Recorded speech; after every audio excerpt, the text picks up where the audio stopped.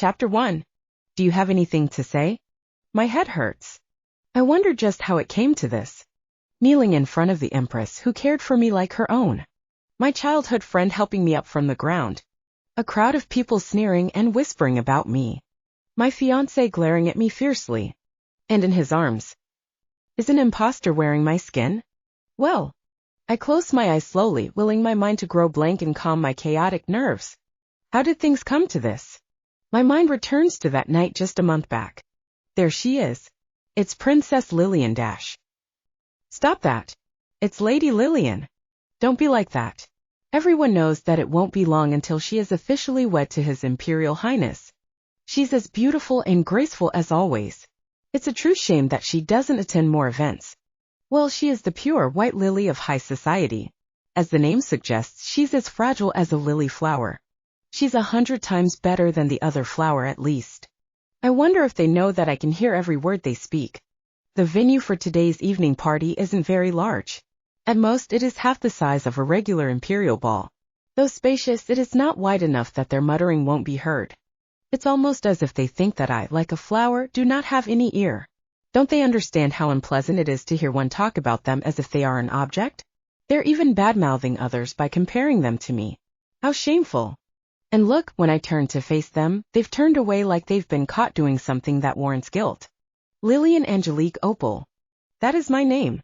My hair is pure white like snow, my skin is pale as grace, and my eyes the color of pure gold. I am the eldest daughter of Duke Cloud Absolute Opal. My white hair is the symbol of the Opal Duchy, and they say that I am the very treasure of the family. The favorite of the Empress. The white lily of high society. The future crown princess. The beloved of the imperial crown prince. This is how they all see me. Thinking of it in this manner. I have too many titles, don't I? Isn't that too much? One is understandable, but with so many titles it's as though my own name holds no meaning. As if my labels are what defines me. No, it isn't as though I dislike the kind of attention I receive. I feel honored that others view me highly, but it's too taxing. It's too much for someone like me. After all, I am no one special. It's just as they say, I am as fragile as a mere petal. If handled wrong, I may easily crumble and tear. Ah dash. Like now. I meant to move myself to a corner of the room, somewhere I can rest and regain my bearings, but my left ankle decided then and there to give out very suddenly. I've only been standing for half an hour and it seems my legs have already gotten exhausted. I can easily imagine myself hitting the hard marbled ground of the beautifully decorated ballroom. Humiliated in front of the crowd due to my own shortcomings, more importantly, I can imagine the pain that would come with the impact. Would it be a twisted wrist? Perhaps I'll make it out of this fall with only a bruise to my shoulder? Or would this finally be the day where I dislocate a shoulder from one fall alone? Lillian! My imagination comes to a stop as instead of meeting the ground, I find myself caught in the strong warm arms of a familiar voice. Are you all right? Supporting myself with his arms, I look up and I meet eyes with a pair of worried purple eyes. There's just a small bit of sweat in between his brows, and his dark midnight hair shines from the chandelier lights. Even his lips have formed a frown. Did he run to catch me? Or was he simply nearby?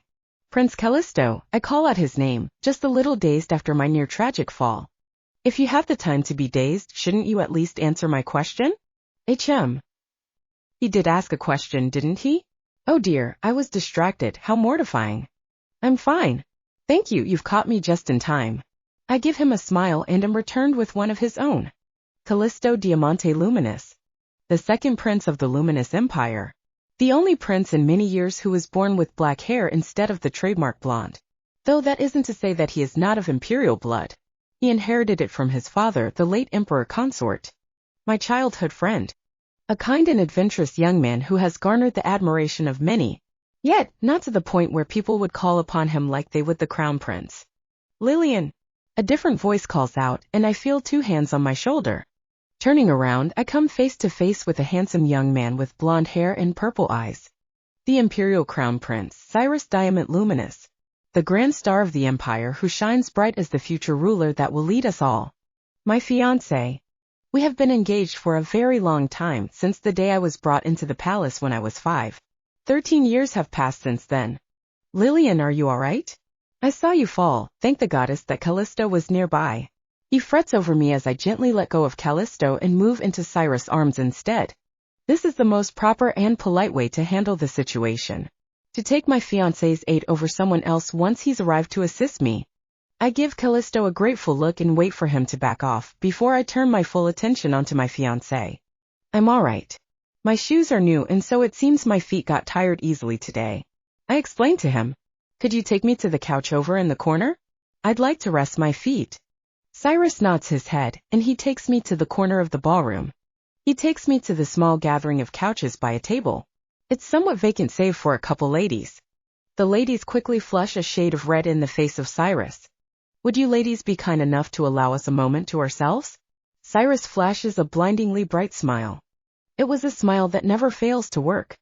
Soon they're fumbling to utter a quick, "Pardon us," and "Take your time," before they take off while speaking among themselves.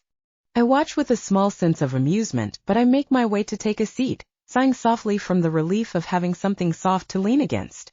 Cyrus takes a seat next to me, but I'm more invested in checking whether my feet have gone numb.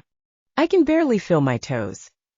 I wonder if they've gotten swollen from how unused I am to these footwear. Are you sure you're all right? Cyrus sounds concerned. I'm wearing new shoes and I'm still not used to them. I'm sorry if I worried you. I reply with a soft, reassuring glint in my eyes. Why wear something you aren't used to? I hear Callisto's voice. I didn't notice that he'd followed us. Show me your ankles, he demands. Callisto. Cyrus chides his younger brother softly. This isn't the right place to ask a lady to show you their feet. He scolds. I'm not asking to have her show me her bare feet. She fell over and I want to make sure Lillian isn't hurt. Aren't you worried too, Cyrus? Well, yes I am. Then it's decided.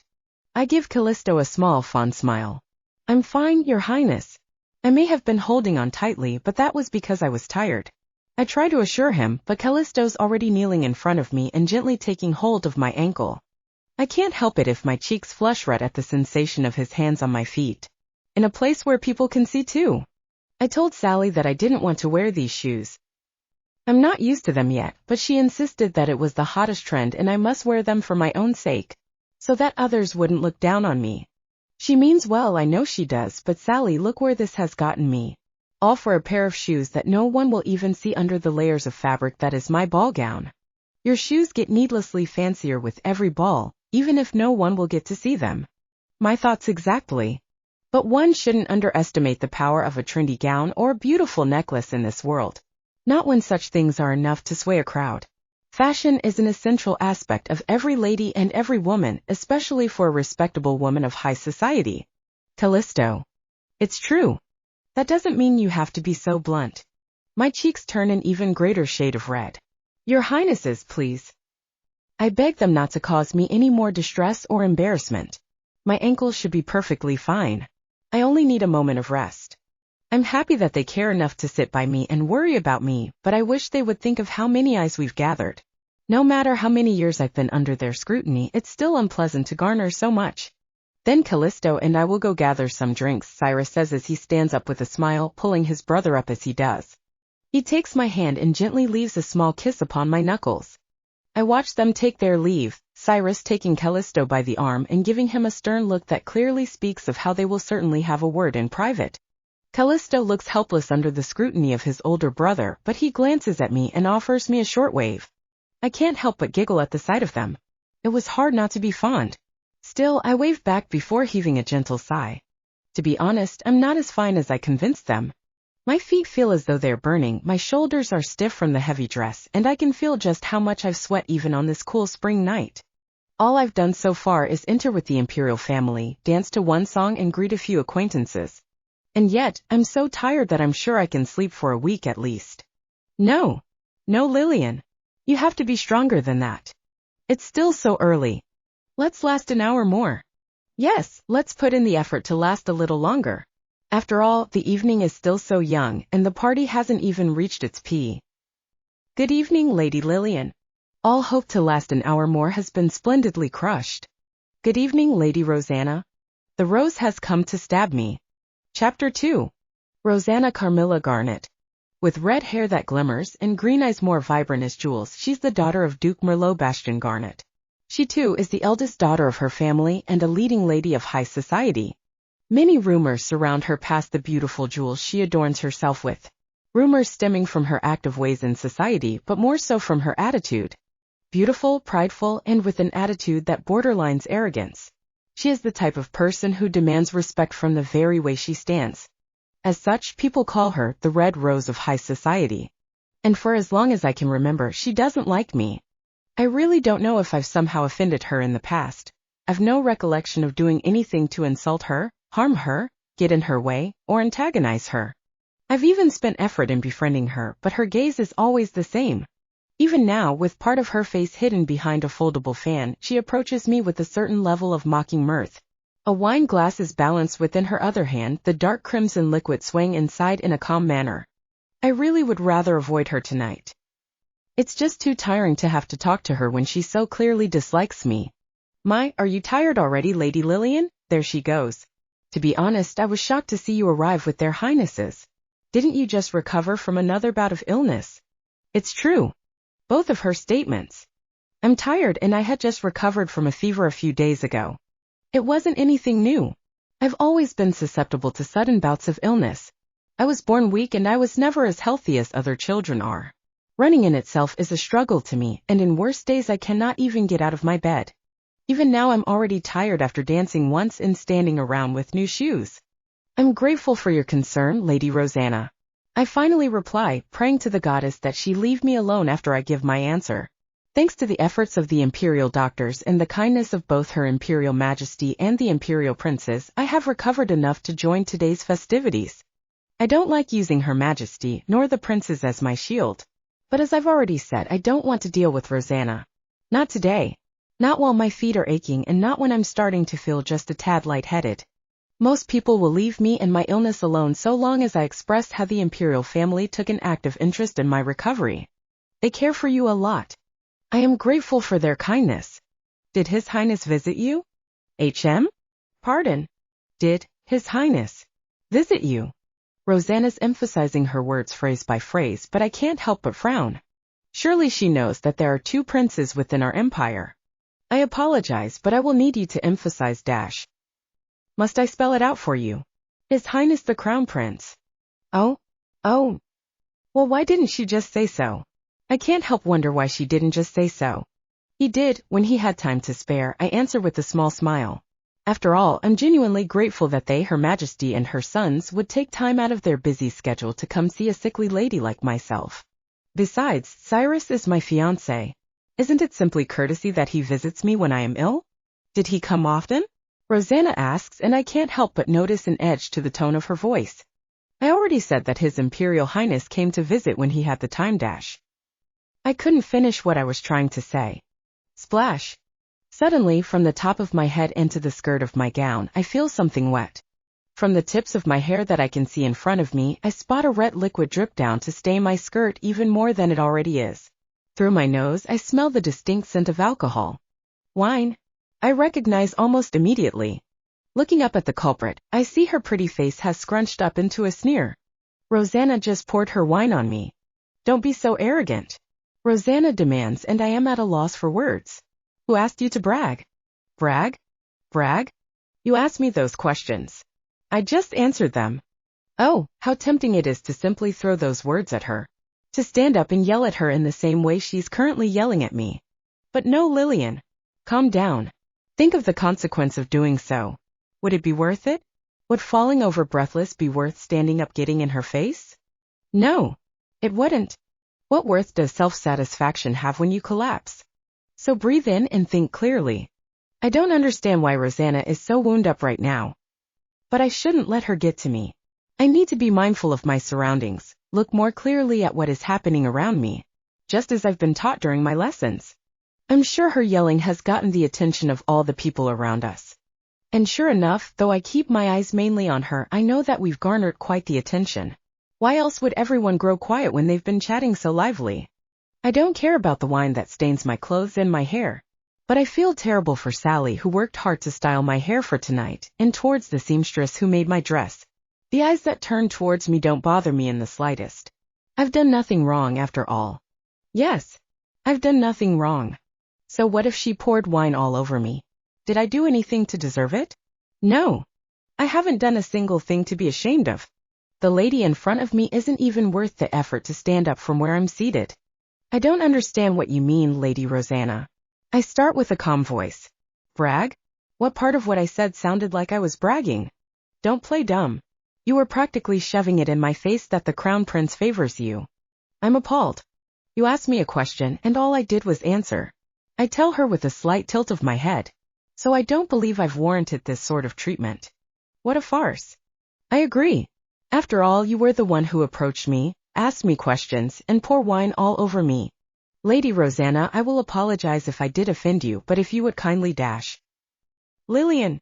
I was going to ask for an apology over my ruined clothes and perhaps ask her to reimburse it, but the familiar voice of Cyrus cut me off. Looking past Rosanna, I spot both Cyrus and Callisto rushing towards us. Cyrus practically shoves past Rosanna to reach me. Lillian he pauses and I see the shock on his face as well as the disbelief. Good God, he utters as he removes his outer coat and puts it over my shoulders. I'm grateful for the coat, but I see his fist shake and so I smile at him just to assure him that I'm alright. Your Highness, I'm okay, I tell him as gently as I can. But it doesn't seem to be enough. He hardens his gaze and he turns to Rosanna standing in front as if to shield me from her. Have you no shame? What right do you have to humiliate my fiancée, the future crown princess? Looking over past him, I see Rosanna's eyes blown as wide as saucers. Her grip on her folded fan is tight, and she's trembling. I've done no wrong, Rosanna says, her gaze refusing to meet Cyrus. She insulted me and I retaliated. Lillian isn't the type to insult anyone. Cyrus defends me. Unlike you, she wouldn't torment someone for no reason. Standing up, I reach out to hold onto Cyrus's arm. Prince Cyrus. I stop him before this can escalate further. Please stop. I request from him. I didn't want to ruin the party any more than it already has. There was no merit in condemning Rosanna in an event meant for leisure. But Lillian She's right, brother. Callisto finally speaks up, placing his hand upon Cyrus's shoulder. He then turns his gaze to me and I see the softness in them. Are you all right? He asks me. I nod my head and offer him a smile. Why are you both so invested in her? I am the victim of her insults here. Rosanna suddenly cries out. Cyrus frowns at her, moving to hold me as he stares at her coldly. That is quite enough, Lady Rosanna. To my relief, it seems he's calmed down. If Lady Lillian had somehow insulted you, I'm sure she did not mean to, Callisto says as he goes on to stand in front of his brother and approaches Rosanna. And I'm sure you didn't mean to pour wine onto her either, he says, reaching out to her. Don't touch me. Rosanna demands as she smacks his hand away. Two emotions overwhelm me when I see it happen. First, I feel a twinge of anger well in my chest at her action. How could she treat him like that when he isn't doing anything out of ill will? Not only is she being rude, she just harmed a member of the imperial family. She just harmed Callisto. Second, what is going on here? An elegant voice that oozes with authority reverberates within the ballroom. All gazes turn towards the voice, and even my own train of thought disappears. In that direction stands a regal woman flanked by the captain of the Imperial Knightage and the head chancellor. The silent crowd is quick to sink and bend themselves to the ground, giving way for her to approach, bowing at her supremacy.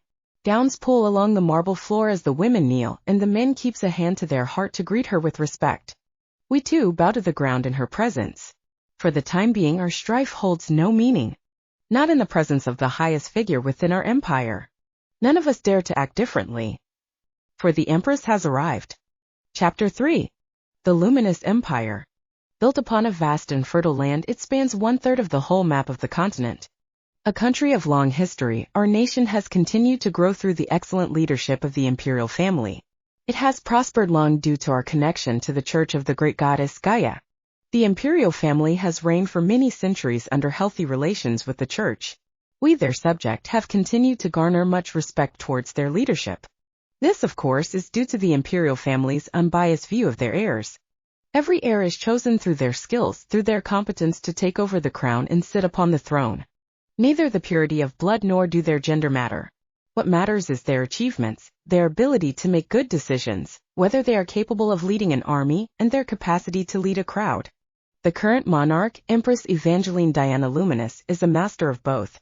Having taken the mantle of Empress at the young age of 25, she is seen as the very object of admiration. Her military and army is next to none, and her benevolence towards her subjects surpasses the norm. That is not to say she is a warmonger, nor is she a saint. The Empress is someone who has mastered the way to balance both sides. She is someone capable of protection and someone capable of rational decisions. Someone capable of anger and kindness. She is a ruler and a human being. To me, she is someone I've adored for the longest time. Greetings to your Majesty. May you forever illuminate the sky. The moment she stops before us, the two princes greet her first, starting us off. May your Majesty illuminate the sky. Rosanna and I follow. Our greetings are shorter for the princes who are higher in rank, who have already greeted her.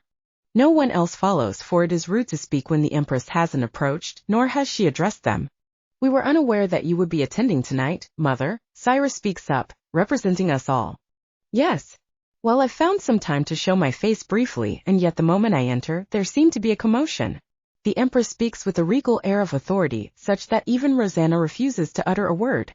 Now I believe I've asked a question, but now I've more. Crown Prince, would you care to enlighten me? Why is Lillian covered in wine? Mother. Your Majesty, I cut in before he can respond entirely, if I may be excused for my rudeness. I wish to speak as the victim.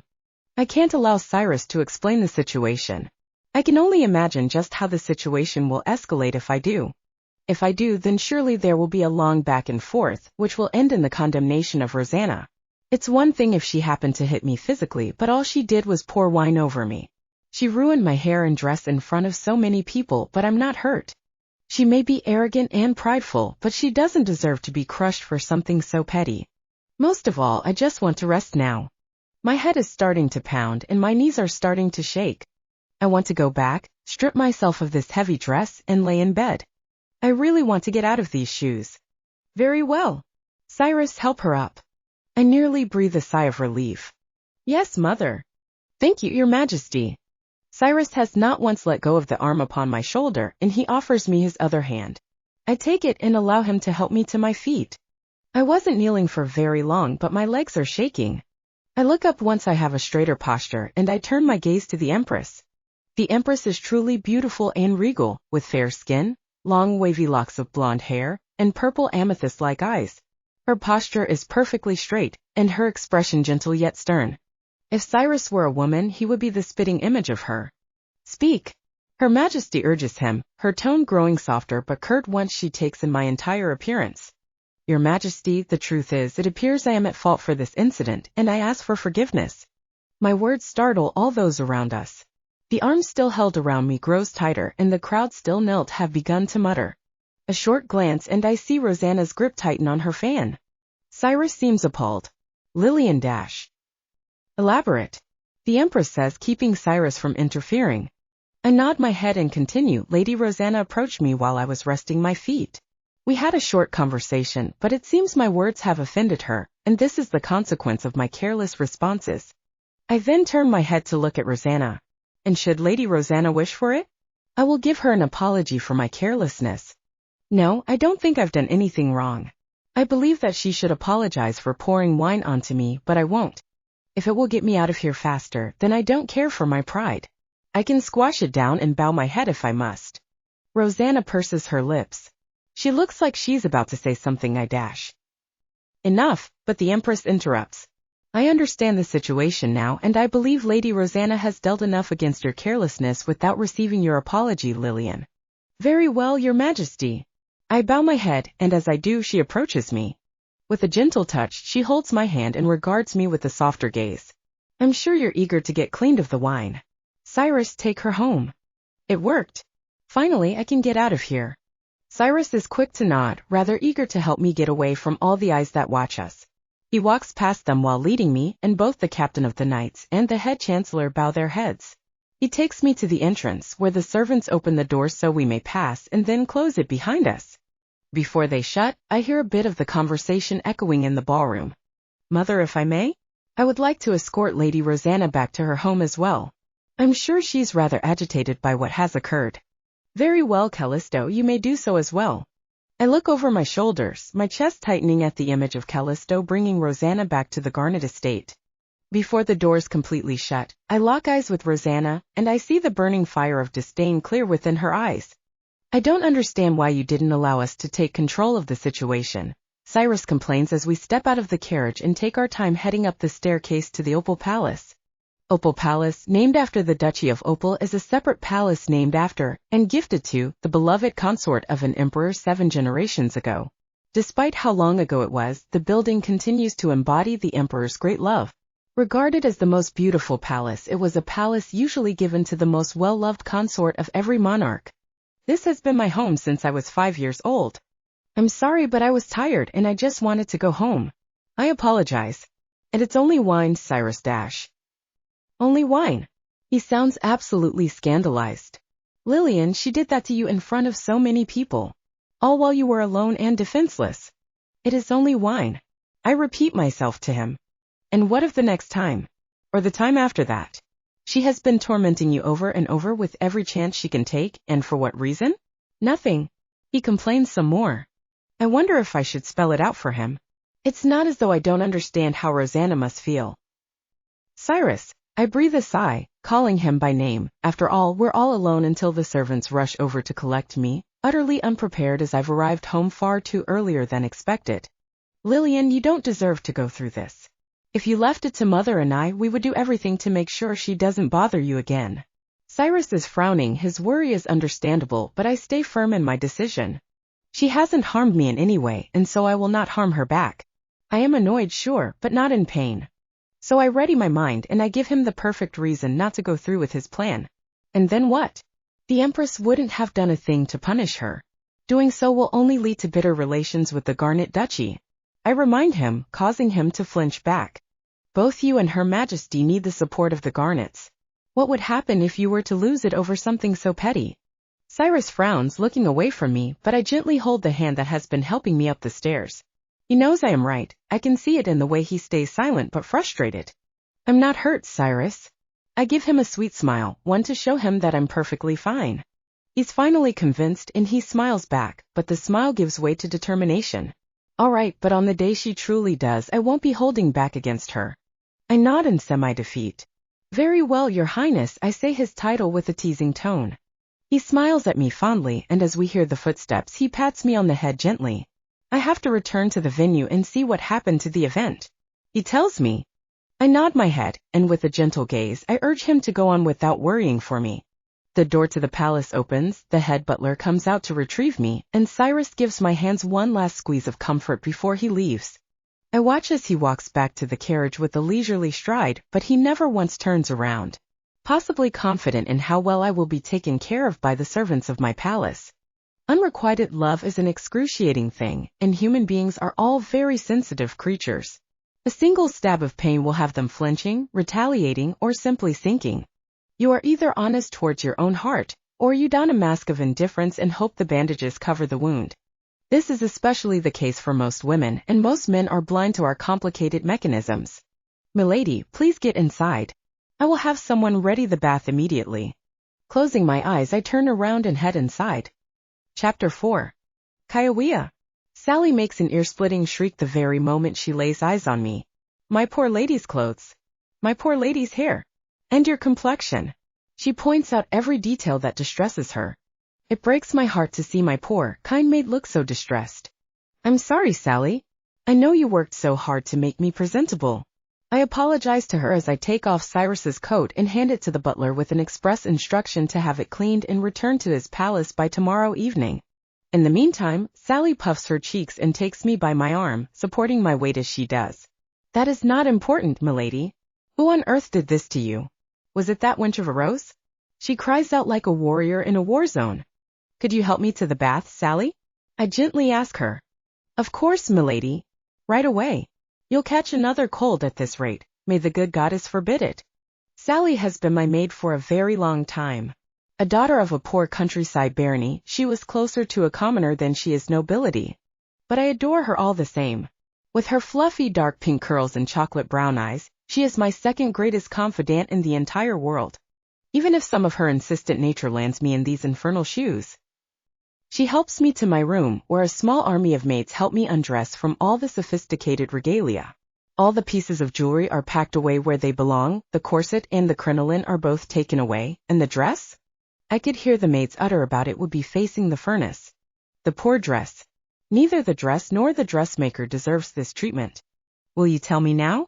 Sally whispers as she places a bathrobe over me. It was her, wasn't it? I hoped she would let it be. Unfortunately, it does not seem to be the case. No, someone just unfortunately tripped, and I became the unfortunate victim as I was resting my feet. A white lie surely won't hurt. I much prefer not to listen to 30 whole minutes of someone complaining about another. Oh my lady's poor feet. Ah, she noticed my swollen feet. Pooh. I can't help it if I sigh out loudly from relief after my bath. Milady, that wasn't very polite. Sally chides me for my actions, but I can hear the laughter in her voice. I don't say anything in return.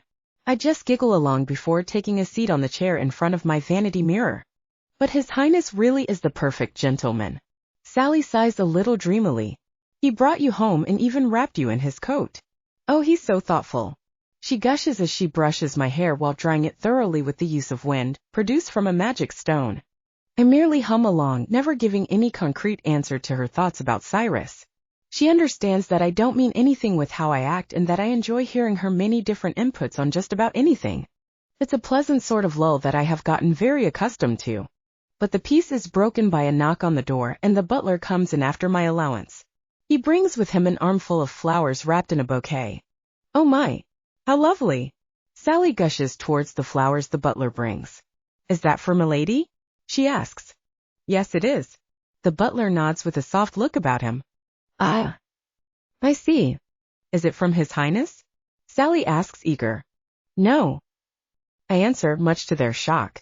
Those are from father, aren't they? I ask and notice the way Sally has gotten stiff.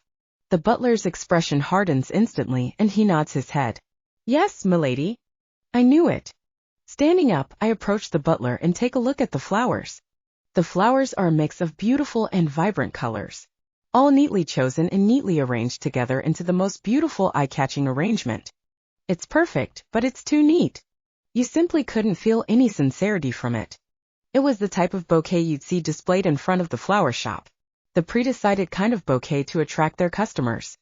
Definitely something father would send. What gave it away the most, though, was the soft look the head butler gave me. I've known him for so long it was easy to tell that he's forced the execution, and I couldn't help but notice how it differed from his usual expressions. He could never truly hide it when he's displeased over something. Duke Opal had one of the Duchess knights bring it along with a letter. Did he now? I ask and bring my hand out. He relinquishes the letter and I take hold of it. Taking it out of the envelope, I can't help but smile bitterly at the contents written. There's a lot of pleasantries, sure, but what gets me is the last line. I will pray for your swift recovery. It has been days since I recovered from my recent bout of a fever. Thinking of the estimated time it takes to get from the capital to the Opal fief. He wrote this after I recovered. Either the news traveled slowly, which I doubt is the case, as the Empress would have diligently informed him of my condition, or he just didn't care to look at the letter until just a few days ago. I was sick for a week, and he should have been informed about it on the very first day through a letter sent with magic. And yet, I only receive a get-well gift and a letter days after I've recovered? Good grief! It seems to be a gift to wish me a swift recovery. I give an exasperated smile. The head butler, Andrew's expression hardens even more, and Sally stands nervously, barely containing her emotions. And maybe he had been busy, milady? She urgently says, trying to cheer me up, the sweet girl. Busy, huh? Oh yes. I heard Nedge caught his first fox and Blanche was regarded highly by her etiquette teachers recently. Stepmother planned to throw them a party and invited the nearby aristocrats. Nedge and Blanche, my younger half-siblings born from my father's second marriage. Ah dash. Sally cries out at her mistake, but I only kindly smile at her. It's all right, Sally. The party must have been what took his attention, I don't mind. I assure her. Milady dash, Andrew starts, but I stop him with a raise of my hand. Andrew, please find an appropriate vase to put the flowers in, and then find an appropriate part of the castle to decorate with it, I instruct. Sally, that will be all the assistance I require tonight. You're both dismissed, so please rest well. Good night.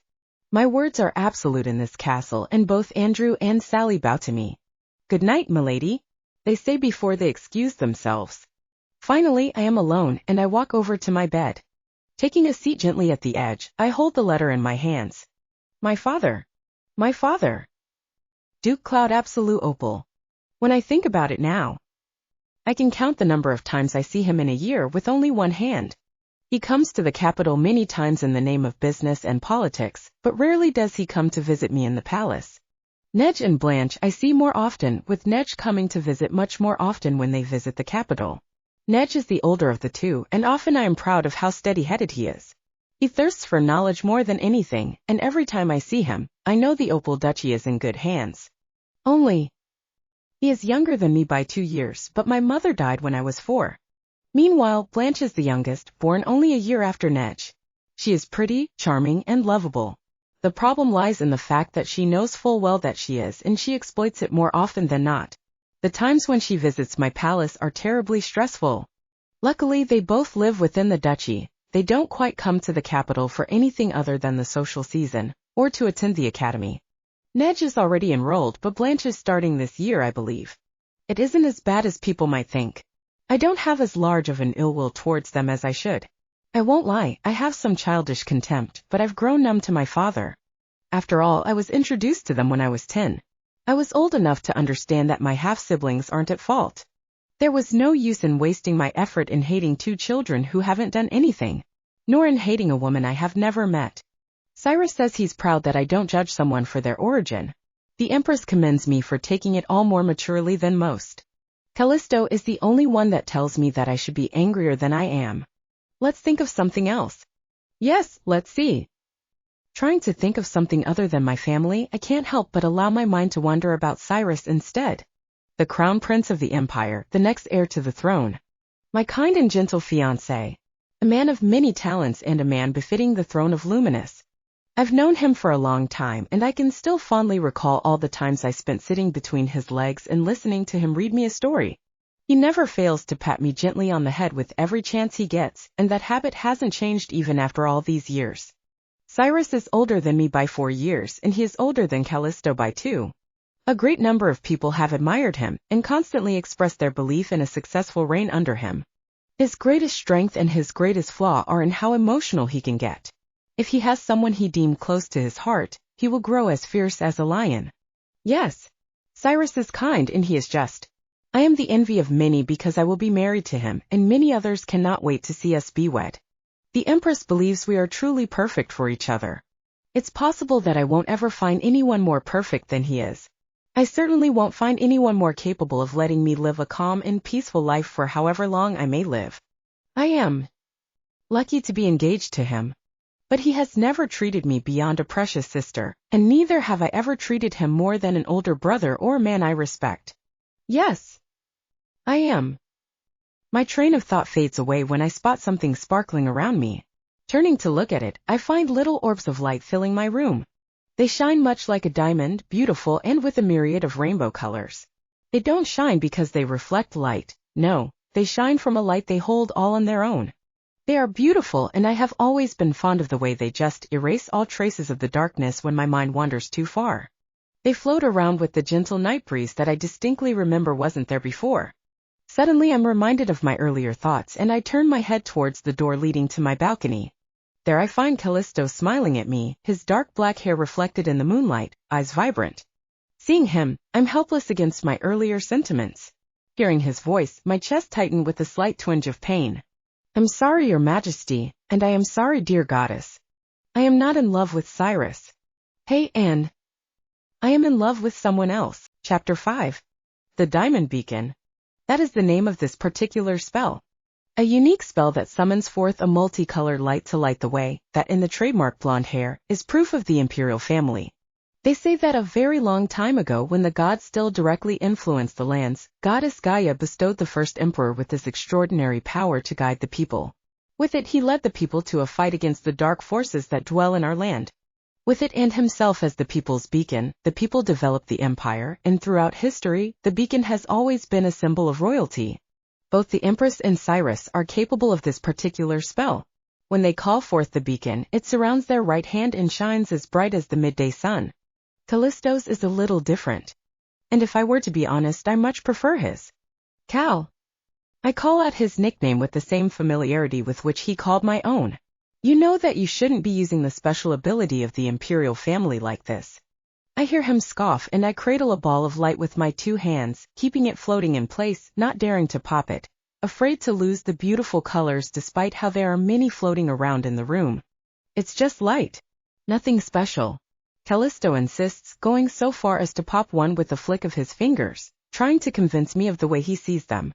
Still, I treat them gently, like each one is as precious just as they look. It's proof of your lineage. It proves that you can inherit the throne. A man who doesn't want to inherit the throne doesn't have use for it. His words make me smile. You are your brother's greatest supporter. He is. Callisto is the second prince. The second child born between the empress and her late consort inherited his father's hair and his mother's eyes. He grew up with a tough life, despite his status as a prince. Many didn't believe him to be a child of royal blood, for it was rare, too far and few in between, for the children to be born without blonde hair.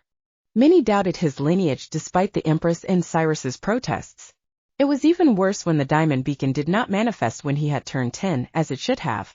People approached him to use him. They called him names. They told him that he didn't belong in the imperial family. Some even told him that he is cursed. But those who did got the worst surprise of their life when at the age of 14 it finally manifested. It was a truly dark night within that ballroom. Rebels took over the imperial ballroom during an event, and it had been chaotic when they've taken away all the light. I remember being terrified as Callisto held me tightly. They were so close to succeeding as neither the empress nor the crown prince were in attendance. The knights couldn't aim to take down the assailants while the rebels used magic stones to see in the dark. Until small balls of multicolored light started to illuminate the ballroom. Callisto had finally awaked to the diamond beacon. A very unique rendition of the spell that only 2 other people in history have ever awakened to. A beacon that only lights up within the night and freely moves in any way the caster wills it to. With it, he lit the way for the knights to fight. It's a wonderful gift, but I supposed after everything he went through, he doesn't see the spell as anything more than pretty lights. Still, he's kind enough to cast it for me. I take a book from nearby and go on to write what transpired today, and I feel him sit next to me on the bed. I know he's looking over my shoulder, but I don't mind. You never write anything more than what happened, huh? He's right. I never write anything more than the events that transpired. They're clinical in a way. Factual. How do others use these books? Maybe they write about the person they admire? Maybe they write about how they feel? I don't really understand how it works. These blank-paged books are known as a diary to other girls, but to me they only serve as a journal. I don't see the use in writing the things I felt on a day-to-day basis. I don't see the charm in writing down my own emotions constantly. It feels too vulnerable to consider. To write my feelings in these books feels too much like I'm trying to tell others, who will eventually read these, my personal self. I'm not very keen on such a thought. These journals are for me. They're proof that I've lived long enough to write a page each day. Nothing more. Each day is precious.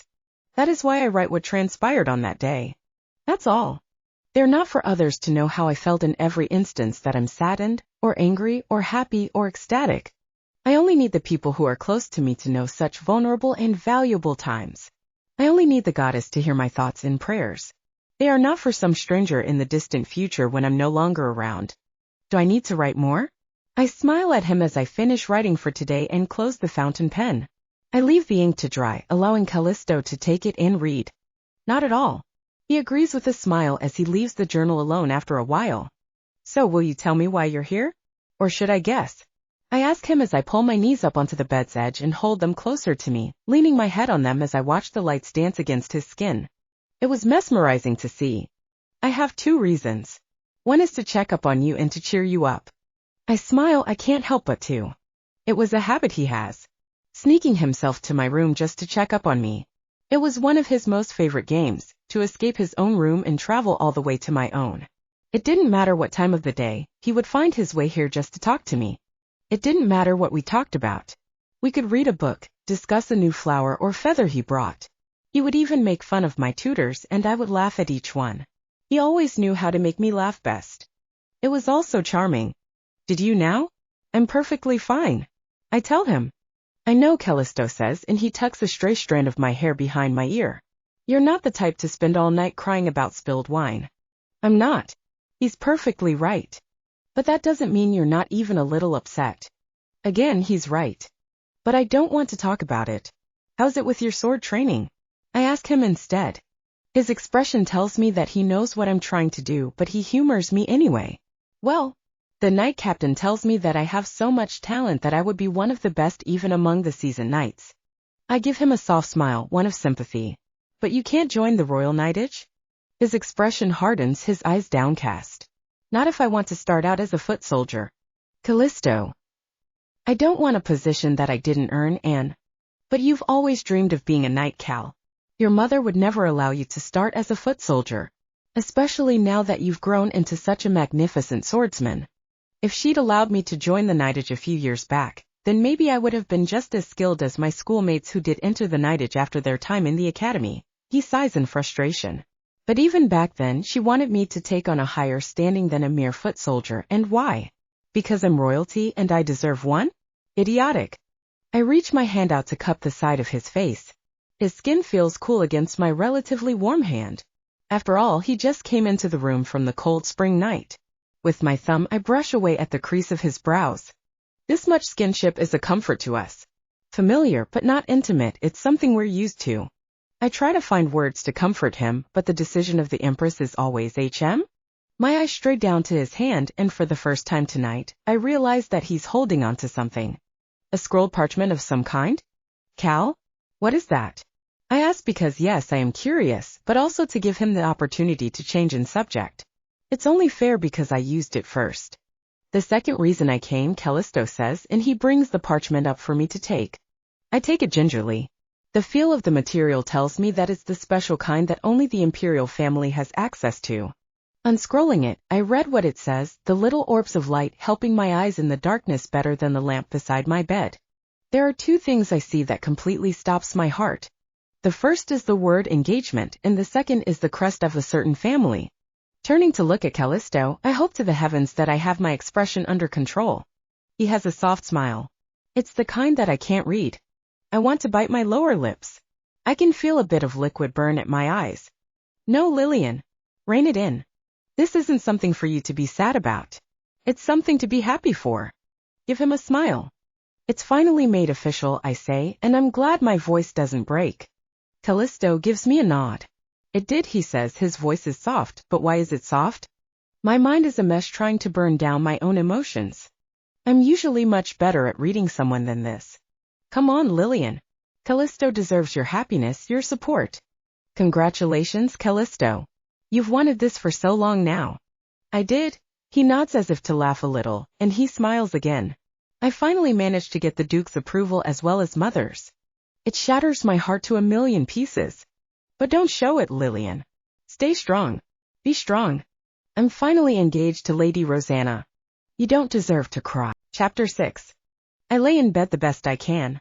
I try to will myself to sleep, but it doesn't come easy. Am I in shock? Am I disappointed? Perhaps it's a mix of both? I'm not too sure. Callisto has long left, and now I'm left to my thoughts in the darkness that is my room. Nothing has changed. The silk of my blanket, the softness of my pillow, the image of my journal at the bedside table, and the patterns of my bedroom wall. Nothing. So why is it that everything I see looks so different to me? Why do the things I feel all feel too dull against my skin? Get a hold of yourself, Lillian. What's wrong with you? The last conversation we had before he left lingers in my mind. From now on, I think I'll stop visiting you like this. It won't be fair to her. That would be for the best. Thank you for always coming. You're welcome. Good night, Anne. Goodbye, Callisto. Stupid Lillian. You should have told him good night and not goodbye. Stupid Lillian. What if he mistakes what you mean? Why did you say that? Surely he'll misunderstand. Why didn't you respond properly like you should have? Even if I ask myself all of that, I think I know the reason all too well. I was sad. And angry. I was both sad and angry. I'm sad that he got engaged to Rosanna. I'm sad from the thought that he would be marrying her in the future. I'm sad because she'll get to be Mrs. Callisto in the future. Mrs. Callisto. What a stupid title. I wish it were mine. And that's precisely why I'm angry. Because I can't help but linger onto this wish. This selfish and ugly wish, and I'm angry that I never got to tell him how I truly feel. But how can I? I'm engaged to Cyrus. I have been from the beginning. I have no right to fall in love with Callisto, his younger brother. Cyrus has been so kind to me, so nice, so sweet. He doesn't deserve such an unfaithful fiancé, and he certainly doesn't deserve such an unfaithful wife. But it was so hard not to fall in love with Callisto. It was so hard not to admire him, not to feel my heart flutter every time he would knock on my balcony door.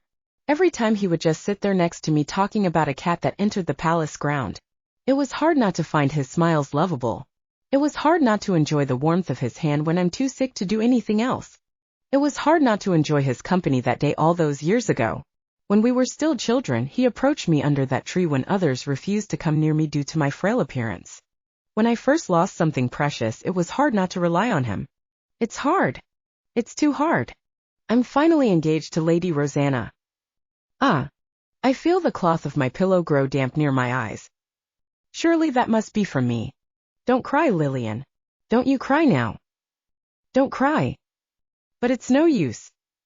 The tears keep falling without my consent. What a horrible person I am. What a terrible woman I am. Stop it. Ah. Dear Goddess Gaia. Please, if you'll hear my request. I only have one. I won't ask for something unreasonable. I won't ask for something impossible. It hurts. My chest. My heart. My mind. Everything hurts, and if I must, I will continue to endure this pain for the rest of my life. I will do anything for this one wish, so please. Please ensure Callisto's happiness. That night I saw a strange dream. No, a fragment of my memory. I was standing on the balcony of my room, and in the distance I saw a familiar little bluebird fly away with all its might, a birdcage by my feet. The bluebird was so beautiful, and I thought it might melt into the sky if it flew far enough. And I can clearly recall reaching out towards that beautiful bluebird. I didn't wish to have wings like it. I couldn't. Because I understood that should I ever get wings, I would undoubtedly fall before I can fly as far as it did. I cannot even run 10 meters without falling over breathless and in pain. However, would I manage to do something like flying? I am a bird stuck in a birdcage that is as big as a palace. People would speak of how that would be a bad thing. No one wants to live a life of being caged, they'd say. But I don't see my circumstances as something to disdain. Yes, I would like to be free too. Yes, I have imagined what it would be like to run as much as any other children. To just jump and play and laugh and dance to my heart's content. I want to live just like everyone else. But I can't. There was a time I asked the imperial doctor, Dr. Iris, will I ever be capable of being like everyone else? Yes, milady, surely you will dash. Please don't lie to me. I apologize, milady. As the imperial doctors, we will do our best to find a way, but as for now, all I can tell you is no. There may never come a time where you could be healthy enough to run like the other children. Thank you, doctor. With how sickly and frail I am, I'm sure there's no other way for me to live. Yes, in this birdcage, this palace I am provided for. I am given an opportunity to learn as much as I want, to read as many books as I please. My future is guaranteed to be honorable as the next empress consort, and I am surrounded by people who cares for me. The imperial family. Andrew and Sally. They care for me, who is so sickly she wouldn't be able to live a full life, and they stay by me, taking care to see me smiling. To me, they are truly precious. I cannot have the same freedom as the little bluebird, but I have many things I feel grateful for from the bottom of my heart.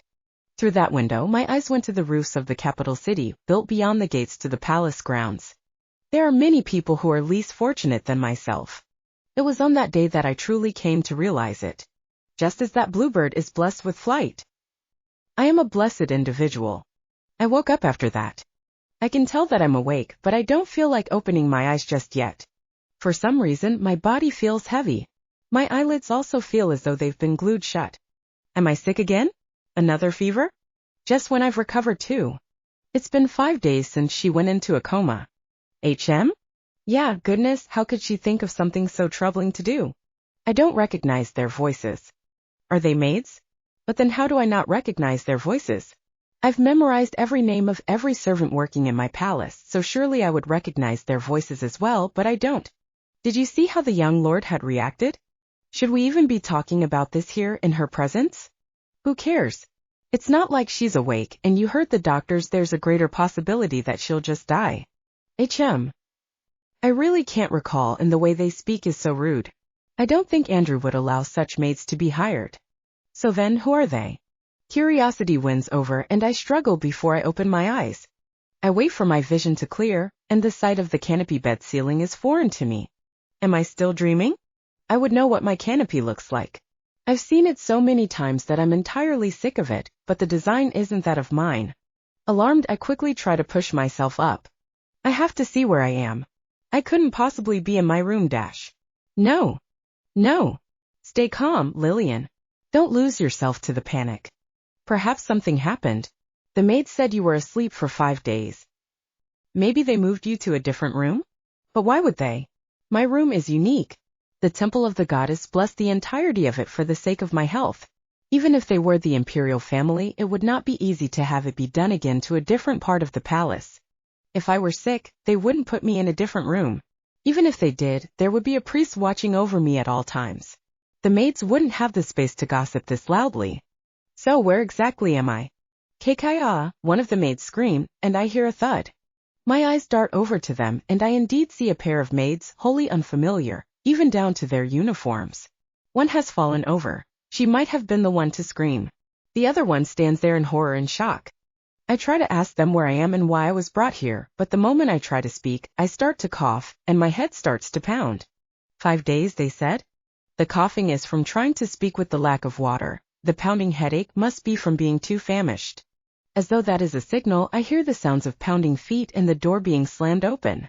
Someone, the maid yells. Someone come quick. Milady woke up. Must she scream so loudly? It's worsening my headache. Calm down, Lillian. The headache will subside so long as you calm down. See, your coughing has subsided. Now for the head. Milady, Rosanna is awake. What? Rosanna? What does she mean by that? My name is Lillian. I'm not Dash. It's not possible. Quickly darting around the room, I find there's a mirror just near the bed. I scramble off of the bed I'm on, startling the maid still on the ground into moving. I don't care. I shuffle as quickly as I can to the mirror, uncaring if my legs buckle without any strength. I manage to stumble on the ground right in front of it. I feel the maid's hands on my shoulder, this body's shoulder, and I think they're trying to tell me something, but I can't hear it. My eyes are too focused on the sight in front of me. Crimson hair as beautiful as the setting sky. Green eyes as vibrant as the summer leaves. Skin that is healthy and not sickly. Oh goddess. Oh dear goddess, how can this be? I have become Chapter 7. This cannot be happening. This can not be happening. How could this happen? How did this happen? Am I still dreaming? How many times have I asked these questions? I don't know anymore. She seems to be in a state of confusion. The doctor's voice tells me that I've been thinking for too long. Tell me, do you know where you are? Who you are? The questions send me into another frenzy of panic. Should I say my name? No. No, I shouldn't. That is a terrible idea, dream or not. I don't know where I am. I finally answer. Am I in my room? You are. Can you tell me your name? I heave a heavy breath. I feel like bile might rise, but I say it either way. Rosanna. Rosanna Carmilla Garnet. The doctor starts to write something on a clipboard, and I take that time to calm down. With a hand to my forehead, I try to recall what happened last night. Think, Lillian. Think very hard. Cyrus took me home, and then I took a bath. Father sent me a letter and a bouquet. Callisto came to visit me, told me of his engagement. I went to bed and went to sleep. No, wait, I didn't go to sleep immediately. Yes, I started to cough. I couldn't stop. It was like the air all around was suffocating me, as though there was water everywhere, and I was drowning. There's a rope in my room that connects directly to a bell in Andrew's room, and it's right next to my bed. I reached for it, grabbed it, but stumbled over my bed. I hit the ground, and I don't remember anything beyond that. My head is pounding the more I try to remember. I think I saw a figure in my room, but that must have been Andrew. How did I end up like this? How did I end up here? In a foreign body? More importantly, how do I return? Lady Rosanna, D.O. I need a paper and a pen. I cut off the doctor. Can anyone bring me a paper and a pen? And a lettering kit. My lady, this is not the time to dash. I need a pen, paper, and lettering kit. Now. Goodness, that sounded so forceful of me. Of Rosanna? Goddess, my head. Still, it works to get the maid scrambling for what I ask for. I don't have the mental capabilities to answer the doctor's questions. So with my request, I have the time to think more clearly. My lady, please, I need you to cooperate for the sake of understanding your conditions more clearly. I look to the doctor. My expression must seem fierce. I can see him flinch. I can't be like this. Throbbing headache or not, I have to be calmer than this. Lillian, when you're calm, the people around you will follow. You agitate your mind, then you agitate your whole body. Your heartbeat will get too erratic, your blood pressure will rise too high, and then you'll be down on the ground. Calm down. Breathe. If you want to live another year, another day, breathe. Just like that. I'm sorry, doctor. I'm rather upset, confused, and I can't think very straight. I start after swallowing. I don't remember very much. In fact, it's safer to say that I don't remember anything from recent events. I have a headache and it simply won't go away. So you see, I'm trying to figure things out just as much as you are. Please give me your understanding. The people around us look at me as if I'm a foreign organism. They almost couldn't seem to believe their eyes or what they hear. I suppose it is shocking to hear that someone has amnesia. I would also be very shocked. Goodness, I've never heard Milady sound so polite. HM? She's a girl with light brown hair. I recognize her as the one who keeled over before. Shoo! Milady, we ask for your forgiveness. This one is the one who ran off to tell everyone of how I've awakened. She's very new here. She doesn't mean to speak what's on her mind. A maid with short wavy dark blue hair apologizes next to the maid who just spoke. She's calm, and I can't help but notice that she apologized for the way the other maid spoke, but not for being rude. Are all of Rosanna's maids like this? What is the head of personnel doing? She's excused, I say. Could you get me a new pitcher of water? Very well. The previous rude maid says. Again, the way she spoke is rude. You sound as if you're doing something bothersome. I only need a yes or no for an answer. One more rudeness and I won't be lenient. I firmly say. If they aren't capable of speaking correctly in the presence of the person they serve, in my own body or not, I won't tolerate it. It's only been an hour, possibly two, since I woke up.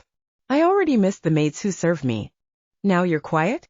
I tilt my head to the rude maid. My apologies, milady. That's better. I turn to the doctor with a smile. Any more questions, doctor? You've gotten awfully quiet. Oh dear, he's gotten stark white.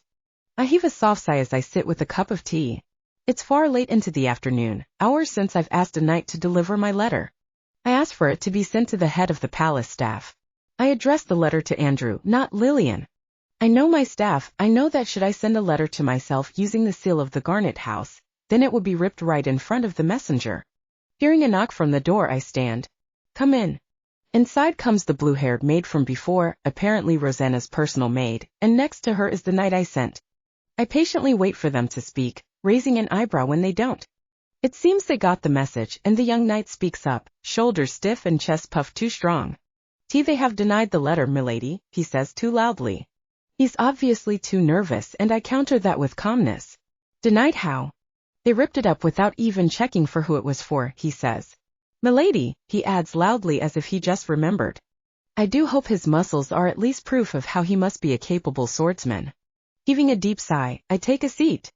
Well, now I didn't expect that. Something terrible must have happened to me if they've gotten so unreasonable in their actions. What do I do? What should I do? Turning to the two of them, I stand up. Please ready a coach. I would like to head out. I cover my face with both of my hands. The swaying of the coach making me want to vomit after the disaster that I had to face. I'm on my way back to the Garnet Fief. It's safe to say that I was denied access to the palace grounds of the Opal Palace. Why was I denied access? Well, of course, it was because I am Rosanna Carmilla Garnet. I understand that everyone knows Rosanna hates me. I know full well that everyone knows that Rosanna despises me. But what on earth could have happened to have the palace guards point their weapon at the young lady of the Garnet Duchy? What are they even thinking? Are they thinking at all? Back away before we use brute force to remove you, they said with their hands revealing the blade of their swords. I never knew how much of a brute they could be. They were always so kind. I never even knew their faces could get so fierce. And Andrew's. I couldn't even get them to ask for the head butler to come out to talk with. What a terrible, terrible mess. I feel like I could cry. I can even feel the tears trying to spill out from my eyes. Really, just what am I supposed to do now? Welcome back, milady. The maid from before greets me once I'm off the carriage. How was Dash? Leave me be. I tell her as I quickly make my way into the house. I pace around the halls a little, turning left and right. I'm pretty sure I'm lost, but luckily it just looks as if I'm restless. The saving grace is that the door to Rosanna's room is easy to recognize. A rose symbol has been carved into the door. Thank the goddess. Quickly entering it, I close the door behind me and I lean against it. What is happening? Dear goddess, what on earth is happening? How could this be happening? I clutch onto the curls of Rosanna's head, my head, I suppose I should say. No, Lillian, calm down. You have to calm down. Goddess, I'm so tired. Tired? Am I tired? Surely I must be. Waking up and getting frustrated by the maids, waiting anxiously for a reply to the letter I sent, then getting ready and heading out to the palace, getting threatened by the palace guards. Lastly, I paced around the manor lost with quick steps. I should be tired. That would do me in. My heart is beating terribly fast, it's chaotically erratic, but I don't feel faint. How could this? I'm not Lillian. I'm Rosanna.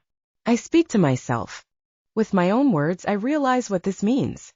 I'm not Lillian, and I'm not in my sickly body. This is Rosanna's. As far I know, she's not sickly. Rosanna won't get sick very easily. She won't get tired too easily. My eyes dart around the room, blood pumping through me with something more than just fear or anxiety. I spot my bed, I go for it with a run. Whoa! I shout with too much joy as I jump onto the covers. Twisting as I do so, my back hits the soft mattress. My heart beats quickly, exalted, excited. I've never done that before. I couldn't, one jump like that, and I'd be coughing up a storm. But I'm not coughing. No, my heart is just excited, euphoric. I'm not sickly. I'm not frail. I cheer and hug the pillow. I can jump. I can run. Is this really reality? Am I not dreaming? Sitting up, I pinch my cheeks. Ow! I cry out, my cheeks now stinging. I'm not dreaming. I cheer and fall back onto the mattress. Just what sort of miracle is this? In my state of happiness, I nearly miss the muffled sound coming closer and closer. Their voices, and I quickly sit up on the bed again, my hair now a mess, as is my dress. Leave us alone. I need to have a word with her. I can somehow make out one of their voices once they're close enough to the door. I recognize that voice. The moment I'm no longer on the bed, the door opens, and I see someone I never thought I would be more relieved to see. He closes the door, and his purple eyes are beautiful even when they've gotten narrowed. What on earth were you thinking? He sounds livid, but I can't stop my smile. Do I disgust you so much that you would rather die? Do you even know how worried you've made everyone? His words don't register in my mind. I'm too happy. Why on earth are you even smiling right now, Lady Rosanna dash? I'm not Rosanna. What? His eyebrows furrow. I'm not Rosanna. I tell him with all too much glee. What do you mean? Cal, I call out to him and tuck my hair behind my ear. I'm Lillian. I don't believe you. Of course not. Chapter 8. ***. She's been sobbing for a while now. I don't know how to get her to stop, but also I don't know how to comfort her. She just lost something very precious, someone very precious. My hands are a little filthy from the dirt. I had to dig using my hands, we didn't have a shovel. But at least the ground was soft enough to dig a little. But now I can't even reach over and pat her on the head to comfort her. I don't want her to get dirty either. It's not like she had it for very long, maybe just a year at most. But she had the brightest smiles when she held the little bird in her arms. How did it die? Neither of us know, and now no one will either. She did say that the bird didn't look well the night before, but we both thought it would get better. Obviously, that wasn't the case. I never knew just how fragile life can be. It was sick just a little, and now it's gone. Lillian. What should I tell Her Majesty? She suddenly sobs. Right, the bird was a gift from Mother. What should I tell Andrew and Sally? What should I say? It's my fault Lil died, isn't it? It's not your fault. My words are quick. But dash. Sometimes dash. Sometimes life is just fragile. It's no one's fault. My own words hurt to say. Life is just fragile. A little bird got sick once and died the next day, so what about a girl who has been sick for a very long time? I never thought about it. To me, it just felt like having this girl right next to me is the most obvious thing in the world. I never imagined a world without her here. But one day she'll be gone too, right? Lillian started to cry again, big drops of tears falling from her eyes. Cyrus would have been better. Cyrus would know what to say to comfort her. He'd be able to hug her and whisper comforting words to her. He'd know how to explain things better. But he's not here right now. I have to do something. Lillian, let's make a promise. She looks up in at me. Her pretty gold eyes are full of tears. I don't like seeing them look so sad. It doesn't suit her. A promise. I nod my head. I wipe my hand the best I can on my pants before I take hers gently and we link pinkies. This is our secret. Our secret under the oak tree, and no one but Lil will ever know. This is all I can do. It's a small, pathetic attempt, but this is all I can do. This is our secret. Our secret under the oak tree, and no one but Lil will ever know. She repeated my words, her pinky tightening around mine. This is our secret. Our secret under the oak tree, and no one but Lil will ever know. We said it a third time, just to commit it to memory.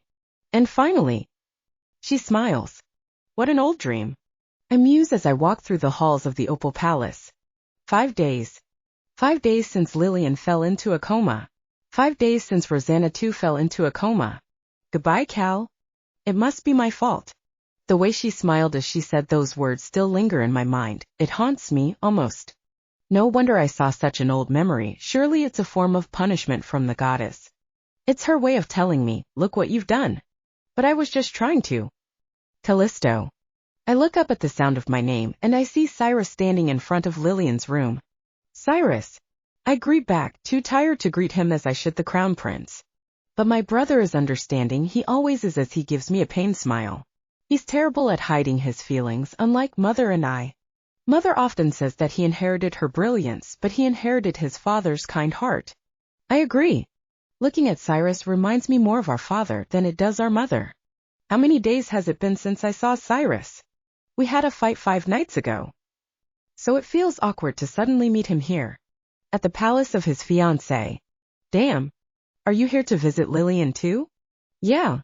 Callisto, about that night dash. Goddess. I don't want to talk about it. I immediately cut him off. Why are you out here and not in there? I know he knows that I changed the subject forcefully, but the kind brother that he is, he allows for the change in subject. Mother is inside. I thought it would be better to allow them some time alone. Mother is here? So that's why. You should go in. I'm sure Mother would actually appreciate it. I urge my brother to go inside. Why don't we both dash? In a bit. Just go. Okay, Cal. Looking rather resigned, he turns and knocks on the door. Mother, he calls out before entering and closing the door behind him. I walk up to the door and I lean against it so as to hear even a snippet of the conversation. The doctor said that there's a good chance she won't wake up anymore. Are you sure there's nothing that can be done? Even the priest said it was bleak. Goddess. Goddess, damn it. I rein in the sudden fury in my chest and I lean against the door instead. Is she just going to die like this? Is she just going to fade away like this? I thought I was prepared. We all knew it would happen eventually. But I haven't even told her. Your Highness dash. I look up, my focus being torn away from the mess that is my mind. Sally came and she looks terrible. She looks like she's been crying for days. What is it? I urge her, trying to regain my bearings as a prince. Her face contorts into one of bitterness before she finally speaks up. That woman came. Woman? Lady Garnet. Ah. Wait. Rosanna woke up? Why didn't Phoenix tell me? Where is she right now? She was sent away, Your Highness. I was about to tell Her Majesty about Dash. No, don't tell Mother and Cyrus. That would only be disastrous. But Dash. Please. Sally, you know that they're both heartbroken by what's happened to Lillian. They don't need this stress. I beg the maid. I'll handle it, all right? Sally looks a little skeptical, worried, but she bows her head and she turns around to attend to other duties. Now then. I look behind me at the door leading to Lillian's room. Placing a hand against it, I apologize to Lillian. I'm sorry, but I also promised myself I would be a good fiancé, just like my brother. I slowly retract my hand and I walk away from the door. Your Highness, please, we will be in trouble if you barge in so sudden. Dash. Has the doctor come to check on her yet? Why, yes, Your Highness. Be but Dash. Good. The maids try to stop me, but I press on through. I know I'm being rude, but I can't miss this chance to get to the bottom of things. Mother would have a heart attack. Cyrus would definitely scold me for being so brutish, but I'm sure they'll forgive me. I need to talk to her, to Rosanna. Still, should I really be here and not over there? Honestly, what I would give to be back there to hold her hand and feel the warmth from her pale hands. Get a grip, Callisto. Lillian will be fine. You have to have faith that she'll come through. Cyrus and Mother are with her. She'll be all right. Didn't you swear a vow already? Get a hold of yourself. Just focus on your fiancé. Focus on getting to the bottom of what happened 5 nights ago. I will only say this once. Leave us alone. I need to have a word with her. I don't know what to say. I really seriously don't know what to say. I don't believe you. Of course I don't. Was I even hearing right? The woman standing in front of me, who looks and sounds like Rosanna, mind you, suddenly claims to be Lillian? She even called me by my nickname. This is insane. Surely she's gone completely insane. 5 days in a coma and she's lost her mind completely. If it's an insanity-induced joke, then it's not funny in the slightest. And she's smiling as if someone gave her a birthday present and a winter praise present when it's not even close to either date. This is insane. You've clearly hit your head. No, that bottle you took must have messed with your mind. I can't help but rub at my face in one sweep of my palm. It hurts. Even when it's only been days since we've been officially engaged, to think she would go so far to try and avoid me with this terrible joke. Not to mention, on the night it was made official, she reached out to drastic means trying to escape it. How vexing. Let's call the doctor again. I decide and turn to the door. I'm sure she doesn't really need it and that all of this is but a cruel joke in order to spite me, but at the very least it'll give me some time alone to calm down my chaotic mind and storming feelings. That was the plan. When I was 8 years old, I was gifted a very pretty bluebird by Her Majesty. I named her Lil. Until she mentioned something that caught my ears and stopped my hand at the knob of the door. How did she? No, surely such information can be bought at an information guild. She was a little different from other bluebirds. The feather on her head had a streak of yellow. That too can be bought at an information guild. Many of the servants who work in the Opal Palace knows about this. Still, I turn around and look over to Rosanna. She's still smiling, but now that I look closer, something is different about her. Something is softer. Her clothes and hair are both disheveled for some reason, and she's not wearing as much makeup as she would usually. Is that why? No, it was something else. Her smile? The light in her eyes? Where have I seen those before? My mind suddenly pictured the person before me with white hair and gold eyes instead of red hair and green eyes. No, it can't really be. When I turned 9, I found Lil lying dead in her birdcage one afternoon. I was so sad that she died and so scared that Her Majesty would be angry. Then you knocked on the balcony door. Dear Goddess. Before I knew it, I'm walking towards her. My feet are moving on their own. No one knows this story but me and Lillian. The story of her precious bluebird, it's not something an informant would know. The only witness to it is the two of us. You helped me sneak out to the garden, and we buried Lil under a marked oak tree. We did all of it without permission, and I was still so scared of disappointing the Empress. She raises her pinky finger towards me, so we made a promise. It's her, it's really her.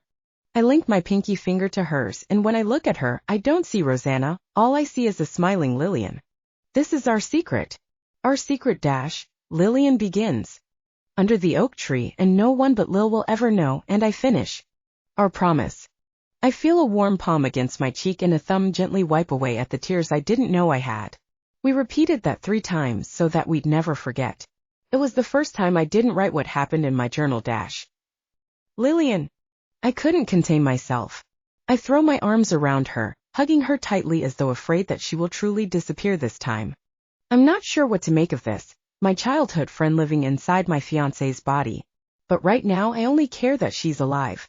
Alive? I can lie to myself, fool myself into thinking that I wasn't worried, but I was. Of course I was. Worried that she would never wake up, worried that I would never see her smile, see the sparkle in her eyes.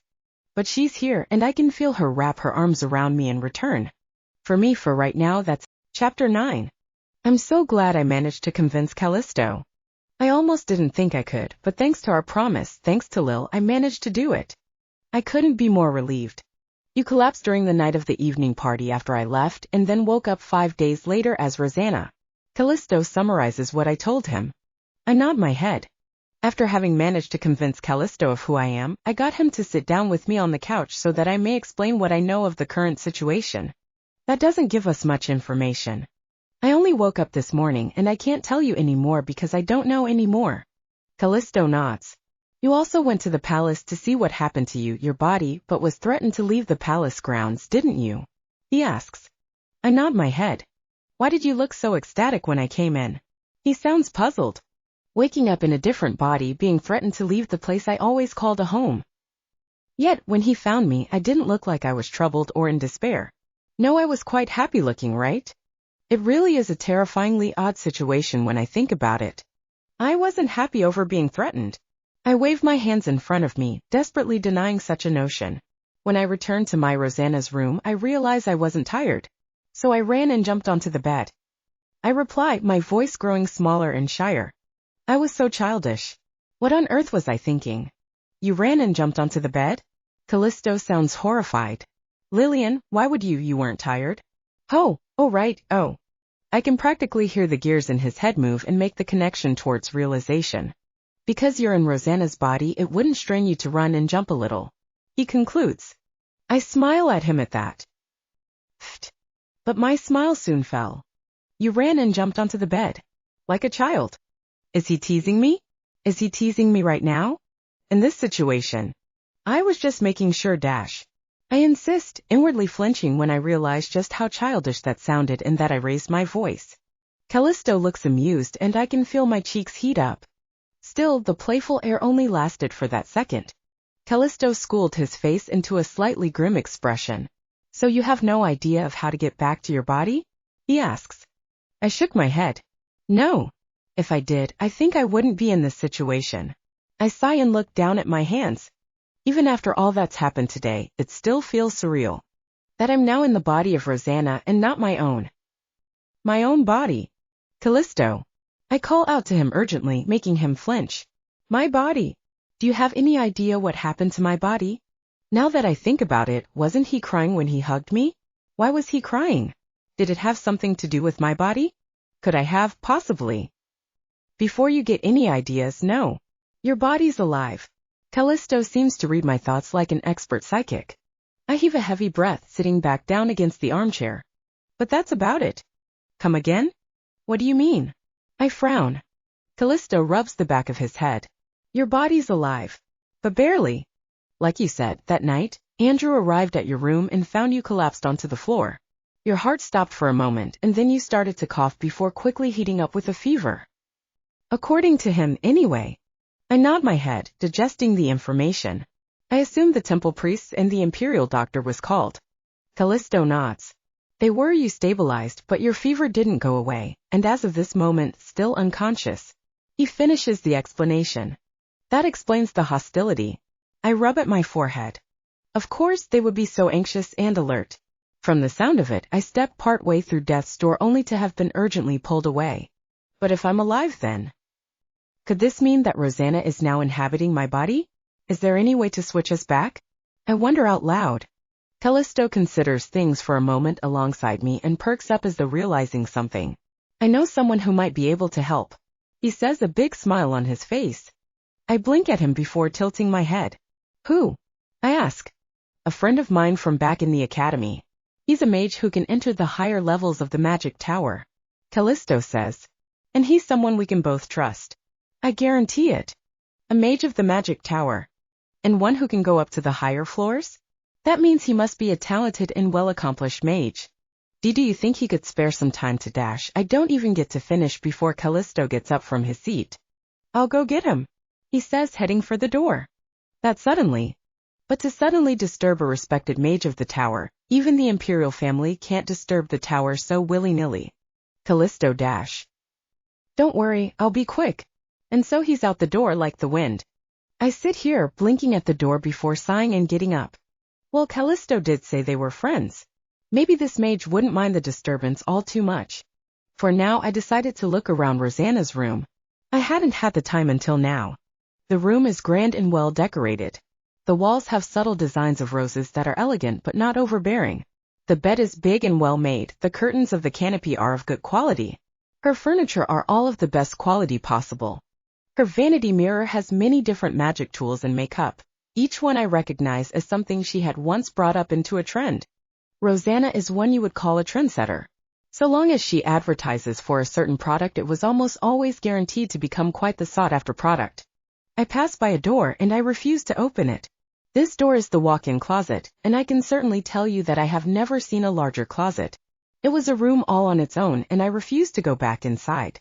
Not to mention that this is only one of them. She has other rooms that serves as her closet. My eyes trail to the far-off corner of the room where the bookshelf HM. I notice something strange and walk closer to the bookshelf. Her collection is small. There are a few standard issue educational books provided for in the academy, and then there are basic etiquette and manners books. But what catches my attention is this obvious gap between them. It's not just in this row, but two of the rows below have the same gap in the same place. Why is that? Let go, you. Don't struggle. It's best you see it rather than hear me explain. I don't get to ponder for very long when I hear muffled words coming from the direction of the door. I recognize one of them being Callisto's, but not the other one. It's only been 3-5 minutes at most, but he's already returned? With the mage? How can that be? Why are you dragging me to her room? I don't care if you're a prince. I'll blast you. Calm down and trust me. You're telling me to calm down when you've got me dragging on the floor by my collar? Oh dear. Soon the doors open to reveal Callisto, and a young man with the same crimson hair as Rosanna just tied over his shoulder, and a pair of the same green eyes. On one of his eyes is a monocle with a thick rough and red frame. Who? Wait. Our eyes meet. At first he scowls at me, but then he blinks, looking a little confused. Then Callisto pulls him up, and I realize who he is. Meet my friend, the great mage Phoenix Ignatius Garnet, also the heir to the Duchy of Garnet, Rosanna's older brother. Who are you, and why are you inhabiting my ogre sister's body? Ogre sister? Chapter 10. Phoenix Ignatius Garnet. I've only ever heard of him through the words of others, and I've never seen him attend a single ball or event. If he did attend, then embarrassingly, I simply never noticed. Compared to Rosanna, who is riddled in compliments or scandals, her brother Phoenix is a much fainter existence. He's famous for being the youngest person to pass the test to get into the magic tower. I also recall a time Sally told me about him, of how he was so beautiful that it made a group of women faint on the spot, but that is all I know of him. He's a mysterious person. Some say it's because the Garnets didn't want to let the other families hinder Lord Phoenix in his studies. Others claim that it is Lord Phoenix himself who is introverted. They say that he had nearly burned down a whole newspaper business for approaching him too much. Well, I'm starting to believe the second rumors. The man in front of me has a gruff air about him. He's as beautiful as his sister, so I'm starting to believe in what Sally told me, but the looks he is giving me, it's as though he's trying to burn a hole through my head. I realize that I am staring, but I couldn't help it when I've come to realize that the mage he's talking about turns out to be Lord Phoenix. I'm also shocked by the fierce glare. Are you just going to keep quiet in there, Miss Imposter? But most of all, I'm shocked by the fact that he realized I'm not Rosanna. How did he? Oh, that's why. My mind doesn't have the luxury of celebrating my quick realization, once again reeling back to shock at what I see. Whack! Ugh! Callisto had elbowed him right in the ribs. And it isn't even to the point of a playful smack. He struck him that I heard something crack. Crack! See Callisto. I cry out in horror. It's okay. Callisto smiles at me. He's fine. But dash. You jerk! Lord Phoenix cries out, straightening his back. What were you going to do if I didn't put up a magic shield in time? You were aiming to seriously injure me. Huh? A magic shield? You were being rude to her, and besides, I hit you because I knew you would put one up. Callisto claims with a bright smile on his face. Lord Phoenix looks baffled, but I too am baffled for an entirely different reason. Lord Phoenix clearly seems surprised by the hit, so he couldn't have anticipated that hit to cast the spell beforehand. He must have cast it in the moment it took for the elbow to collide. Magic is a truly complicated medium. It is a skill that requires one to fully understand the flow of energy known as mana, all while studying the endless amount of formulas and theories that comes with casting a spell. To channel their connection to the flow of mana and shape it in a way that they want, mages tend to write a concrete formula in the form of a magic circle, and speak of the spell with specific chants. It's difficult enough to imbue mana into a drawn, magic circle, or to show their intention with the chance, but I've heard that much more talented mages only need to think of the magic circle to make it appear and even forego the chance. All they need is to control the flow of mana with a medium like a staff or wand. Those of even more extraordinary talent can forego even those. The man before me did precisely that. Without a wand or a staff, he created a magic shield so quickly I could not see the magic circle that made it. The sound of cracking that I heard came from that shield being broke. Did Callisto break a magic shield with his elbow? Me being rude. She's the one in Rosanna's body while being completely blank. She has a name. And what exactly is her name? Get it together, Lillian. This isn't the time for silly thoughts. Pardon me, Lord Phoenix. I let years of etiquette training shape my form as I give him a soft curtsy and a greeting I've given countless times throughout my life. My name is Lillian Angelique Opal, daughter of Duke Cloud Absolute Opal. For some reason, everything became silent. I keep myself at a curtsy, not daring to look up for now. Callisto, she's out of your league. Thud. Act dash. I quickly look up at the sound of pain. I'm sure Lord Phoenix said something more before the cry, but I couldn't quite hear what he was saying. Still, I finally look up.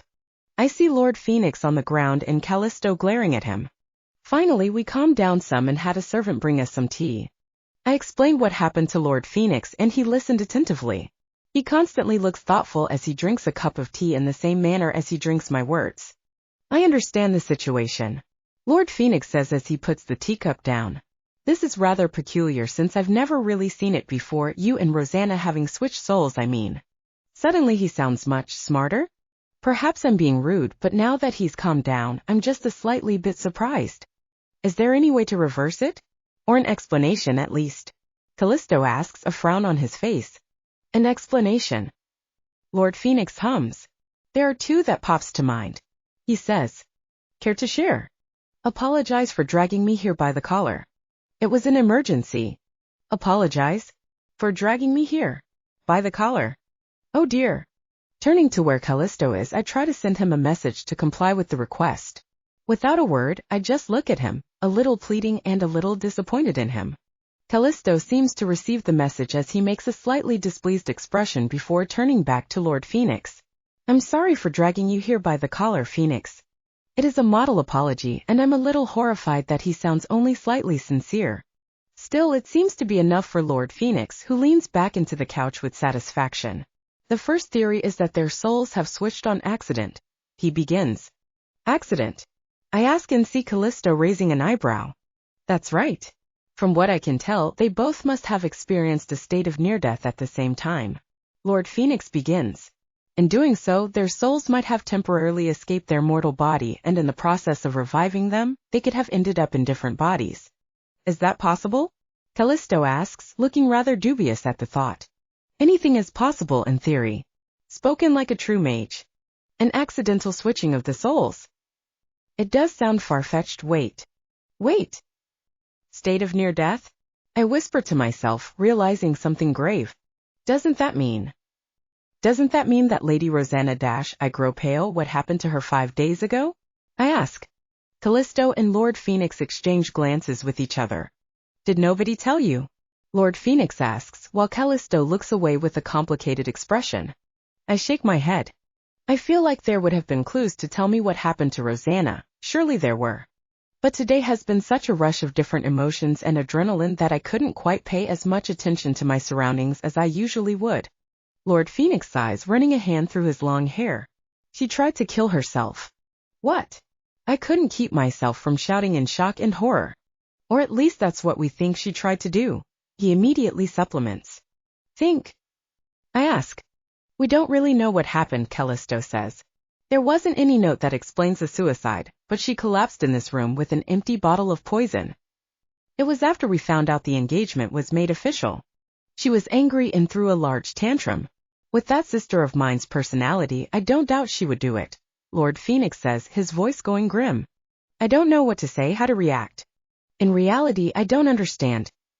She has such a beautiful and healthy body, yet she would risk losing it due to being upset? I really don't understand. Closing my eyes, I shut away these feelings of bitterness and distress. I can think of these feelings another time. For now, they aren't important. For now, I need to think about how to fix this situation. You said you had two theories. I point out once my mind is calm. What is the other one? For some reason, Lord Phoenix's gaze grows even grimmer than it was previously. Taboo magic, he says. The words are foreign to me, but Callisto grows taut, stiff and alert by the words. Pardon me, but what is that? I ask. Taboo magic, as the name suggests, is forbidden magic. Lord Phoenix explains. I did say that in theory, anything is possible, but that doesn't mean everything should be touched upon and made possible. Even mages have rules. I watch as Lord Phoenix makes a point to what he says by lighting a small fire atop his palm. One of those rules entail that we never tamper with the souls of living creatures. Doing so means we give up our own soul to death and darkness. Death and darkness. The goddess Umbra. The antithesis to the goddess Gaia whom we worship in the Empire. So what he means to say is. So what you mean to say is right now Lillian and Rosanna might be under the influence of such magic, and I'm sorry to say but if this theory is right, and we are unable to reverse it. Lord Phoenix locks eyes with me. Both you and Rosanna are in danger of being burned at the stake. Chapter 11. Again, I can't sleep. I toss and turn but nothing resembling rest comes to me. It's already deep into the night, and the moon is high in the air. I really should be asleep but I can't. The silk is soft but it feels foreign. I would usually smell the scent of sweet vanilla on my pillows, but they smell like a perfume of different flowers. I still can't believe that I've gone through a whole day here. I can hardly believe that an entire day has passed by. Looking at my hand, Rosanna's hand, it's pretty and well manicured, but it isn't mine. I frown as the realization returns my mind to the conversation from this afternoon. Burned at the stake. If other people were to find out, there's a possibility of being burned at the stake. Why would we, but aren't we the victims? It wouldn't matter if you're an innocent child who just happened to pass by. The mere fact that your souls have been tampered with by a person who follows Umbra is enough reason for the church to purge you. Though I'm sure Mother won't stand for it, there's also a good chance that the scared nobles will demand some kind of example be made so no one else will touch upon taboo magic.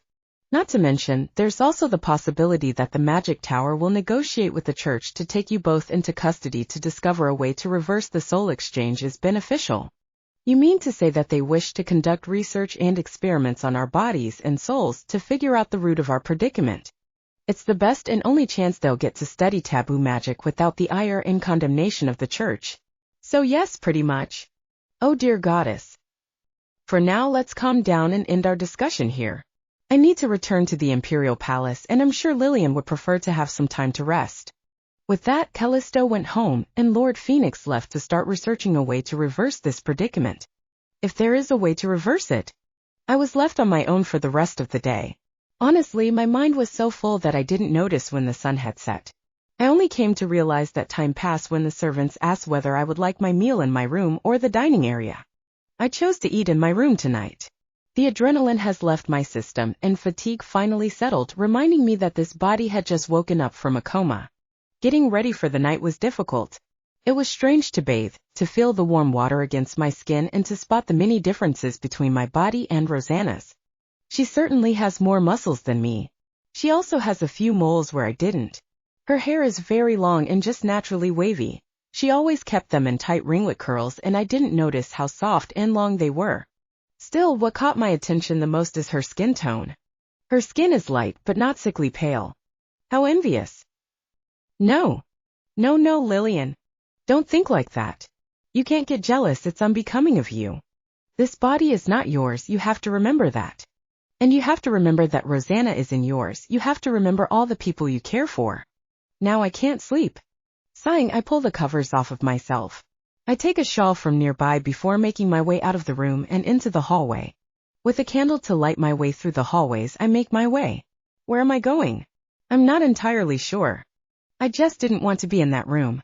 So without a destination in mind, I keep walking through the hallways. Woof. What was that? Startled by the sudden moan, I pull my shawl closer around myself. Who is it? What is it? Is it a ghost? Don't be so silly, Lillian. There's no such thing, I whisper to myself, but it sounds awfully like a whimper than a whisper. Ugh.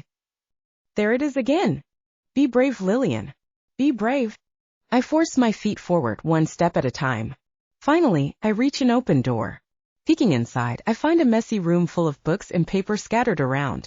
The windows have been closed and covered in heavy curtains, and the carpet has ink stains here and there. I wonder what this room is for, but the moan starts again, and I tear my eyes away from the room and down the dark hallway again. I swallow my courage and start making my way down the hall again. Finally, I see a figure in the middle of the hallway, just near the stairs heading downstairs. Is that red hair? The lump on the ground also has a rather familiar cloak on it. Red hair and a cloak. Lord Phoenix. I call out as I approach much quicker than before. There I finally get a clear look at him. It really is Lord Phoenix collapsed on the ground. Lord Phoenix. I cry out and put the candle down before I can drop it. Lord Phoenix, what happened? Why are you here? I call out to him, but all I receive is a groan. What should I do? Is he perhaps hurt?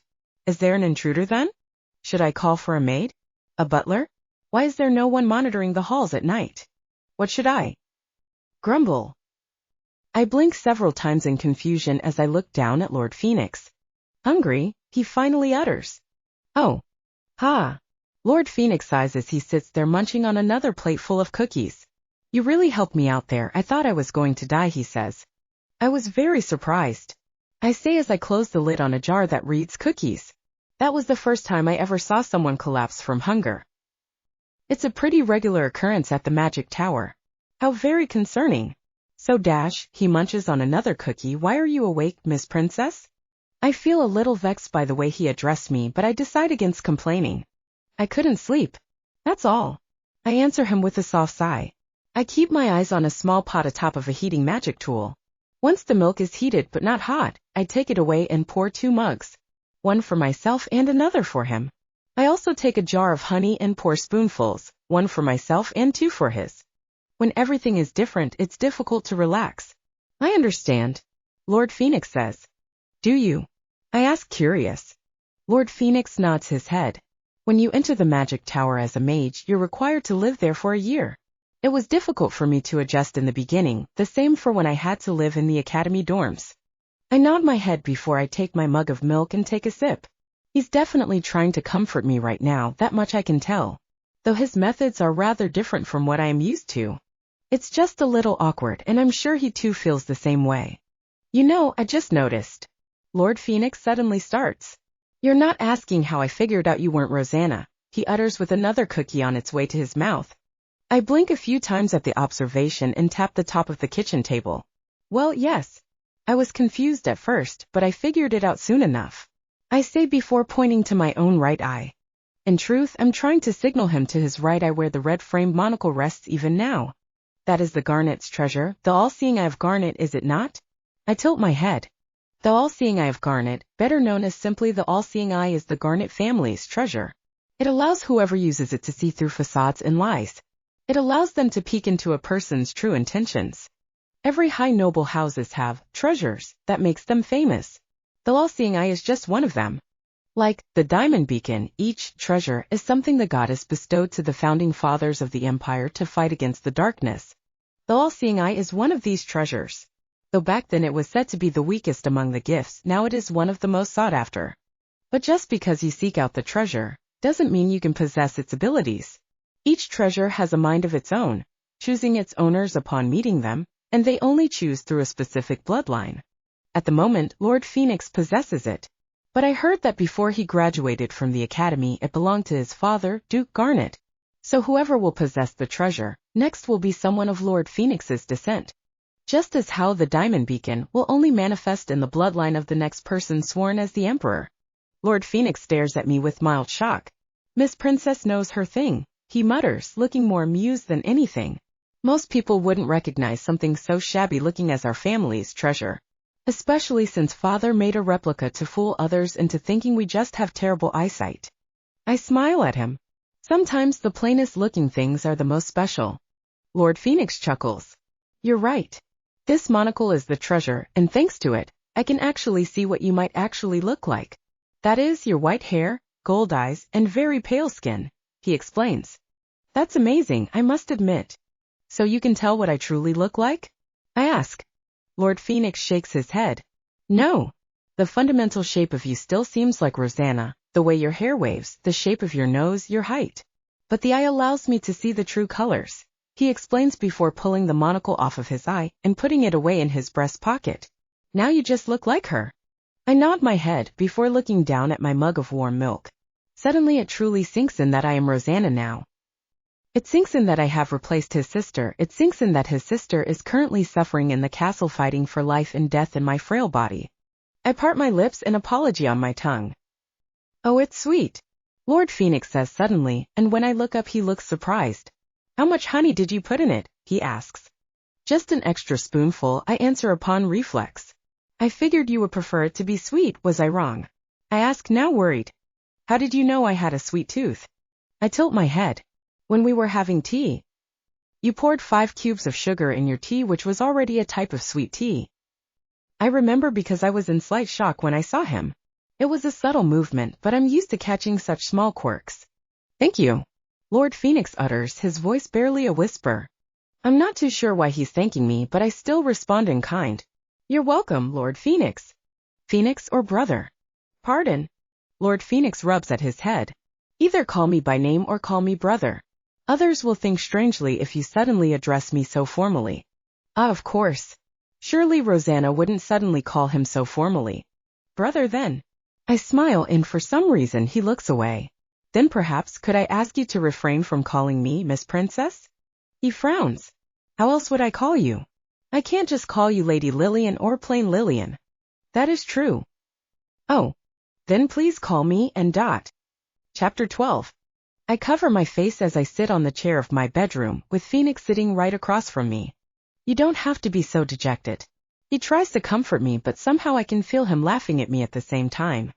They avoided me like the plague. I point out. That's because Rosanna is infamous even in her own house. Lord Phoenix chuckles. I didn't expect the range of her infamy to be so terrible. The maids run away the moment they see me, the butlers all bow and don't dare to look at me, and even the gardener shielded himself with his arm. I cry. The only one who won't run is the rude maid from yesterday, but her blunt and blank disposition isn't any comfort. Perhaps I'm overreacting, but it's so baffling to me. I've never had to face such reactions before, it's overwhelming. I'm really starting to understand how fortunate I was. Rosanna was prone to temper tantrums very often. It was a lot worse before. Now, right now, they're only slightly cautious of you because we've established that you've got amnesia. It was worse before? I'm starting to regret my choices for the day. It's been a day since I woke up as Rosanna. I thought to spend the day getting used to the manner and maybe find a way to understand who Rosanna used to be by gauging the reaction of those around me, but my efforts have not been fruitful in the least. The most I understand is that the servants are terrified of her, and the knights have no opinion of her. If only Rosanna had a diary of some kind, I mutter wistfully. Phoenix suddenly purses his lips and I stare at him. He definitely knows something. Brother, I call out suspiciously. She did have some. Quite a couple actually, he said. I blink at him. Did? Suddenly he points to the bookshelf in the corner and my eyes goes to it. What catches my eyes is the empty spaces that caught my eyes yesterday. I turn my eyes back to Phoenix, a trembling finger pointing at the empty space. You can't possibly tell me. That space used to be filled with her diaries. Phoenix scratches at his cheek a little in awkward sheepishness. She burned them all. What? I can't help but cry out. A week ago, she heard that she and Callisto are to be engaged and, well, I can somehow guess what he's trying to say, but I allow him to finish anyhow. She burned them all in the balcony while crying of how if the engagement went through, she would definitely kill herself. Rosanna.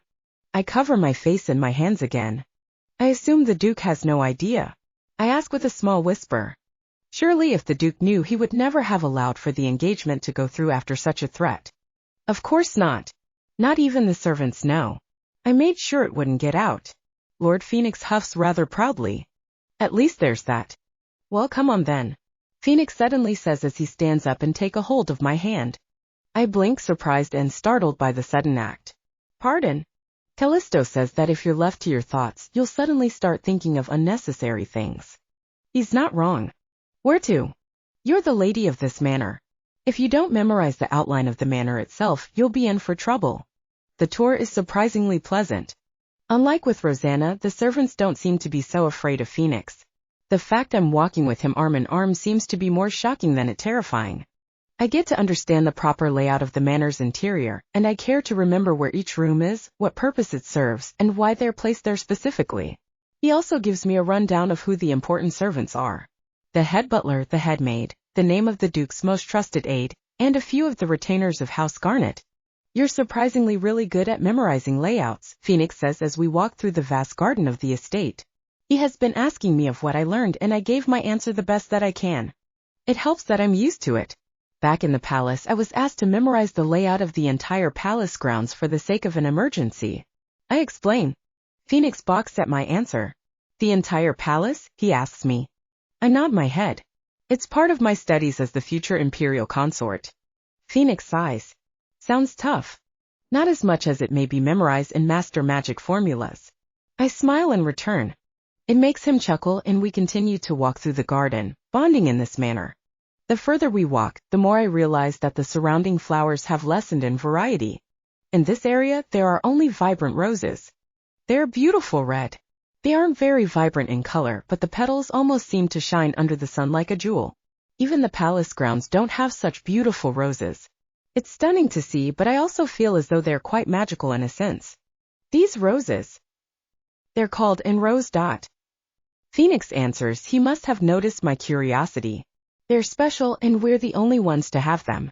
They were called the Garnet Jewel before being renamed a couple of years ago. I know of the old name.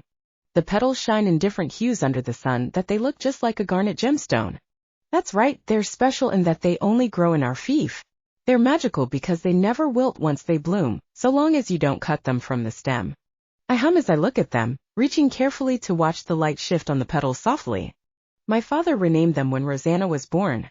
I look over to him, and Phoenix looks rather wistfully at the flowers. He named them that to show her that she's most certainly loved. He explains. Because our mother died soon after she was born and it was a very busy time for father. You must have been just as young. Phoenix shrugs his shoulders. Sure, I was only 2 years old.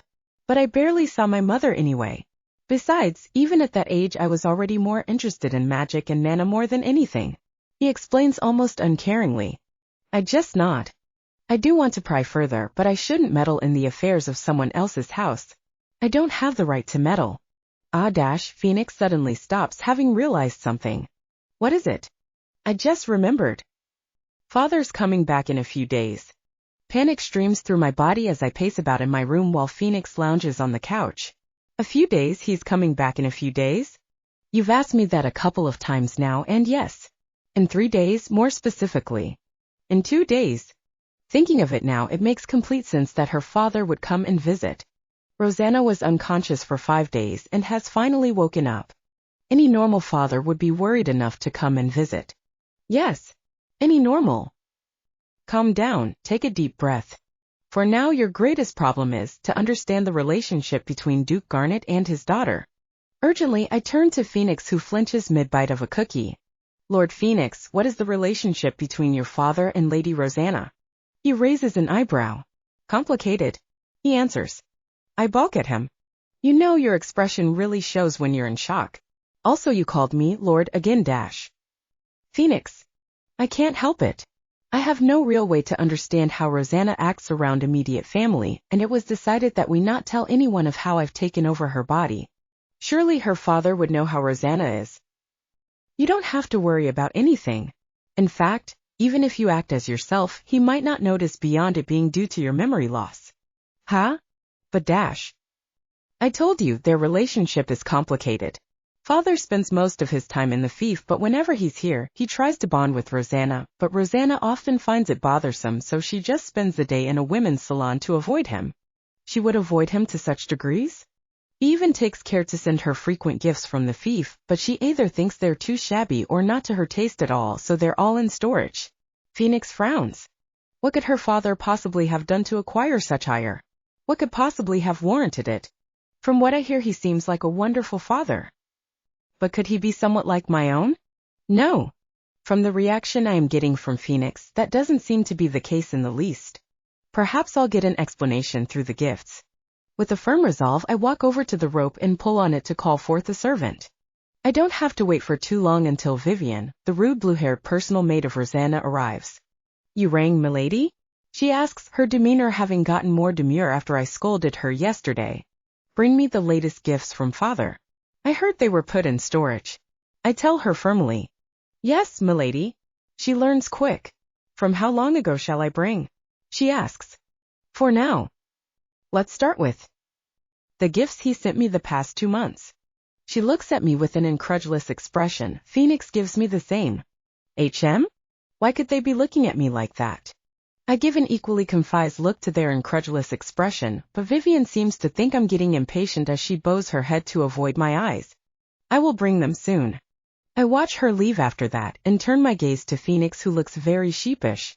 Did I ask for something strange? No. Why did he drawl out that no? It's only the gifts from the last 2 months. Surely there's nothing wrong with that. Chapter 13. I was wrong. I was so very wrong. Vivian brought in a couple of boxes at first, and then a couple of servants entered with more. Then even more of them entered in groups. Each one had a mountain of boxes. I watch with wide, incredulous eyes as they continued to march in with more and more boxes, each one just as extravagantly wrapped as those before. Milady, we have brought them as you've requested. Soon there was a whole mountain of boxes in front of me. I'm glad I've grabbed a fan to hide my gaping mouth behind. I'm sure my wide-open eyes are enough to express my shaken state. The amount of gifts she receives from her father alone is practically half the size of how much I receive on my birthday. And this is from just 2 months. What's more, some of these are even unopened. This is in 2 months. Shall we bring more? A nervous servant asks. And no. This is plenty. I insist. Really? It's really plenty. I can hear Phoenix stifle a laugh, and I try to hide my reddening cheeks behind the fan. Vivian, could you help me sort through the gifts? The rest of you may return to your previous duties. The servants bow and they take their leave. What is this? I can't help but utter out loud. I told you, father bought you many gifts every now and again. Most of the time it's in bulks, every 3 days at least. Phoenix explains with a sunny expression. I smile at him, a soft sort of chilling smile that resembles the coldest glacier. I'm satisfied when I see Phoenix flinch. Brother, I call out as sweetly as I can. Could you help me open and sort through all of this? Oh, of course. I don't manage to notice Vivian's shocked expression. Opening through the gifts given, there are a number of famous branded perfumes, rare canisters of tea, a number of extravagant shoes, hair accessories, necklaces, bracelets, earrings, and even rings. According to Vivian, there had been flowers too, but most of them have wilted. But what catches my eyes are the dresses he sent. There were 3 pieces in total, but each one is absolutely beautiful. There is a soft yellow dress with dark orange beaded embroideries that can only be called perfection. The intricacies are so fine that one can tell how much time it took to make them. Another is a deep emerald green with the softest of fabric. The skirt flowed so naturally against the floor that it would have made one look like a beautiful fairy gliding across the room. The last one is a low-shouldered day gown of blue and deep violet. It has a beautiful deep-colored sapphire in the middle of the breast line that must have taken time and effort to find in such a variant color. Each dress is so beautiful on its own. But it's because they're so beautiful that I can't help but think. I can't help but acknowledge that they'd be stunning on Rosanna. Not on any other lady, but these dresses were truly chosen with her in mind. You can tell with one glance that there was a lot of thoughts put into them. I caressed the fabric of the blue dress thoughtfully. How did I react when I saw these dresses? I ask. You looked upon them in disgust before throwing them to the ground and demanding never to see such old-fashioned abomination. Vivian answers me faithfully. I frown at that as I look down at the dresses. Now old-fashioned? I suppose if one were to ask if they were old-fashioned it would be, but not by much. But a trendsetter like Rosanna wouldn't dare to wear something that isn't up to the current clothing and accessory trends. She would think twice before wearing something old. But still, to not wear it a single time even when he takes such care to choose something for her? Did I ever thank him? I ask again. No, Phoenix answers this time.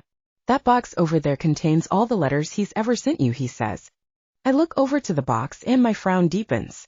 Walking over to the box, I open it, and inside is a tightly packed row of letters. Who decided to keep these letters? Because surely Rosanna wasn't the one to ask them to be so neatly kept like this without even opening them. It was my decision, milady. Vivian admits. I deeply applaud. Thank you, Vivian. Could you get me a letter opener? Pardon, I mean, yes. Yes, milady. Right away. I finally turn to look at the maid as she leaves the room to retrieve what I asked for. Once she's gone, I heave a sigh and sit on the edge of the bed next to one of the dresses. You all right? I look over to Phoenix as I pick up a random letter from the pile inside the box and look at the quality of the envelope. I don't know, I answer honestly. Look at all of these. Did she really just set it all aside like they mean absolutely nothing? They're gifts from her own father. That's just how she is, Phoenix admits as he sits next to me. She gets even more gifts from other nobles. Every designer would get in line just to have their clothes worn and advertised through her. Most of the time she just thinks the clothes don't suit her style. The color is all wrong, or there are too many frills. That's how she saw it all. But they'd look beautiful on her. There's so much soul in every weave of thread that screams that they're all for her. Father always did have good taste in clothing and accessories. Maybe because our fief is rich in that sort of culture, and in the bountiful products of our magic stone mines. Phoenix shrugs his shoulders. He sends me coats and the like too, not as much as he'd sent Rosanna, but that's only because I complained once. I heave a sigh as I look down at the letters. Maybe I should just be grateful that Rosanna didn't just burn these letters. After all, perhaps through them, I'll learn some of the Duke's personality. Though, it's funny. The amount of letters in this one box supposedly sent from this year so far cannot be compared to how much I receive. Yes. The amount of letters I receive from Father in a year is only half of what Rosanna's father has sent in a couple of months. Are you that worried about how to act in front of Father? I nod my head at Phoenix's question. Well, you don't really have to. In fact, you can stay in your room the whole time and refuse to meet him. He wouldn't mind, he'd just assume you're being your usual self. I feel my chest tighten at the thought. I see. I know that Phoenix is only trying to comfort me. He's trying to tell me that I have nothing to worry about, but I can't help but feel entirely upset. I'm upset. So terribly so. Milady, are you sure that this is what you wish to wear? Vivian asks as she helps straighten the skirt of the blue day dress that I chose to wear. Of course I wouldn't wear it if I wasn't, I say as I put down the last letter from the box and a different maid helps me with the air accessory on my head. I've opted not to have Rosanna's usual ringlets. Instead, I ask them to braid parts of it. Suddenly there's a knock on the door. Once I give permission, Phoenix comes inside. He himself is dressed finely, having replaced his cloak for a coat. He stops in some degree of shock before looking at me with disapproval. I return his look with a smile. I'm wearing one of the gifted dresses from the Duke. Along with it are also accessories that were given to Rosanna along with the dress. Even my shoes are given by him. Phoenix glances at Rosanna's maids, a silent order to get them to leave the room. They comply with a bow and rush out of the room. Why, brother, you look displeased. I chose this because Father would be returning today. Does it not suit me? I say as Phoenix closes the door. Rosanna would never wear that. He points out as I give a smile. I'm not Rosanna. That's right. It's been 5 days since I've woken up as Rosanna, but it took all 4 days before today for my feelings to come to terms with it. And once I did, I came to realize something very important. I'm not her. I know that there's an importance to acting like Rosanna. After all, I'm in her body. Still, should I really act like her? Just how important is it for me to act haughty and arrogant like her? Do I really need to be so standoffish? So displeased by everything? Should I really be someone who only seeks the sparkliest of gems? For the most expensive of furs and the grandest of parties? That isn't who I am, and the thought that I have to be something like it truly leaves a bad taste in my mouth. I don't want to be Rosanna. I want to be myself. Yes, there's no need for me to be like her, to live like her. You told me that people who can see through a person's soul is very rare. I start out. I did. Only someone like a saint or saintess of the church would be capable of seeing through a person's soul, unless they have something like my all-seeing eye. Phoenix confirms my words. I smile. Then that's all I have to worry for. The church currently doesn't have either a saint or a saintess. I don't have to worry for now. I say as I stand up and poise myself as I would. Elegant as a flower, straight as the strongest oak tree. Gentler than the clouds, but firm as a boulder. Stand proudly but not arrogantly. I grew up hearing that from my etiquette teachers, and I've spent years perfecting it. So what if this isn't my body? I'm not about to abandon my teachings, and I'm certainly not going to abandon my own self. So, did you come here just to reprimand me for my dress, brother? I ask almost teasingly. If you do, I'll have you know that I won't be taking it kindly. After all, I've the most distinct feeling that you two are wearing gifts from the Duke. His face turns the faintest pink and he turns away. So what if I am? He asks, clearly embarrassed for being called out. I just smile, fond of his reaction. Phoenix seems to notice and turn even a brighter shade of red before he coughs into his hand. Actually, I came to tell you that Callisto sent a message earlier, he says. I perk up.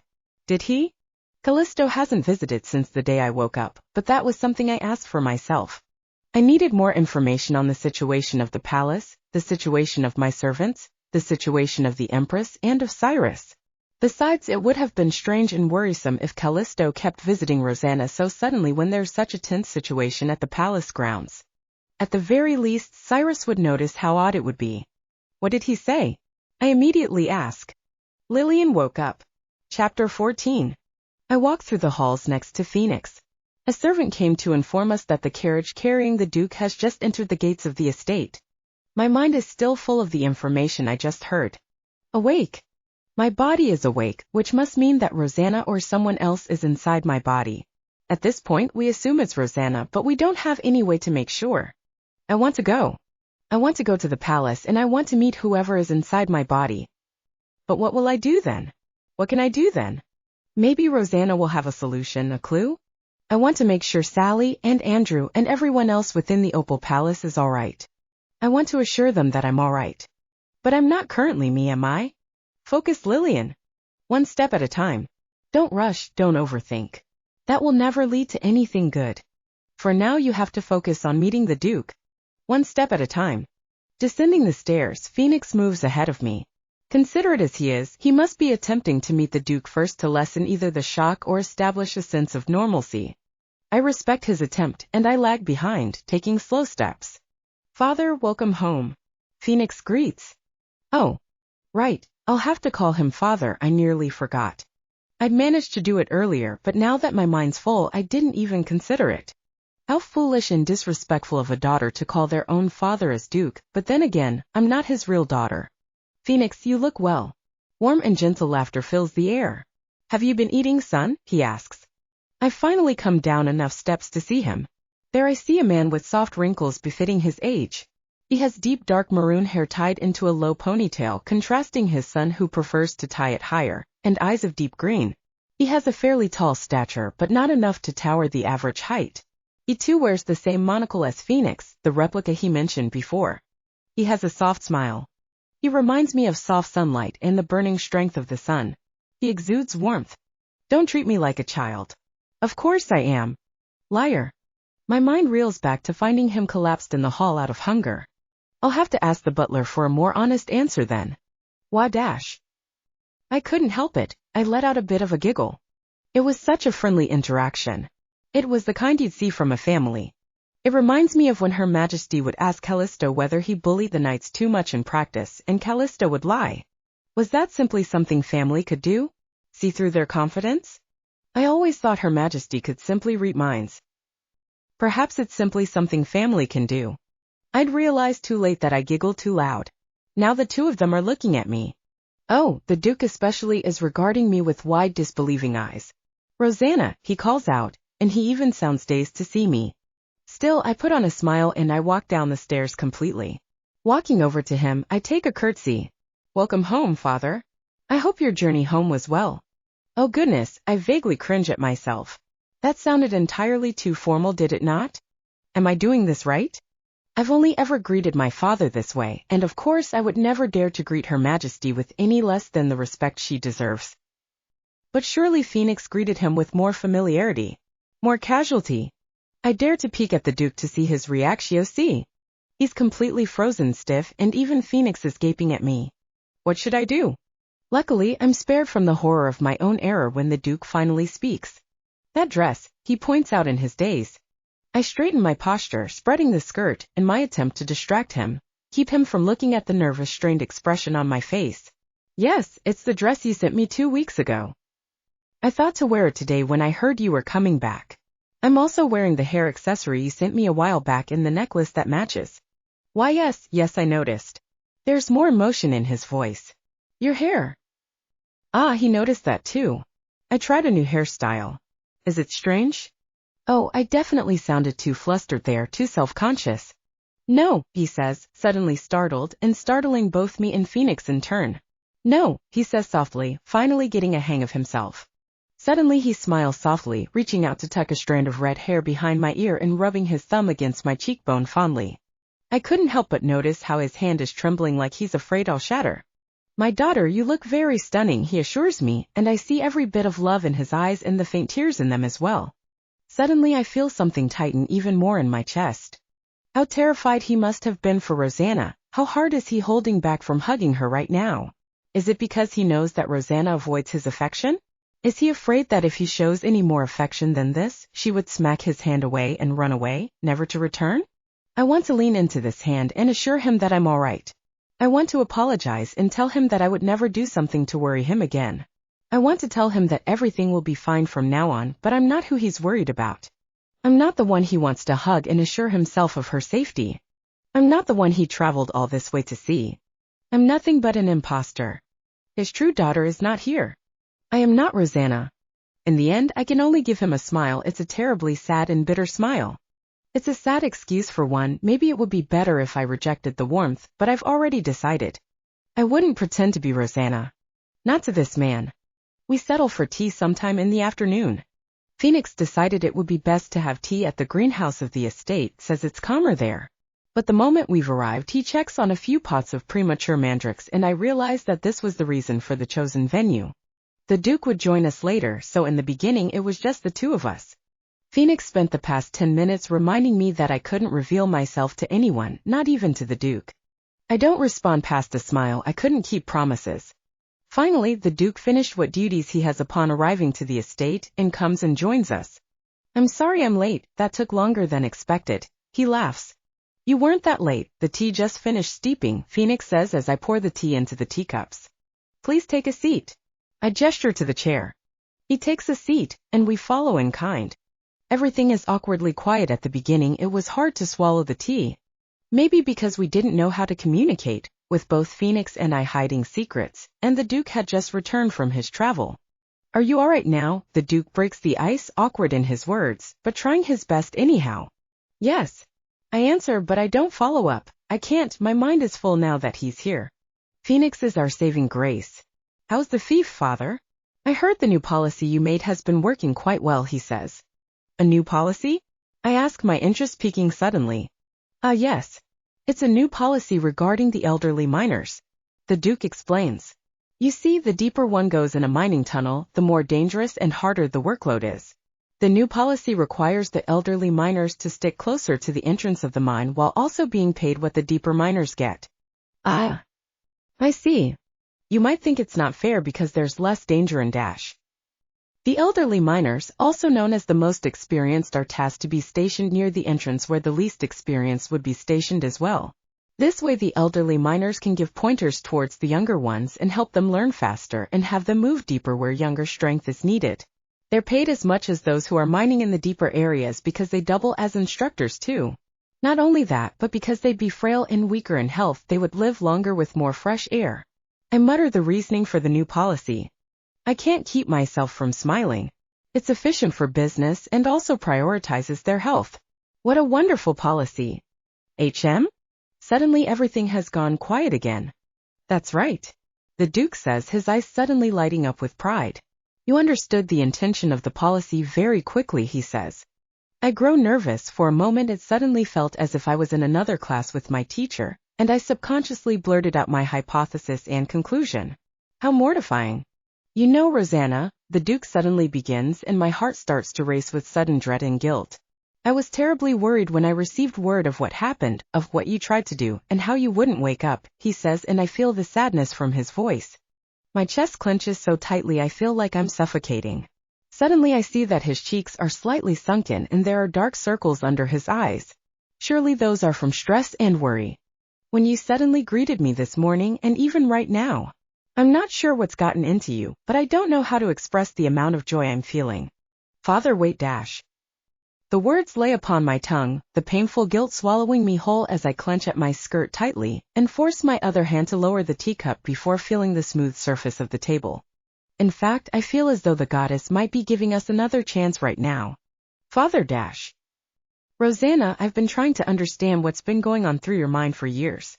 I don't want to ever hear that you try to harm yourself in such a manner ever again.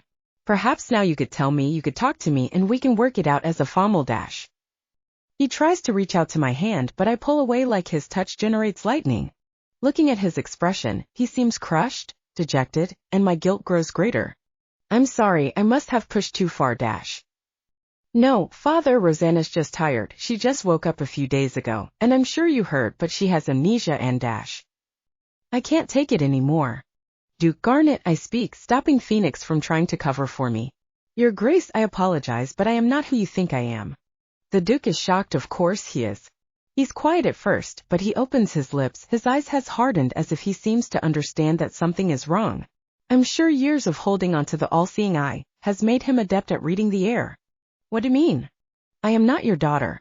I give a bitter smile. I am Lillian Angelique Opal, daughter of Duke Cloud Absolute Opal, and I awoke in your daughter's body 5 days ago. Chapter 15.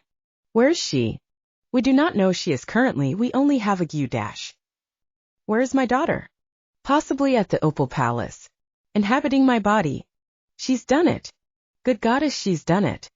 I don't manage to call out to Father before he slams the door of the greenhouse behind him. He's furious, I've never seen him so furious. But what did I expect? She just suddenly revealed herself to be a fake, and that his daughter might be in a different body.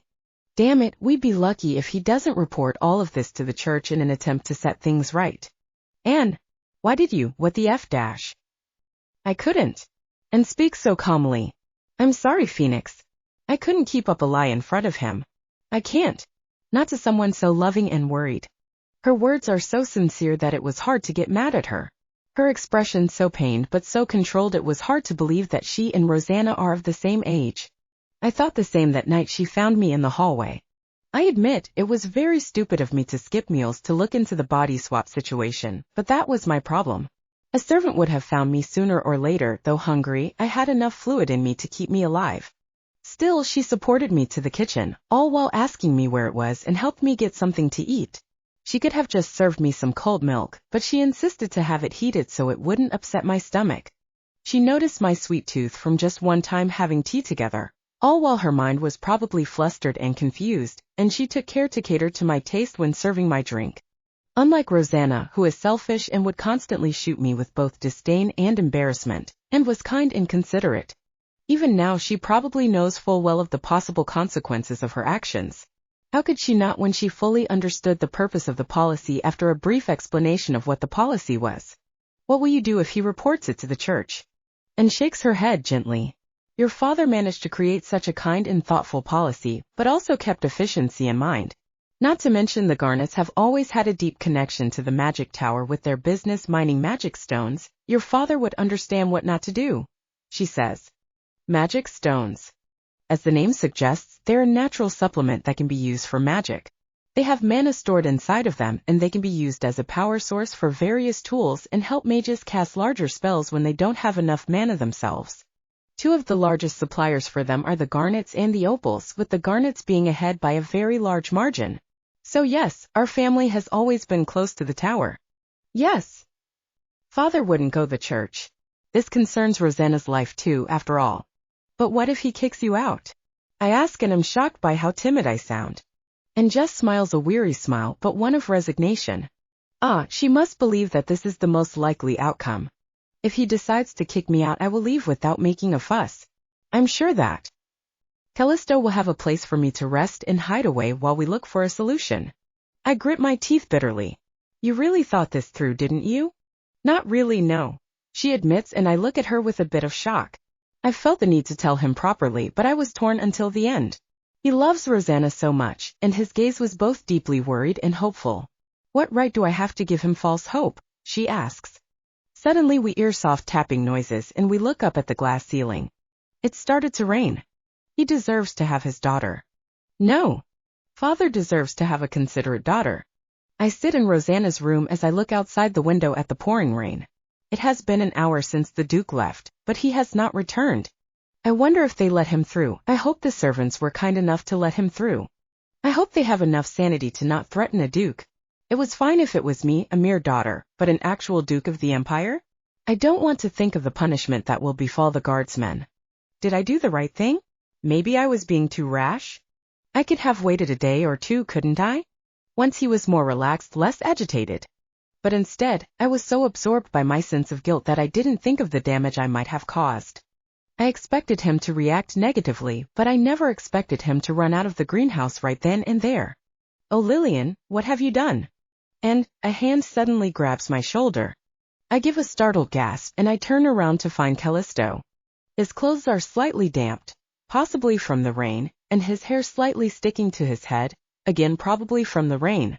Cal, I utter in disbelief. He's a mess, and why is he here? Shouldn't he be at the palace? Is it all right for him to be here? I just woke up, didn't I? What would Cyrus think? Her Majesty? What about Rosanna? It's been a while, Anne. I knocked on the door and I called out a few times, but you didn't answer me so. Anne. More importantly, he's right here.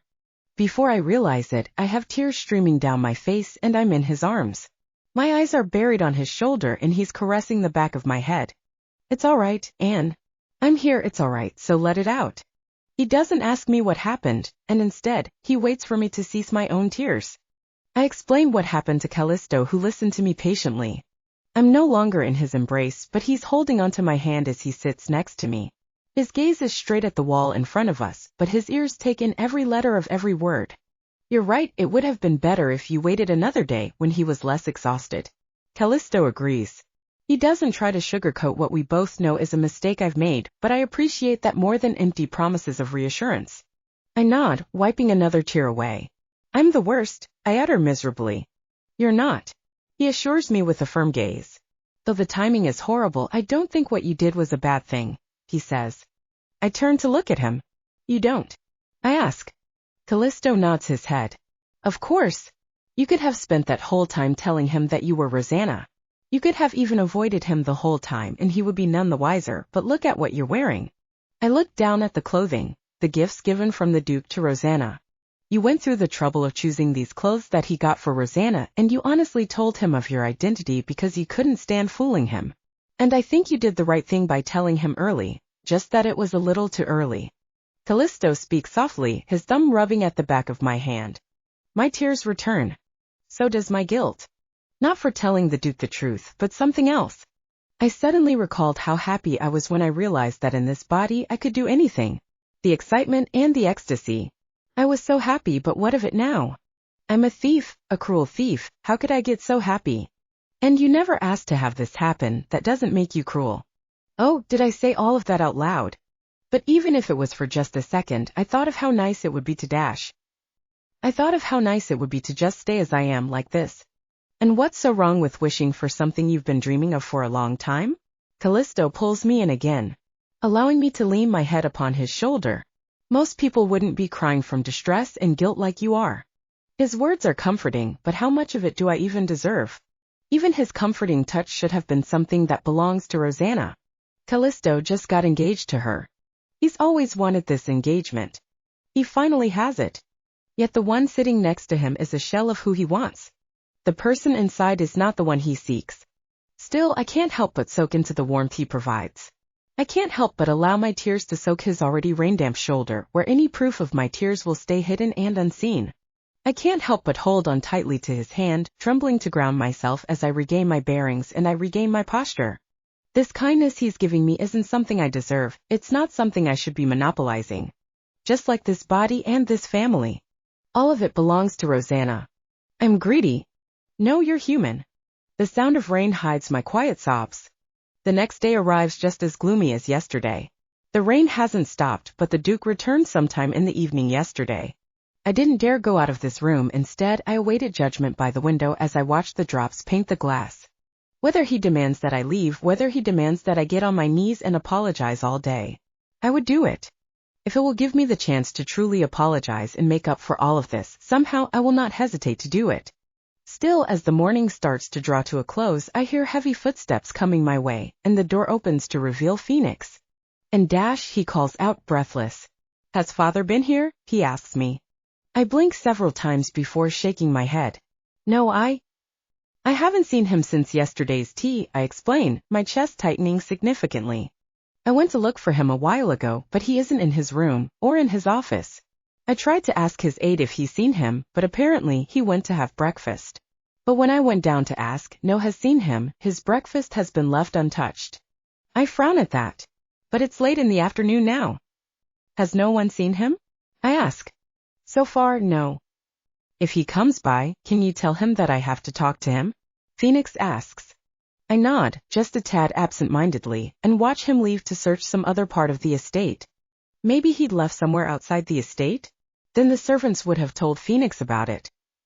My eyes trail out into the rain again, and my eyes fall downwards instead of the sky. Down below is the rose garden. Ah. Outside? In this rain? But they're called in rose. My father renamed them when Rosanna was born. Perhaps. I rush out to the garden, an umbrella shielding me from the rain. It still feels so surreal to be able to run like this, but now isn't the time. I ask the servants not to follow me, and so I venture out on my own. I still remember the path from a couple of days ago. The path that Phoenix showed me. So I venture into the hedges and I make my way to where I know the roses are planted. I could be wrong, but after worrying so much for his daughter, and possibly encountering a fruitless endeavor to the Opal Palace like I had, surely a discouraged father would go to a spot that reminded him most of his daughter. Surely enough, there he is. His whole form is soaked from the rain, he doesn't even have an umbrella. His hand is holding onto a rose, but without any gloves, the thorns have pierced through his skin, there is blood flowing down, dripping as it mixed with the rain. My feet move before I can even think of being so undeserving. I shield him from the rain with my umbrella, and now that I'm closer I realize he hasn't even changed out of his nightwear. How long has he been out here? The spring rain must be terribly cold. The Duke's gaze turns to me and his eyes widen slightly, but they sink and grow empty. My heart nearly breaks. Your Grace, I begin, and I hate how my voice trembles. Is my expression all right? Showing concern surely isn't the best at the moment. Smile, Lillian, give him a smile. Please come inside, Your Grace. Your son is worried, and so are the staff. Come inside and get warmed, let's treat your wound too. I try to convince him. But he lashes out his arm and he knocks the umbrella off my hand. Leave me be. I don't know what came over me, surely I'm the last person he wants touching him, but I grab his uninjured hand tightly. Goodness. I'm trembling, aren't I? But I can't allow this good man, this worried father, to stay outside like this, dripping from the rain, bleeding from pain. Please. Please come inside, I beg him and hold back my tears. He can get mad at me all he wants, he can scream all he wants. I just want him to come inside. I don't deserve to cry in this situation. It's my fault the Duke is like this in the first place. The Duke is quiet at first, but then he finally drops the rose in his hand and he moves. Silently we make our way back. Chapter 16. There is nothing to be concerned about. It seems the excessive stress and the fatigue from traveling the long distance, combined with having taken a walk in the rain, has given him a mild cold. The doctor says, I will prescribe him some medicine for his coughing and for the fever. Thank you, doctor. Phoenix thanks while I sit quietly beside the bed, my hands on my lap. I can hear the door click shut once the doctor leaves, possibly leaving the prescription to either the head butler or the head maid to prepare. My head is deep in thought. This too is my fault. Surely if it was Rosanna here and not me, he wouldn't even be in this situation. He wouldn't be in the garden so sadly. Now he's suffering a fever. He must be feeling so sick and so uncomfortable. It's all my fault. Suddenly I feel a hand upon my shoulder. I look up at the owner and see Phoenix giving me a firm expression. It's not your fault, he says. Did I say that out loud? Phoenix nods. You did, he confirms. I've been doing that a lot lately. Yesterday too. If I my words are stuck to my throat, whatever I try to say makes me want to shed tears. It was terribly embarrassing. I should be much more capable of controlling my feelings than this. Thank you, Phoenix suddenly says. I look up, startled and confused by the sudden expression of gratitude. You found my father and you convinced him to come inside.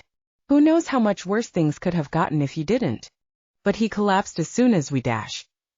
That's his fault. Phoenix insists.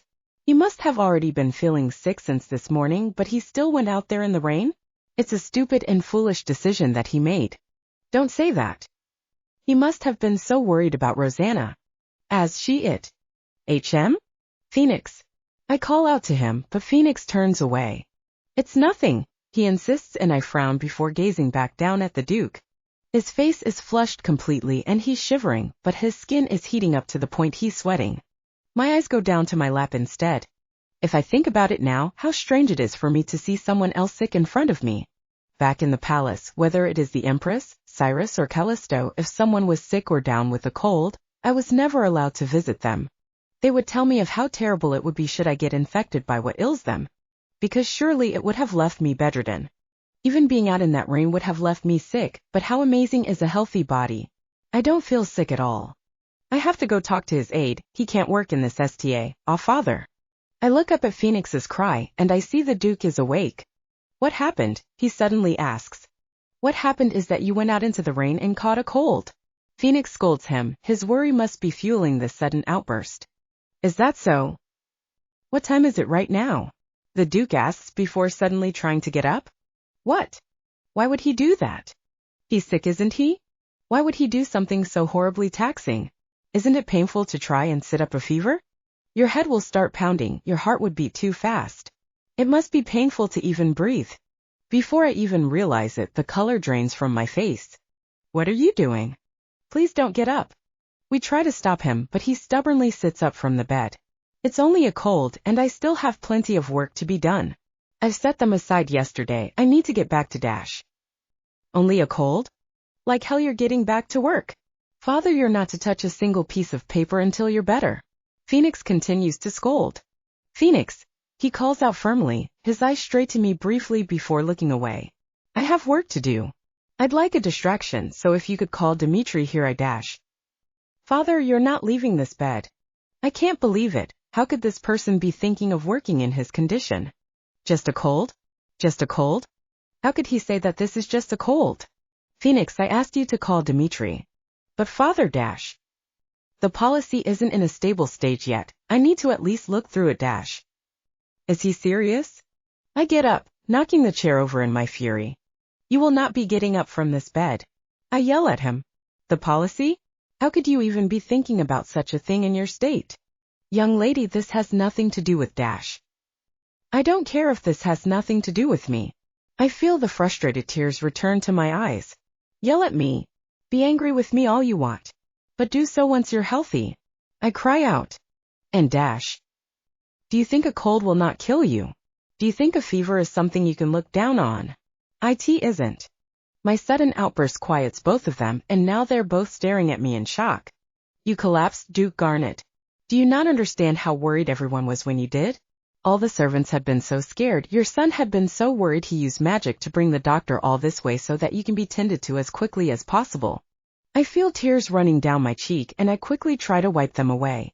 I reach my hands out to the Duke's shoulders and I slowly and gently urge him to lie down on the bed. Then I take the covers and I tuck him in properly. I take the washcloth that had fallen off of his forehead and dip it into the still cold basin of water. Once it's wrung of the excess liquid, I place it gently onto his forehead. Duke Garnet, you can yell at me, you can scream at me, you can scold me, and even hit me if that will appease you. But please, only do so once you're no longer sick. Do so when your fever has gone down. He doesn't give me an answer. But he also doesn't get up anymore. Milady, I've changed the basin. Thank you, Vivian. Milady, perhaps you could leave the master to us and get some rest yourself. The chef has made you a delicious meal and it is getting rather late. In a while. Please have it ready in the next room. I'd rather not be far. Yes, milady. I wonder when was the last time I've had any of my children sit next to me while I am sick. Then again, how long has it been since I've been in the same room as Rosanna for so long? But she isn't my daughter, is she? This fever is starting to tear apart at my head if I'm lamenting over such things. That's right. I've never been very close with my daughter. I don't know when it started, but she started to drift apart from me. At the very least, I never expected her to say such things to me. I have to see her, I said as I shoved my way past the servants and the guards. Your Grace, we will be troubled if you go any further without permission from Milady or Her Majesty. If you're looking for Her Majesty or perhaps one of the princes, they have returned to the main palace for the day. I'm not searching for either, I'm in search of the lady you serve. They struggled to keep me held back, but I press on. If they try to stop me, then it was simple to cast a shield to keep them from touching me. How dare you barge into this palace without so much as the permission of the Empress? A rather brave woman, a maid cries out as she confronts me from the staircase. Even a duke of your status do not have the right to enter as you please. I have urgent business with the lady who lives here. I stare firmly. Milady has just awoken and recovered from a terrible bout of illness. If you wish to visit her, you will have to make an appointment with the head butler and visit another time. The maid continues. She's fairly young and seemed very loyal to the lady she serves. It was easy to see that all of them, every one of the servants here cares a great deal for their liege. They adore the woman who lives in this palace and they're adamant to keep her safe. It's a shame. They don't know that the one they're serving is an impostor. I will not leave until I've met her. I return just as fierce as the maid. Do not force us to send word to the main Paula dash. Sally, a man suddenly appeared, one who looked as though he had more authority than those who have come to stop me. That's enough. But Sir Andre dash. Milady has asked me to escort the Duke to her quarters. What? But dash. She doesn't want to cause too large of a disturbance. She even asked that we don't tell Her Majesty. The maid is finally quiet and the butler turns towards me. This way, Your Grace. I followed him through the palace. My head was full of questions and the need for answers. But most of all, I was worried for my daughter. I wanted her to come home. I know just how horrible of a fate that awaits her should she not return to her own body. Milady, we've brought him. Please let him in and leave us Andrews. Mila dash. Please. Yes, milady. I take no offense from the distrusting glare the butler gives me, neither does it stop me from entering the room. There on the bed was a frail young lady. Her looks as though it's just been brushed, and she has a shawl covering her far too slim shoulders. I've only ever met Lady Lillian on a few events. With how my own daughter has felt the need to torment her on many occasions, I thought it fit to stay away from her vicinity. But I would never forget the day I formally introduced myself to her in the presence of Her Majesty. I remember distinctly because I felt a great deal of pity for her frail health and the situation surrounding her family. May I help you, Duke Garnet? I don't know what I expected. But it wasn't the joyful yet distant tone one would reserve towards a stranger. Chapter 17. May I help you, Duke Garnet? She gives me a polite smile. There's a strange tightness in my chest. A part of me is terribly anxious over the thought that the woman before me might not be my daughter. What if there is another force at play? What if I was wrong and there is a third soul that has been mixed up? What if the person inside the lady in front of me wasn't my daughter at all? Still, I came here to know for sure. I came to get my daughter. Rosanna. I called out, anxious. She doesn't react at first, but then she tilted her head, her smile still the same. Excuse me? I'm sorry, but I don't understand. My name is Lillian. I took the all-seeing eye. I know that it's you in there, and the person inside your body is the true Lady Opal. It's a bald-faced lie, but it's enough to fool my daughter who has never taken an interest in the history of the Empire, or even towards the history of our own house. If she did, she would know that once passed down, the previous owner would be incapable of using its powers again. So you know, the way she talks has changed, and the tone of her voice is low instead of how light and airy it had been previously. She tossed her hair over her shoulder, a habit she had for when she's annoyed. That's right, it's me. My shoulders sag, a wave of relief washing over me. Rosanna. I breathe out and approach her, wrapping her in a hug. Thank goodness you're all right. I say, but she pushed me off of her almost instantly. Get your hands off of me. You're going to mess up my hair, she complained. Yes, this did truly sound like my daughter. Rosanna, what on earth happened? How did this happen to you and the lady? Rosanna scoffed and lifted her chin in the other direction, not answering my question. She looked severely uninterested, but I was determined to help her. So I took her hand in mine, holding it gently but tightly in both of my hands. I couldn't leave her in this frail state. Everyone knew just how physically weak the eldest daughter of Duke Opal is. I couldn't bear to even imagine the struggles she'll go through living in her body. I can still remember that one time I saw her collapse while coughing up a storm in the middle of a ball. The way she curled up in pain. Rosanna, come with me to the magic tower. I have a deep connection to the master of the tower. Surely if we plead our case I can convince him to help us reverse whatever this dash. Suddenly she pulled her hand out my grip and she stared at me angrily. Reverse this? Reverse this? She almost seemed to laugh. Why on earth would I ever want to reverse this? She asks with laughter. Rosa dash. I will never reverse this, Rosanna said. I finally have what I want, father, she said almost in a frenzied state. Look around you. Look at this luxurious room, this magnificent palace. It's one of a kind. It was only something that this wench had, but now it's all mine. I was horrified by her sudden exclamation. Rosanna, this isn't your body. We have to find a way to bring you back to your dash. I don't want that stupid body. She cried out. Don't you see? I have everything I could ever want as Lillian. I'm the fiancée of the crown prince. I'm the future empress consort. I'll become the most honorable lady in the whole luminous empire. But none of this is your Rosanna. I tried to argue, putting my hands on her shoulders. And what of your own body, your own life, your family dash? What life? I don't care about that life. That house, that body, that name. I don't care. I don't need them, and I certainly don't need you. She shoved me away. Why would I care about a mere Duke family who can't give me what I wanted? I told you I want to marry the crown prince. He's the one I want, but what do? You sold me off to that abomination, the ugly and unremarkable second prince. I did not sell you off, Rosanna, and you will not speak of the second prince in such a dash. I will speak of him however I want, and you have no control over me anymore. I am not your daughter anymore. I've thrown that away. The next words that came out of her mouth destroyed what hope I had inside me. I will never return to being your daughter. Suddenly everything felt very distant. Like my surroundings suddenly warped and I couldn't focus all of a sudden. The least you could do is be happy that I've finally obtained the things I want. I can't believe how cruel you are, dash. And suddenly she was thrown into a coughing fit. The rope near her bed was pulled, the servants rushed in, and I was escorted out of the palace with the threat that they would report me to the main palace should I return. I returned to the estate, retired to my room. Before I knew it, a whole night had passed, and I was holding onto one of the amrose flowers under the rain. Distinctly I recall. Yes, I recall thinking how wonderful it would have been if the soul inside that frail body hadn't been Rosanna. My eyes opened to the ceiling of my room in the estate.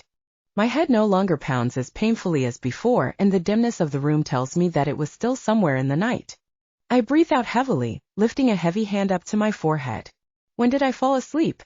The memories I revisited are still fresh in my head. It causes something to churn within my stomach. Where did I go wrong? I don't think you've done anything wrong, Father. Suddenly I'm wide awake and I turn to see my son sitting by my bed, a book in his hand with a small ball of light conjured to allow him to read. Phoenix. How long have you been there? Only an hour. I finally got in to go to sleep and leave me to care for you. Phoenix answers me, putting the book down on the bedside table as he removes the cloth from my forehead. How are you feeling, Father? Better. I answer and sit up. He gives me a disapproving frown, but I give him a weary smile. Anne? I ask to avoid his gaze. Lillian. She's been nursing you personally all day, refused to leave you for a long period. I feel a pang of guilt as I recall what happened after the doctor visited. Not only did she take the time to find me in the rain, she even convinced this stubborn fool to lay down and rest his ill body. Yet, all I've been to her is rude. Did she now? I ask. Well, I'm glad you convinced her to retire for the night. I couldn't convince her to retire. What? What do you mean? Phoenix shrugs his shoulders, his gaze going to the cough in the room. He moves the light he was using to read and allows it to float over to the couch, revealing a sleeping figure curled up with a blanket. I convinced her to sleep, but she refused to leave the room because she was so worried. My eyes widen at her form and I move to get off of my bed. Father dash, I raise my hand to stop his protest before I walk towards the couch to look at her more closely.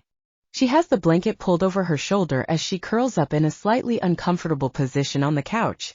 Her eyes are puffed and red. I can only imagine just how many tears she shed throughout the day. Reaching down, I carefully tuck a lock of her hair behind her ear and I smile bitterly. She looks like my daughter, of course, it's her body, but the person inside cannot be any more different. The one inside has no blood relation to me. She has no obligation to care for an old stranger like myself. She didn't have to be so considerate. Wearing the clothes I gifted Rosanna, greeting me with a smile, telling me the truth, worrying over me, and caring for me when I'm sick. She didn't have to, but she did. Thinking of it now, Rosanna never cared for us as a family. She never made an effort to even consider it unless we were in a public setting. I may be a doting father, but I've kept the all-seeing eye for a long number of years, and I'm quite proud of how I am capable of seeing through someone. I know when I am being used, even by my own family, but I didn't care because I cherished the time she would hold me close and affectionately call me father. Still, it is painful to accept just how little I mean to someone I loved unconditionally. Just as I know when someone is using me, I know when one only has genuine intentions. Everything this young lady did for me, all of it is genuine. The simple thought of it heals what Rosanna broke, just barely. Father. I wonder if it would be selfish. No, it is indeed selfish. But I think of all the kindness this girl has shown me, and I recall of everything I know of the Opal Duchy and of Cloud. I recall the large palace she lived in, and I think of its large halls, the large extravagant room, and her thin shoulders that felt as though they may break under my grip. Deep in my heart I want to start over. I want to start over being a father, one who can support his child properly. Watching her sleep, I wonder if I can. If I asked, would she allow me to become her pillar? Would she allow for it? But somehow I want to make up for all the tears she has spilled for me. I wish to become the father she must not have ever had in her life. A father that a gentle child like her deserves. Father, what's wrong?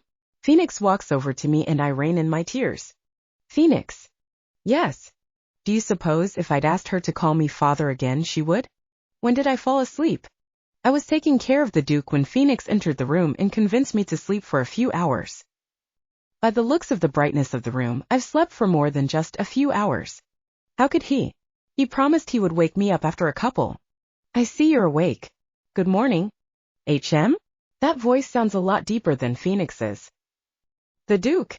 Quickly pushing myself up from the seat of the couch, I look around the room until I spot him in front of a mirror, already adjusting his cravat.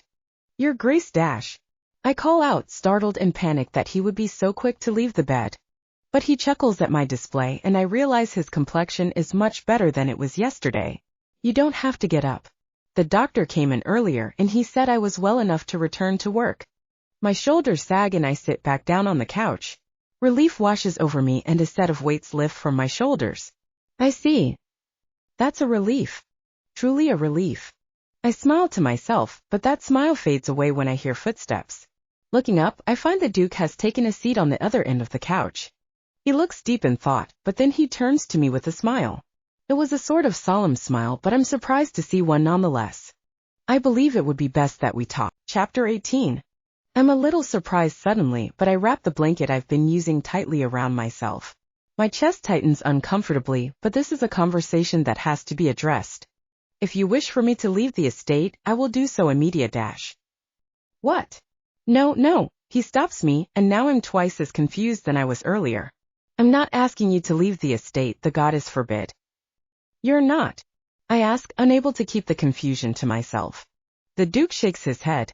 No, I have no intention to throw you out. In fact, I wanted to start with an apology, he says. Suddenly he bows his head to me, his head nearly touching his knees. I'm sorry for my outburst back in the greenhouse yesterday as well. The Duke starts. And I want to thank you for looking after me while I was sick. Flustered by the apology, I quickly reach out to place a gentle hand on his shoulder. Please, there's no need for an apology. It was my fault for surprising you, I was too inconsiderate. I say before wrapping the blanket around myself, hoping it would help hide how terribly I feel. And I only did what any decent person would do in the presence of someone who is ill. He finally raises his head, and I let out a breath I hadn't realized I'd been holding. The Duke smiles at me again. It continues to look solemn, a smile that has a lot of thoughts to it. He links his hands together on his lap, but I couldn't help but think of how he almost seems as though he's shaking. Could I ask something? I flinch out of my observation. Yes, sir. Why did you decide to reveal yourself? The Duke asks me, his eyes now steady, the smile gone from his expression. You could have simply stayed quiet, and as embarrassed as I am as a father to admit it, I may not have noticed if you did. The question hits hard, my guilt returning as I keep my eyes to my lap, unable to look up to him. Your Grace, I couldn't. I admit. Could you elaborate? To be perfectly honest, your son had advised me over and over that it would be best that I keep our predicament to myself, but I couldn't. I couldn't bear to do it. Not to a loving father. It would have been one thing to do something of the sort to my own negligent parent, but to someone as warm and caring as Duke Garnet? My consciousness wouldn't allow for it. Your Grace, look at all the gifts you sent her, the garden of rare roses that you renamed just for her, and the fact that you're here mere days after thinking your daughter had woken up after a coma. When you smiled at me so warmly, I could feel every bit of love you had for your daughter. I bring my hand up to my chest, holding it there in an attempt to calm my feelings. These ugly feelings threaten to overflow with bitterness. The bitterness is paired with the acknowledgement that my own father would never do the same for me. I instantly realize that none of those are meant for me, they don't belong to me. I admit as I turn to look at the Duke once I've calmed my feelings and packed them away for some other day. Instead, I give him a soft and understanding smile. Before you arrived, I decided I would not act as Rosanna and that I would stay true to myself as much as I can, and I couldn't bring myself to monopolize your love for your daughter. It wouldn't be fair to him, or to me, or to Rosanna. I'm an imposter, a trespasser. Your Grace, you don't deserve to be tricked and lied to, especially when it comes to your family. Suddenly, I feel a hand on my shoulder and I look up at him. He looks worried? Why does he look so worried? Lady Lillian, was it? I nod my head. Thank you. For what? Why is he thanking me? Suddenly he's smiling. It's a soft smile that holds the same warmth he showed me when he first arrived a few days ago. Thank you for being so considerate of me, of my feelings, and for my family. For the kindness you've given me even after how I've reacted so rudely. But most of all, I would like to thank you for shedding tears. Even now, reaching up to my cheeks, I feel something wet. I was crying? Since when? Lately, it's been getting harder and harder to suppress my feelings. How embarrassing. Get a hold of yourself, Lillian. I quickly try to wipe my tears away, but I see the Duke offer me a handkerchief. I take the handkerchief with a small thank you. Lady Lillian, I don't know if I have any right. I turn to the Duke, confused suddenly. He looks thoughtful again, deep in thought. He then looks up to me again, his eyes firm with resolve over something I'm not entirely sure. Even if it is just for now, just for while you're in Rosanna's body, he says, suddenly taking hold of one of my hands and gently holding it with both of his. It is warm, a slightly foreign sort of warmth that I don't feel from either Cyrus or Callisto. The warmth of a caring father. I'd like to consider you my daughter. So long as you live under this house, I would like to protect you and support you as my daughter. Would you allow me to do so? I'm stunned. Did he really just ask me to be his daughter? I know you aren't Rosanna. It's very easy to tell you apart, now that I truly know. So I will not treat you like Rosanna, but as another daughter of mine. He is, even after everything I did. He wants to consider me as his daughter. He once again smiles at me, and I feel tears well in my eyes again. I'd like to call you and as well. May I do so? I nod my head. May I also take that as you agreeing to be my daughter? I nod my head again. Will you please call me father? I nod again, my tears falling again. Yes. Gladly. He smiles even softer. I do not deserve it, but to make sure I don't waste such kindness, I made myself a promise. I promise to fix everything. I take a deep breath in front of the mirror. I try to calm my nerves as I recall the plan for tonight. I keep my eyes closed as Vivian fixes my hair accessories. We're done, milady, she says. Thank you. I open my eyes and look at the beautiful violet dress I am now wearing. It's a dress with a layered gradient skirt and low-shouldered sleeves. Pearls accessorize the skirt further to give an accent, depicting something similar to the stars of the night sky. It's a beautiful work of art that I'm amazed by the craftsmanship. It's absolutely perfect for the occasion. You look very beautiful, milady, the pink-haired maid from before, Esther gushes. I give the maid a smile. At first she flinches, but she sees the smile and relaxes. It's been weeks since the incident with the Duke, with father. Strangely enough, I've gotten quite used to living with the Garnets, but that's only thanks to the people who have been helping me. Father, Phoenix, and even Callisto, who has been frequently visiting. According to Callisto, things within the palace have also started to stabilize. Rosanna appears to be doing a good job as me. Yes, I now know that Rosanna and I have indeed switched bodies. After my talk with father, he gathered us all to tell us that he confirmed the fact that Rosanna is indeed in my body as I am in hers, but he hasn't told us anything more than that. On that same day, he also revealed that though his first priority was to see Rosanna, there was another reason for why he came to the capital. Tonight is that reason. There is a ball being held tonight, and not just any ball, but a ball held in honor of both Rosanna and Callisto. Why would there be a ball held for them suddenly, you might ask? But of course it is to celebrate the engagement between the second prince and his fiancée. It's a royal engagement ball. And as I am currently Rosanna, that means that this is an engagement ball for Callisto and Milady, your cheeks are turning red. I quickly cover my cheeks with my hands before turning to Vivian, who stands there indifferently after pointing it out. Honestly, I'm glad they're being more casual. I worked hard for the past few weeks trying to repair the damage done by Rosanna. I started by apologizing to all the staff for Rosanna's previously terrible offenses against them. Of course, I do not know what she did to them, but I've asked each one to write them down so that I would understand what to apologize for, playing it out to be from amnesia. I also asked for their names and took care to memorize it all. It's worked, and slowly they have started to open up. While looking at my personal maid, my eyes traveled to the clock nearby. Goodness, it was getting rather late. Thank you for assisting me. I thank them before leaving my room. Vivian follows me, of course, but Esther stays behind to clean up. I quickly head to the foyer and I find both Phoenix and Father already waiting. They're both dressed properly for the occasion, both wearing their monocles. I'm sorry for taking so long. I apologize as I arrive. Isn't that normal? It's your big night. I heard you've been getting ready since sunrise. Phoenix comments, looking more amused than anything. It's not exactly mine, but...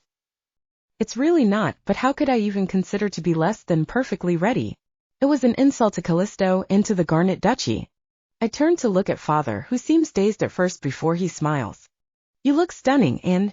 he compliments me. I beam at the genuine praise. Thank you, Father. I thank him. The carriage is waiting. Father offers me his arm. Shall we go? I nod my head and take a hold of his arm. Absolutely. Are you nervous?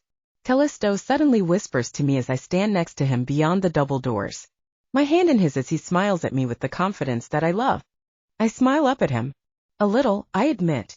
Father and Phoenix have already entered beforehand at the regular entrance to the ballroom, but Callisto and I will be entering through the designated entrance for the Imperial family. I've been in this ballroom so many times now. But because I was engaged when I was very small, I have no memories of my engagement ball. So this will be my first time entering this particular ballroom for the sake of celebrating the future union between myself and someone else. This is also the first time I'll be entering this ballroom not as myself. Not to mention what I would have to face once I go in. Don't worry. His voice immediately blows away my anxious thoughts. I'm right here, and you're not alone. Callisto's smile is all the strength I need. I know. I answer with a brighter smile. Introducing. A servant beyond the doors call out, announcing our presence as the doors open. His Highness, the vibrant second prince of our empire, Callisto Diamante Luminous Dash. Here we go. Deep breath. Hold your head up high. If you have nothing to be ashamed of, hold it high. And his fiancée, Lady Rosanna Carmilla Garnet. Now smile for the crowd. Chapter 19. Greeting people are as easy to me as it is to breathe. I've been doing it as the fiancée of the Crown Prince for as long as I can remember. I know how to act as a proper fiancé. But it has never felt as awkward as it is right now. The Empress, Cyrus, and myself standing before me on a higher platform.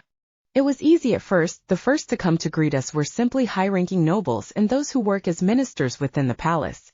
Then came father and brother, who shared some pleasantries. Next came those familiar with us, and now we're here. I thought I've already prepared myself to face what disdain they may show me. As it turns out, their gazes of distrust are still painful. Mother, Cyrus, Lillian. Callisto calls out to them as though he doesn't notice, pretending as if everything is right with the world. I'd like to introduce you to my fiancée, Lady Rosanna. I take that as my cue and I bow before them. It is an honor to meet the Imperial family. May you forever illuminate the sky. You may rise. Goodness, the Empress sounds cold, but I don't blame her in the least. Your benevolence is never-ending, Your Majesty. I say before I rise with Callisto's help. Goodness, it's like she's a different person. HM? Perhaps being engaged to the Imperial family finally got her to right her way of thinking? Ah. So it begins. But haven't you heard? I was beginning to wonder when it would start, but what terrible timing they have. Perhaps it's on purpose? They say she tried to commit suicide after learning of her engagement. The malicious rumors. Really? How audacious of her to act so elegantly in front of Her Majesty after such an act. From that pair alone, an uproar begins. I'm startled by how fast it spreads, almost like wildfire. Soon the whole ballroom is slightly abuzz. No matter. It sets a better stage for us. I briefly recall to a few days back. There will most definitely be people who will talk about the attempted suicide. I uttered thoughtfully over tea as I discuss what to do during the ball. Callisto frowns. That shouldn't be true. I've already ensured that none of the servants here will talk about it, and there's only a few who knows dash. Just because you've threatened them doesn't mean they won't talk, I sigh. The servants of this estate didn't particularly like Rosanna, and she's done plenty to warrant their hatred. There will at least be one person who will spread what happened. Furthermore dash. You would have to also consider that Rosanna would spread it herself. Phoenix is the one to point it out. Brother, I scold before turning to look at father, as I assumed he has a downcast expression. It's quite all right, Anne. Father smiles at me. We have to entertain every possible scenario. Do you have a plan for when it happens? I nod, though a little conflicted. I do. And what would that plan entail? I smile to all three of them. It's a very simple plan. I turn my gaze to the two ladies who started the chain and, with satisfaction, I watch as they avoid my gaze to hide behind their beautifully crafted fans. I think I've expressed this before, but I don't particularly like people who speak carelessly about others. It seems their voices worry you, Lady Rosanna? Surprisingly, it isn't the Empress, but Rosanna who mentions their oddly loud chatter. It's strange to see my own expression. Is that how I look when I'm concerned? It looks a little forced, especially around the lips. Still, I give her a solemn expression. Yes, the rumors they speak of are entirely unfounded. I explain boldly. Of course, the crowd chatters even more. Some wonder what is happening, and some call me a liar. Still, I pay them no heed and continue with my solemn act. Your Majesty, if I may be allowed to correct their rumors. I ask the Empress. She looks at me before she glances at her son. Callisto nods at her once with a serious look in his eyes, and she caves in. Very well, Lady Rosanna. I give you permission to speak freely. Thank you, Your Majesty, I say. Rumors are a terrible parasite of high society. The women live off of telling and listening to them. The men believe them so long as it benefits their gains.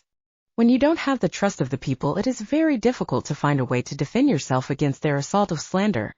Rosanna was constantly surrounded in them. Some claimed her to be a promiscuous lady because she tends to be unshy around other men in their flatteries. Some say that she's bribing companies to give her the products she sponsors.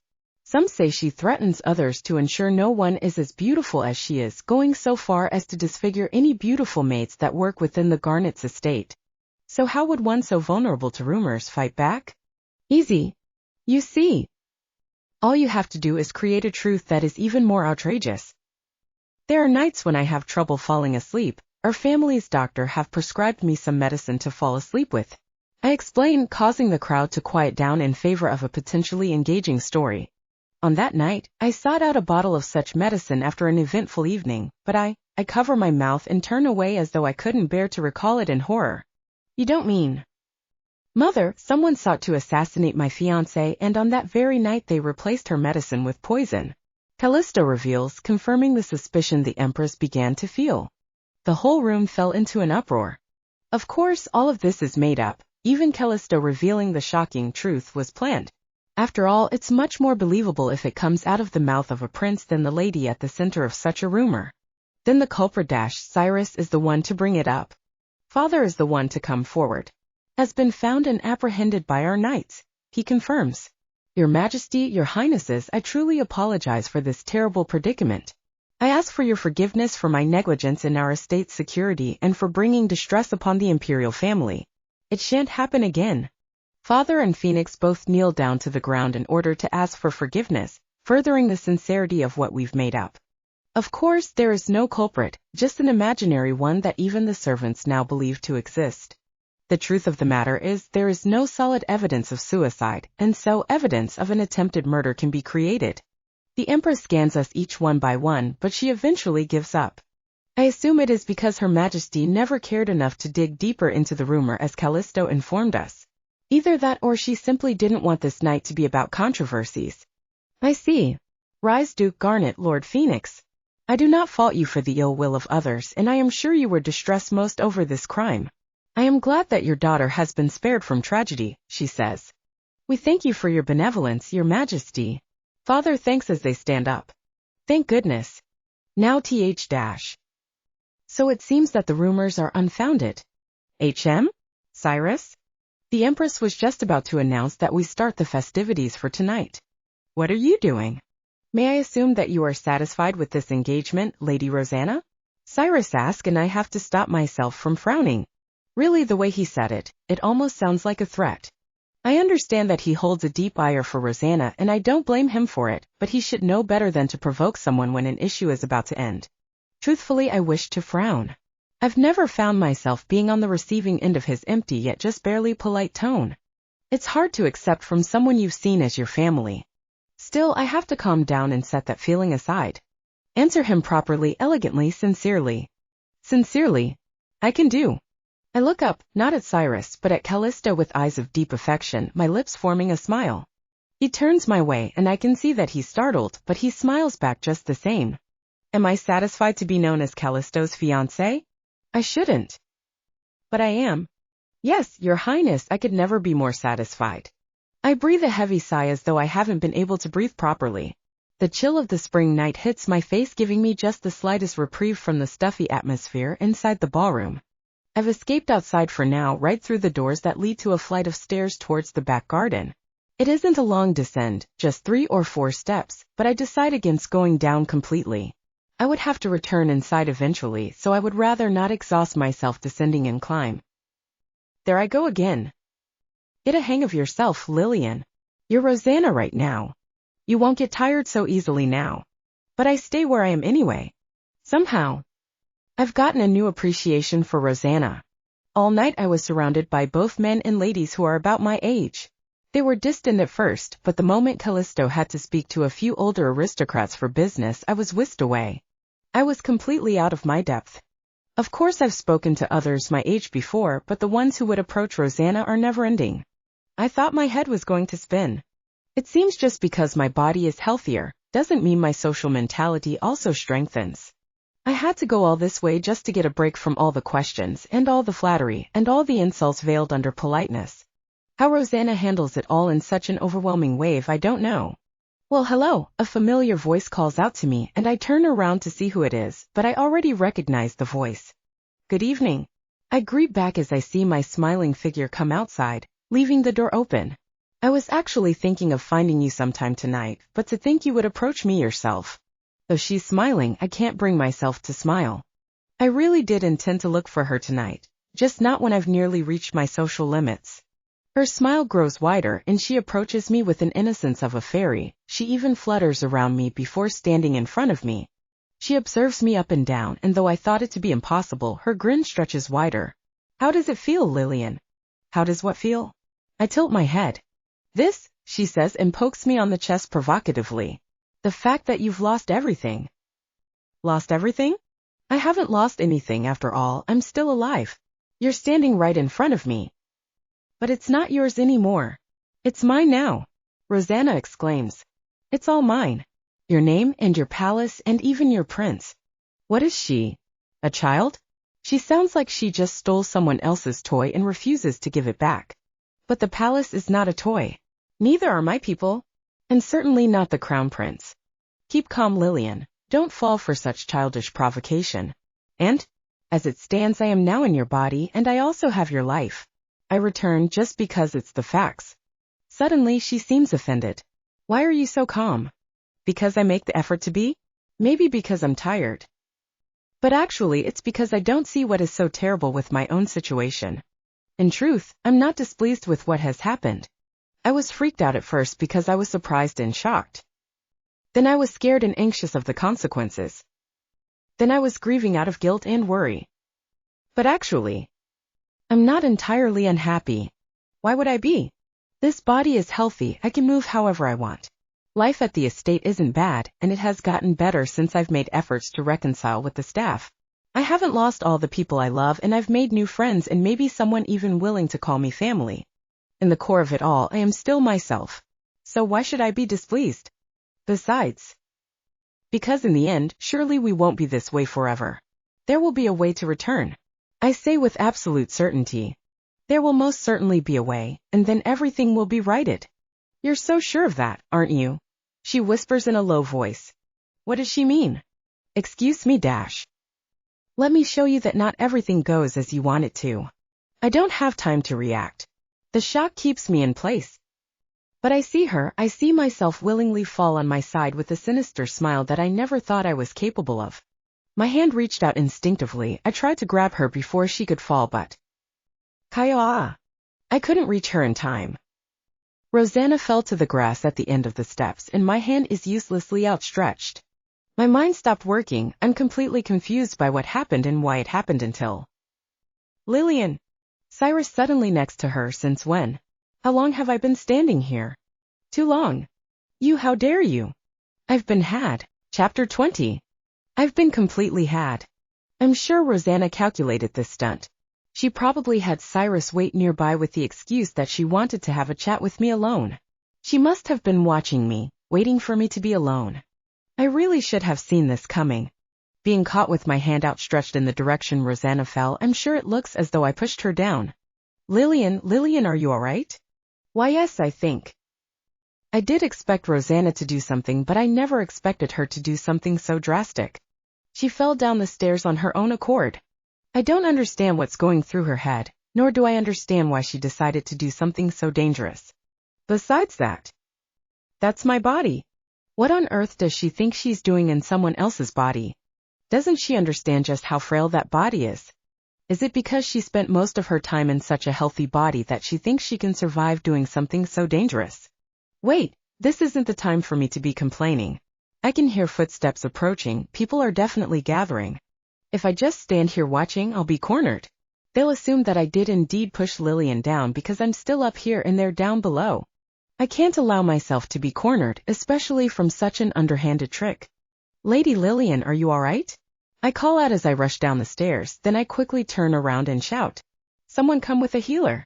Lady Lillian fell down the stairs. What? Lady Lillian fell down the stairs? Someone get a priest. Good, for now I've curved away from becoming a victim of immediate slander. I can practically feel Cyrus burning a hole on the back of my head. I dread having to turn around to look at them. I don't want to be faced with Cyrus's disdain again, but I have to. He must think me so shameless. In his eyes, I am the witch one who pushed Lillian down the stairs. You, what are you do dash?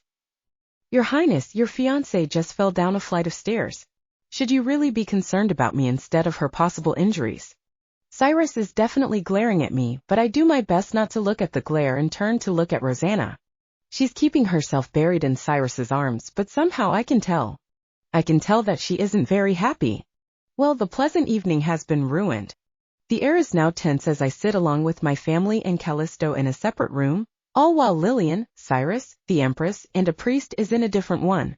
Essentially, I am being made to await judgment as Cyrus has accused me of pushing Rosanna down the stairs the very moment the priest arrived, but then Phoenix arrived to defend me. I am grateful, truly, it's just that Cyrus was so emotional, he grabbed Phoenix by the collar, and Callisto had to step in between and break them apart. In the end, he also convinced Cyrus to cool his head, but that led to an even bigger commotion, and now the Empress decided that there would be a trial right then and there. Evidence, prosecution, defense, all of it. I didn't think Cyrus was capable of losing his temper like that. Phoenix huffs, leaning an elbow on the armrest of the couch across from me and Callisto. Oh, he is perfectly capable, in fact, he takes after Mother. Callisto explains. But actually, I'm surprised too. I'm not. I say, catching everyone's attention. The night before I woke up as Rosanna, Cyrus swore to me that should Rosanna try to harm me physically, he would never forgive her. I wrote that promise of his in my journal. Then are you saying she planned for it? Father frowns. Yes, I have no other choice but to believe that to be the case. I mumble. I'm not 100% sure, but at the very least I know that she aimed for when I was alone, and she had Cyrus waiting nearby. Cyrus is a busy man. As the future emperor, he would have had a lot of things to do even during a ball. He had a lot of people to talk to and socialize with for the sake of his future reign. Even Callisto, who is not the heir, had people he had to make connections with simply because he's a prince. The only time he would stay by my side during a ball after our designated dance is if I ask him to. Cyrus wouldn't have the leisure of keeping an eye on where I am in such a large venue like the Imperial Ballroom, all while in a conversation with an important minister. He couldn't have rushed to my aid from one scream like that so quickly unless he was waiting nearby. What do we do now? We comply for now, Phoenix. We plead with the Empress and ask for forgiveness. At the very least we ask for a private setting dash. I look up as the conversation seems to have escalated while I was deep in thought. There wouldn't be a chance for a private trial, Father. I answer with confidence. How are you so sure? Father frowns at me, and I don't want to answer. The embarrassment is too much. It's because Mother and Cyrus dote on Lillian so much they won't let this slide. Callisto. Oh. I see. And Phoenix and Father just completely accepts it. I hide my face in my hands to try and calm myself down. Anyway, I mutter to get myself out of this embarrassing situation. This isn't even the time to be embarrassed. I have a favor to ask all of you. I start. And what would that be? Father asks, and I lower my hands down. Once we go out of this room, leave the trial to me. I tell them. Are you asking us not to defend you? Phoenix asks, a deep frown on his face. I nod my head. Rather, I want you to give me the chance to calm the situation down. I say. What do you mean? Callisto asks. I mean, I want to keep this whole thing from escalating more than it has to. I want to keep the relationship between the Imperial family and the Garnet Duchy from falling apart in the eyes of the people. All three of them stay quiet until Father speaks. Very well. Father dash. I'm going to stand next to you. Callisto suddenly adds, cutting off Phoenix, who seemed like he wanted to complain. I shake my head. No, Callisto. Please, I need you to dash. There's nothing wrong for a man to stand by the person he's betrothed to, especially on the night of their engagement party, even if it means I'll be standing against my family. I promise to let you take care of it, but I'm not letting you stand there alone. I shouldn't let him do this. I shouldn't, but I can't help but feel reassured by the firm gaze he trains me with. I didn't realize I was trembling until it stopped after gazing deep into his resolute eyes. The door knocks and we're asked to return to the ballroom, escorted by a palace guard. The ballroom is a war zone of endless whispering. All the guests have taken to stand by the walls, making sure to place a large girth in between themselves and me. Such a situation would usually be deemed dishonorable, and I understand why now. I feel like a true criminal as I am made to kneel there, gazing up at the Empress and Cyrus. They both train me with gazes more intense than they were when I was being introduced. Now more than ever, I am glad that Callisto talked me into allowing him to stay by me. I keep my face neutral, but I am worried. I can see Cyrus's fists clenched so tightly that it's shaking, and the Empress's shoulders seem very stiff. I tear my eyes away from them, and instead I stare at the person who started all of this. Rosanna is standing just slightly behind Cyrus, peeking at me with what can only be a very nicely created mask of concern. Judging by their expression, I can guess what went on in the other room. Lady Rosanna Carmilla Garnet, the head chancellor, speaks on behalf of the royal family. Do you understand why you stand before the imperial family? Here goes nothing. No, Lord Chancellor. I do not. I say with the right amount of confidence and a large amount of confusion. It causes an uproar among the attendees. You say that after you've pushed Lillian down the stairs? Cyrus speaks up, pouring oil into the fire. I need to calm him down. Your dash. Your Highness, Rosanna calls and holds onto his sleeve. Please, I already told you that I slipped on my own down the stairs. She tries to stop him, and I can't help but frown. Honestly, just who does Rosanna think I am? Lillian, Cyrus frowns as he holds on to her. The worry on his face breaks my heart. His anger growing stronger along with his concern. It hurts even more to know that his concern is directed right at one who is deceiving him. Cyrus is such a gentle person. One wouldn't find someone as caring and considerate as him. He cares not just for me but for the people, for the empire, for family, and I know best how hard he works to make sure he will be the greatest emperor that he can become. So it's painful to see him be used by someone he trusts unconditionally. It's painful to watch myself do that. Even if I know that the person inside my body is not me. It's tempting to simply tell everyone who I am, who the person inside my body is, but that won't fix anything, would it? I could yell and beg and cry and plead, but that will only lead to the worst possible outcome. So I will not do so.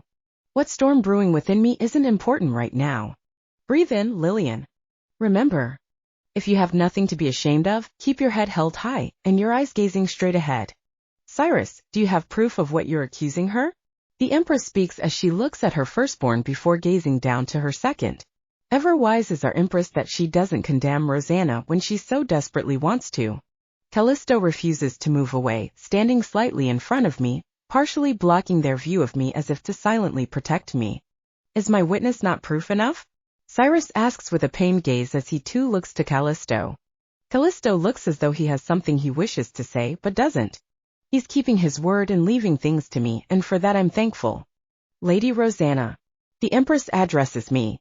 Do you have anything to say? She asks. Do I have anything I want to say? Plenty. So much so that my head hurts.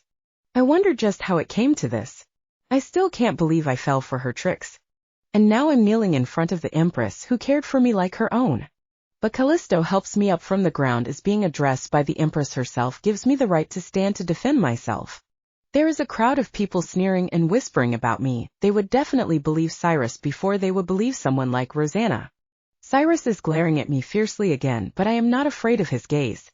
In his arms is an imposter wearing my skin, monopolizing the people I care for to put me in this situation. Unforgivable. Well. No, Lillian, calm down. Don't let anger get the better of you. Don't agitate your heart. Nothing good will come of something like that. You have to be better than that. I close my eyes slowly, willing my mind to grow blank and calm my chaotic nerves. I have to calm down. After all, I said that I want to take care of this myself. Still, I wonder. How did things come to this? My mind returns to that night just a month back. It's only been a month since then, yet I feel as if it's been years since I've awoken as Rosanna. My mind dares to return further than that, swimming through my own memories for one that will remind me of who I am. When I open my eyes again, I've steeled myself for what I am about to do. I gaze up to those I must prove myself to. Your Majesty, I smile. Rosanna, you've messed with the wrong lady. I don't understand what His Highness is accusing me of. Chapter 21. While I had my eyes closed, I recalled an old memory. Lil, my bluebird, died and I secretly buried her, with Callisto helping me. Of course, the servants of the palace would notice that Lil had suddenly disappeared from her cage. I was terrified of the trouble I would be under, and so I lied to Andrew, saying that Lil ran away after I left the window open while I let her out of her cage. I still remember how he assured me that they would find Lil. I couldn't tell him that Lil was dead. All I did was nod and thank him. Imagine my shock when 3 days later they present me with a small cage carrying a bluebird that looked exactly like my Lil. But it couldn't be Lil because Lil was dead and I've buried her. Many of my palace servants were gathered together while Andrew handed me the bluebird. I was angry at first. I couldn't believe how they would try to trick me into believing that this imposter was my precious friend. I wanted to yell, I wanted to be angry. I remember clutching at the skirt of my dress so hard, my knuckles turned white. But then I looked up, and I noticed it. Everyone, all the servants had something wrong with them. From bandaged hands to messy hairs and disheveled clothing. Some had dark circles like they haven't slept, and others were so tired they looked like they would pass out. I realized that for the past 3 days, they spent that time in search of my dear bluebird. They searched for Lil to the point that they got hurt, and their health was suffering. Even Andrew's smile was slightly strained from fatigue, and Sally was missing her usual ribbon. They went through all of it. For my sake. Even now they're waiting anxiously for my reaction. My tears of anger had changed to frustration. I may have been young then, but I could clearly recall how it felt to have realization sink in. The realization that they were in that state because of me. Because I had lied to save myself from some sort of punishment or admonishment. I came to realize that I, with one word, with one lie, can cause them distress. I could manipulate them to do something like this just by being upset. The thought terrified me. You found Lil? I asked with tears in my eyes before I took hold of the little cage. You went through all the trouble? Everyone smiled at me. It was a soft and tender smile full of affection. It was no trouble, milady. Andrew told me. If it is for your smile, we will and will continue to do anything, he said. For my smile, for my happiness. My tears overflowed from the true weight of that revelation, and I remember hugging the small cage tightly as I sobbed and thanked them over and over. I remember Andrew hugging me tightly as everyone surrounded me to cheer me up with worn-out yet content smiles. They would do anything. They even found a bluebird who looked exactly like my Lil, even when she isn't. So I dried my tears and I gave them a big smile. And I swore never to take that kindness for granted. I swore to become someone worthy of their kindness. In what short amount of life I might have, I swore to be a person who will make all of them proud. I swore not to be weak. I don't understand what His Highness is accusing me of. I speak with a smile and a neutral tone of voice. I've caused an even bigger uproar. I could practically hear them now. The audacity dash. How dare she go against the prince? If she just admitted it now, she could have escaped severe punishment. At the very least she wouldn't be humiliated any more than necessary. But I don't plan to be punished or humiliated in the least. After all, I didn't push Rosanna down the stairs. I've done no wrong. Why would I ever admit to something which I did not do? What reason do I have to stay quiet when I am given permission to defend myself in any way possible? Just because you believe in something doesn't mean that I have to follow your belief. So you say that the crown prince is wrong? The empress questions me, her eyebrows narrowing. I keep up my calm smile, not once looking away. I'm afraid so, your majesty. I say. Nonsense. I saw it with my own eyes. Cyrus says. I tilt my head, curious but clueless. Really? I ask with confidence and confusion. Is that to say you were outside with us, your highness? How come I did not see you? I ask before I smile again.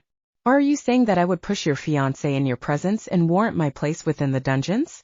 Cyrus flinches at the way I speak, and honestly, I too am surprised that I had the strength in me to actually talk back to Cyrus. I'm truly sorry, Cyrus, and if one day I get the chance to tell you the truth, I will definitely apologize with all of my heart. But for now, please forgive me, I need to defend myself to live another day. I cannot and will not allow Rosanna to win against me. As she does have a point. No, but Lady Rosanna has always been rather. But still, even she knows better than to do something like physically harm the Empress's favorite. Cyrus looks frustrated as the crowd changes their opinion, slowly starting to back off. I give another push, this time I look to Rosanna directly, almost challengingly. And besides, I'm sure everyone here heard what she said. She tripped and fell on her own.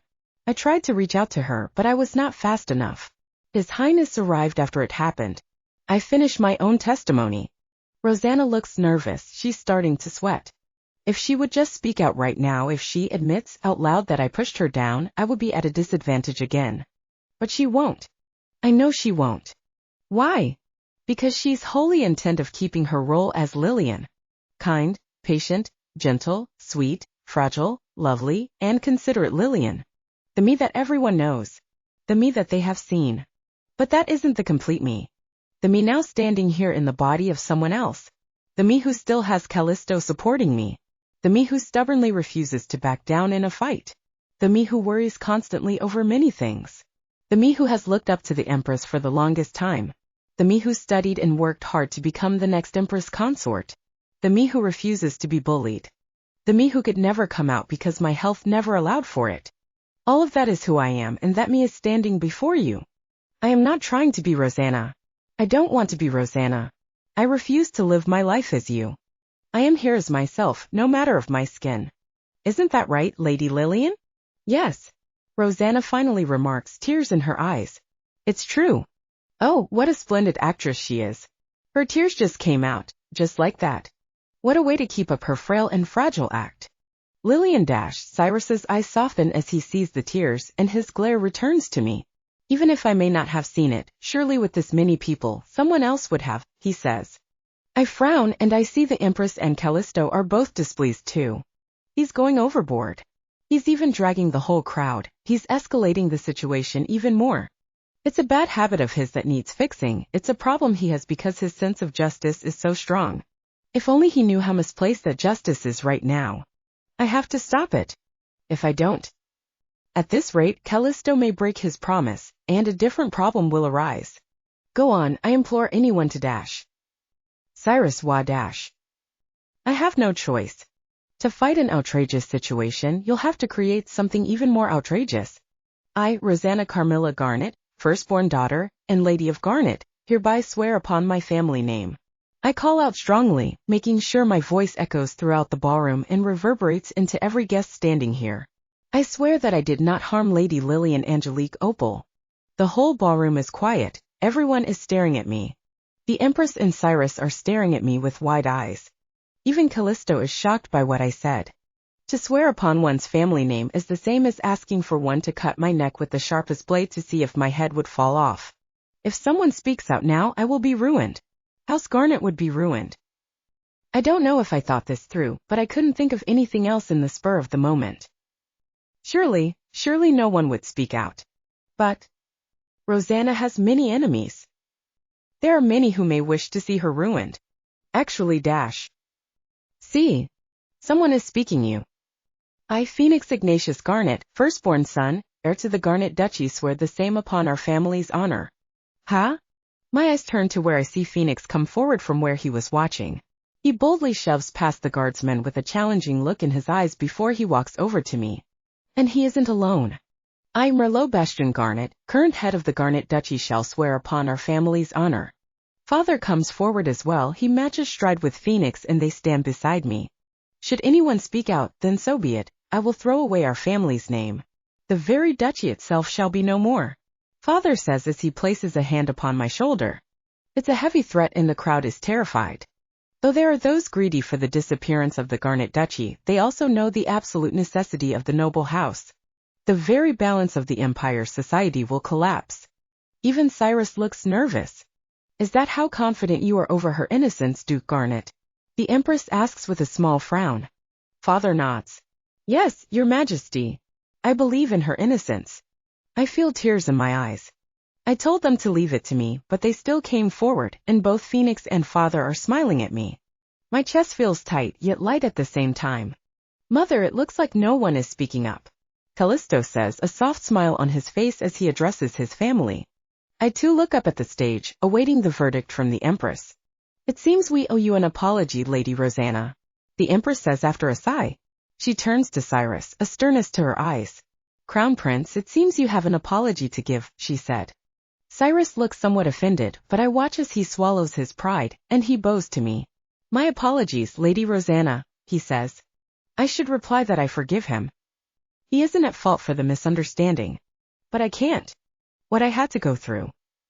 Their hateful gaze, the malicious chatter, the false accusation made only for the sake of slandering me. They hurt. Rosanna had to go through these herself, didn't she? My tears fall from my eyes. Chapter 22. Here. Thank you. I take the warm cup of tea that Callisto offered me before he took a seat next to me. The evening has ended and now we get to rest. Tonight, we were offered rooms to stay in within the main palace as an apology for the humiliation and discourtesy we were given. After all, this night was supposed to be a celebration about Callisto and I, but ended up becoming a possibly terrible memory. Not only that, after suddenly being brought to tears tonight, the Empress offered to give me a gift, and so I will be asked to meet her in the morning so as to discuss what it is I want. She said I have the whole night to think it over, but I already know what I want to ask. And you terrified us when you suddenly burst into tears like that. Father says as he trains me with worry and concern. I'm sorry. I was just overwhelmed by everything. I don't blame you, Phoenix says while he pours 8 sugar cubes into his tea. You were close to them, and then suddenly they treated you terribly. Phoenix. Callisto calls out warningly. I smile wearily. There is that, but I was upset for another reason, as well touched that you came to my aid. I admit. Phoenix becomes flustered by my words, looking away haughtily, though he also grows quiet. I just smile at his reaction before turning to look at Callisto. Thank you for holding back, Callisto. I'm sorry. Callisto looks shocked by my apology, but he shakes his head nonetheless. Don't be, he tells me. Partway through I also realized I shouldn't talk, though I almost slipped up in the end. I nod my head before looking down at my cup of tea. Anne. I blink and look up towards Father. Yes. I ask. Father looks a little serious, concerned. Oh right. I bow my head. I apologize greatly for risking the Garnet name, Father. I apologize. I just nearly jeopardized the whole family. I put the whole Garnet name in danger just to stop a situation from escalating. That shouldn't have been my decision to make, and in the end, I must have inconvenienced Father who also had to step up to support me. I am really truly sorry. I say. I forgive you, Anne. Father says, but why does he sound surprised? I raise my head and he looks slightly amused. Actually, I'm not angry, I was simply curious about something. Father begins. To be honest with you, I think what you did was the right decision at the time. In a spot where you may have been alone, in a trial without solid evidence of innocence or guilt, you made a good gamble, he says. But if someone said something then dash. But they didn't, and in a gamble, luck is also a factor. Father says. But my curiosity lies here. Why did you choose to swear upon the name of our house? Pardon? Excuse me. What do you mean? Father looks a little surprised by all three of our confusion. He chuckles just slightly. I meant that you must have had other ways. For example, you could have threatened the crowd more directly with the name instead of swearing an oath of innocence. You could have even sworn an oath to your now official status as the fiancé of the second prince. Ah, that's what he meant. I nod my head. Yes, you're right. I could have, but I don't want to threaten the crowd. It would only serve to fuel their growing dislike of Rosanna as for not using my status or Callisto as a shield. Father, Phoenix, and Callisto all lean forward, suddenly very curious. I smile at them. I just didn't want to break the Garnet Duchy's status quo. I explain. Because the duchy is in the neutral faction, isn't it? The succession for the throne is an ugly affair. A human's greed knows no bounds. So many, both for the sake of a prosperous future or greed, will take what opportunity they can get.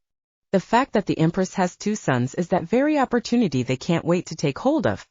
Osiris has the status of crown prince with enough petition that could easily be taken away from him. It could be then given to Callisto, but I asked Callisto to stay quiet because I didn't want the nobles to find fire in a conflict that does not exist. Callisto is wholly uninterested in the throne. And I am sure the reason you finally caved to allowing Callisto and Rosanna to be engaged is his promise to never actively participate in the fight. I smile at Father, who is shocked at first, but also gradually smiles. Ha ha ha, he laughs, sounding refreshed. I've also thought the same when you managed to see through the policy back then, but Father speaks with a proud smile. My daughter truly is wise and smart. Arg. I throw a pillow right at the wall. I'm sure I used all my strength and anger, but it flops uselessly on the ground without a large sound. That is the 3rd pillow I've thrown. I've even tried to throw a vase down, but the floor here is carpeted so it doesn't break. Annoying. Annoying. Annoying. Annoying. It's so annoying. What's even more annoying is that wench. How dare she charm that insufferable father and that useless ingrate of a brother? How dare they speak up for her? If they had just stayed quiet. I even went through the trouble of hurting both my wrist and ankle. The prince and the empress believed in her guilt. I could have ruined her. Calm down. Shut up. I hiss and glare before suddenly feeling a tight pain in my chest before the coughing fit arrives. Goddess, what a useless body. If it wasn't for the fact that this is the only way for me to be the best, I wouldn't be in this body. You should rest. You used up too much strength. I told you to shut up. If you can't do anything about this, then don't even speak. I take a seat on the edge of the bed as I toss my hair over my shoulder. Just wait and see. I will win in the end. I'm the single best lady in the entire empire now. There's no possible way for me to lose.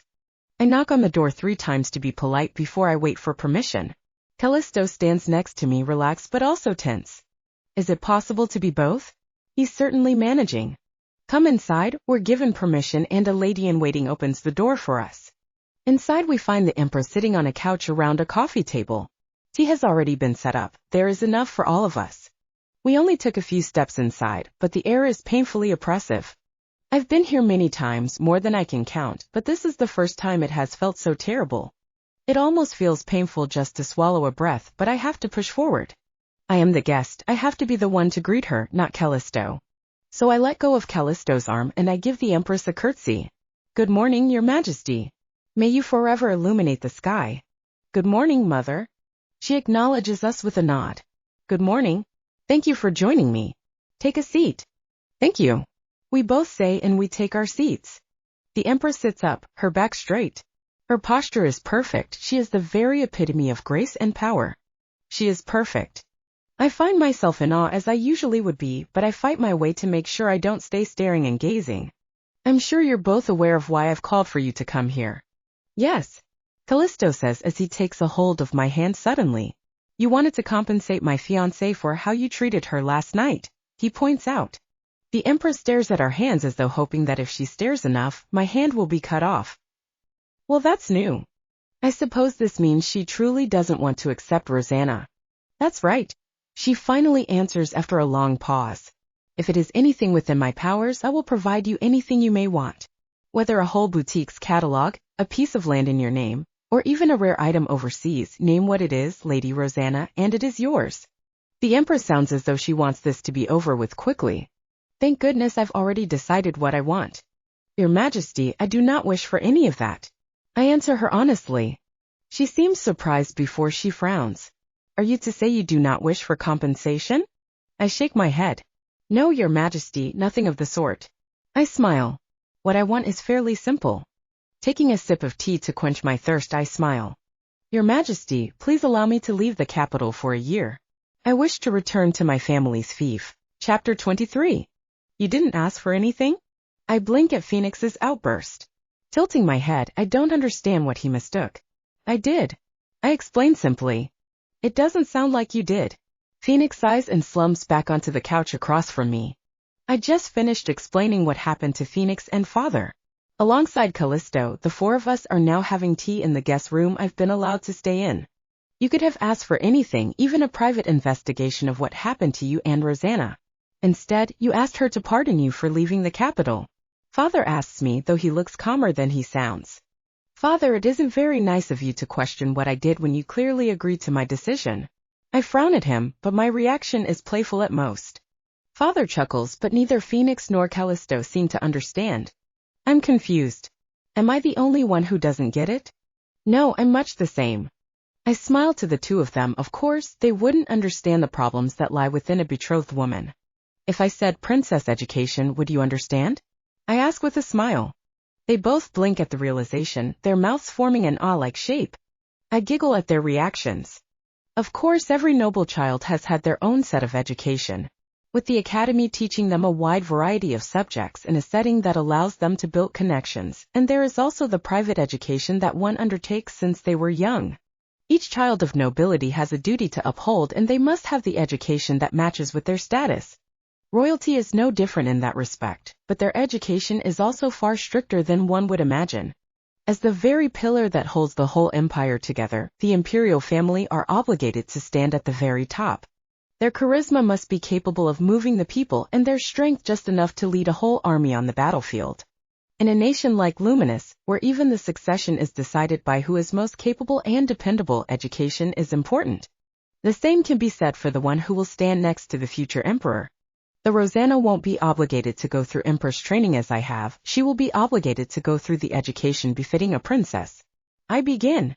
She will have to learn how to speak, how to walk, and how to think as a member of the imperial family. Her prior education within the duchy and the academy would not be nearly enough to supplement what she must learn to represent those of royalty. Of course, the education of one who will be marrying into the imperial family is usually under the supervision of the current consort. But as Her Majesty does not have one as of the moment, she is the one to oversee the educational progress. I explain. Which would mean Rosanna would have to report to the palace every now and again. Callisto realizes with a nod. I smile, proud that they understood so quickly. Yes, so in order to leave, I would have had to get the Empress's permission anyway. But the Empress wouldn't have allowed a formal permit to simply leave. Not with Rosanna's reputation and educational prowess. Father nods his head. Her educational prowess? I did indeed assume that the Empress would not have allowed Rosanna to leave due to her reputation, but her educational prowess? It seems my curiosity is showing on my face, and Phoenix scoffs. Rosanna's grades back in the academy was one of the lowest. He explains with an almost smug look on his face. She mostly depended on her connections as a duke's daughter to get by in the academy. Callisto also explains. Was it that bad? Father refused to look at me when I asked, but Phoenix was willing to share what he knows. Oh, she still passed the exams and gave him what minimal work is required, but only in the behest and immediate guidance of the teachers. She never tried to put forth the effort she could with the excuse of, and I quote, "What more do I need when I have both prestige and beauty to succeed in society?" Rosanna. I can't help but cover my face from what I'm hearing. Anyway, I'm sure this explains why and decided what she asked for. May the goddess bless Callisto who noticed my plight. I just don't quite understand why Rosanna would be so averted to studying. I have always thirsted for books. Always looking for something to read, something to learn from. Always hungry for more knowledge. There was nothing else I could do aside from reading books within the palace when I am sick. And because I felt the obligation to study as the next empress, I took everything I learned very seriously. Not to mention what small amount of time I Still, did she really covet the stance of Cyrus's fiancé this whole time with such a mindset towards her studies and education? It was terrible to even imagine. Even if she were to be the most beautiful in society, she would not have been chosen to be the next consort after me. It simply wasn't how it worked, unless the emperor of that time truly favors you. but judging from how both the Empress and Cyrus treated Rosanna, if Callisto didn't ask for this engagement personally, there would be no possible way for her to even become a member of the imperial family. So you want to return to our family fief, am I correct? Father asks. I nod my head. Yes, I was granted allowance to return to the fief until next year's eclipse ball. Rosanna hasn't set foot in the fief since she was very little. She hasn't? Not once. Callisto asks. No, not since Father remarried when she was 8. Phoenix explains. She doesn't like our stepmother, even threatened to run away from home to live with our maternal family if our stepmother or younger sister ever comes to the capital. The Duchess of Garnet. I've heard only rumors of the current Duchess. People say that she doesn't leave the fief due to poor health, but it seems that isn't the only reason that she doesn't leave the fief. I want to ask, but I'm sure it's not something I should be prying into. Instead, I look into the positive aspects of what I just heard. That's good, I suppose. Why would you say that? I smile towards Phoenix. This means the servants won't run away screaming the moment they see me. He laughs in exasperation, and the mood within the room is much lighter than it used to be. We'll have to leave the palace soon, and then we'll be on our way to the estate, and I'll be going to the fief. But there's something I can't leave behind no matter what. Brother. Yeah. I'm in need of a favor. I watch as Andrew turns around to face where I am. Mr. Andrew? Is something wrong? A butler asks him. Andrew continues to look at the spot where I am before turning around. No, I thought I heard a strange noise. I watch as he and the butler walk away and blink in wonder as they disappear through the corner. Magic truly is strange. I mumble as I look down at my own hand. To me I am still visible, but to others I am completely invisible. And I turn around to where Phoenix is frowning at me.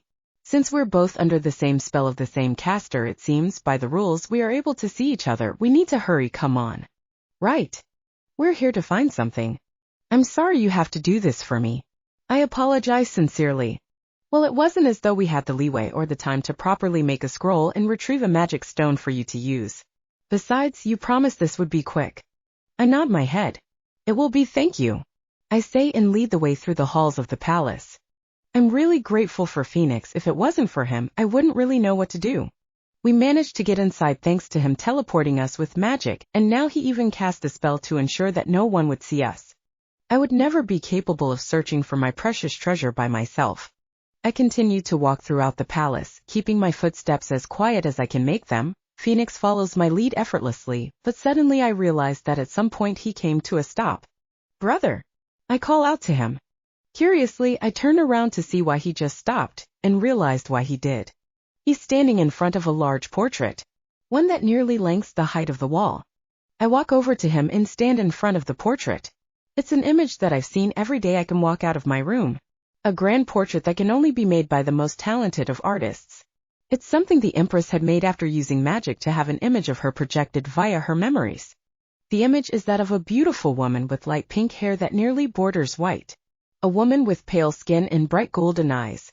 Unlike the usual portraits of a noble woman, the woman in the painting is smiling brightly as she holds onto a hat in the middle of a flower field.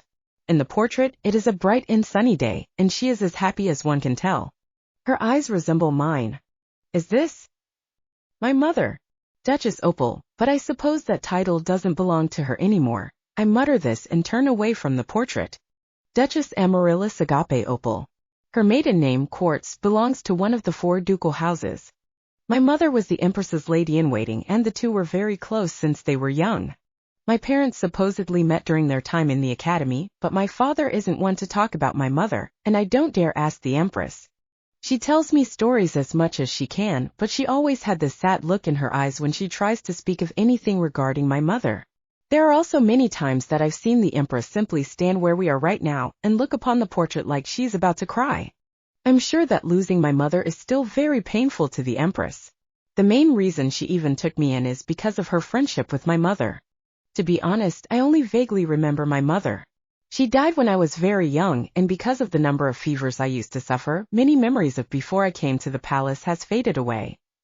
The only thing I remember with clarity is that my mother truly loved me more than anything, and her beautiful lullaby that wished for nothing but my future happiness. Let's go, brother. We need to hurry. Arriving at my room, Phoenix put away the invisibility spell so as to cast a light spell. He says it was to conserve mana, but I feel as though he just wasn't willing to maintain 2 spells at once.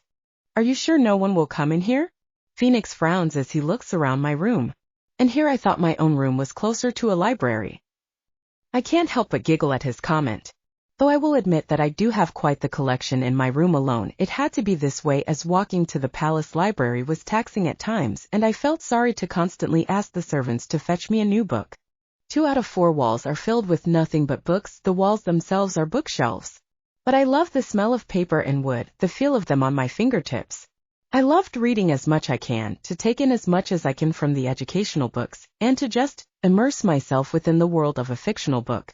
Yes, no one will come in here tonight aside from Rosanna. I say as I check on my journals, all of which takes up quite the number of space. I listen to the servants talking, and it seems Rosanna has been very picky on who can come in here for some reason. Besides, at this point, she should still be bathing. You are listening to the servants talk? I nod my head. Of course. Indeed, they were talking about how strange Rosanna's actions have been. She insists on having her hair dried and her clothes dressed in a different room during the night, but she has no qualms about allowing the servants in my room during the morning. But even stranger still is the fact that they don't seem to question it past how they believe it to be a little strange. Still, I suppose it is convenient. I say as I finally find the right book. Taking it out, I smile at it. The title I can find. The Adventures of Olivia, the title reads. Is that what you were looking for? Phoenix raises an eyebrow. It's my favorite book. I smile.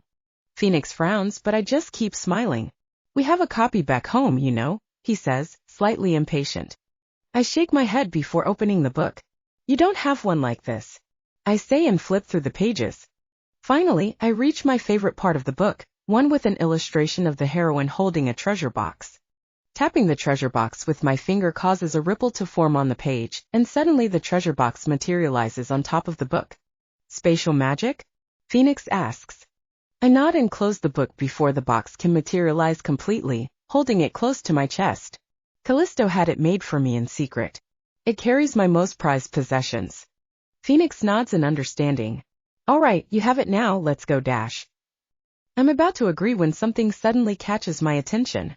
Wait, I say, raising my hand to stop him. What is that? Walking over to the bedside table, I blink at the items on top of it. An incense holder and a bundle of incense? What are these for? Are they using a new type of aromatherapy, perhaps? But something is strange. Something feels strange just by looking at it. And I'm not sure why I feel uneasy when I look at it. What's wrong? I hear Phoenix. These incense, The door suddenly opened. I don't finish what I say. I couldn't, as I turned to see who it is.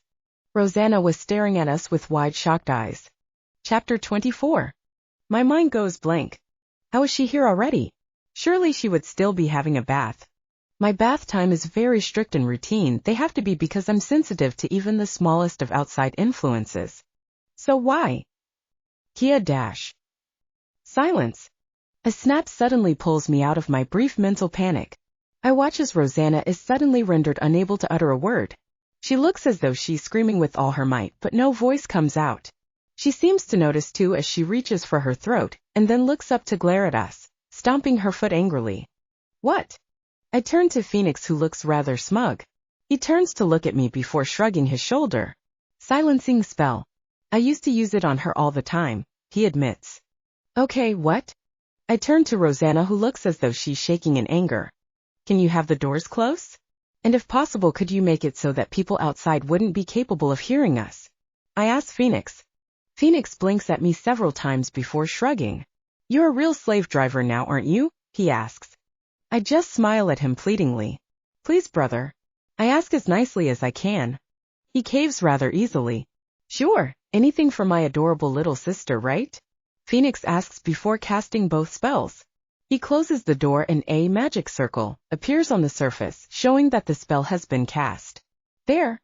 I applaud him with a bright smile. My dear brother really is an amazing mage. I praise him with glee. Of course I am. I'm a genius, he boasts. Of course, we're only acting this way to make Rosanna angry. Not that I want to provoke her too much, but petty revenge still feels like something I am allowed to do. Would you stop being so shameful? Oh, the silencing spell wore off. What are you doing here?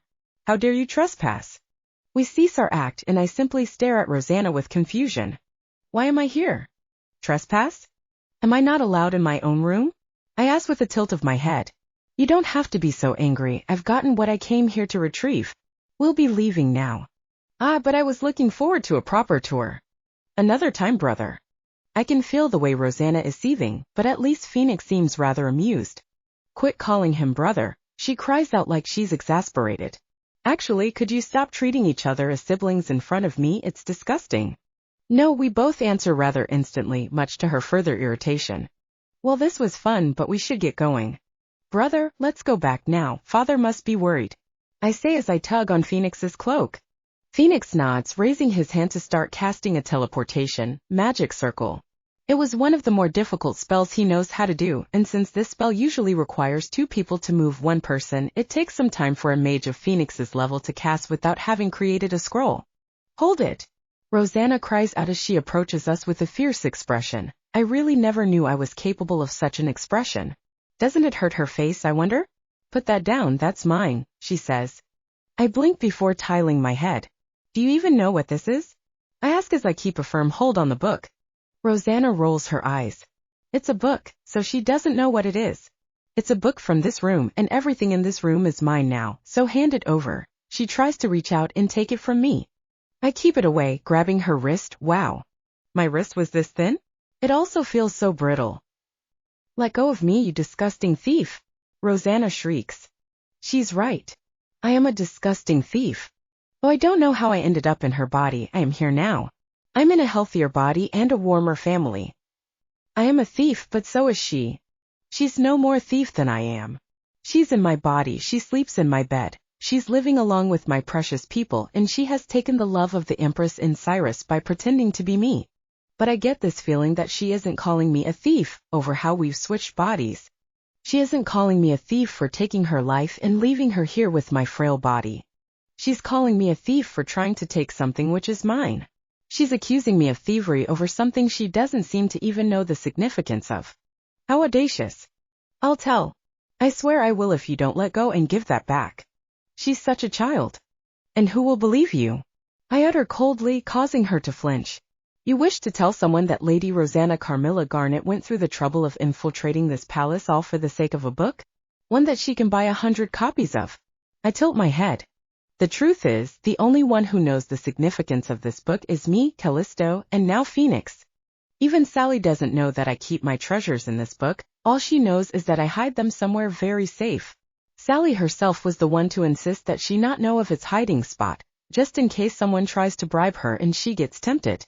You want to say that despite how she managed to win a favor from the Empress, she still chose to come in here and steal something? Would Lady Lillian be so petty as to cry about this? Preposterous.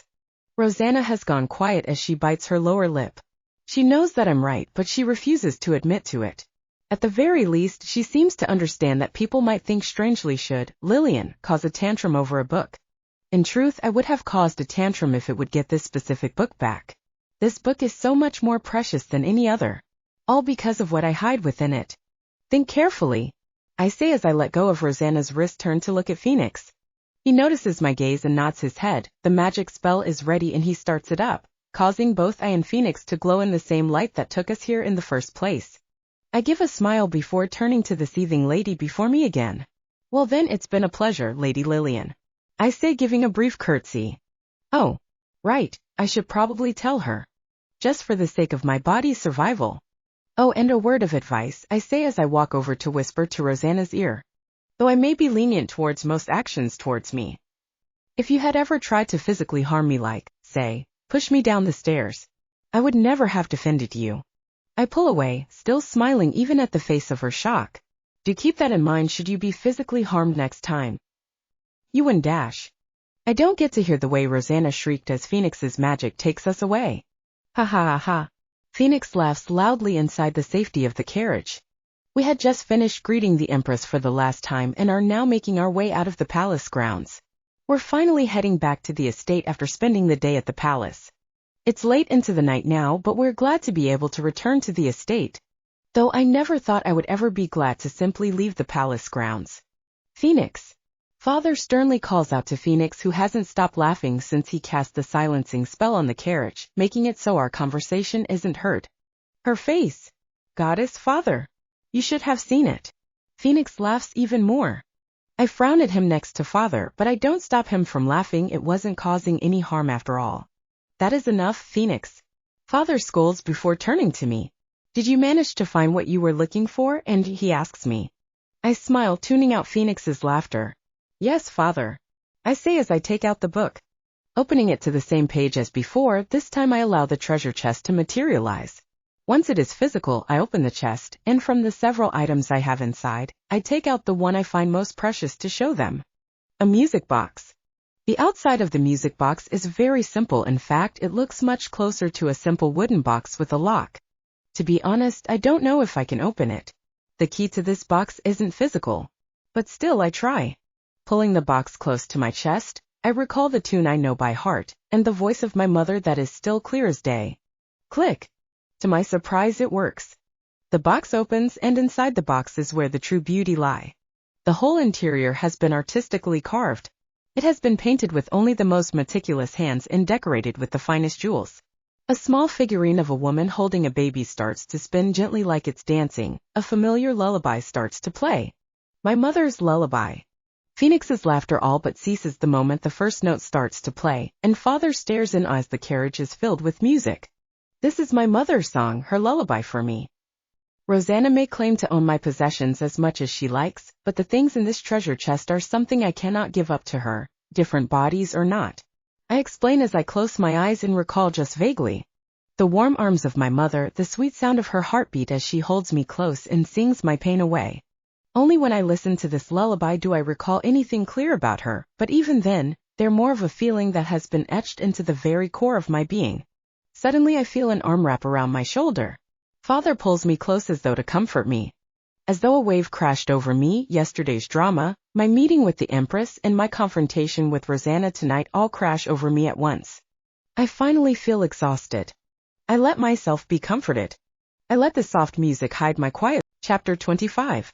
I stare at a pouch that has been presented in front of me. It's a beautiful little pouch with intricate embroideries and a ribbon with a magic stone. Yes. If it contains a magic stone, it can only mean that it is a magic item. It's a wonderful gift, a wonderful gift. Why are you staring at your wallet like it's some abomination?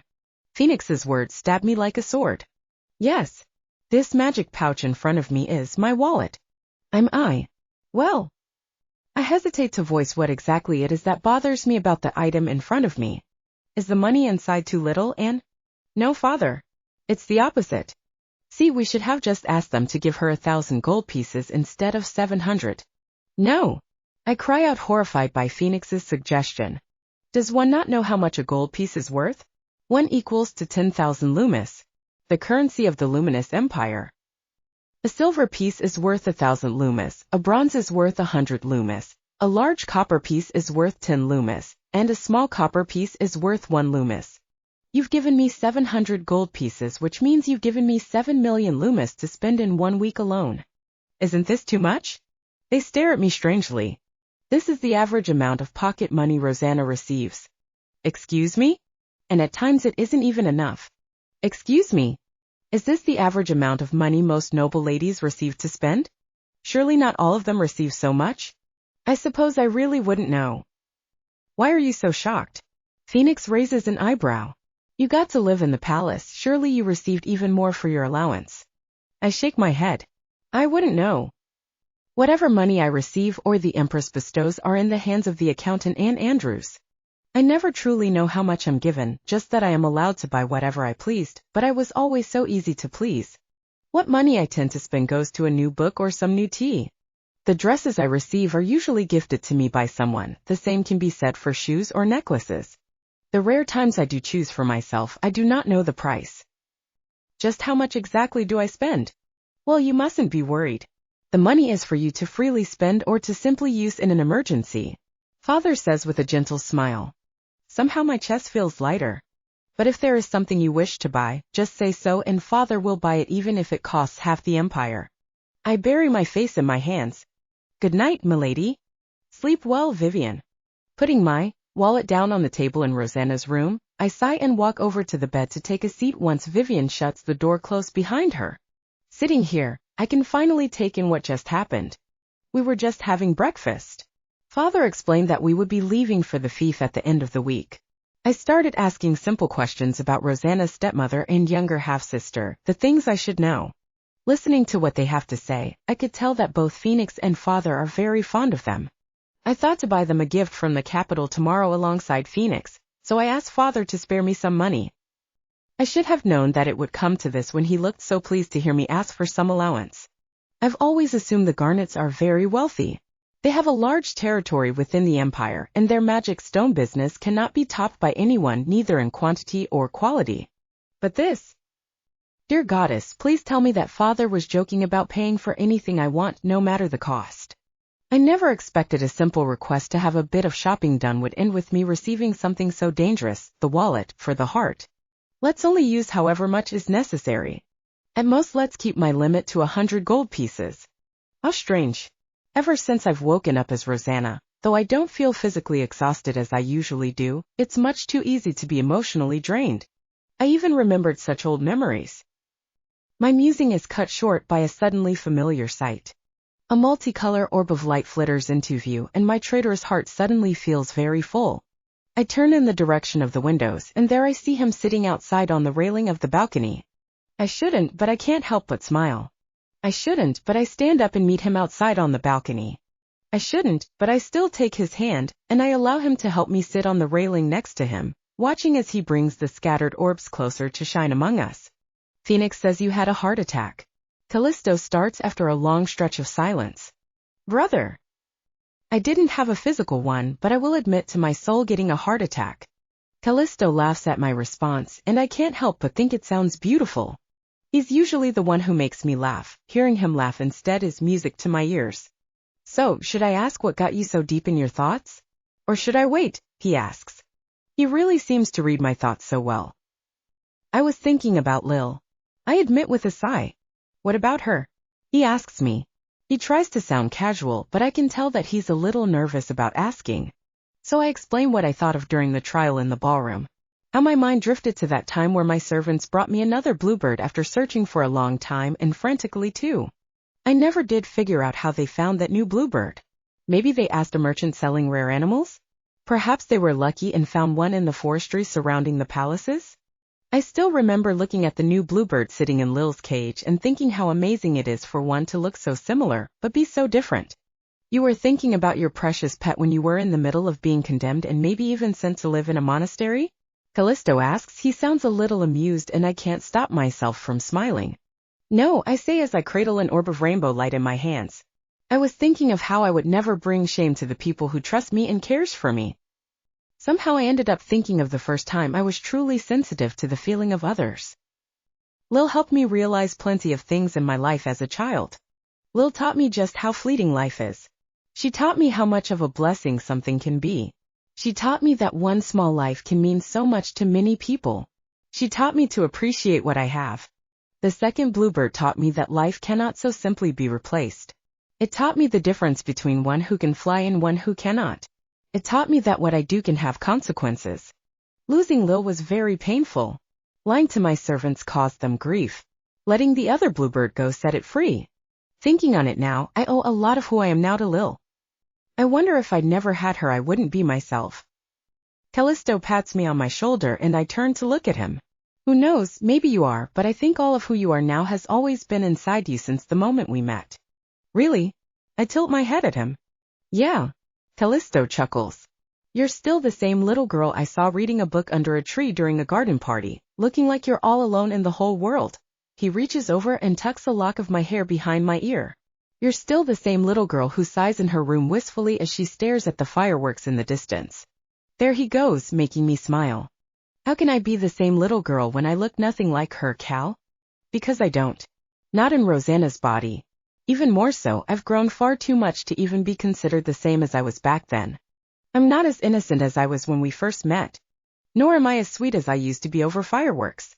Sure you are, what's outside isn't going to change what's inside. Callisto says, and I watch as he pushes himself off the railing and gathers the orbs closer to him, all while leaving me with the one still in my hands. You're still the Lillian that I know. Hearing him say so, my heart feels at peace, and yet it asks me, does he mean that even if I look like Rosanna, it would not make me the lady who he wished to marry? See, my heart is once again exhausted. Are you sure she would like it? Yes. But what if this ribbon is the wrong shade of color? No. Our sister's hair is a darker shade of red than ours, and her eyes are a lighter shade of green. Think peridot shade. I see. Excuse me, could you show us a different shade of this color? I hide the urge to groan as and ask the clerk to show us another dozen different colors of ribbons. Why did father make me go with her? How hard is it for her to choose a ribbon to go on a single ear of a teddy bear? How many stores has it been? How many gifts has she bought? It's been at least 24, but the number of gifts is too few. Is it on purpose? Is she just going into any store because she can? I bet she is. We've been in town for hours, and I'm sure that by this point, she's not shopping for the sake of finding the perfect gift. She's shopping from the high of being outside. I want to go home, but the way her face lights up with every new store makes it impossible to voice. I heard from Callisto, who was extremely jealous. It was hilarious, that should we go to town today, I should be prepared to have and act strangely. I didn't think he meant this. Risking a glance at, and I find her eyes shining brightly as we wait for the store clerk to show us more ribbons. Though, she's not looking at the table where the previously brought ribbons line up, and's busy having her eyes wander to the shelves of other stuffed animals. She did the same to the other stores we've been to. This really is your first time going to town? I can't help but voice the question.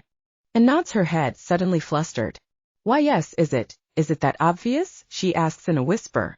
I nod back and she turns away again, suddenly deep in thought and nervous.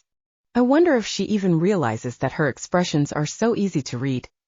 Probably not. But she's different from Rosanna in that regard. Rosanna is the type to hide behind her beauty for everything, but she's terrible at hiding how she feels.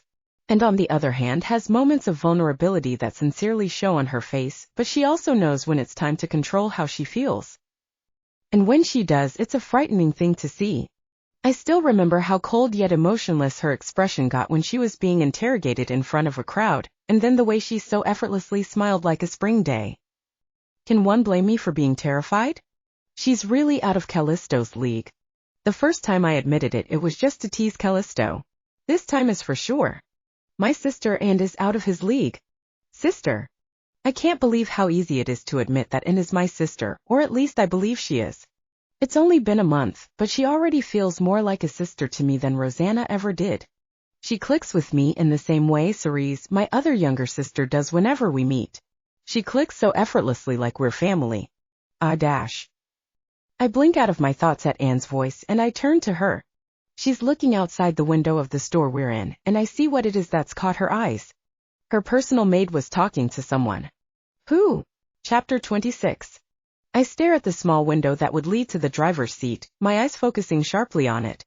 We just finished shopping for gifts, the last one that I've bought, a precious teddy bear with a soft beige color and a beautiful sunset orange ribbon now sitting in a box that has been tied to the top of the carriage. Anne. I blink and look up at Phoenix, who is raising an eyebrow at me. Oh, yes, brother? I ask and squash the urge to simply cringe at the tone of my own voice. That sounded far too stiff, Lillian. You're going to burn a hole right through to the driver's seat. Also, I've cast the spell, no one can hear us if you want to talk about how we left that store in a hurry, he tells me. I frown. I didn't mean to be in so much of a hurry. It's just... You're worried about the man who approached your personal maid? I nod my head. Was he that alarming? Phoenix raises an eyebrow. Sure, I was a little curious, but they only seem to talk. My frown deepens as I think back to what I saw. Yes, I saw Vivian talking to a man outside of the store, but what I was concerned about was the way the man was dressed. The man was dressed too casually for a servant, too poorly for a nobleman. He could have been a merchant, but he seemed too casual in his demeanor for a merchant in one of the most high-end districts of the capital. What's more, the way Vivian looked when he came and spoke to her. Her face, which is always so stoic, was dark. The way she held her hand in front of her skirt tightened in her grip. In the noble street in broad daylight? Then again, he had plenty of jewels on him. Could he have been an overly confident upstart noble? No. I don't know why, but it doesn't feel that way. It's just a feeling, one I don't quite like. Something felt off about him, brother. If you truly believe so, why don't you try to ask Vivian about him? I can't help but give Phoenix an incredulous expression for his blasphemous suggestion. Vivian and I aren't close enough for me to pry into her personal life so directly. I insist. What if you can do so indirectly? I look up at Phoenix, who smiles at me almost like a villain. Here you are, my Lord Phoenix. Thanks. It was my pleasure to fulfill your request. I sit on the chair, shifting uncomfortably on a chair. We're in Phoenix's room at the moment, and I can't help it if I feel very nervous over what we're doing. We just asked the head maid to retrieve Vivian's personal data. We're going to be looking at her personal history without even asking her for permission. Not only that, but we even plan to call in a few maids to ask them about Vivian as well. I'm sure this isn't something I should be worried about. It's normal for an employer to check on their workers' background. But it's not like I've ever had to do it. The selection of maids and servants within the Opal Palace is all handled by Andrews. I really shouldn't be nervous. Dear Dash. Eep. Dear Goddess. Did you just squeak? My face flushes red before I take the offered stack of papers, completely ignoring Phoenix's inquiry. I look through it just a glance, but seems she has a history as a mercenary and as a hired family knight. Thank goodness Phoenix didn't call me out any further over my reaction. Nodding my head, I turn the pages. The first thing that pops up is a general account of her personal information. Her name, age, height, weight, list of skills, and the like. The second page has her history. She used to work at a baron's estate before coming to work at the duchy. The barony she worked for had their title stripped away a couple of years back, and since then she had been working here. Because the family's ruin happened rather abruptly, she wasn't given a proper referral for other works, but given the skills she has listed, she should have been capable of proving herself as a knight. At least at any place other than the Garnets. Yes, maybe if she chose to work at a viscount's estate or a count, they might be willing to offer her a job as a knight who works for them. Considering these skills, it wouldn't have been a hard time, yet she came to the Garnets and even accepted a maid's job. She also took on the most difficult job. Becoming the personal maid of Rosanna. What could it be? Why choose to work here in this manner? Was she fulfilling a wish to work here? Maybe she was tired of holding a weapon? Then would the man be a wealthy mercenary? Someone that Vivian knows? But I still remembered the way Vivian looked while speaking to him. She looked scared. There's more to this. I'm sure there is. Let's call the other maids. I decide. Phoenix goes along with the decision, and discreetly we ask for a few maids to come by. They all mostly had the same thing to say. Vivian is a hard worker. Vivian would do chores belonging to other maids so long as she gets paid for the extra job. Vivian is more often than not alone. It doesn't give us much to go on admittedly until we reach Esther. She apparently has her room just across Vivian's. There are several times where I notice Vivian leaving her quarters in the middle of the night. Esther said. Leaving? Phoenix questions. Where does she go? Maybe to the bathroom? Esther replies, her voice is uncertain. I'm not really sure, my lord. It's usually very dark in the hallways. Oh, but then again the direction she goes doesn't lead to the bathroom. Phoenix and I share a look, and I frown just slightly.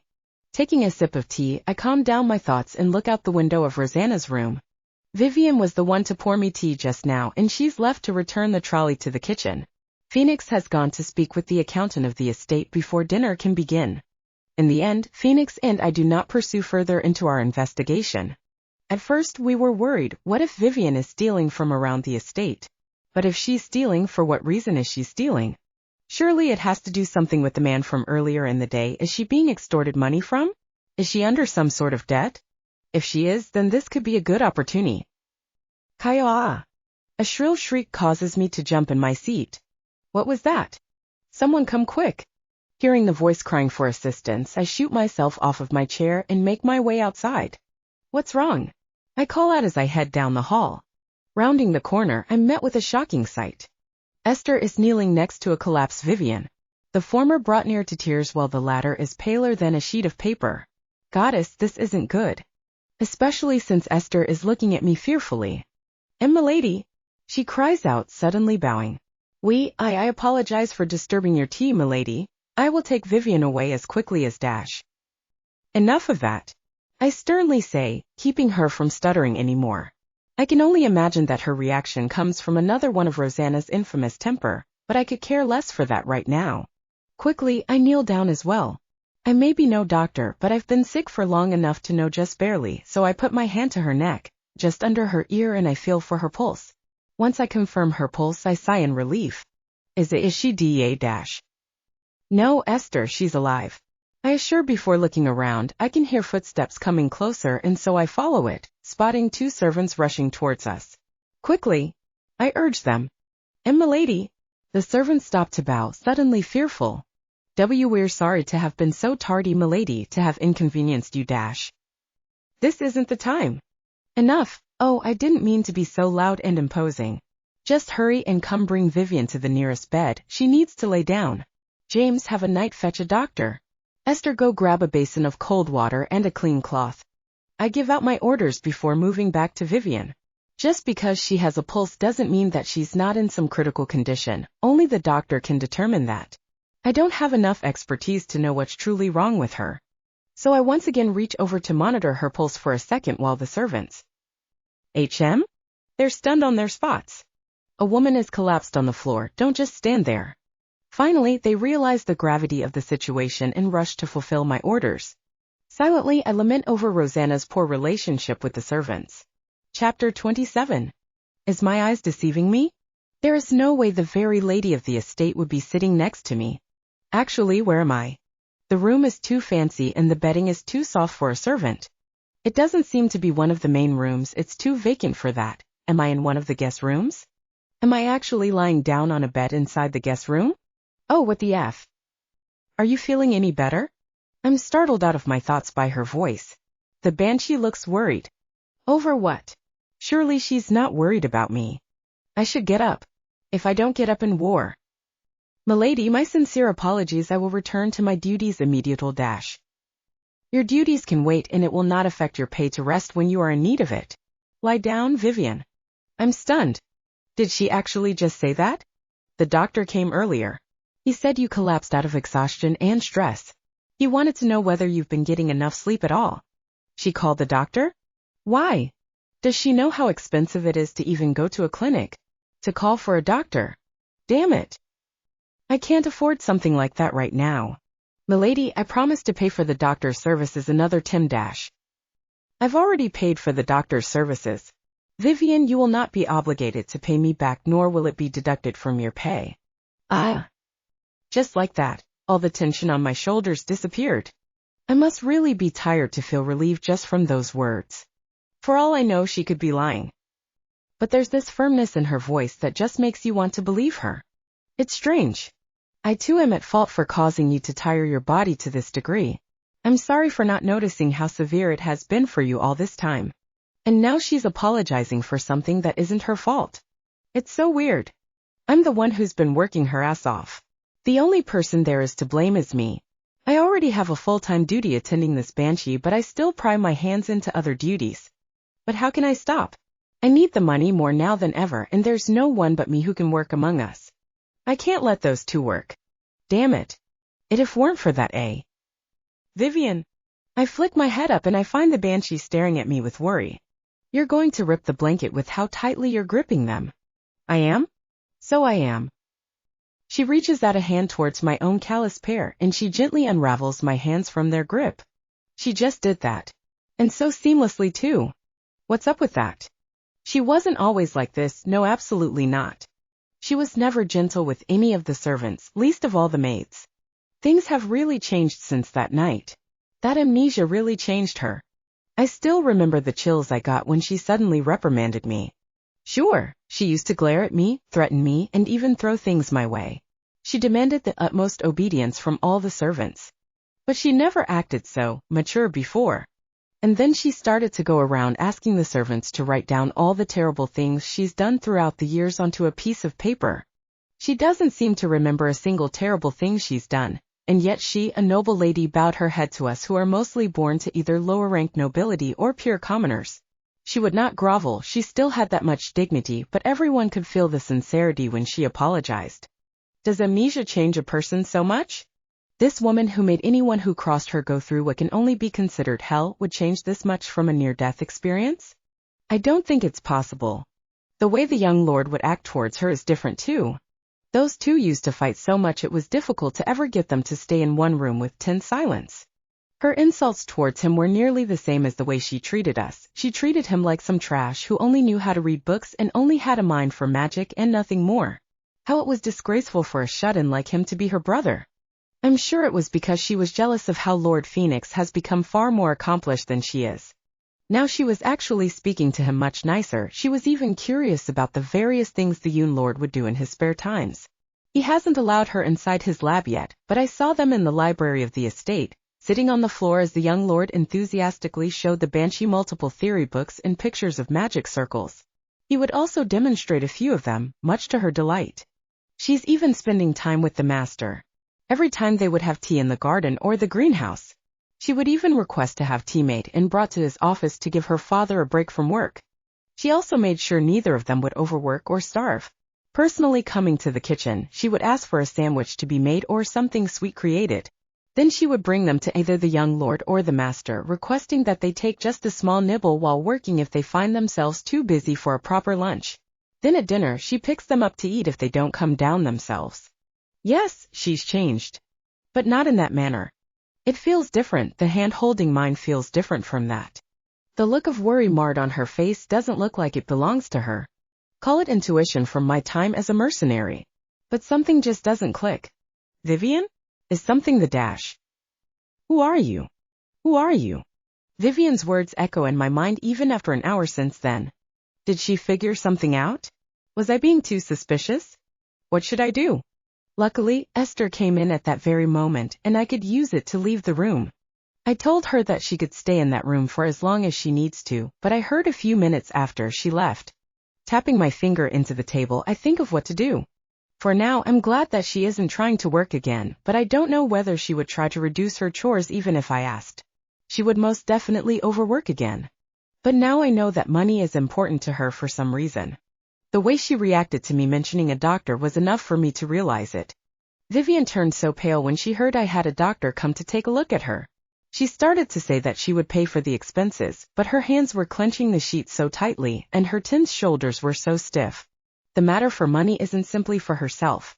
There has to be something more. Anne. I nearly jump right out of my thoughts before I look up at Phoenix. Why yes, brother? I ask. The way you've been drumming that table, I thought someone cast a spell to turn your hand into a woodpecker. Phoenix says. I frown at that and pull my finger away. Is there really such a spell? No. Maybe someone will make one though. He chuckles. I can't help my smile of exasperation. And what were we discussing about? Your knight. Father asked if you've picked someone to be your bodyguard. The dreaded subject I've been ignoring. Father asked me to pick someone from the Garnet Knightage to be my official escort before we leave for the fief. Rosanna never chose a personal knight, and so he wishes for me to have a proper sword to keep me safe. I've never had an escort knight before, but I don't want to choose someone who I can't bring myself to completely trust. After all, I'm in a rather peculiar circumstance. But enough of that for now. So what's on your mind this time? I heard your maid collapse while I was checking with the accountant. I nod my head.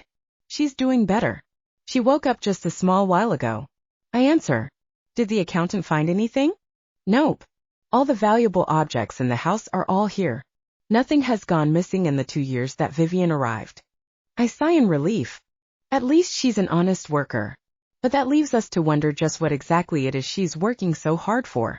Then we should go and find out. I blink at that and look up. I have a familiar watching her. It told me that she just left her room wearing a cloak and a pouch full of money. A familiar? You have a familiar, brother? He looks a little surprised before realization dawned on him. Right. You didn't know. I do. He's a small familiar, but he gets the job done. Most high-ranking mages of the tower have a familiar because they help regulate a mage's mana. Phoenix gets up. I'll introduce you to him on the way. I blink several times. On the way? Where are we going? Phoenix gives me a smirk before suddenly snapping his finger. With it, I feel a sudden burst of magic wash over me like a wave of water, and I shake my head from the odd sensation. Rubbing my eyes, I look up and find that my brother has turned into a man with short dark brown hair and gray eyes. I can still recognize him as Phoenix, but strangers would be none the wiser. HM? Does this mean? Turning to look at the window, my faint reflection that should have shown naturally wavy hair now is straight. I turn to look at Phoenix, who only looks smug, and then I dash to the nearest mirror. Lo and behold, the woman looking right at me has the same brown hair as him, just longer. My eyes too are a dark shade of gray. He changed our appearances with magic. In my shock, I turn to look at him, but he just chuckles at my reaction before snapping his fingers again. This time a bundle of clothes appeared on the table. Better get changed, sis. We're going to follow your maid. Chapter 28. Squeak! The tiny little mouse cries on top of my palm. I stare at the little thing in awe of its red and orange fur, and its cutest sparkly eyes. Clearly, this is no ordinary mouse. You like him that much? You've been holding him for over 10 minutes now. Phoenix asks, and I can't help but nod my head enthusiastically. I love him. I cry as I bring the familiar closer. He is the most adorable little thing I have ever met. The little mouse allows me to rub my cheek against it and squeaks almost gleefully. It melts my heart just to hold him. Phoenix calls his familiar Tobias. I immediately dubbed him Toby, much to his dismay earlier. He couldn't quite protest when Toby also seemed to like the nickname. All right, that's enough. Give him back. Phoenix demands. Sadly, I hand sweet Toby back to him with a wistful sigh. They say that a familiar is a being created completely out of mana. They're a part of a mage's power, and so their appearance reflects what sort of mage one wants to be. Somehow I understand why Phoenix has a mouse for a familiar. God, where is he? Phoenix complains with a scowl. He? Where is who? Your husband-to-be. My hus. Is he talking about Callisto? Phoenix, you're not telling me that Callisto will be coming with us, are you? I ask. There's no possible way that Callisto, a prince of our empire, would be joining us in tailing after a maid in the middle of the night. Yes, I'm tagging along. Eep. The voice came from behind me, so I whip myself around, and there I see his beautiful midnight hair and bright amethyst eyes. I see his smile that causes my heart to flutter. To my shock, Callisto is standing right there, in clothing that cannot possibly belong to a prince. Did he take it from a servant? It looks rather worn. C.A. Cal. Wait. Did I just squeak in front of Callisto? Did he hear me squeak? Dear goddess, please tell me he mistook it as Toby. Did you just squeak? Or was it Tobias? No, that was definitely Anne. Brother. I turn away from both of them, covering my face in horror. Anne? I am not making fun of you. I'm sorry I startled you, I didn't mean to. Yeah, and besides, I've already heard you squeak before. You what? Quit staring at me like that, Callisto. Oh, the horror. It took a while for us, namely me, to gather our bearings and finally leave the estate grounds. Callisto too was given a disguise, and he now has gray hair and blue eyes. Toby had followed Vivian prior, and so we don't have to stalk her directly. With the coordinates the familiar gave to its master, we were able to arrive in a lower district of the capital. This is my second time properly venturing outside, but it would be my first time actually coming to the residential area for the common people. The condition of the street we reappeared on wasn't the nicest, but from what I hear, the slums area is even worse than the condition here. Why am I the only one who looks different from the two of you? Excuse you, you have no right to be matching with me or my sister. Be glad I actually decided to put some effort into disguising you too. I feel like you've been getting more and more insolent every time we meet. You know I'm royalty, right? Since when did I give a damn that you're royalty? I've noticed this for a while now, but Callisto and Phoenix really are close, aren't they? The Callisto I know is reliable but just a tad mischievous. He knows when to relax but is oftentimes straightforward. He's firm with his words so others will understand when he's done with a conversation. The Callisto that I know is a mature person. A different sort of mature from Cyrus. To see the usually mature Callisto argue childishly makes me feel somewhat soft inside. Wait! This isn't the time to be watching them argue like this. We're here on a mission. Cal, brother, this isn't the time to be arguing. I cry out. They snap out of an increasingly heated glaring contest and turn to me again. Suddenly they're flustered and turn away from each other, Phoenix even coughing into his fist. Right. Where to Tobias? Phoenix asks, and we all watch as the little familiar climbs down from Phoenix's body and takes off into the district. Keeping our hood secure, we take off after Toby. The further we go, the more I notice that the houses in the area are getting more and more run down. There really are things I would never see from the palace. I can practically hear Sally's voice as she recounts to me what it's like to live in certain areas of the capital. Suddenly, I feel a hand take hold of my own. I turn and I see Callisto. If you keep looking around like that, you'll get left behind. Just hold on, all right? He smiles at me. How embarrassing, but I don't voice it, I just nod and hold onto his hand. We continue to follow after Phoenix and Toby, and I try my best to hide the redness of my cheek. Finally, we reach what looks to be our destination. It was the house at the very end of the street, but to call it a house was a far stretch. The place was hardly holding together, and it was smaller than the other houses on the street. While other houses at least had brick walls, this one was made of wood. The windows were cracked as well, and so it was boarded up with wood. It's in terrible shape, Callisto mumbles, and I can only nod. Well, there's no use in just standing around, Phoenix says as he approaches the door, allowing Toby to climb into his hood as he does. I watch next to Callisto as Phoenix knocks on the door. At first, there's no response, but then we hear clattering from beyond the door. Go away, it was a young child's voice that yells through the door. You'll get your money at the end of the week, quit bugging us. It was a little boy's. The three of us exchange glances with each other.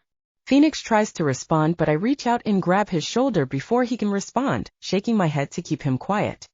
Considering how it was a man who had Vivian nervous, it might not end well if they heard a man's voice. For now it was best not to cause too much of a commotion in the night. I let go of Callisto's hand and move over to the door. Excuse me? I'm looking for a young woman named Vivian. I call out. Everything grows quiet again before the door opens. Just as I expected, the one at the door is a young boy with ashen blonde hair and brown eyes. Perhaps 10 years old? He's at least an adolescent. Why were you looking for Vivi? He asks, his eyes glancing at Phoenix and Callisto nervously. I smile at him and place a finger to my lips. It's something called a secret between women. So could you tell her that a lady named and is looking for her? Oh, he's flustered, how cute. Wait here. I watch as the boy returns back into the room, and I once again wait along with Phoenix and Callisto, who happens to be staring at me strangely.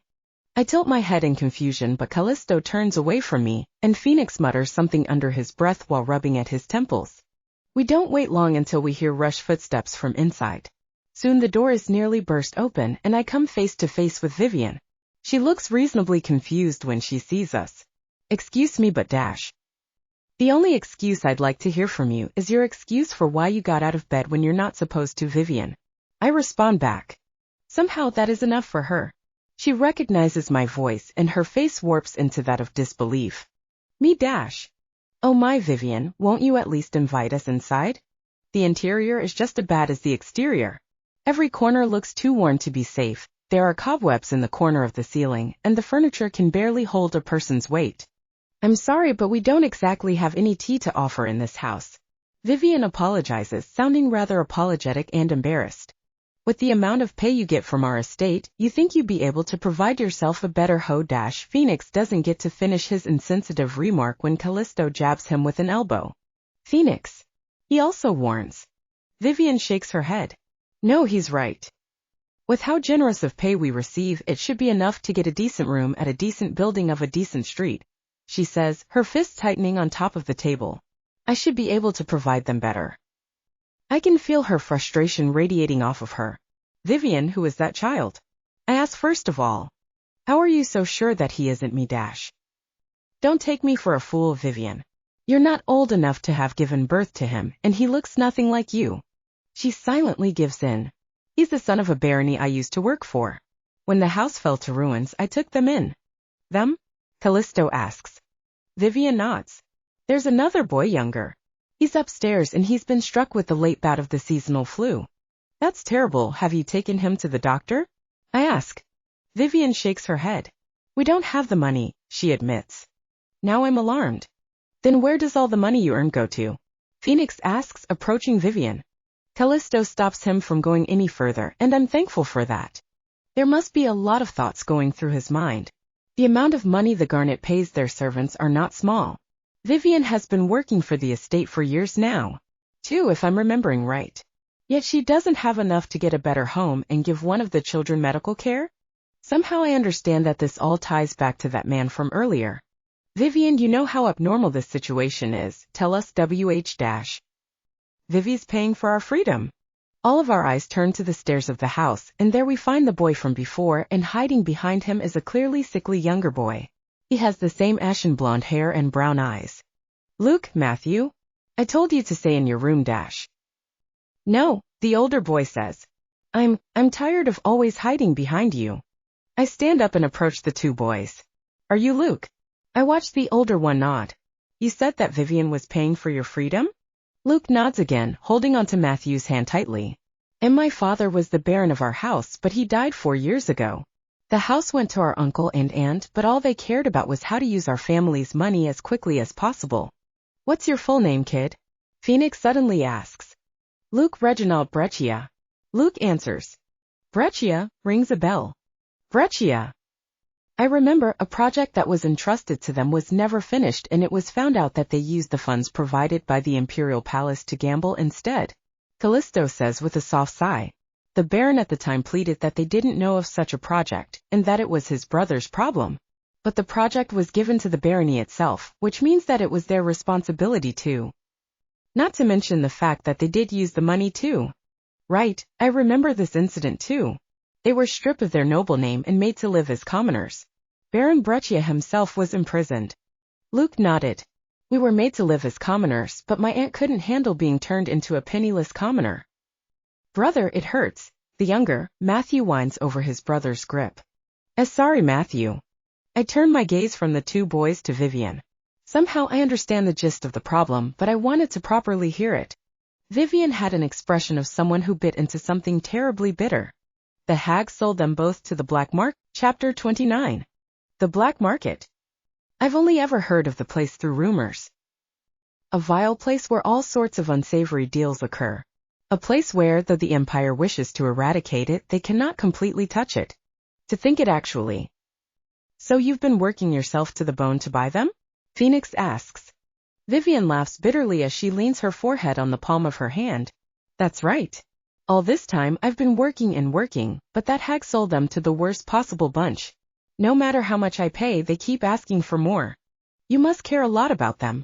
That much I can tell just by how she's agonizing over all of it. She could leave them be, she could even possibly attack the people trying to take the boys away. But she's working an honest life, trying her best to save them through legal means. The old master and madam rescued me off the streets when I was hurt. Vivian goes to explain her history. How she was brought up as a mercenary since she was young. How she made a name for herself the older she grew. But one day she was injured badly from a mission gone wrong. Her mercenary companions left her for dead, but the former baron and baroness stopped their carriage and helped her. She worked as a knight at their estate for years since then. She was especially close to the two young lords of the house. When the baron passed away from an accident and the baroness passed away from grief, she vowed to protect them. Vivian knew that the new baron and baroness wouldn't care for the two boys, and so Vivian left to work odd jobs, hoping to earn enough to get them out of that situation. But it was no use. While wandering the back alleys, she found the two boys being taken away by an unknown man. I negotiated with them, and somehow I managed to take custody of them in exchange for a monthly payment, Vivian mutters. The stupid thing is, I never asked them just how much the boys were sold for, and Luke and Matthew don't remember either. You should have asked. At this point, it's more accurate to say that they're just swindling you of every bit of loomis you earn. Phoenix's words are harsh, but I also agree. At the time, I just wanted to get them away from that man as quickly as I dash. Bang, bang, bang. Suddenly loud thuds came from the door and 4 of us are suddenly alerted. Luke, Matthew upstairs. Now! Vivian ushers the two. No! We're not going anywhere.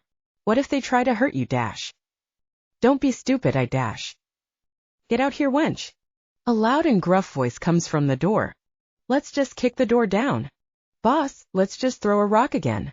Somehow I'm understanding just how this house got so run down. What a crude bunch. Before I could react, Vivian has already gotten up. Please stay here and stay quiet. She quickly tells us before heading over to the door. From where I am, I can somewhat spot the door. I can see her open the door, trying to appease the people by the door.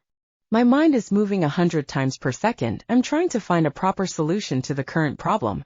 The first thing on my priority is to get them away from these men. The second is to have a doctor tend to poor Matthew. Calm down, Lillian. Deep breath. What is the quickest way? The quickest way is in my pocket. Ah. I stand up alert as I hear the scream and immediately I turn to Phoenix. Brother, prepare a teleportation spell for home. I say. Wait and dash. I don't heed their call and immediately walk towards the door. There are two burly men, clearly there to be bodyguards, and in the middle is the man we saw harassing Vivian. One of the bodyguards has Vivian by the wrist. I told you the money will come in the end of the week. I'll pay you the same amount I've always paid. I've never missed a single one. Well, here's the problem. There's a customer who wants to buy the two brats, so unless you can buy the full price right here and right now, there's nothing we can do. Wah dash. How vile. They took as much as they can from Vivian, and now that they're getting a different deal, they're taking them away. How much? All of their attention turned to me. And who are you, little missy? The harasser asks, a polite businesslike smile on his face. I don't smile back. This man doesn't deserve any sincerity from me, fake or not. I asked you how much the two boys cost. One of the bodyguards comes closer to me, but the harasser stops them. Little missy, are you a friend of old Vivian here? I think you should just stand aside and let adults do their business dash. Oh my, are you a businessman? If you are, you're doing a very terrible job at business. I say and walk closer, nearly getting in his face. I am a client. I want the boys as much as the other customer, and I ask for a price, but instead you're looking down at me. One of the bodyguards reach out towards me. He dash, but his hand is stopped by a death grip. Taking a glance, I see Callisto glaring dangerously at the man who is at least a head taller than him. Touch her, and you will lose this arm, he says, his grip tightening. The bodyguard yells in pain, and my heart is pounding. I didn't expect the bodyguard to try and attack me, nor did I notice Callisto approaching. I've never seen Callisto look so fierce before. Would it also be bad to say that my heart skipped a beat? Stay composed, Lillian. This isn't the time. I can play this off. They look very intimidated by Callisto, and hopefully, the disguise will definitely keep them from recognizing him as royalty. The last thing we need is an imperial scandal of him being involved in something illegal. Now then, I hope we're ready for some negotiation? I say with a much more chilling smile. Perhaps if you are to let go of my compatriot. Only after you let go of Vivian. There's a second or two akin to a stare down, and finally he relents. Unhand her, Clyde. I watch as the other bodyguard lets go of Vivian and watch as she kicks the man and moves behind me. Of course, the man tries to retaliate, but Callisto takes a step forward, and he stops. Now then, the price? I ask. I never knew I was so capable of such a venomous tone. Is it because I'm in Rosanna's body? Perhaps. The harasser straightens his suit. First of all, my name dash. I don't care for your name, sir. Give me the price. 100 gold pieces for both of them was what is offered to me. He finally answers. Then I'll pay as much dash. Oh, but for you, miss, they're 100 gold pieces each. You as dash, Vivian and Callisto both step forward, but I stop them. I give another smile and I reach into my pocket. So they're 200 gold pieces, is that right? I ask. Feeling for the pouch I brought with me, I reach until I'm touching the magic stone. I recall Father's explanation on how to use my wallet. All I have to do is think of the amount of money I want to take out, and through the spatial magic imbued into the pouch, only that amount will come out. 200 gold. I feel the gem warm up, and that is a sign that it worked. That's right, now if you can't pay right now, then it's no DEA dash. Take it. Taking the wallet out, I grab it by the bottom and I swing it with all the strength I have. What resulted is a shower of gold flung in their direction and scattered throughout. Wah dash. This dash. Holy dash. Free gold. Everyone come out, there's free gold. I yell out from the top of my lungs. Suddenly each house in the street lights up and people starts making their way out. What did she suddenly say? Did she just say free gold? Oh my goddess. Look at all that gold on the ground. Of course, what resulted is in each person began to scramble out of their homes to get their hands on a gold piece. Wah damn it. Hey, get away. These are mine. While they scramble to gather the gold before the commoners can, I grab the shocked Vivian and Callisto before rushing back inside. Brother! I call out to Phoenix. Within seconds we're surrounded by light, and we disappear from the spot, leaving behind the chaos I created. Chapter 30. And what were you thinking? I sit in a room right in front of both Phoenix and Callisto. Our disguises have been removed, and the two boys and Vivian are in a different room. A doctor has been called to check up on Matthew's illness, and so Phoenix and Callisto has taken this time to scold me. I didn't even notice you brought your wallet with you, what the heck, and I bring my head down in shame. I wasn't exactly thinking very deeply. I answer because in hindsight I really wasn't thinking clearly. I was just desperate to take Vivian and the boys away from that situation that I wasn't thinking very hard on what might have happened to me. If Callisto hadn't stopped that man from reaching out to me, who knows what would have happened? I brought the wallet just in case. I knew money was a problem and I thought if things could be solved with money, then it would have been fine. But now that I think about it, I've used more than the budget I've given myself, didn't I? How much have I used? I'm so sorry, Father. It was still reckless. You could have explained the plan before going out there. Callisto says, a deep disapproving frown on him. I'm sorry, but when I heard Vivian yell, how can I explain that my body moved on its own? My mind went blank. Phoenix sighed, and I watch as he rubs at the back of his head. You know that we can't hide this from Father in the morning, right? We've kept things as quiet as we can for now, but in the morning, the butler will definitely tell him that there are 2 little boys in the estate. I nod my head, fully aware of that. I know, and I will tell Father on my own. No, it was my idea in the first place. I'll tell him with you. Phoenix says firmly. I'll have to return to the palace for tonight, but I'll come over in the early morning. I was involved too. Callisto offers. I breathe a sigh. Goodness, what a hectic night. And sadly it doesn't seem to end just yet. A knock comes from the door and the doctor comes inside along with Vivian and Luke. We pay the doctor for his services and he is escorted out of the estate and to a carriage. Now the only people in the room are the 5 of us. Matthew will recover within a few days thanks to the medicine and a good night's sleep, which is a relief. There's a silence within the room, only broken by the youngest among us. Miss No, milady. Luke addresses me and I turn to the boy. Thank you, milady, for saving my brother and I. Vivian moves next and she bows her head to me. I too would like to thank you, milady, for your benevolence. Well, it's true that I acted because I could keep watching as those men harass Vivian and these boys. I didn't do it completely out of kindness. Back when I was Lillian, there were people who would call me kind and wise. Some even called me a saintess. But they're wrong. I'm not a saint, and I definitely wouldn't do this if I've nothing to gain. I didn't save you out of benevolence. I say honestly, and I feel all their gazes go to me. I bought you. I spent 200 gold to buy you from that man. And Phoenix tries to protest, but Callisto keeps him quiet. I don't plan to take you both in for free, nor do I plan to simply let you run off. Then Milady, if you wish for me to pay you back for Vivian. I stop her. You will not be working for their share. I won't allow for it. I state firmly. Luke looks frustrated as he should be. Then what should I I'll be employing you. Everyone is shocked by my sudden proclamation. You see, I'll be leaving the capital in a few days. I'll be going to my family's fief. By then your little brother will be healthy, and so you will both be joining me to the fief. There you will work as apprentice servants. I explain. Of course you will be paid for your services as apprentices, meals will be provided just like all the other servants, and housing as well. Wait! Luke cries out. I don't understand. You're giving us jobs? You're even going to be paying us for it? Why would you do that? Wouldn't what work we do be accumulated to pay you back for the gold you spent? He asks. He's sharp, and that makes me smile. Luke, how old are you and your brother? I ask them. 12, my brother is only 10. Good.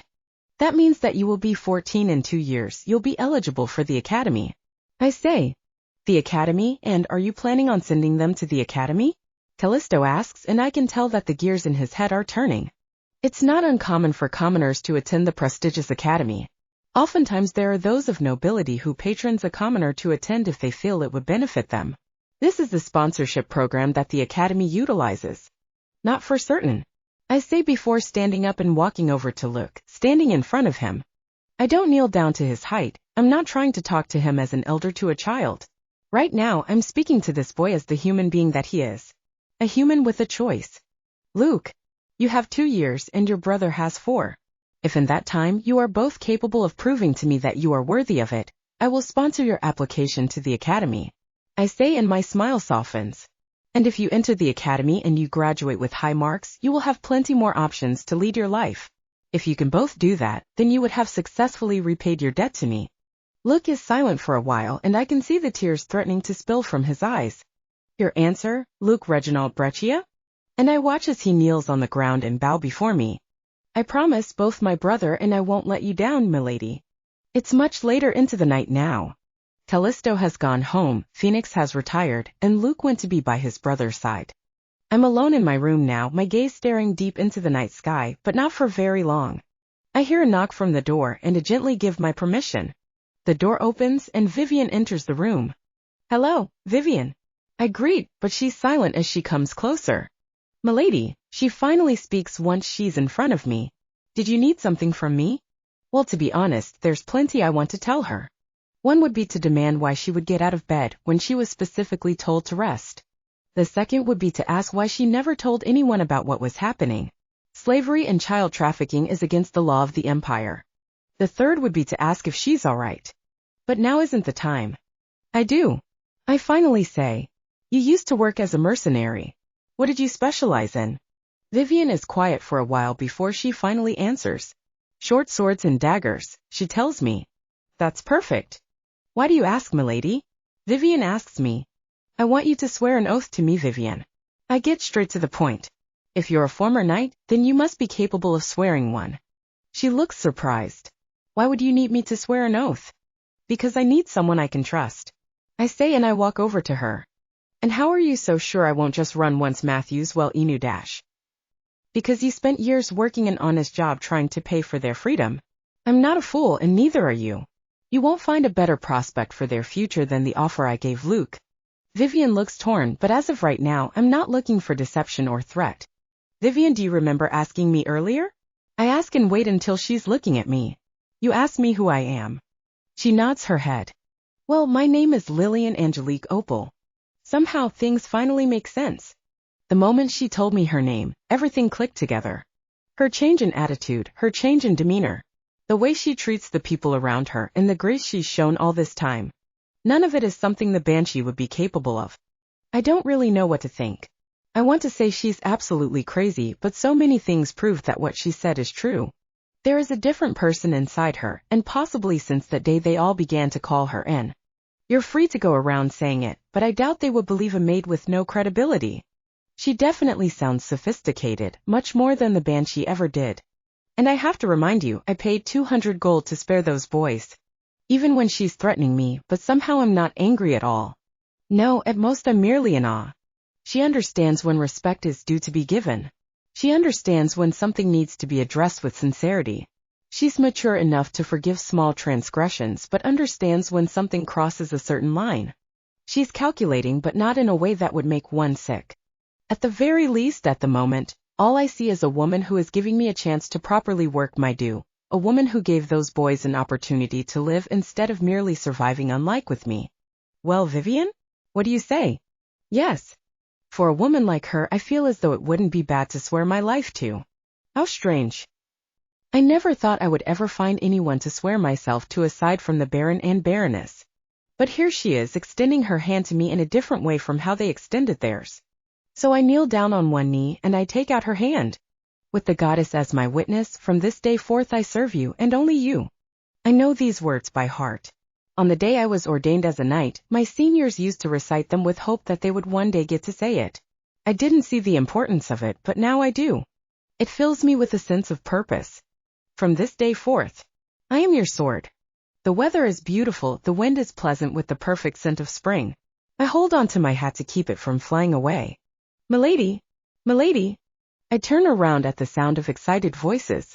There I see Matthew and Luke, both of them hauling a suitcase each, my suitcase. I can't hide my giggle, the suitcases are nearly as big as them, it can't be helped if they're a little smaller than their age, they haven't been able to properly eat until recently. Goodness, where are Vivian and the other servants? They were taking too long, so we brought them instead. Luke exclaims. Did we do well, milady? Matthew asks with a big smile. I smile back and pat Matthew on the head. It's only been a few days, but I'm starting to understand their personality. Luke is headstrong. He has a good sense of responsibility and has a slightly tough personality. Matthew is the opposite. His personality is much softer and he's eager to learn and do well. In the end, they're both very honest children and I'm sure that in the future they will be wonderful adults. Luke. Matthew.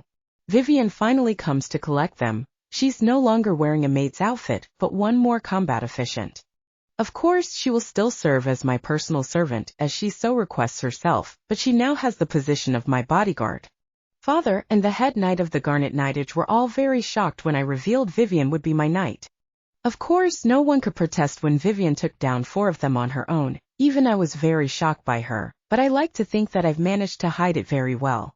I told you two to stay in the back and let the proper servants take care of the luggage. But they were taking too long to bring down Milady's bags. Handling the properties of the residents of the estate doesn't go to apprentices like you. But Vivian, it's all right. I finally intervene. So long as they leave the strapping of the luggage to the older servants, I don't see anything wrong with what they did. Yes, Milady Anne. Vivian bows her head. I smile and kneel down.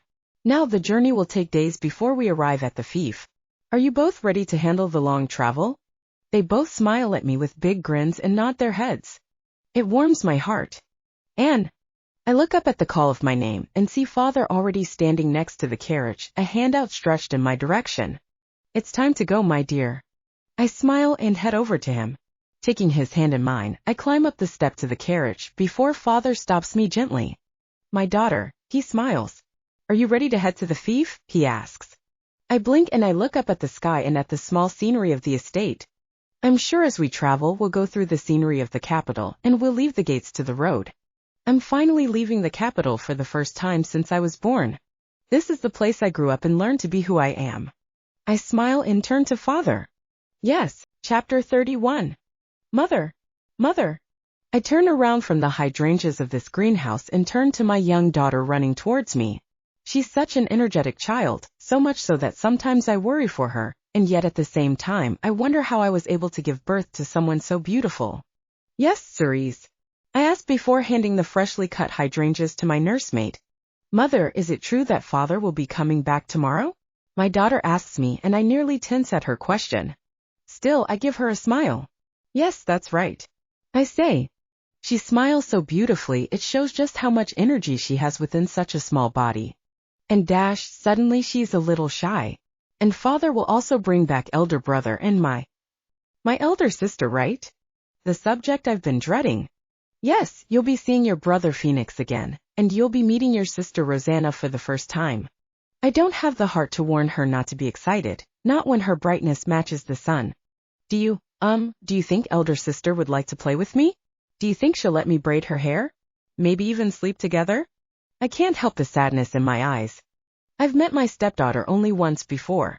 She refused to even attend the wedding between me and her father. I know she hates me, and I'm sure she hates Cerise as well. But somehow I have this hope that I could get along with her too. If she can't bring herself to see me as her mother, then I only hope that she would come to see Cerise as her sister. Goddess, please forgive me for this lie I'm about to say. Yes, I'm sure you and your sister will get along very well. But please make my lie become a reality. And fidgeting so much won't make us get there any faster. Father laughs at my display. I force myself to still, my hand holding tightly onto the latest book I was reading, not that I've been able to focus on a single word that comes from it. But, what if they don't like me? I ask, finally voicing the fear I've been having since being told that we would be arriving sometime in the afternoon. Nonsense. Father assures me. Daisy and Cerise are sure to love you, he says. Daisy Therese Garnet and Cerise Maria Garnet. Rosanna's stepmother, and her half-sister. I mean, what if they don't like me? I say. Father chuckles again, and I'm sure he's a little sick of hearing me ask. I've been asking this since we left the capital walls. Yes, Anne. They will surely love you, he tells me. I wish Phoenix was here, he could act as a wall between me and them, but Phoenix had to stay behind. Things to do at the tower, he said. He'd follow us in a few weeks, but until then I'm on my own while Father is busy working to maintain the fief. And I look up when Father calls me. Are you sure you want to tell them? He asks me. I wondered about this ever since I heard Father talking about the Duchess. Father, the Duchess means a lot to you, doesn't she? Of course. She's the one who picked me up when I couldn't bring to pick myself up. There's a beautiful warmth in Father's eyes when he speaks. The Duchess is very special to him. Even when Phoenix speaks about the Duchess and little Cerise, he always sounded very fond. So I smile towards him with confidence. I don't want to lie to someone important to my family. Welcome back, master. Welcome back, milady. Greetings come left and right as servants after servants line themselves in a row to greet us. Father comes down first and I follow. Taking a hold of his hand, I stepped down from the carriage. The servants looked nervous. Surely they've heard many rumors about Rosanna and how selfish she can be, but the fear that I felt from the servants back in the capital's estate is not present here. And I feel as though I can breathe just a little easier than I did in the capital. The butler comes to greet us first, bowing himself low before greeting us as did everyone else. Milady's room has been prepared in the eastern wing of the estate. We made sure to give you the best view of the rose garden, he explains as we approach the stairs leading up to the estate itself. How thoughtful. I'm about to thank the butler, but Father seemed a little displeased. Did Daisy choose the arrangements? He asks. Yes, she believed that Milady would be most at ease within the east wing. Oh. That means my room is far away from both the Duchess and little Cerise. I suppose it makes sense if one thinks of how much Rosanna disliked them, and in a way it really is a very thoughtful consideration on the Duchess' part, but I suppose it would be a little more difficult for me to make contact with them. How disheartening. HM? Looking up the flight of stairs I've been ascending, I find a little girl with her red hair tied in a pair of the sweetest twin tails, big peridot eyes that looked very nervous and expectant. Her hands clutched at her skirt tightly, but she looked determined. But she looks far too nervous, and she's at the very edge of the stairs. Isn't that very dangerous? Is she perhaps Cerise? Are you perhaps my Dash? If she falls, wouldn't it be a terrible disaster? She's so small, how badly injured could she get if she... One little startle and...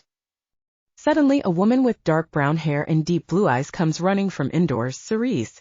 I told you to wait inside with me, Dash. Ah. Oh no. Cerise. An unfamiliar feeling upon waking up. Somehow I'm getting a feeling that I've been through this before. Looking around, everything is unfamiliar again, and I almost wonder if I've ended up in a different body again, but I see Vivian setting a pitcher of water next to my bed, and I hear murmuring a few ways away. My back hurts and so does my head. Have I broken anything? It doesn't feel that way, but it's still painful. Vivian. Vivian gasps, probably startled by me as she turns to look at me. Milady Anne, she cries out, and suddenly I hear a slurry of noise. I don't try to get up, but at the very least I'm concerned by the number of footsteps I hear. And Dash, Father? I blink over to my other side and find my worried father and the Duchess. And how do you feel? Are you in pain anywhere? Father immediately asks me. My back. Where am I? Your room, the one we had arranged for you.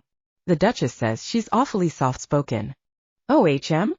How did I end up like this? I arrived at the estate with Father. We were talking to the butler and there was a little girl. Cerise. Quickly, I try to get up from where I'm laying down, ignoring the way my back stings. Mila Dash. And what are you doing, Dash? Father. Cerise? Where's she? I ask urgently.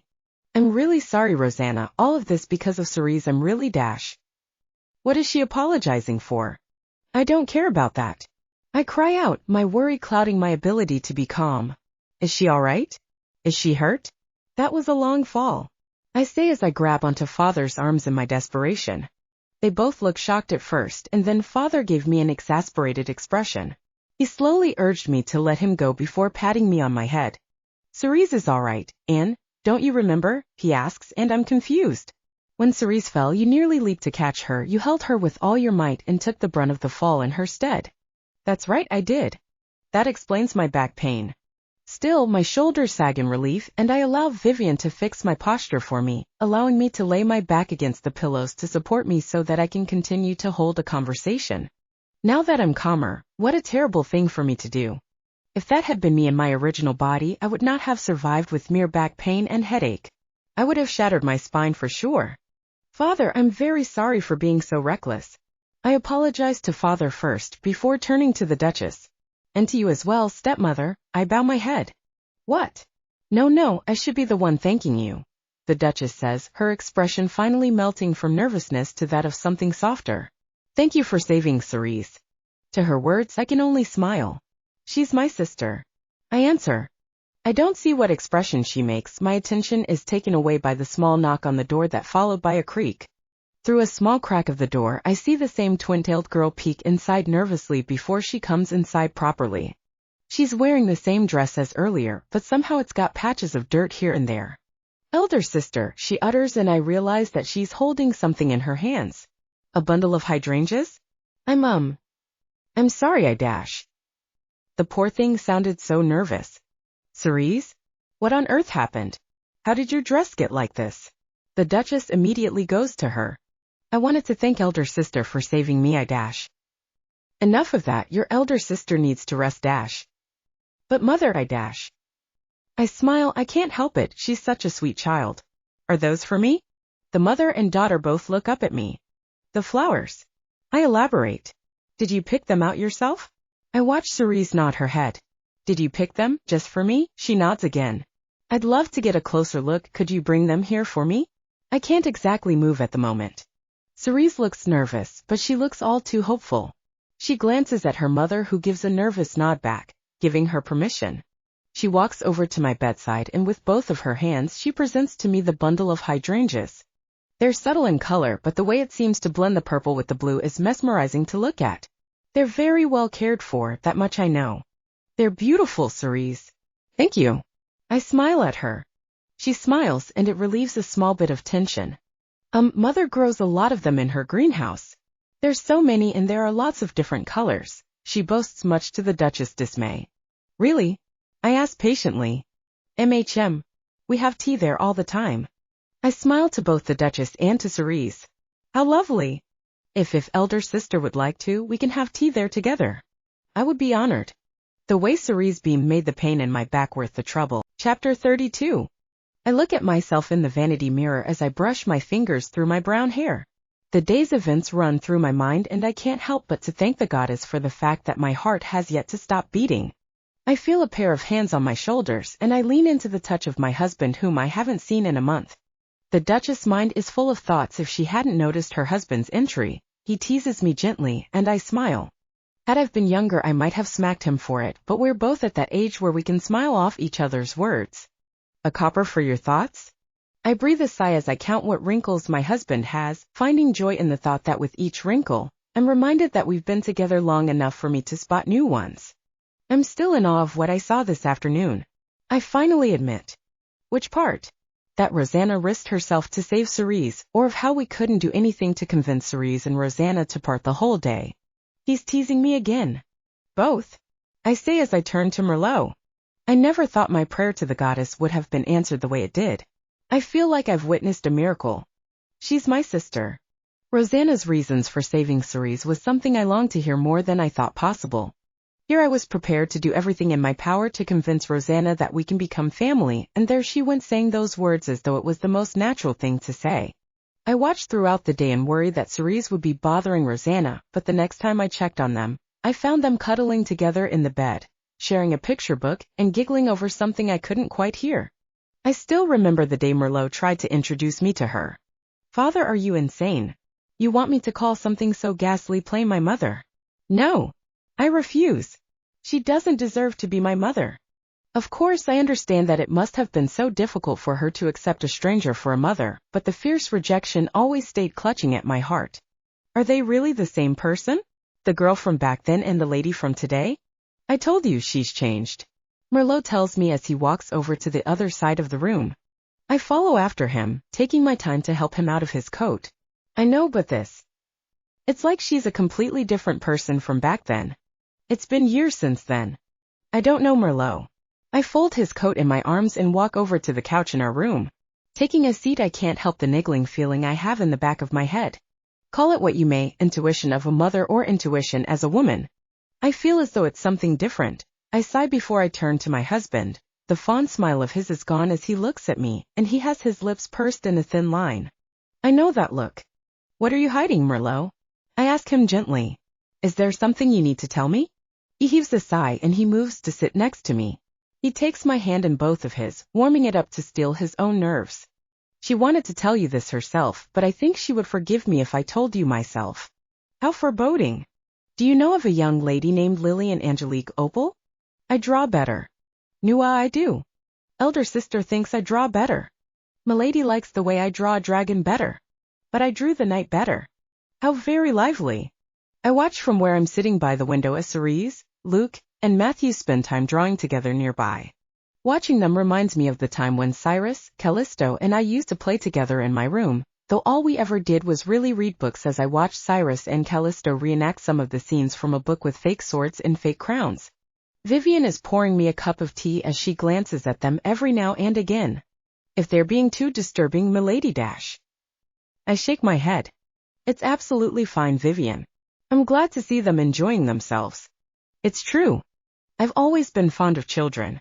There were times when I'd hear stories of how children of the capital, commoner children, played together, and I'd see noble children run off together during garden parties at the palace before. A part of me always wanted to do something to better the way children are treated on the streets. Philanthropy has always been something I'm interested in. I even helped establish one of the orphanages of the capital. I never once got to visit that orphanage, did I? I was just never well enough to venture outside of the palace grounds. Milady Anne, are you sure it's all right to allow Luke and Matthew to play with the little miss? I smile at Vivian. Of course. Even if they are apprentice servants, learning to tend to the needs of their masters is also important. Both father and stepmother have agreed to it, and Cerise seems quite happy to have someone closer to her age to play with. Now that I think about it, I haven't been able to speak to Rosanna's stepmother yet. We've had brief conversations but nothing more, and it's already been 3 days since I've arrived. The only things we've said are small greetings and pleasantries. Cerise comes to visit me every day, but the Duchess has not been here at all. I have noticed that she comes by the door and peeks inside, but she never enters on her own. I was hoping that father would be the one to help me out of this predicament, hoping he'd be the one to break the ice between us. But he left to inspect the fief yesterday and won't be back until a few days. Of course, it is his duty as the lord of this land to inspect his territory, but father, your daughter, who is not exactly your daughter, doesn't know how to speak to her stepmother, who isn't exactly her stepmother. Not to mention Phoenix has sent word that he will be a little later than he expected. How could they? They've practically abandoned me. No. Calm down, Lillian. You've managed to greet foreign dignitaries and follow through with their customs to the point that you were praised for your diligence. You can talk to your family. Only they're not exactly your family. And you're supposed to explain to them that you're not exactly their family. Phoenix already knew from the start. Father was a spur of the moment ridden with guilt. But how do I tell the Duchess and Cerise? How mortifying. Elder sister. Cerise pulls me out of my thoughts. Yes. Looking up, I'm met with 3 different drawings depicting the story I read Cerise the day I arrived. They were all so lovely in their own way, with the messy charm that only children like they could do. Matthew seemed to have a better grasp of overall anatomy, Cerise had a much more colorful display, and Luke's had an abstract quality to it. I loved all 3 of them. They're very lovely. I say with every sincerity. They beam at my words, Luke more shyly than the younger 2. We made them for you, milady, if you would take it, Matthew says. For me? My chest welled with warmth from the fondness that I felt from them. I received each one with care and once again give them a more proper once-over. Thank you. I promise to treasure them. When I say this, they smile even brighter. All right, milady has to rest. Just because she drank a potion doesn't make her all better just yet. Vivian says as she starts to properly shoo the children out of the room. Wait. But we want to stay with milady a little longer. Elder sister. They all cry out and I can't keep myself from giggling. Vivian, could you go with them to the knight's training ground? Perhaps they'd be starting on their drill training right about now. The training ground. Suddenly the children all cry out with excitement. They aim Vivian with big expectant eyes and she sighs like she's given up. If milady so wishes. Yay! I watch as Vivian herds them out of the room and down the hall, waving at them all the while. With that, I've successfully helped Vivian take the children out of the room, but in doing so, I've also saddled Vivian with babysitting. Though I do feel a little bad for doing it. I had to. Vivian has been babying me and I haven't been able to move about as much as I want. It's true, I did drink a healing potion to heal my back from injury, but healing potions are very expensive. The one they bought for me was the highest grade, strong enough to bring someone on the verge of death back, and so I've completely healed, unlike what Vivian suggested. But both father and Vivian insisted that I stay in my room and rest. I couldn't say no because they looked so worried. But not today.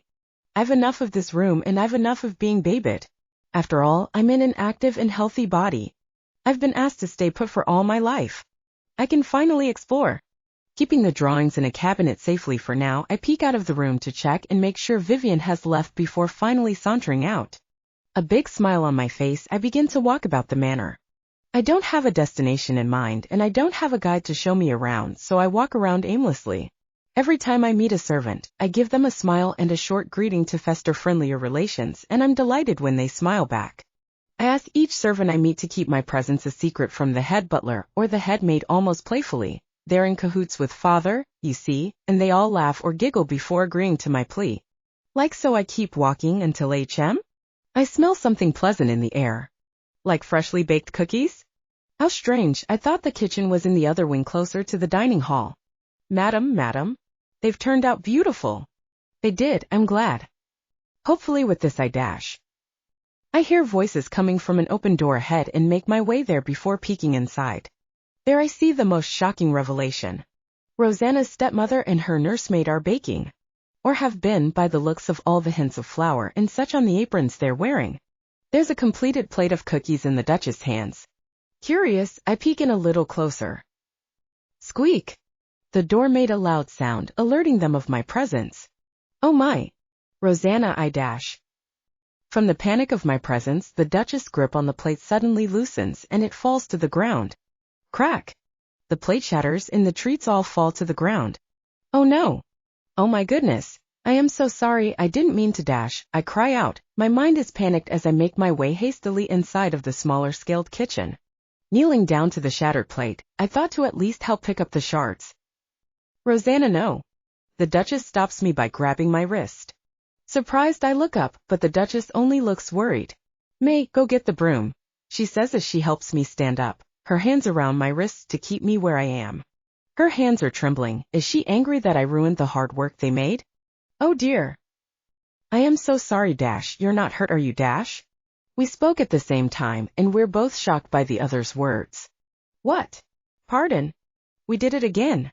We're quiet for a while, waiting for each other to say something. Finally, I speak. I'm sorry. I did not mean to come in and ruin all your work like that. The Duchess heaves a sigh. I'm not angry over the cookies. They can be baked again. Besides, it was my fault for dropping them. I was more worried over the shards of the plate harming you. Are you all right?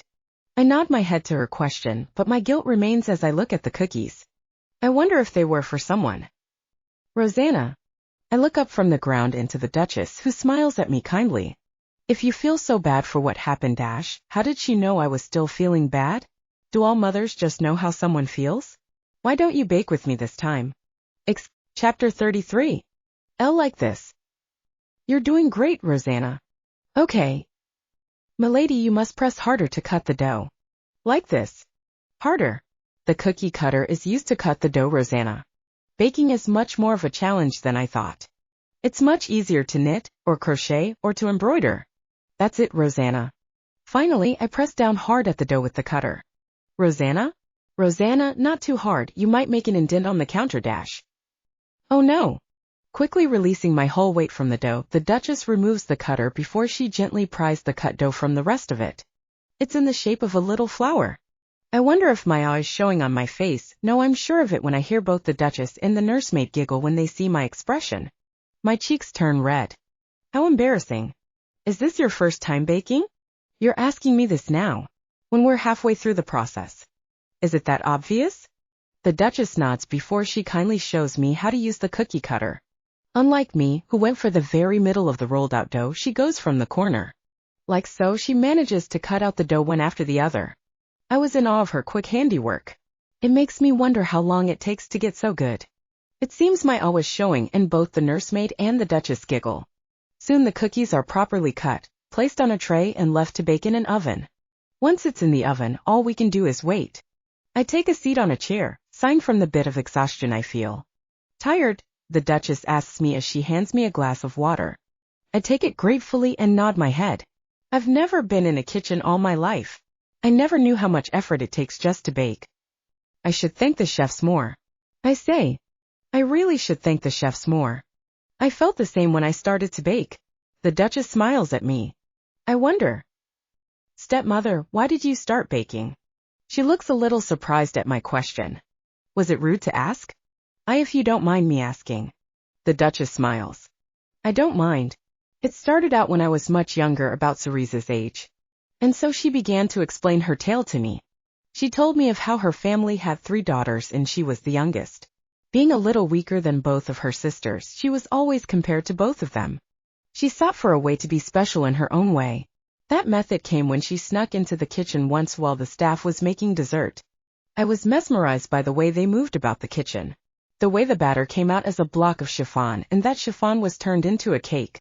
I wanted so badly to learn, and here I am. That sounds wonderful.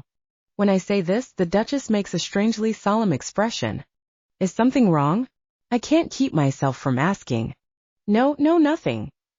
It's just that, even if I did find joy in baking, it didn't quite change anything between my parents and I, she explains.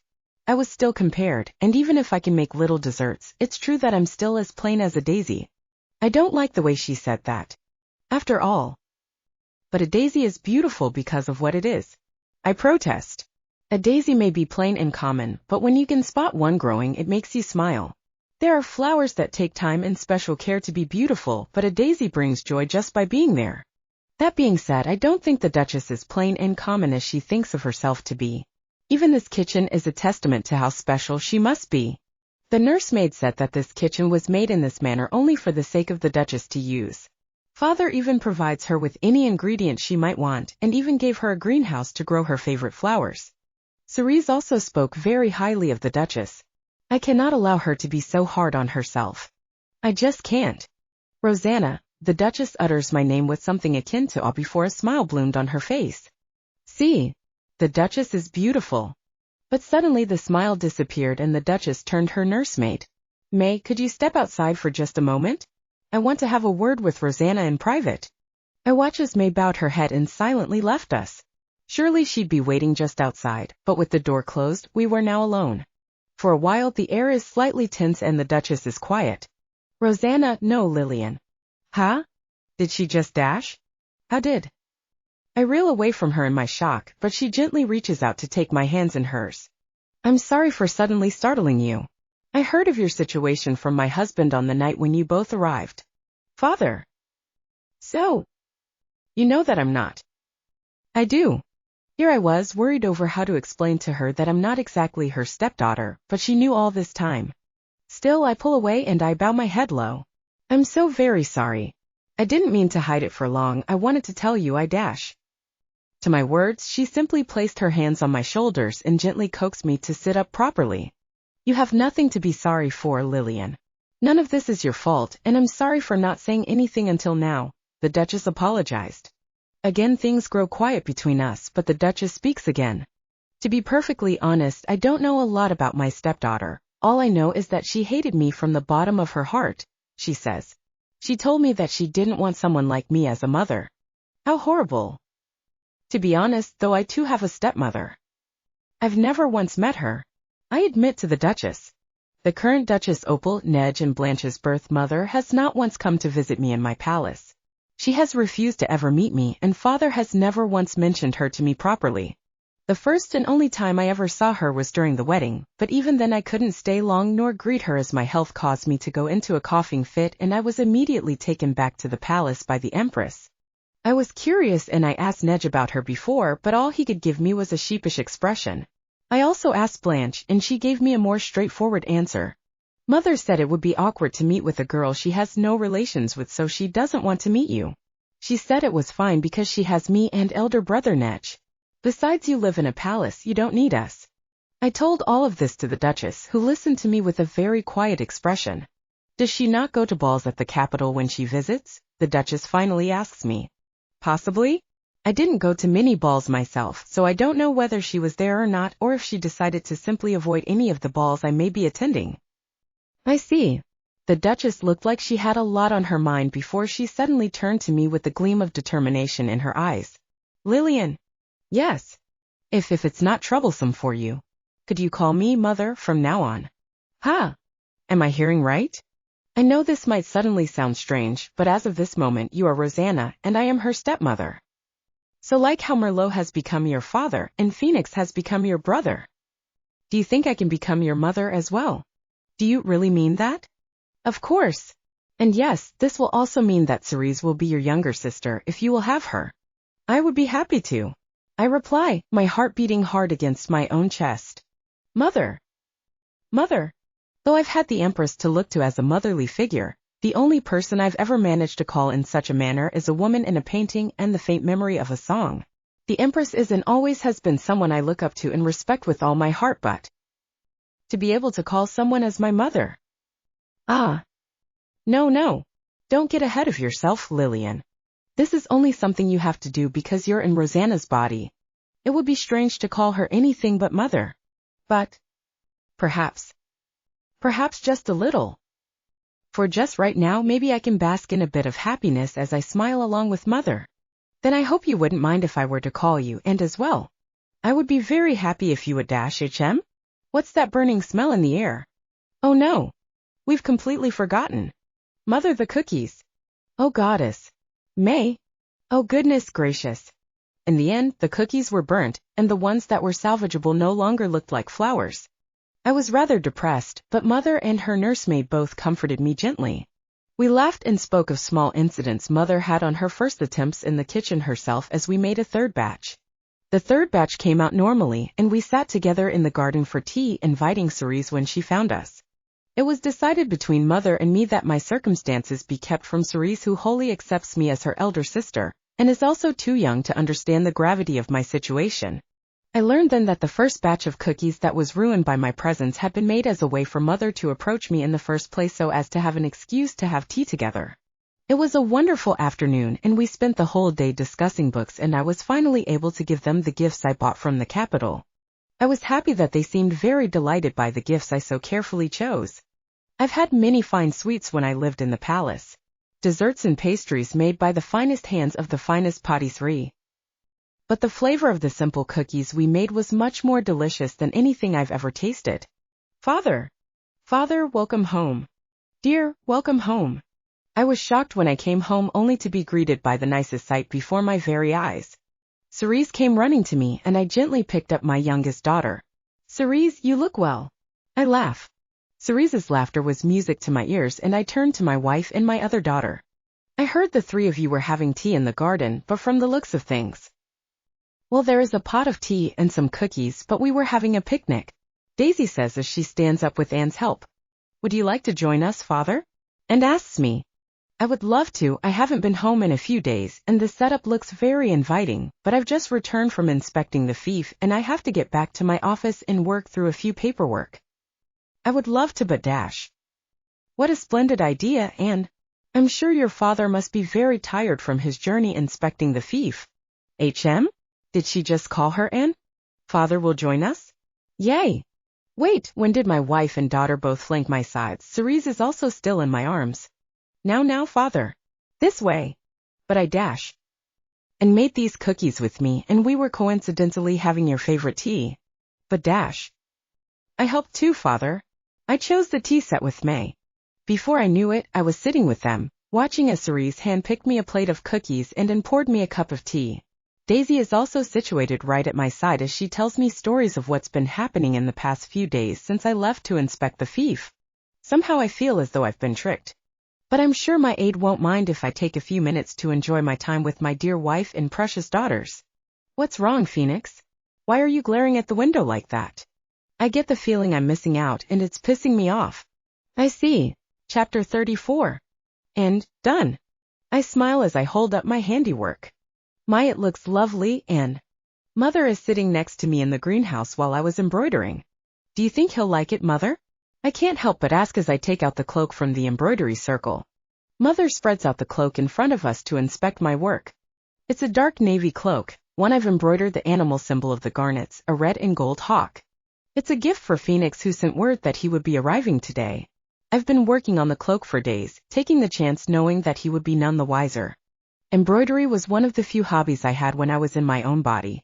Not only embroidery but knitting and crocheting were both some of my favorite pastime aside from reading books.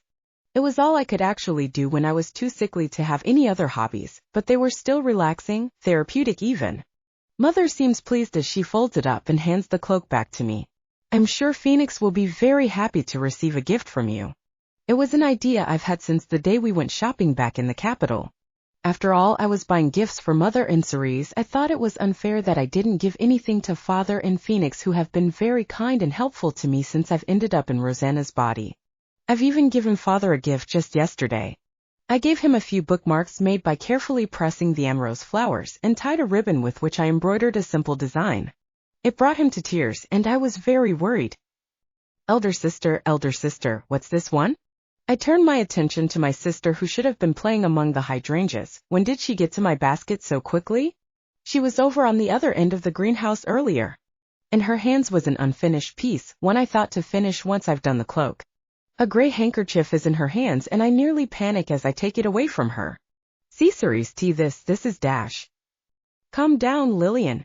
It's only a handkerchief. You didn't have to rip it out of a child's hands like that. Shame on you. Look how dejected she looks now. Do you see what you've done? Take a deep breath, Lillian. You have to calm down and properly explain to her why this handkerchief made you act so dastardly. There is no harm in explaining who this handkerchief is for. Calm your heart, Lillian. You see, Dash. Cerise, mother interrupts. That handkerchief is for someone very, very special to your sister's heart. So she's very flustered that you suddenly pointed it out, that's all. Mother. How special? Cerise. Like how your father is special to me. Oh. Mother. Elder sister, is that true? What should I do? What should I say? Should I lie? What are you thinking, Lillian? You can't lie to a child. You can't lie to Cerise. Just look at how brightly her eyes are shining. I've never been cornered into openly admitting to my feelings for Callisto. I've always been aware of it, but to tell someone else about my feelings. I've never even told Sally about it. My gaze goes down to the handkerchief in my hands, an unfinished embroidery of a moonflower on its surface. I haven't seen him for a week and a half now. He's so far away now, isn't he? He wouldn't be showing up on my balcony either. This is the first time I've gone so long without meeting him, and I'll have to go even longer without seeing him. I'm sitting here with Mother, Cerise, May, and Vivian. But I suddenly feel very lonely. I guess I already miss him. Yes. I finally admit as I bring the handkerchief close to my chest. My cheeks are heating up, and I can almost feel the sting of tears in my eyes. It's for someone very special to me. Milady Anne, what on earth happened to you? Vivian asks with a bit of a sigh. I don't blame her in the least. Not when I'm covered head to hem with flour. There was a small accident while Mother, Cerise, and I were baking a bit of cake after we spent some time in the greenhouse. I was wearing an apron, of course, but one thing led to another, and Cerise happened to tip over the bowl of flour, and it flew everywhere. We decided to redo the cake after cleaning up, and so Mother and Cerise both left to get cleaned. I too returned to my room in the opposite wing. I'll be moving to the other wing at the end of this week. The reason it's taking so long is because Mother wouldn't let me sleep in a room that wasn't properly designed and catered to be fit for me. Could you pick me out a fitting dress, Vivian? Also, run me a quick bath to properly get all of the flour off. Right away. I smile as Vivian bows and moves to do as I asked. She's really changed her attitude after that incident. She seems more lively in doing her job. Passionate might be a fitting word? Or would that be too extreme? Either way, for some reason I feel as though we've gotten just a little closer, even after I threatened her that night. Watching her move about, I can't help but frown as the trousers she's wearing are a little baggy on her, as is the dress shirt. She's wearing men's clothing at the moment to make it easier for her to move. Vivian insisted that she wanted to continue to work as my personal maid, but she also insisted on working properly as my personal guard. The result of such, she asked for a male servant clothes. But as I suspected, the dress shirt and the trousers are baggy on her. I can see her constantly pulling at the sleeve of the shirt. I wonder if... Elder sister. The door suddenly opens and I turn to see an excited Cerise beaming at me. She's mostly clean, save for her hair, which still has small traces of flour. What's wrong, Cerise? I ask patiently, but she takes me by the hand. Elder brother is home. I saw the carriage by the window. Come on, we have to go greet him. She was speaking so fast, I almost couldn't quite understand what she was trying to say, and before I can even reply, she's already pulling me to the door. Come on. Come on. She's so excited. Wait, Milady Dash. I turn to Vivian as Cerise pulls me out. Have the bath and dress ready, I'll be back quickly. As much as I would prefer to be cleaned of all the flour, I can tell that Cerise's excitement isn't something that can be squashed. The fear of watching her fall from the stairs that day is still very fresh within my mind. I'm scared that if I leave her to herself, she might actually get hurt this time. Besides, we'll only be greeting Phoenix. He might laugh at my appearance or be in shock, but I can handle that much. It's better that I become a small bit of laughing stock than have Cerise get into another accident. We reach the patio leading to the main entrance of the manor, and I watch as a butler who had been nearby moves to open the door for us. I can see Cerise bounce on her heel. She must be so excited to see her beloved older brother. She's so adorable. When the door is open, she's back to pulling me along with her. Slow down, brother won't immediately go anywhere. I giggle at her excitement as we descend the stairs just as the carriage stops and the coachman gets the door. You don't know that. Brother can appear and disappear if he wanted to. That's true. But I don't think he would be cruel enough to dash. My words get caught in my throat. The door opens and Phoenix steps out of the carriage first. Elder brother. Cerise let go of my hand and ran straight to her brother, who accepted her tackle without falling over. Hey, Cerise, you grew heavier. Did not. You did. Oh, hey Anne. What's with Dash? Their conversation goes in one ear and the other. I feel like Phoenix is trying to say something to me, but I can't seem to focus well enough. I can't when there's a second person who steps out of the carriage. A second person, who is also the same person I've been missing for a week and a half now. His smile is still as dazzling as the moon lighting up the night. Anne. Cal. Yes, right in front of me is Callisto, who is supposed to be at the capital. I can feel my heart go erratic. I'm completely blindsided. I'm not ready for this sudden reunion with him. I just confessed to my feeling just this morning. And yet among that turmoil one feeling bubbled gently to the surface. That is the very fact that I have missed him all this time. I should be greeting him properly.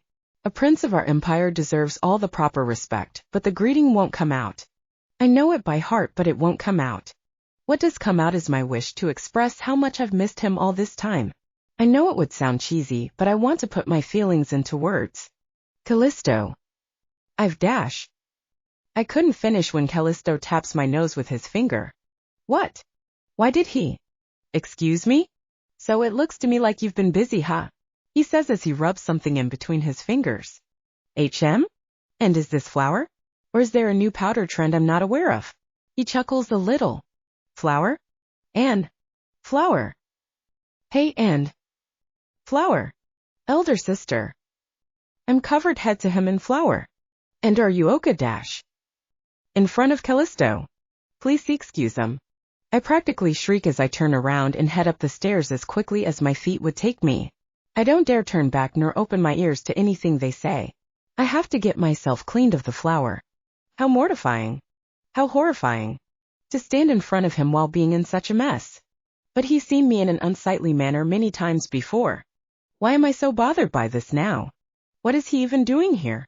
How shameful. Please excuse him. Wait and Dash. And she's gone. Way to go, Prince Charming. Oh, shut up, Phoenix. I can't help stand where I am, trying to process just what exactly happened. Why did she run away? What did I do wrong? Was the powder not a trend? I mean, Phoenix's little sister also has some flour on her hair. Elder brother, why is Prince Callisto here? Suddenly, I hear something akin to loud whispers. That is because he's your elder sister's fiancé. You mean he's going to marry elder sister? Yup. She's out of his league. That's what I said. I can hear you. I turn to the duo and I watch as Phoenix immediately covers his little sister's mouth. Where did that kid even learn that phrase? Phoenix, why was in running while covering her face? Just then the Duke and the Duchess descended from the top of the stairs. When they get down and the Duchess sees me, she's immediately in shock. Your Highness. She cries out from the shock. Huh? Why is she so shocked? Cerise I can still understand, but the Duchess is the matron of this estate. I know that while it wasn't originally planned, we made sure to send word that I was coming. Phoenix. Hey, don't look at me. I sent the letter and Father even sent a reply that he would tell everyone. Phoenix says, raising both his hands up in surrender. Our gazes turn to the Duke instead. Duke Garnet. Father. The Duke blinked at us before sudden realization took over his expression. Then he smiled almost sheepishly as he rubbed the back of his head. It seems I forgot to tell everyone that you be arriving as well, Your Highness. Ha ha. Goddess grant us mercy. Chapter 35. Anne? And I'm sorry for not informing you, Father truly forgot Dash. I ignore Father's plea for forgiveness. This is not something that can be easily forgiven, and I will not allow him inside until he truly understands what humiliation I went through. The mortification eventually ceased, and we eventually sat down together for some tea within a separate room. As we can hear, Father has been trying to gain my forgiveness ever since I found out that he forgot to tell us something so important. Mother, being the angel that she is, has taken Cerise along somewhere to give us privacy. My dress is new and clean, and my hair and face are flower-free. I feel calmer after such a fiasco. But I am still cross with Father. I'm so sorry for the way I acted suddenly. I start out with an apology. No, it's not really your fault, Anne. Callisto tries to comfort me. I'm also at fault. I should have directly sent a letter to you. This is all really just Father's fault. Phoenix shrugs his shoulders. I smile just a little more at ease. But then, Callisto, why are you here? I can't help but be curious. What about the capital? The social season? How did he get the Empress to agree to him leaving so suddenly? Callisto almost seems to read my mind. He smiles to me and I force my heart not to leap. I'm here to keep an eye on you. What exactly does that mean? Callisto dash. Sorry, it's not like that. Callisto waves his hand. Mother wanted to send someone to come here to make sure Rosanna's taking her princess training seriously. I took the opportunity and volunteered. I see. It makes sense that the Empress would want to send someone to keep an eye on Rosanna. After all, even if I made a promise to take the lesson seriously, there isn't a guarantee that she will. The Garnets are wealthy. Very wealthy. They could bribe the tutors to say that Rosanna is doing well. So she would need someone trustworthy to report back to her. But I'm still quite shocked to know that she allowed one of her own sons to come. Just how did he convince her to? Anyway, Phoenix cuts in before I can go deeper into my musing. I tried to look around in the tower and there were only a few things I could figure out discreetly. What is he talking about? The situation between you and Rosanna dash. Oh. Yes. Of course. So that's why he stayed behind. From what I can figure out using my status, it's very likely that someone cast a spell to switch your and Rosanna's souls while the two of you were on the verge of death. The revelation is something we suspected. It's nothing shocking, but it's still ominous to hear. How does that work? Callisto asks. In order to make it easier to understand, Phoenix casts an illusion of small figures to act as his visual example. It's easy to put the method to words, but difficult to put to practice. Phoenix says, when a person is on the verge of death, their soul tends to waver in and out of a person's body, leaving said body as a vaguely empty vessel. So if two people are on the verge of death, then we have two souls wavering in and out. Now all the caster has to do is take those wavering souls and put them in different bodies. I listen to the explanation and watch the illusion as it acts out what is explained. Dread starts to fill me as the explanation comes to a close and the realization hits me. So that would mean that that Rosanna is not the caster and there is a third party involved.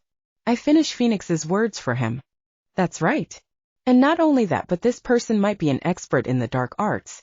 Whether they're someone who just studied the arts for selfish wants or... Phoenix trails off and I look up at him. They could be a surviving follower of Erebus. Callisto is the one to speak up. The air within the room grows heavy at the mention of the god. Erebus, a chaotic god of ancient times. Long before the Luminous Empire, people who followed the god were plenty. They were zealous people who wished to take over the continent and offer death and darkness to the god in blind worship. To stop them, our goddess, Gaia, descended and granted our people the power to overcome them, and the empire was founded through their victory against the god. Well, the good news, which can also be seen as bad news, is that Rosanna is probably more directly involved in this scheme. Phoenix changes the subject. I suppose it would mean that if we interrogate her, we might find a way to undo all of this. I mumble. But things won't be so easy. If Rosanna truly is involved in all of this as a scheme that she came up with and she's in cahoots with a dangerous individual, then we're at a disadvantage. We can't treat this carelessly, especially with the risk of an empire-wide panic. It would be better if Rosanna did all of this just to take my body, but if there was something deeper. No, calm down, Lillian. There's not enough proof. Oh, that's right. Callisto, I call out, how has Rosanna been at the palace? Callisto seems to pause for a second, and then he looks away while biting his bottom lip. Even Phoenix looks like he wants to either laugh very hard or sigh very deeply. Just what did Rosanna do? She's doing well.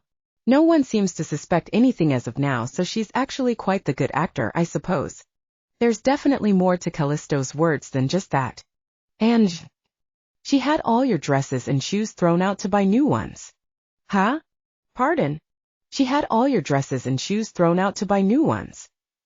Excuse me? And no one suspects anything wrong? Callisto shakes his head. Nope. Everyone just thinks that experiencing near death must have given you quite the shock. And from what you said before, you weren't the type to really buy too much clothing, right? I nod my head at Phoenix's question. Since that's the case, everyone just thinks that you're finally deciding to be a little selfish and they're letting it pass. Even Cyrus and Mother doesn't suspect anything other than you having a need for a change of pace. Callisto's words make some sense. Most of my clothes were either given to me or chosen because the Empress insisted on me picking out an outfit of my liking. They might even celebrate the fact that Lillian is finally showing proper interest in fashion. Still, it's too shocking to hear that Rosanna would suddenly do something like this. And I can guess just why she did it. After all, doing something so flashy as to throw away all of my clothing and shoes will definitely garner attention. Even without Callisto and Phoenix telling me, the news will spread eventually, even all the way to the Garnet Thief. She must have done that to spite me. But couldn't she think of something better? And dash. Oh no, it's all right. I'm not very bothered by what Rosanna did. Has she done anything to the servants? Sally and Andrew? The guards and knights of the palace.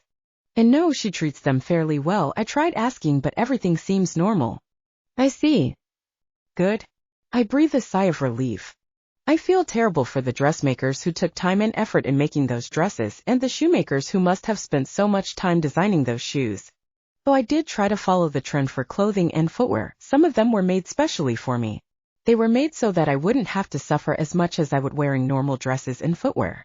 They were designed and crafted very carefully so that I would be able to wear them on a daily basis and move around easily. To have all of those thrown out is irksome, but it's also very childish. That's all I feel about this.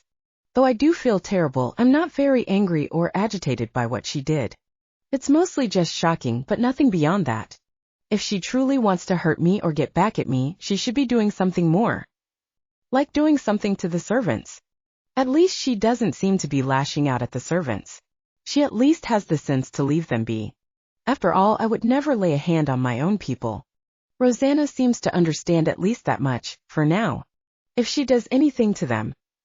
So help me. So Phoenix pulls me out of my thoughts. What exactly is the plan? The plan? It seems my question is showing on my face because Phoenix frowns before crossing his arms. You don't actually think that we believe you went through the trouble of using your only favor from the Empress to come here for vacation, right? Oh dear, it looks like I've been seen right through. I smile. Well, yes. I do have a plan. It's rather simple in words, but it might be difficult to come to fruition. What's the plan then? I plan to change the people's perspective of Rosanna Carmilla Garnet. Callisto raises an eyebrow. What do you mean? I stand up from where I'm seated and turn once as if to show them. If you think about Rosanna, what comes to mind? Diva. She-ogre. I expected answers, but not something so straightforward, from both of them too. Either way, yes, I'm sure you all agree, but Rosanna's reputation isn't one of the best. If I try to approach the Empress or Cyrus in the current state, all that will happen is a repeat of the engagement ball. She was willing to fall down a flight of stairs to frame me. What more could she do to try and bring me down further? It chills my spine to even think of it. So the first step was to leave and fix your reputation? Callisto asks with a frown. Wouldn't it be better to stay in the capital and actively participate in social events rather than run away? It's true that it might just be better to do as Callisto suggests. It might be easier if I stayed at the capital and flaunt myself around while acting as Rosanna the best I can. But I fix my posture, my hands politely placed in front of my skirt, my back straight, my head held high but not too proud. It's the way I was taught to stand as a future member of the imperial family. That's because I'm not Rosanna. I tell them. I'll have to borrow her name and I'll have to borrow her body, but I'm not her. I say as I walk over to the window. Even my steps are calculated, light, but with purpose. Rosanna might be planning to be me and acting as me to an extent, but I open the windows and let the fresh wind run through my hair. I then turn to the two young men. I don't want to live as Rosanna, but as myself. I explain. You should give up on the engag. To my shock, Callisto hit Phoenix in the ribs. Anyway, I cry out as Phoenix supports his chest and Callisto looks as though he didn't just do that. Rosanna was very sociable. Anyone who is someone knows who and how she is. I learned that from the ball too. If that sociable Rosanna suddenly had a change of heart the next day, then people might suspect something's wrong. Callisto nods as he understands where I'm coming from. I nod my head. I know it sounds far-fetched, but in the worst-case scenario, our secret is revealed and then, I didn't want to say it out loud, but I'm sure we would be executed somehow. But if I fix my reputation, then I might garner the attention of the Empress and Cyrus again. If it's a year from now, then perhaps they'll have noticed that something's wrong with Lillian, and believe me once I explain myself.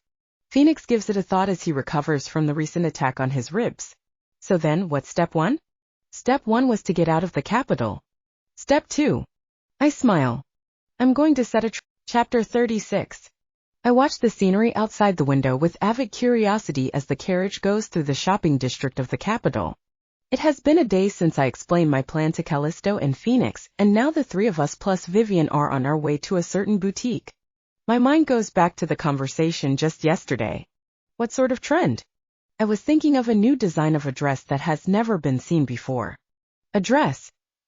You'd need a designer to help with that and the collaboration of a boutique. You're right, I was hoping to go look for a trustworthy place once brother arrived. Then Phoenix and I know just the place. Ugh. I was surprised that they were acquainted with a dressmaker, but I was also rather shocked by Phoenix's sudden change in expression, like he just bit into something very bitter. Even now he's sitting next to me like he doesn't want to go. Still, he's wearing the new cloak I embroidered for him, and it makes me very happy to know that he likes it. I haven't been able to finish the embroidery on the handkerchief though. We were beginning to enter into the less popular corner of the streets and I frowned a little. Is it any further? I ask in worry.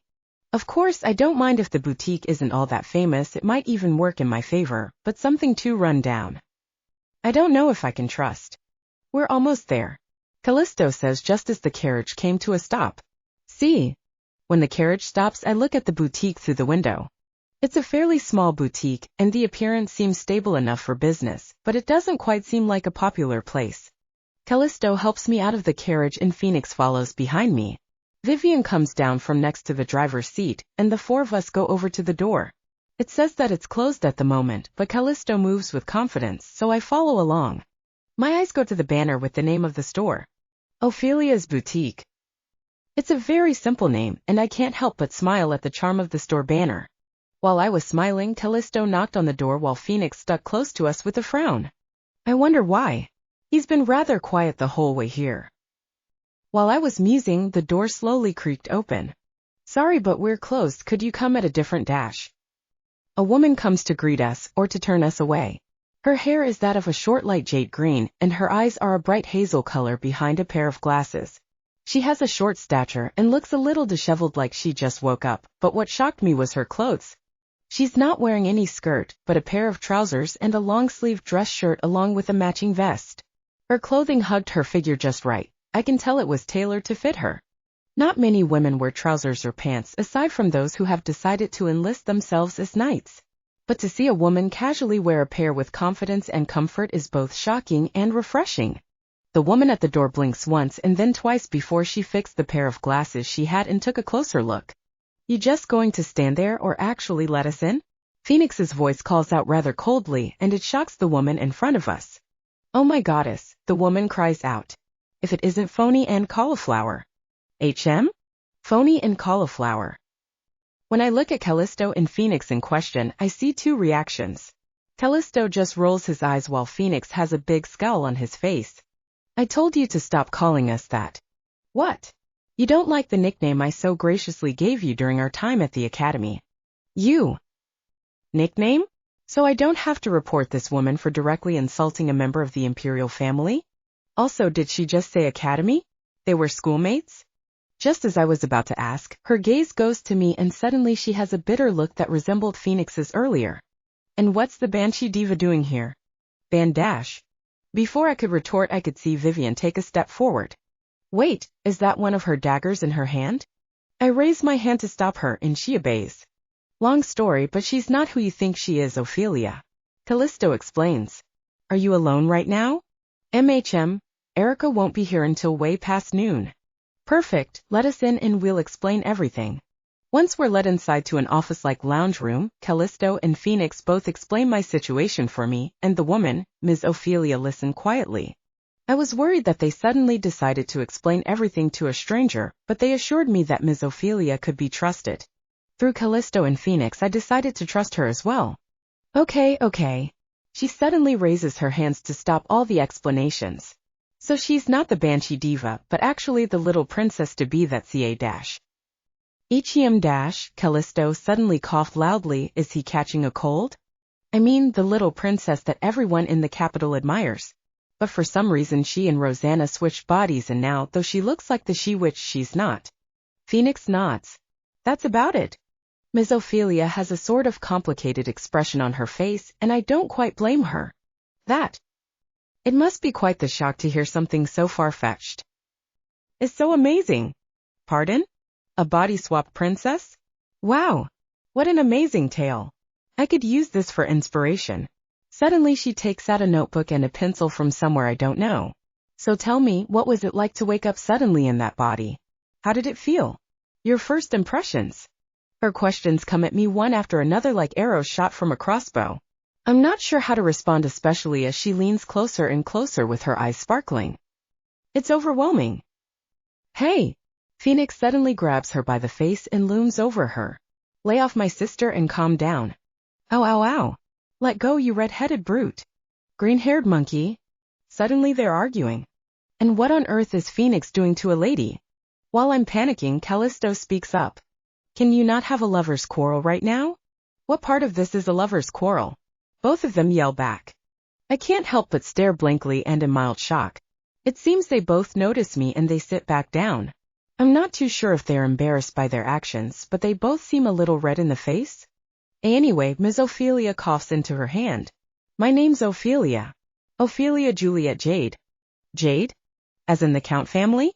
If we're talking about the county, they're one of the leading members of the fashion industry. They back more than 1/3 of the capital's boutiques and various apparel stores. It's nice to meet you. I'm Lillian Angelique Opal, as it may be confusing. Please call me Anne. I introduce myself. I didn't think I would meet a daughter of Count Jade here at the Garnet Fief. Aha, just call me Ophelia. I kept the name, but I've more or less left that family behind. Ophelia rubs the back of her head. There seems to be more behind the reason, but I decide against prying. Then Ophelia. I start. I came here in hopes of finding someone willing to collaborate with me. Collaborate? Yes, but before that, could you show me a catalog of your current designs? It doesn't take long for her to bring me a binder with several drawings of clothing and design. I thought about it when I saw the mannequins currently displaying a variety of the store's dresses. The designs are unique. They're different in the sense that one would call them bold. While fuller skirts, brighter colors, and extravagant fabric designs are the currently sought-after choice, the designs in the catalog are simpler, more detailed in embroidery, and complements the simple designs with accents. This store and Ophelia herself is perfect for what I have in mind. Ophelia, these designs are wonderful. You really think so? She sounds so surprised by my compliments. Absolutely, and now that I've seen what you can do, I want to request something from you. A request? That's right, there's a dress I have in mind, and I want your help to design and create it. What do you have in mind? With that, I begin to explain the concept of the dress and how I want it to be made, and how it has to flow. Ophelia listens to me attentively, taking note of every word that comes out of my mouth and even going as far as to start sketching out the dress itself. This won't be just any simple dress, it would be the cornerstone to recovering Rosanna's low reputation. Thankfully, Rosanna was an active trendsetter. It wouldn't be weird for her to suddenly set a new one. But the importance is the impact. A social butterfly like Rosanna disappearing from high society for an entire year will definitely tear a hole in her popularity. To repair the damage done from her absence, the comeback has to be something unforgettable. That's how important this is. The discussion between us becomes rather lively, even to the point that I can tell Ophelia is very excited by the concept of the dress itself. This is amazing. I would never have thought to make a dress like this. Ophelia says, if things go well, this dress will definitely stand out. That's what I hope. I nod my head. Still, even the design will take some time. We'll have to think about the fabric type, the color, the pattern of the fabric. This is going to take some trial and error. I nod to what Ophelia said. I'll endorse and financially back the store for the sake of this dress. We'll have a whole year to experiment with, of course. You'll be free to do business as you please, but this dress style is top secret, and I'd like to ask that it be a priority. Ophelia's eyes light up. You will? Then I agree wholeheartedly. Wait, Callisto interrupts. If you need a financial backer, then Phoenix and I. Are you out of your mind? Absolutely not. Callisto and Phoenix are both flabbergasted by our strict refusal. They look confused and Ophelia sighs while shaking her head. Look, I'm thankful that you guys helped me set up this boutique, but remember how we did that secretly? Why, yet you said it had to be done as discreetly as possible. Phoenix mumbles. Do neither of you understand why? They don't. Even I have to breathe a sigh. I somehow understood that Phoenix and Callisto helped Ophelia with this boutique in some way. After all, a young woman her age who has cut ties with her family couldn't possibly start a business on her own. But it seems they don't quite understand what damage it would cause if people were to find out. I turned to Callisto first. Cal, you just got engaged to Rosanna very recently, didn't you? That also just became public knowledge very recently, didn't it? Callisto nods at my words, so I turned to Phoenix. And brother, as the heir to the duchy and a high-ranking member of the Magic Tower, you understand that you're a very well-sought-after bachelor, don't you? I am.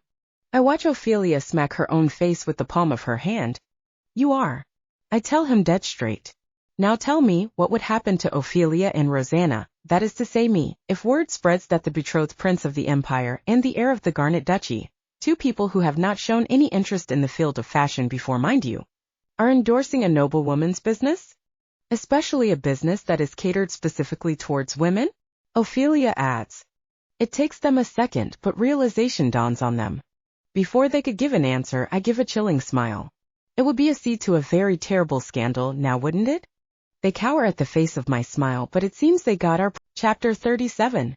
I securely keep Anne's arm linked to mine as we take a walk all the way to the plaza. We just finished discussing most of the details with Ophelia when she realized that Anne has never been to the streets of the Garnet Fief. Phoenix had to stay behind as Ophelia wanted him to check a new fabric she purchased just recently. Anne's maid was also left behind under the request that she have her measurements taken and fitted for better clothing. I can still recall Phoenix's cry to not leave him behind, and it makes me chuckle. What are you laughing about? I turn to Anne and find her staring at me questioningly. Nothing. I answer back and she just smiles at me, helpless by my answer. It was endearing. I can't help but think so. I've never thought I would think of Rosanna in such a way, but looking at Anne, it's hard to see her as Rosanna. Even if she looks like her on the outside, the way her eyes light up, the way her expression softens. All of those little things remind me that the person inside is completely different. All those little details make me see Lillian instead of Rosanna. Is that the plaza? Her eyes sparkle with that question as she lets go of me in favor of rushing towards the open space with the fountain.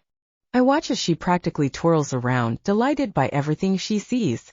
Her head turns this way and that, curious by everything and eager to explore. She looks like a child. I wonder if this is what she was like when Phoenix took her out to buy gifts back in the capital. I should invite him to a spar. His magic versus my sword. Cal. Her voice snaps me out of my thoughts and I see she's already approached one of the mini vendors that surround the plaza. Coming. I call back and walk over to the stall where she's waiting. On the way, I pass by what seems to be a poster of some sort, and I give it a small glance but otherwise make my way to her. Look, she says, pointing to the vendor's cart. There's a magic stone. I take a look and nod as I spot the whitish blue stone that shines in the sunlight. It's a magic stone that's been imbued with ice-based magic. I check the name of the stall and realize immediately what the stall is for. Ice cream. I read out loud and the stall owner smiles at us. Care to buy your girlfriend a cup on this warm day?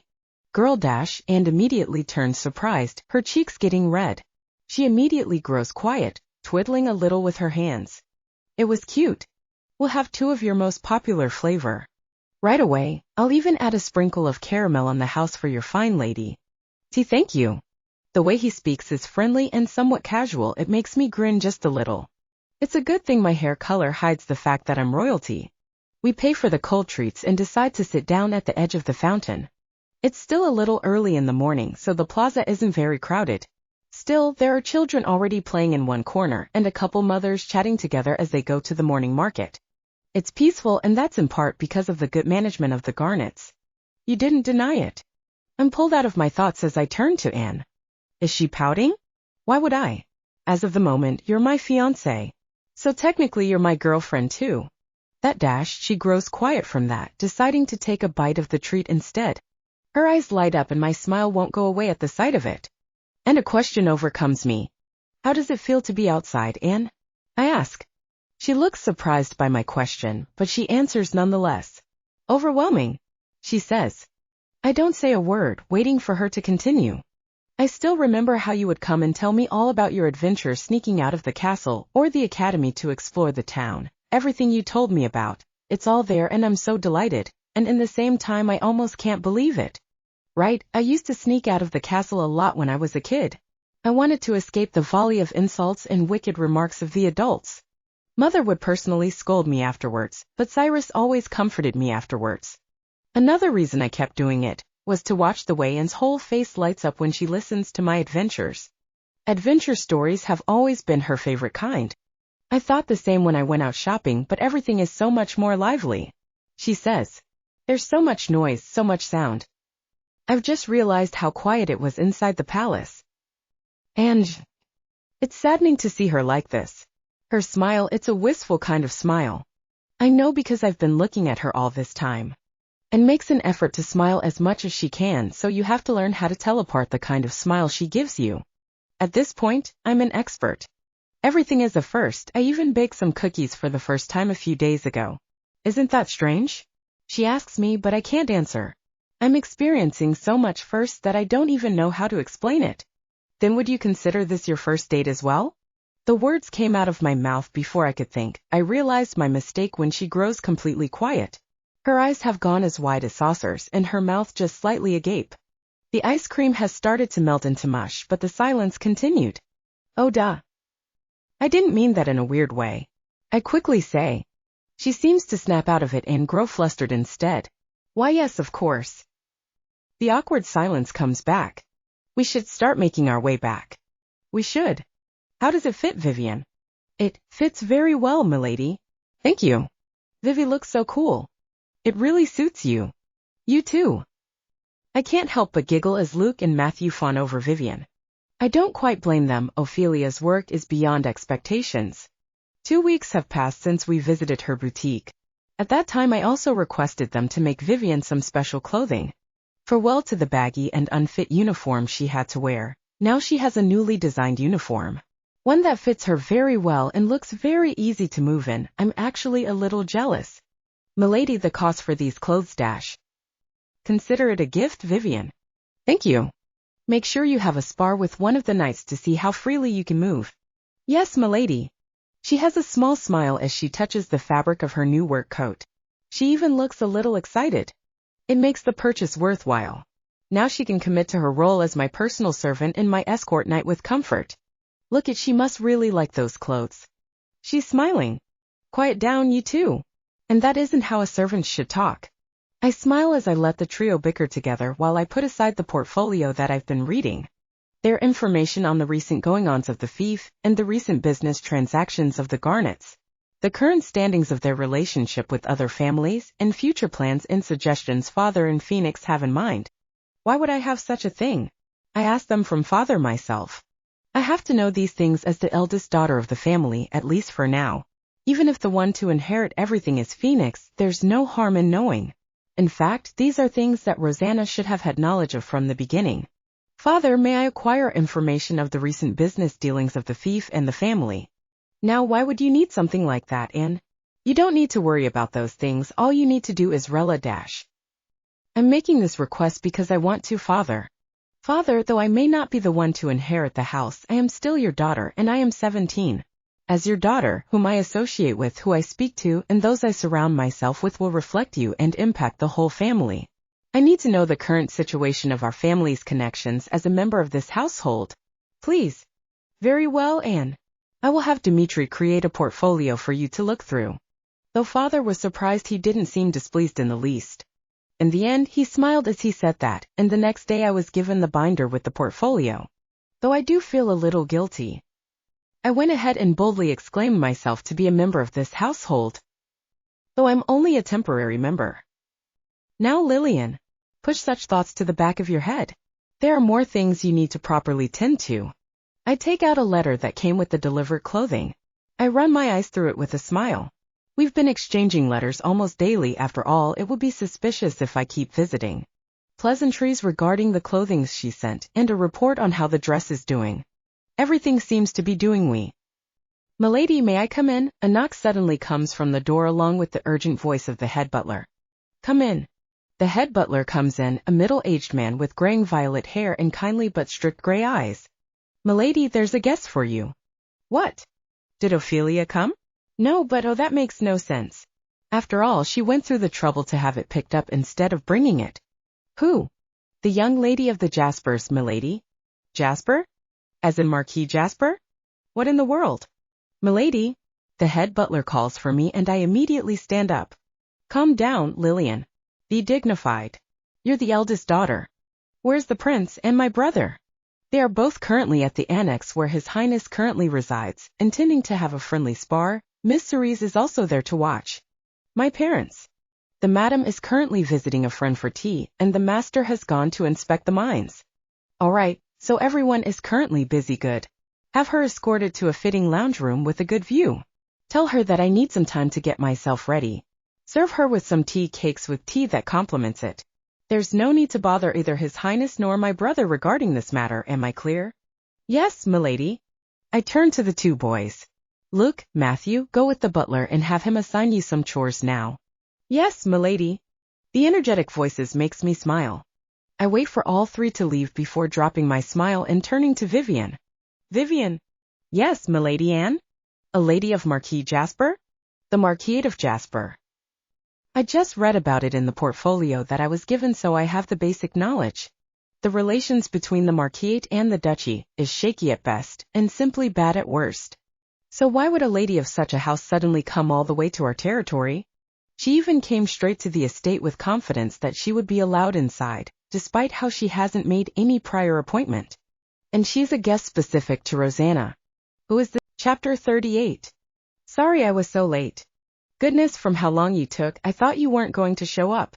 I already apologized. You came at a bad time and I wasn't presentable enough.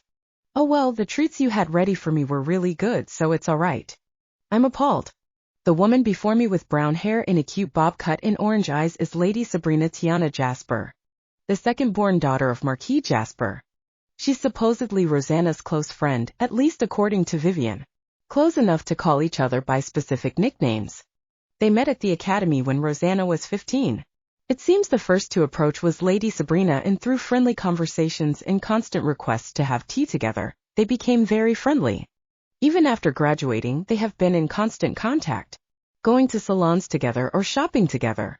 Lady Sabrina seems to have also constantly visited the Garnets' estate at the capital a good number of times.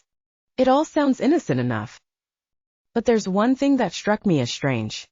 "How have you been, Rosie?" "Well, I'm still recuperating from the shock." "Oh. The lady before me has not once visited the estate, even once since Rosanna fell into a coma. Of course, there was the fact that I and father specifically made it so that people specifically seeking me out would be turned away. We would still have been informed about anyone trying to visit. Letters were also not being denied during that time. But there wasn't even a single letter from her. So why was she here now? Going all the way here to the Garnet Fief? Of course, the Jaspers' territory is nearby and is a day away by carriage, but why come here specifically? And her first response when greeting me. Wouldn't one normally be asking a close friend how they're doing instead of that playful complaint? She must have been there at that fateful engagement ball. Now that I look at her, she was one of the people who approached me in that ball before I quickly excused myself. Maybe I'm thinking about this too deeply? Perhaps friends are normally like this? Embarrassingly, I wouldn't even know. The only friends I really had were the princes and the servants of the palace, and it was normal for them to ask about my health first. After all, I was weak and frail.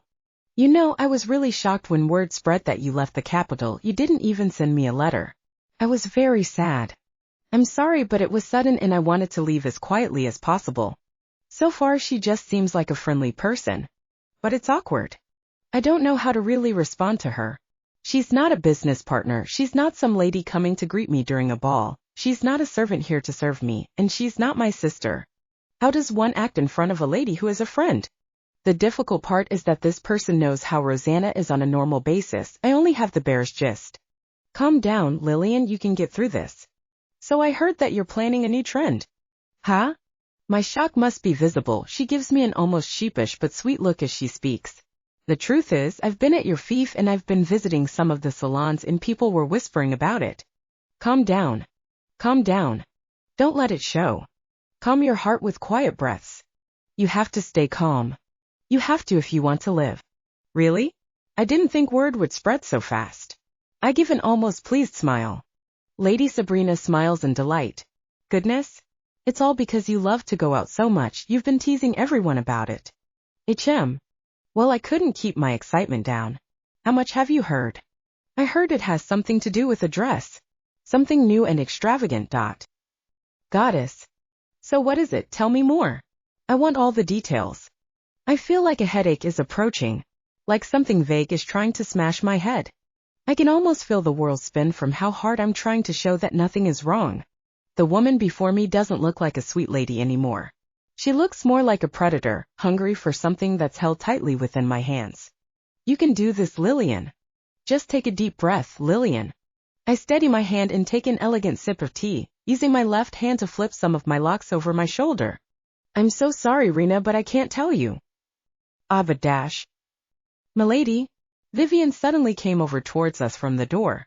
Milady, I was just informed that the master is looking for you. Oh my, really? I feign my surprise with a startled look. Looks like I'll have to end this tea time short, sorry, Rena. Oh. No. I came here without warning. I was so excited that I forgot to send a letter, but you still so graciously invited me in. Rena says as she too stands up and gathers her things. Thank you so much for giving me your time, Rosie. Make sure you send a letter so you don't have to wait so long next time. I'll have a butler escort you. The two of us smile. But I can't help but feel the bile trying to rise from the pit of my stomach. Milady, please slow down. I rush through the halls with hurried steps. I'm not trying to make my way to the annex, but instead I'm trying my best to get back to my room as quickly as I can. Father isn't looking for me, he isn't even here. That part is a coordinated lie between me and Vivian. If I flip my hair with my left hand, it's a signal that I wanted to end the conversation between me and Lady Sabrina. Lady Sabrina. Finally, I get to my room and I quickly look around frantically. Everything is clean. Of course it is. The maids in charge of cleaning my room must have come in and done so while I was in a different room to see how Vivian's clothes fit. Quickly making my way to the desk, I open one of the cabinets with a box. I open the box and in it are letters with the seal of Ophelia's store.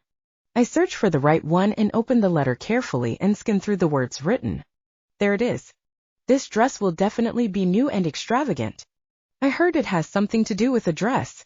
Something new and extravagant. My mind starts to race. Milady and dash. I turn to Vivian urgently. Close the door tightly, Vivian. I tell her and watch as she does exactly as I ask. What's the matter? She asks very worriedly. Of course she would be worried. I've been very silent since we made sure the butler escorted Lady Sabrina safely to her carriage. I want to think that it isn't possible. It almost makes me sick to think that it would be possible. But humans are fickle people who tend to watch out for themselves first before anything else. Vivian, you were in the same room. Don't you find what Lady Sabrina said strange? Vivian looks a little confused as she thinks back to our conversation. I was going to tell her outright, but she comes to her own realization. She said she heard it at a salon, but milady, you've never once dash. I nod my head solemnly. I never once visited a salon, whether back in the capital or the few weeks I've been here. She heard people whispering at a salon about the new trend I want to set? Who would she have heard whispering? Ophelia swore to keep it a secret and she hasn't even told her assistant about the dress yet. I can trust her because both Callisto and Phoenix do too. Besides, keeping it a secret is beneficial for her as well. Vivian was also there when I spoke about the dress concept and idea. But she wouldn't go around telling anyone. There are some nearby nobles that have friendly relations with the Garnets, like the one Mother went to visit, but I have never met them, and I haven't even told Mother about the dress plan. Callisto and Phoenix wouldn't talk either. And the way she described the dress I want to have made, she used the exact words of this letter. Though Ophelia and I do exchange letters, we decided that for the safety of the secret, we would only use vague words to describe the dress. So how does Lady Sabrina know? There's only one answer, and though I want to deny it, the letter in my hand had the faintest bit of proof that my theory is correct. The maids clean my room twice a day. Once in the morning while I get ready and go enjoy breakfast. The second time they do so sometime in the afternoon before dinner. From the looks of my room it was just cleaned, and the number of letters in my cabinet match how many times I've exchanged letters with Ophelia. Vivian. Yes, milady? Listen very closely to what I'm about to order. A mistake will not be tolerated. I give my orders. My words are very stern as I explain everything she needs to be ready. She nods as her eyes show her focus and determination, her ears absorbing every word I utter. All right. She kneels to the ground to bow. As milady wishes. Would you like a refill, milady? Yes, thank you, Vivian. I leisurely hum as I look out the window with a fresh cup of tea on the table and a foldable fan in my hand. A week has passed and all the preparations are complete. The envelope next to the tea cakes shows that Lady Sabrina has been coming daily, even bringing gifts as if to bribe me. She's been trying to get more information on the dress, but I've stubbornly, yet playfully kept any information from slipping out no matter how hard she tries. It was so odd. Why was she so fixated on getting that information? Well, I already know why. And milady. I turn from the window and watch as 4 maids come into my room and line themselves up. 4 male servants also follow as does the head butler and the head maid. These are the maids in charge of cleaning my room. My, thank you all for coming. I say as I stand up, my back against the window. Did you need something from us, milady? One of the bolder servants asks. They all look so scared, and I feel bad, but if I show mercy here, then everything will be for naught. Not really. I just have something to say. I flick open the fan and use it to elegantly cover half my face. You're all fired. The silence continued like ice-cold water was washed over all of them. Pardon. Milady, we dash. Did we do something to displease you? Milady, why dash? I said. I cut them off sharply as I bring down my fan and force it to snap shut as I hit my palm. You're all fired. I trained them all with a cold gaze and they seemed to realize the gravity of the situation. You have 5 minutes to pack your things and leave the estate. When the 5 minutes are up, the servant behind you will force you to leave with or without your belongings. 5 minutes dash. It takes at least 2 to get from here to the servants' quarters. Milady, please have mercy. I give their plead a cold smile. Good luck. Chapter 39. Honestly, I didn't think the plan would work this smoothly. This can't be found out. I can't be kicked out of the knighthood dash. But dash. Watching from the shadows, I give a cold look at the 2 currently talking at this alleyway. How much longer? I look over to Phoenix, who is keeping us all hidden with magic. Then my eyes return to the maid and the knight. I watch as they argue before I look down at the magic stone that is recording everything. I smile. This is enough. Vivian and a disguised Callisto moved at my words. I bite the nail of my thumb through my glove. With my hood up, I wait in the carriage as it moves to a certain high-end cafe. And milady, if we don't return to the capital soon, or at least go to the Jasper Fief, the master will dash. Be quiet. Father has my elder sister and brother with him. Who cares if I miss a few balls? I nearly snap at my maid who is in the carriage with me. The only thing a ball is good for is to find a husband. But I already have someone who cares for me. I'm close. I'm so close. All right, Alight. I'll tell you everything tomorrow. That's what Rosanna said yesterday when I came over for tea. I just have to get that information from her. The dress. I just have to tell him to wait a bit longer. I'll get that information soon, just like all the others. I worked so hard and that stupid Rosanna doesn't suspect anything. She's been a bit stubborn this time, but she caved in eventually. Just like usual. If I give that information to him, then he'll stay with me. He said so. The carriage comes to a stop and I head out with my maid. When the door opens, a receptionist quickly comes to us. Welcome, would you here on a reservation or would you be a walk-in? Awa dash. We're here on a reservation for a booth at the 2nd floor, under the name Rosie. Huh? I feel a hand go to my shoulder and someone who isn't my maid is standing next to me. I slowly turn my head in the direction of the owner of the hand on my shoulder. There I see a white hood with a contrasting red peeking out from under it. Rosanna turns to me with a gentle smile, but to me it was as fearsome as a dragon. Shall we go in, Rena? We're served a small tower of tea cakes and a batch of tea that has the sweetest aroma. Mother told me about this cafe. I've wanted to visit it for a while now, whether with Phoenix and Callisto, Ophelia, or with Mother and Cerise. But to think I'd have to have my first visit with someone so unpleasant. I take a sip of tea with delight at how the aroma spreads throughout my mouth. It goes really well with the tea cakes. The tea here is superb. Vivian, you should learn from them. I will do my utmost, milady. Was that a little too mean? I giggle at Vivian's helpless expression. I was joking, Vivian. The tea you served me is delicious too. Milady. Just that the tea in this cafe is much more aromatic and flavorful. I look up at the awkward and shaking figure of the lady sitting before me. Oh my, aren't you going to take a sip of tea or a bite of cake? I ask her with a smile. She continues to sit there with an awkward and terrified air about her, not that I'm making that any easy on her. Why are we here? She finally spoke. Well, I did promise to tell you everything today. At my words, she's suddenly hopeful. I hold in a sigh. Still, the interior of this cafe truly is amazing. There's a common seating area on the first floor, but the second floor consists of individual booths with a curtain that allows one to take a view of the people below, or close it off for a more private discussion. We're exactly in that sort of room, and I gently reach out to pull the curtain back just a little. Searching through the people enjoying their tea and delights, I see a certain man. At first glance, he's a very plain-looking man, with dark brown hair and blue eyes, but I will say that he puts effort into his clothing and the way his hair is styled. He's looking around with impatience, his eyes going down to his pocket watch every 5 seconds or so. Edward Brooks. At the mention of that name, Lady Sabrina flinches and quickly casts her gaze down to her lap, the hope having been crushed. How did you dash? It wasn't very hard to find out once I used my connections. Though actually I had Vivian tail Lady Sabrina for the past week to see what she does, and once I found out that she was meeting with someone in secret, I asked Callisto to send a message to his aide back in the capital to gather information. What came back was a scandalous affair between an esteemed lady of the Marquisate and the bastard son of a merchant guild. According to Edgar, she met Brooks before her time at the academy. The head of the merchant guild was invited to the Marquis estate when she was 14, and Brooks was there being made to carry the goods. They've been meeting since. Love at first sight. Something like that. But apparently I reel my mind back from the conversation I had with Callisto once the report came back. As so you know. Lady Sabrina asks nervously.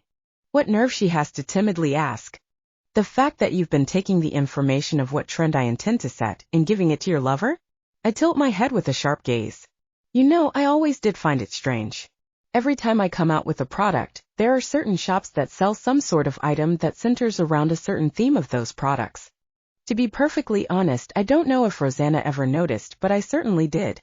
There was a time when Rosanna came to a ball with a magnificent iris-themed embroidered dress. A week after, many other women began to wear dresses with iris embroideries. That much is normal, but there was something else that caught my attention. 2 days after Rosanna revealed the dress, Sally came to my room and poured me a cup of tea, and the teacup itself had iris flowers elegantly painted on the surface. I thought it might be a coincidence, but Sally explained that there were certain stores that were selling iris-themed items. From fountain pens, bookmarks, notebooks, tea sets, jewelry, and makeup. It wasn't just that one time. Soon after, I began to notice that the same thing happened every time Rosanna made a trend. They even came from the exact same stores. I didn't question it. Rosanna is very social. Surely she might have made collaborations with many stores. It was one of the reasons I was being very careful about the dress. But now I know that wasn't the case at all. I thought it was strange. I set a trend, and then all of a sudden the theme of the trend is being used and sold in certain stores days since I revealed it. I utter at Lady Sabrina's increasingly pale face. That's because your influence is so gre-. Don't take me for a fool. Creating quality products to those degrees takes trial and error. A week at most is normal, but mere days? All from the same stores? What a farce. I snap, and Vivian places an envelope on the table before Lady Sabrina can respond with sweet words. When I had it searched, I found out that each store has connections to the Brooks Merchant Guild, and furthermore all the stores are being managed under Edward Brooks' name. Am I angry right now? It's not like I'm the one being betrayed. I hardly know Lady Sabrina. But when I think of how she has been tricking Rosanna all this time, Rosanna, who must have trusted her so much that she would reveal secrets to her. I feel something boil within the pit of my stomach. But I have to calm down. Lillian, you can't lose yourself to your anger. Take a deep breath, hold it in, and let it go. If you want to live another day, another week, another month, another year, breathe and calm down. How old habits die hard. Even when I know that in Rosanna's body I don't have to. I still default back to my habits as Lillian. If I wanted to stay alive, if I wanted to live longer, I couldn't allow myself to sink into the temptation of my emotions. It would lead to nothing but a terrible coughing fit, and at worst I'd collapse and go into a terrible fever. So stay calm, Lillian. How did figure all of this? All these years you haven't once figured it out, so why now? In the face of Lady Sabrina's increasing panic and distress, I only stare blankly. And I smile. Because you made a very crucial mistake when you came to the estate a week ago. Ha! She looks so confused, so I spell it out for her. Rena. Lady Sabrina, ever since the attempt at my life, I have never once set foot in any women's salon. Of course, that also includes the short time I've been here at our fief. I reveal to her, and she instantly realizes what mistake she made. The truth is, I've been at your fief and I've been visiting some of the salons and people were whispering about it. You said that you heard people whispering in a salon? But the only people who knows about the dress are me and those trustworthy and close to me. I explain. None of which would talk about it. And no, I dash. Oh, you don't have to make any excuses. I kindly tell her. I mean, I already know that you took that information by bribing my maid and her lover in our nightage. Wah dash. Come inside. Suddenly, the door to our booth opens and a maid with her hair in braids and a young knight with ashen hair step in. Their heads bowed in guilt and their skin pale with fear. Lady Sabrina's eyes widen. She must be agitated, she doesn't even make an excuse. I this dash. When you arrived at our fief, what you did wasn't visiting the salons. I mean, if you did, you would know that I haven't set foot in them. I take a sip of tea. Instead, you cornered one of our maids and bribed her with a large sum of money. Of course, it would be suspicious if she herself constantly went out of the estate grounds, so she asked the help of her knight in shining armor. They constantly patrol outside of the estate walls, so it would be easy for him to slip away for a few minutes to pass the information. And milady, please, we dash. I didn't give you the permission to talk. One look and the knight grows quiet. This is a farce. I don't know these people. Oh, it seems Lady Sabrina finally decided to try and defend herself. I reach my hand out to Vivian, who immediately supplies me with a magic tool that displays images recorded within a magic stone with visual magic. I insert the stone and watch the scene play out. It's the scene of the maid and knight at the alleyway. What happened? Why were you suddenly fired? I don't know, but milady had suddenly, and maybe she realized that I've been taking her letters to give to Lady Sabrina, but I was so careful. I even returned them to the exact place I found them. The image of the maid suddenly brings out a letter. A letter with the seal of Ophelia's boutique. What should I do? Why did you bring that with you? Why didn't you get rid of it? I didn't have time. This can't be found out. I can't be kicked out of the knighthood dash. But if we give this to the lady, we'll at least get the money. I end the recording there, and I smile over to Lady Sabrina. There's a look of horror to her, she's even sweating profusely. You know, I'm actually a little glad. I say this to snap her out of it. If it had been the Marquis, it would have been a much larger and more terrible ordeal. With this, we can end everything quietly. I say as I finish my tea and stand up. Wait, how are you so sure my father wasn't dash? I'm appalled. Your father wouldn't hire such amateurs to spy on our family. I huff. Once I figured out who the traitor could be, it was easy to realize that you were acting on your own. Does your family even know you're here? Her silence tells me everything I need to know. Well, I'll make you a deal. I suddenly say, and she looks at me nervously. I won't tell your father about your affair. Oh, really, dash? But in exchange, you'll tell your lover that the rumor about the dress is false. That I actually had nothing planned and was only joking around. She pales again, but I've already given my bargain. Vivian, stay here and make sure she does as I told her. Yes, milady Anne. Wait. Lady Sabrina cries out as she stumbles over the chair in her hurry and grabs onto my dress. Rosie, Noah, Lady Rosanna. I give her a glance. Please, Edward. Edward said that he would stop seeing me if I don't give him some information. You've been at a slump the past few months and you haven't been making trends for a while, so he's a little impatient. I'm appalled and disgusted. Please just give me something so he'll stay with me. Instead of begging for forgiveness for the years of betrayal, she's begging me for information? For a lover who's threatening to leave her just because she can't give him what he wants? Not even a single apology? Infuriating. I nearly rip my skirt as I tug it away from her, and without looking back I head towards the door where another Garnet Knight is stationed and opens the door and I leave. I'm not as nice as everyone thinks. There are things that I can forgive and things that I cannot. If you want information, I suggest you read the newspapers. I am not a saint. Chapter 40. Good morning. Milady, good morning. And to you as well, my Lord Phoenix. Morning. I greet them as I watch them make way for both me and Anne. We walk a few feet away, but we can still hear what they mutter. Did you see that? Milady is so elegant today too. She carries herself so wonderfully. Not only is she beautiful, she truly is admirable. I keep myself from chuckling before looking over to, and her face is completely red. She's definitely embarrassed by the sudden praise. Oh, elegant, wonderful, beautiful, and admirable sister of mine, your face is as red as your hair. Brother, how did this happen? Easy. After that whole mess with the Jasper's lady. I sincerely apologize for the terrible experience you had to go through due to my plan, and bowed her head deeply in front of the 3 other maids who were fired that day. According to her, one of the letters that Anne so carefully had stored had a bit of soot, but Anne wouldn't touch the fireplace nor would Vivian be required to clean that place. So it had to be a servant. The plan was fairly simple and realized that the only people who could take the letters and return them without her knowledge would have been the 4 maids that cleaned her room twice a day, but she didn't know which one. So she cooperated with the head butler, the head maid, and a few select male servants. Once she fired them and forced them to hurry to gather their belongings, the one most suspicious was allowed to leave, while the other 3 would be made to stay behind by the servant following them. With the small time frame she gave them to gather their belongings, they could grab only 1 or 2 things. The maid who was guilty had taken a letter discreetly when she should have prioritized money or something of personal value. Then all we had to do was have Tobias follow that maid until she does something. Then we used an invisibility spell to follow her to that alleyway where she met with that knight. Of course, the whole reason for being fired was thoroughly explained to the 3 other maids and explained that they weren't really being made to leave. The head maid did so for us. So really, Anne didn't need to go so far as to bow her head like that, but she still did. "And milady, please raise your head," one of the maids said. And did as asked, but she still looks at them as if she's done something terrible. "I'm thankful that you all decided to stay and work for us, even after what I did, and I promise you will be compensated for the trouble." "Anne," I called out. She looked so guilty her hands were clutching at her skirt tightly. Yeah, what she did was mean.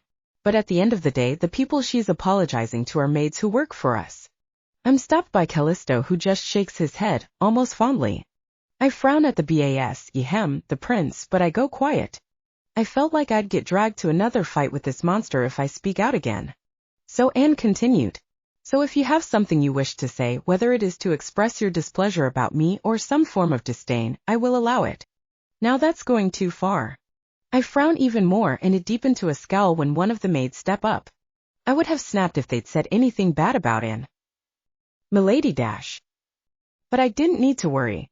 We sincerely apologize, please forgive us." "Ha!" Anne's confused voice rang out as the 3 maids bowed their heads. The same maid from earlier, probably the oldest and most experienced among them, raises her head. "Milady, to be honest, we heard many rumors about your conduct at the capital. When we heard you were coming, we had been very scared that a difficult lady would become our master." And gently frowns. "I'm But now we know it isn't true." The maid interjects strongly. "Milady, not only are you beautiful and elegant, you are both kind and clever as well." Their compliments blindsided Anne, all while Vivian, Callisto, and I just nod our heads in agreement. "To think we get to serve a lady as wonderful as you, milady, we are very honored.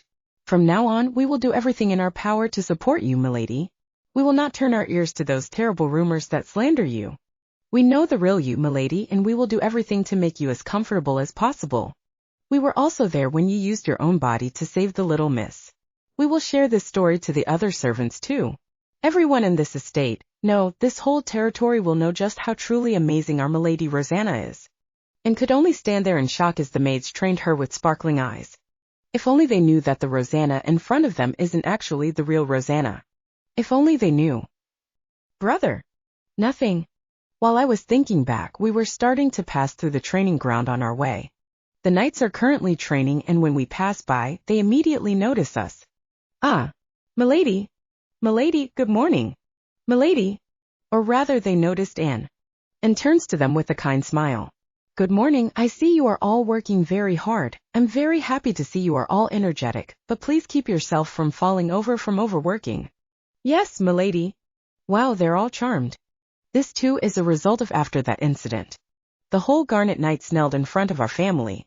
The only one absent is Cerise, who is still too young to understand what went on, so the ones here are father, mother, and I, but for some reason Callisto decided to be here as well. In front of the knights are the captain and the vice-captain. The betrayal of the knight who worked with the maid was a heavier case than the maid itself. After all, the knightage of each household isn't just there for the individual safety of each household, but the knights represent the pride of each family. Knowing there was someone among them that was willing to betray the knightage was the same as throwing dirt in the face of the family crest. And the knights who were unable to see through this betrayal are also very much at fault. Do you all understand the heaviness of this case? Father spoke in a stone-cold and furious tone.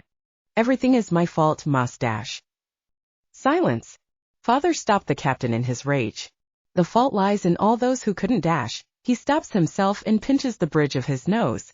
Still, this incident directly involves my daughter and not myself. The one to decide your punishment will be her. At this we were all shocked. Both the knights and us, of course, that includes Anne. We did have to tell father and mother about the whole incident. We couldn't keep all of that a secret, not when we had to involve the head butler and the head maid. The mess we caused would definitely reach their ears, and so we explained everything that happened. That was what resulted in all the knights gathering before us at the courtyard. Me? Anne asks, confused. Of course. Father nods. This was a slight mainly against you, and so you will have to decide how to punish them. Anne looked unsure, but she gave it some thought. The knights looked nervous. Though the captain and the vice-captain have never met Rosanna since she was small, some of the knights here have been to the estate. They would know how unreasonable Rosanna could be. I could see those very knights turn very pale. Yikes. All right. And nods her head and walks a few steps forward so she's looking down at the knights. I've decided the punishment. All the knights bowed their heads and closed their eyes to accept their punishment. The knights are to make 3 whole laps around the estate. Silence suddenly reigned when she revealed their punishment. What broke the silence was Callisto's snort. Pff, dash. Ha! And looked around in confusion. Huh? Oh, what's wrong? You mean around the whole acres that also surrounds the estate, right? I asked her, since this is a punishment, it had to be at least that much. What? And stared at me in horror. Absolutely not. I just meant the main building.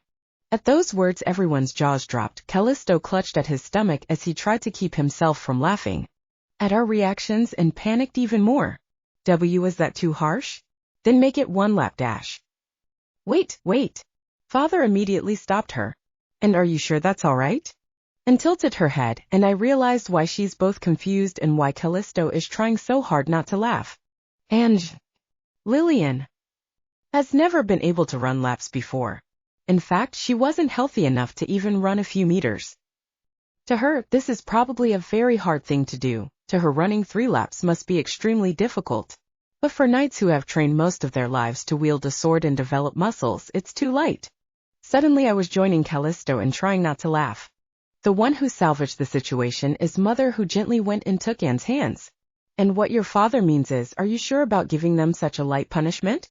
And as if realizing the whole situation, turned to both me and Callisto in shock and turned red with embarrassment. If you wanted, you could tell them to run 100 dash. Absolutely not. And immediately stopped Father's suggestion. It might be a light punishment, but these knights still have to do their regular training routine right after, don't they? They'll collapse. Her sudden complaint got the captain to speak up. If that is the punishment we have to take, then we will accept it.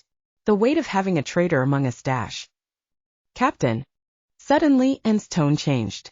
She let go of Mother's hands and suddenly stepped forward until she was right in front of the captain. Her gaze changed, and that made both me and Callisto grow still. Are you to tell me that if a knight achieves something great, that one knight is to be praised with glory? But when a single knight was to do something wrong, then everyone is to take the same blame. Her question made all the knights stare at her. Even the captain shut his mouth. I will not change the conditions of my punishment, but if you all believe my punishment to be so light, then I will add another condition. And says as she fixed her posture and looked down at the knights. With every lap, I want every knight that kneels before me to make a promise. A promise, one of the curious knights utter in confusion. And nods. On the first lap, I want you all to promise that you will train hard but put your body and health first. The knights were shocked. On the second, I want you to promise to never take our people for granted. Whether that is me, my family, the servants who work hard for us, the people of our fief, and the very person standing next to you, behind you, and in front. I could see some of the knights start to tear up. And on the last, and showed them a kind smile as she knelt down to be on the same height as them all. I want you all to promise that you will continue to work righteously to protect our honor as the proud knights of Garnet. In tears, the knights bowed their heads. In the end, they ran those 3 laps while in tears the whole time, and got mad at Callisto and I when we finally got to a different room and laughed about her choice in initial punishment. It was difficult to apologize and to convince her to not go out there to join them in running laps. I sigh as we go down a flight of stairs lower and lower. Brother? You don't have to come with me, you know. I'm coming because Father told me to. All right, Dot. Why is she smiling like that? I really am. I swear. Not like I'm actually worried about her. They're no one dangerous anyway. Chapter 41. Finally we reach our destination as we walk down a flight of stairs, lighting the way using my magic. We reach 2 cells, both of which hold a criminal each. The former maid and the former knight. And milady, my lord, please show us mercy. They immediately start to beg, but when I turn to look at and yikes. Her eyes were completely cold. How much were you given? And asked them without lending an ear to the pleading. Me dash. How much? Her tone was cold and imposing. It shut them up, and the former maid spoke up. 10 gold pieces, for every information. So splitting that, it would be 5 for you each? Yes. Then how many did you manage to exchange? 3, milady. 15. How long have you both been working for us? I've been working for half a year. I was knighted a year ago. Do your families live here at the fief? Why yes, both of our families. I wasn't sure why and was asking them. I thought she would ask why they did what they did first, but instead, she went straight to asking how much they received instead. I can tell she's angry. It was easy to tell. It reminds me of when she stood at that trial. Then I will be giving you an additional 15 gold each, she suddenly said, and even I was confused, the criminals were too, until she continued, but you will be made to leave the Garnet fief. And we will ensure that every influential family knows of who you are and what you have done to us. It wasn't a very light punishment. Milady, wait, we will accept banishment, but to have you spread that dash, the knight was sweating. Milady, please. Of course. Should the Garnets use their connection to warn other families about these two, they would never be able to work as a maid nor as a knight ever again. Even the Jaspers won't take them in. If they're by chance seen, then people will point fingers. We went through the trouble of keeping things quiet on who slighted us. What right do you have to complain? And asked, and they quieted down. It was just a dray dash. Quiet. And glared, and they suddenly looked down. Even I couldn't keep the sweat from forming on the back of my neck. Your crime is the direct betrayal of our family. You chose money given by others and betrayed what trust we had in you. And sighs. If you think this punishment is too heavy, you should know that within this fief we could even have you executed publicly as a way to show others what you've done to us. It was an exaggeration and a blatant lie. Though we do have the power, we wouldn't do something like it. That would hurt our reputation and would only work to instill fear in the people. People would see us as tyrants. Plus we have to send the case to the capital and have the Minister of Justice discuss it with the council whether or not a death sentence is necessary. But her words work to scare the criminals, despite how if they think of it a little, there's really no chance of such happening. Still, as a last form of mercy, I will allow you both to spend 18 days with your family. And tells them, making them look up. Of course, a knight will be nearby to keep watch. Whether they will leave with you or not is all up to you and your family. Leaving those words behind and started to walk away. Milady dash. Milady, please wait dash. Milord dash. I looked down at them with a frown when they turned to me before also leaving without giving them a single word. We end up at the Emerald Garden after dealing with the criminals. and looking at the roses that sparkle under the sun, and her honest expression of both wonder and slight solemnity made me think that her cold and overbearing expression from earlier was a complete lie. And what's my sister thinking about now? I asked with a light knock to the back of her head. She's startled by my action and turns around to look at me, this time with a look of bewildered excitement. What? No, it's just, she smiles. That was the first time I've been hit before. I'm baffled, completely baffled. Why does she look happy like that? Is it because I didn't hit her too hard? If I'd hit her like how Callisto hits me, I'm pretty sure she'd cry though. If that bastard ever hits her, I swear to the goddess. And I was just thinking of what I did. She cuts off my thoughts as she looks over to another rose. What do you mean? The punishment. I know that it was something discussed with father and mother and decided upon together as members of this household, but we've basically ruined their careers in their respective fields. What? She's thinking about something like that? They got what's coming. Besides, they're just commoners working to earn their pay. If they dash? The maid has 2 younger siblings and a father who is bedridden. My mouth involuntarily shut. The knight. I heard he honestly trained himself since he was young.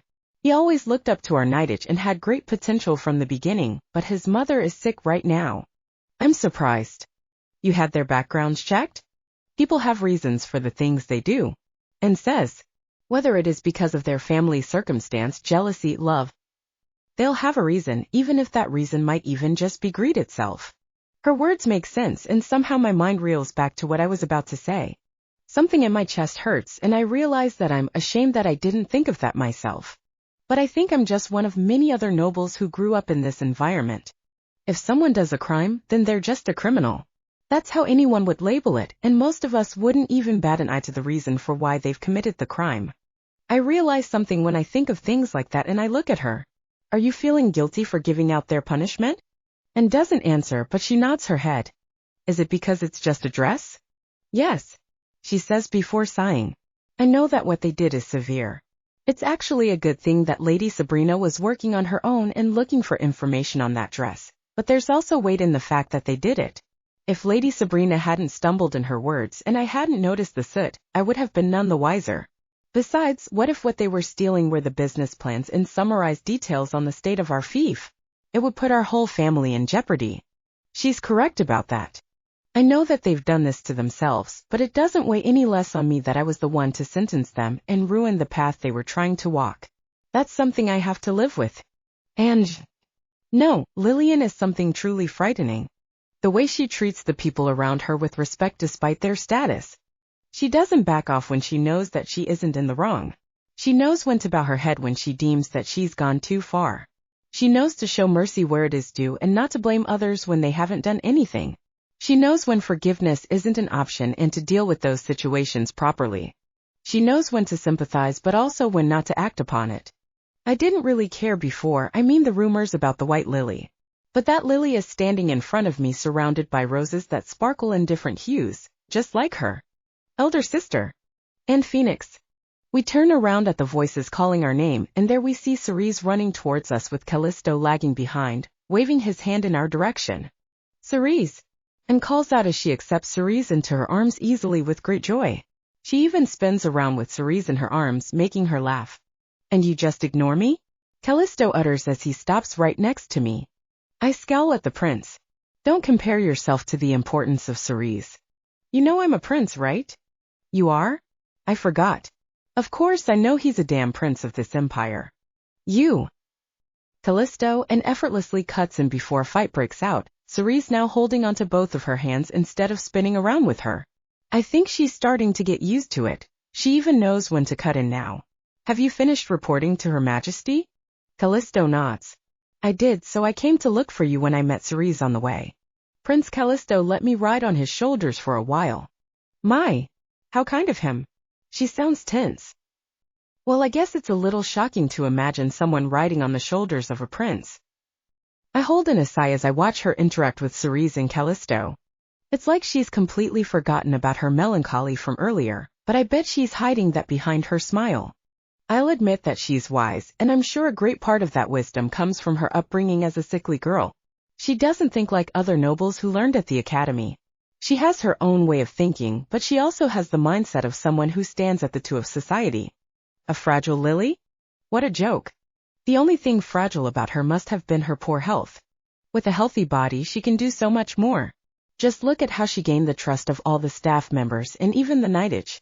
Just look at how she dealt with that Jasper lady and the two still locked in the cells. Geez. Thinking of how this person was in or is supposed to be the next empress consort, I get the chills. Oh, Mother said she wants to have tea now.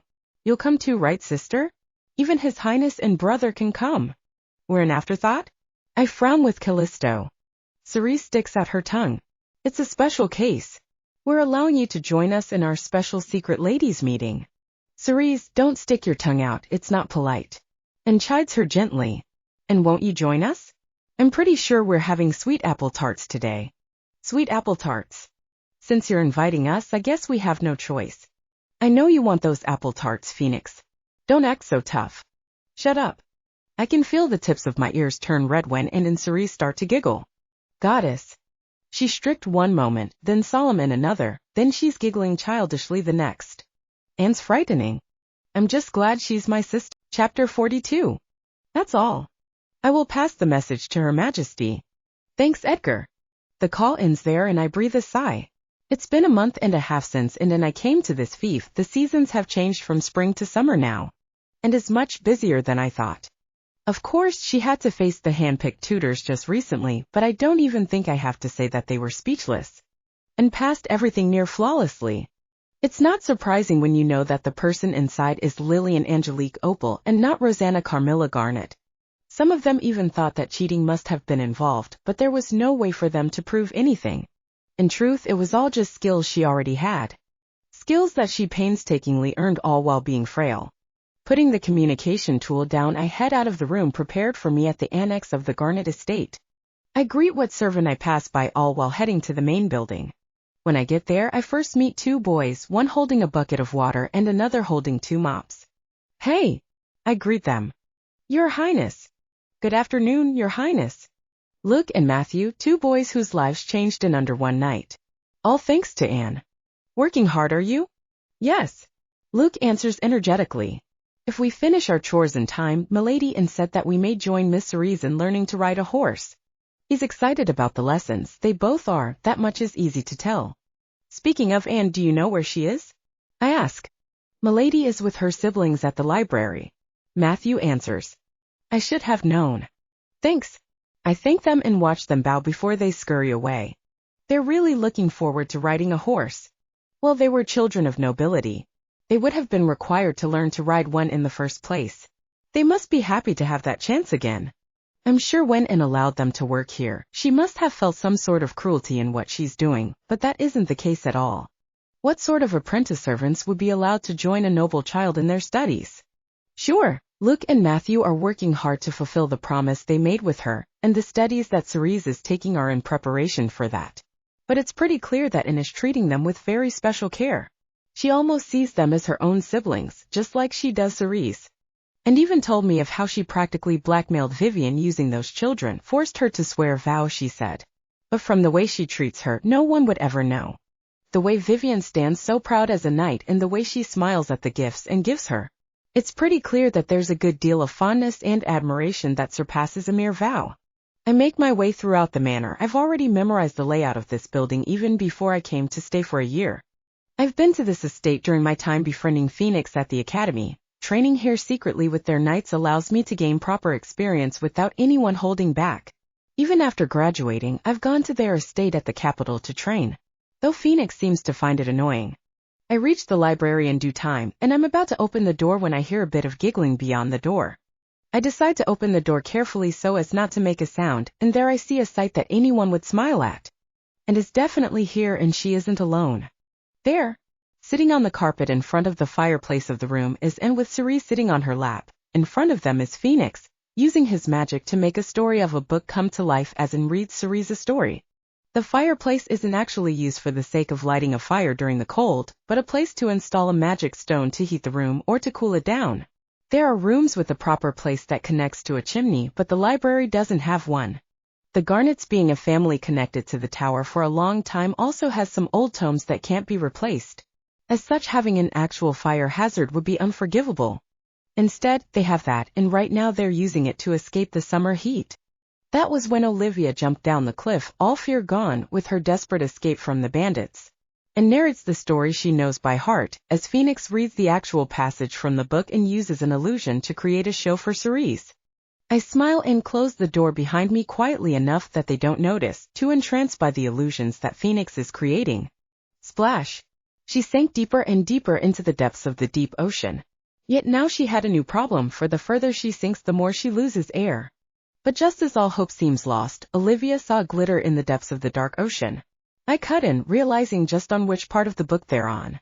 A mermaid was swimming right in front of her. Cal! And calls out to me in shock. Hi, Prince Callisto. Cerise calls out. Just great. Phoenix scowls as he puts a stop to his magic show.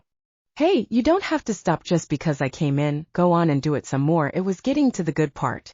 I complain half childishly. Shut up. Phoenix huffs and turns away from me. He's probably embarrassed now. Goddess, why did he turn into such a dishonest person? Cal, what brings you here today? And asks me curiously. I turn to her to answer, but I notice something strange instead. Is it just my eyes or... Callisto. Oops, was I staring? She's flushing a little in the face, but more than that. See Callisto dash. No, it's not just my eyes. There's something there. Hey! I get pulled by the back of my collar.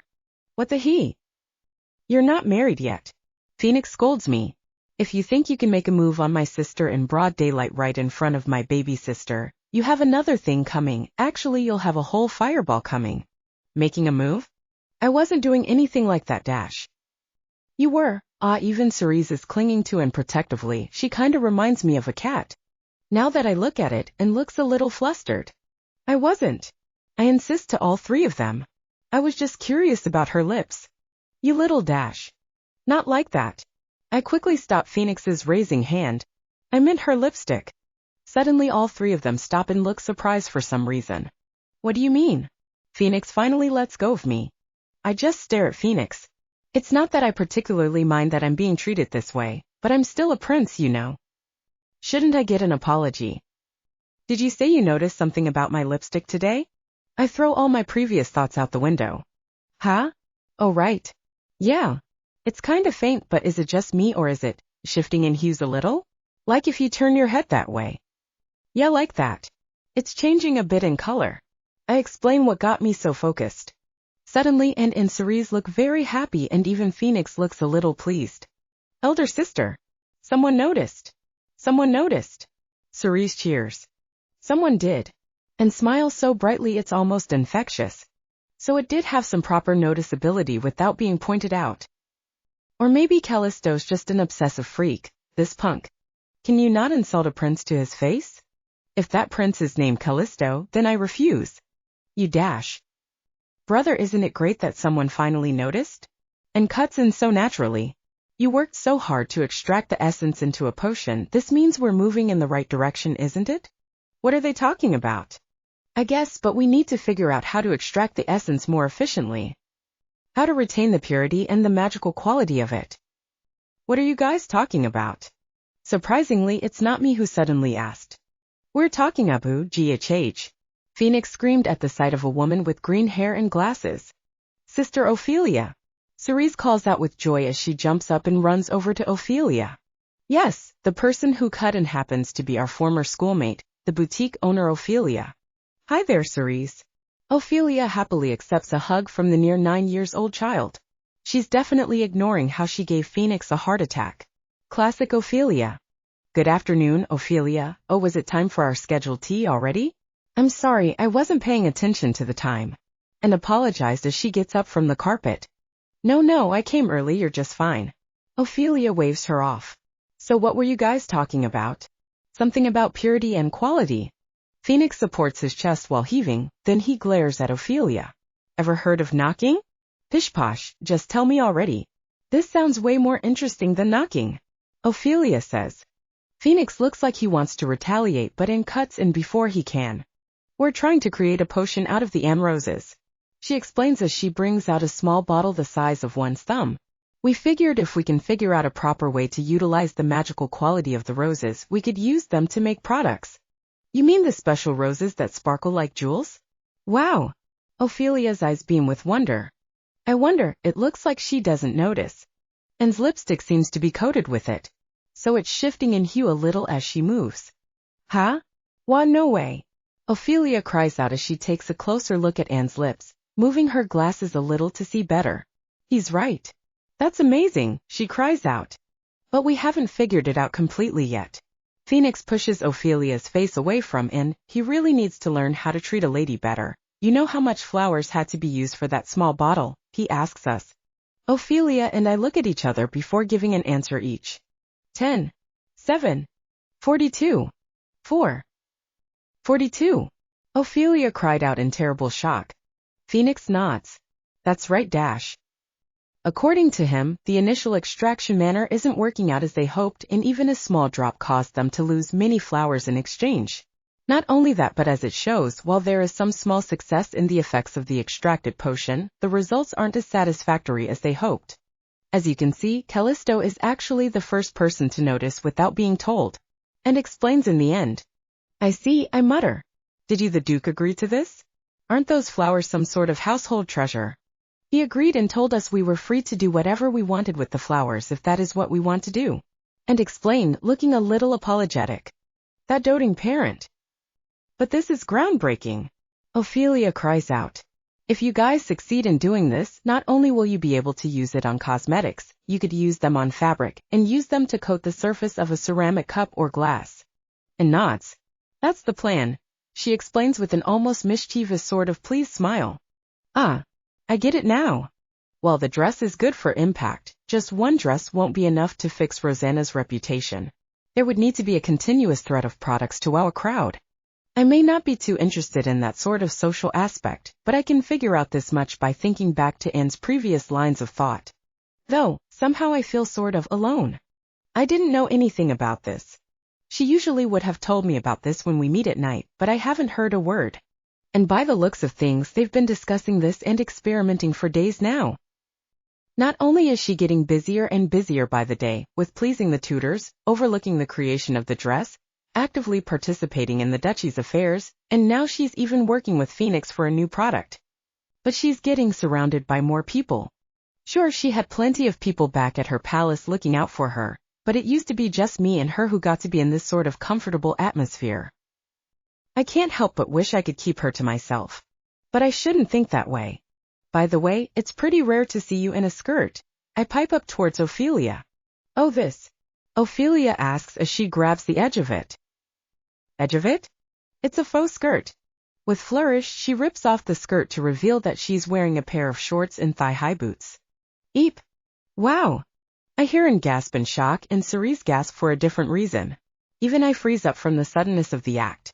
What are you doing in front of my sisters? Phoenix went and hit Ophelia behind the head. I hear and gasp for an entirely different reason. Brother! Ow! What sort of man hits a girl? You're a girl? I thought you were a monkey. Brute! Ack, who do you think you're hitting? Why you too?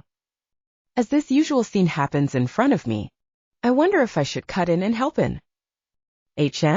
There's something on the ground? A flyer? Picking it up, I look through what's written and smile before pocketing it. I just got a great idea. Chapter 43. I had a strange dream, another look into the past. Back when I was only 12. It was nighttime as I sit in one of the other rooms of the Opal Palace. It was a room that was just below the attic, the 4th floor. I'm on a chair sitting behind the glass to the balcony. Andrew is in the room with me, pouring me another cup of warm tea while a few others celebrate within the room with me. It's not a very loud celebration, but the atmosphere is lively with food and just a bit of alcohol.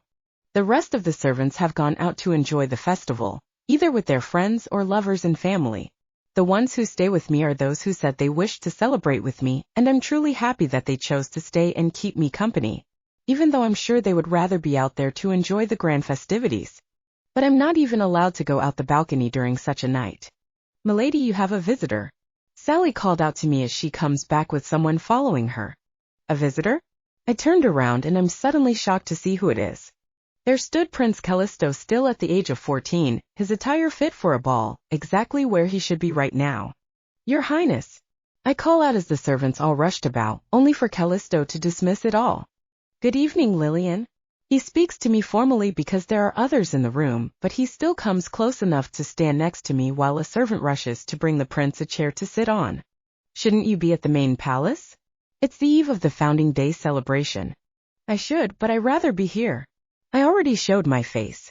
That should be enough. You'll be scolded. Not if I say I was keeping you company. The chair comes soon and he takes a seat. Besides, I wanted to see it with you. And as though his words signal something, the clock strikes 12 and light dances in the sky. Fireworks. From where the Opal Palace is stationed, the fireworks are far away, but they are still stunning to watch. Even the servants sigh in awe of the spectacle. I was also delighted when I saw them, and I remember how wistful I felt. Every year there are fireworks so grand they would leave everyone speechless, and every year I'm left to sit here to watch them from afar. I'm not allowed to be close to the fireworks, much less outside.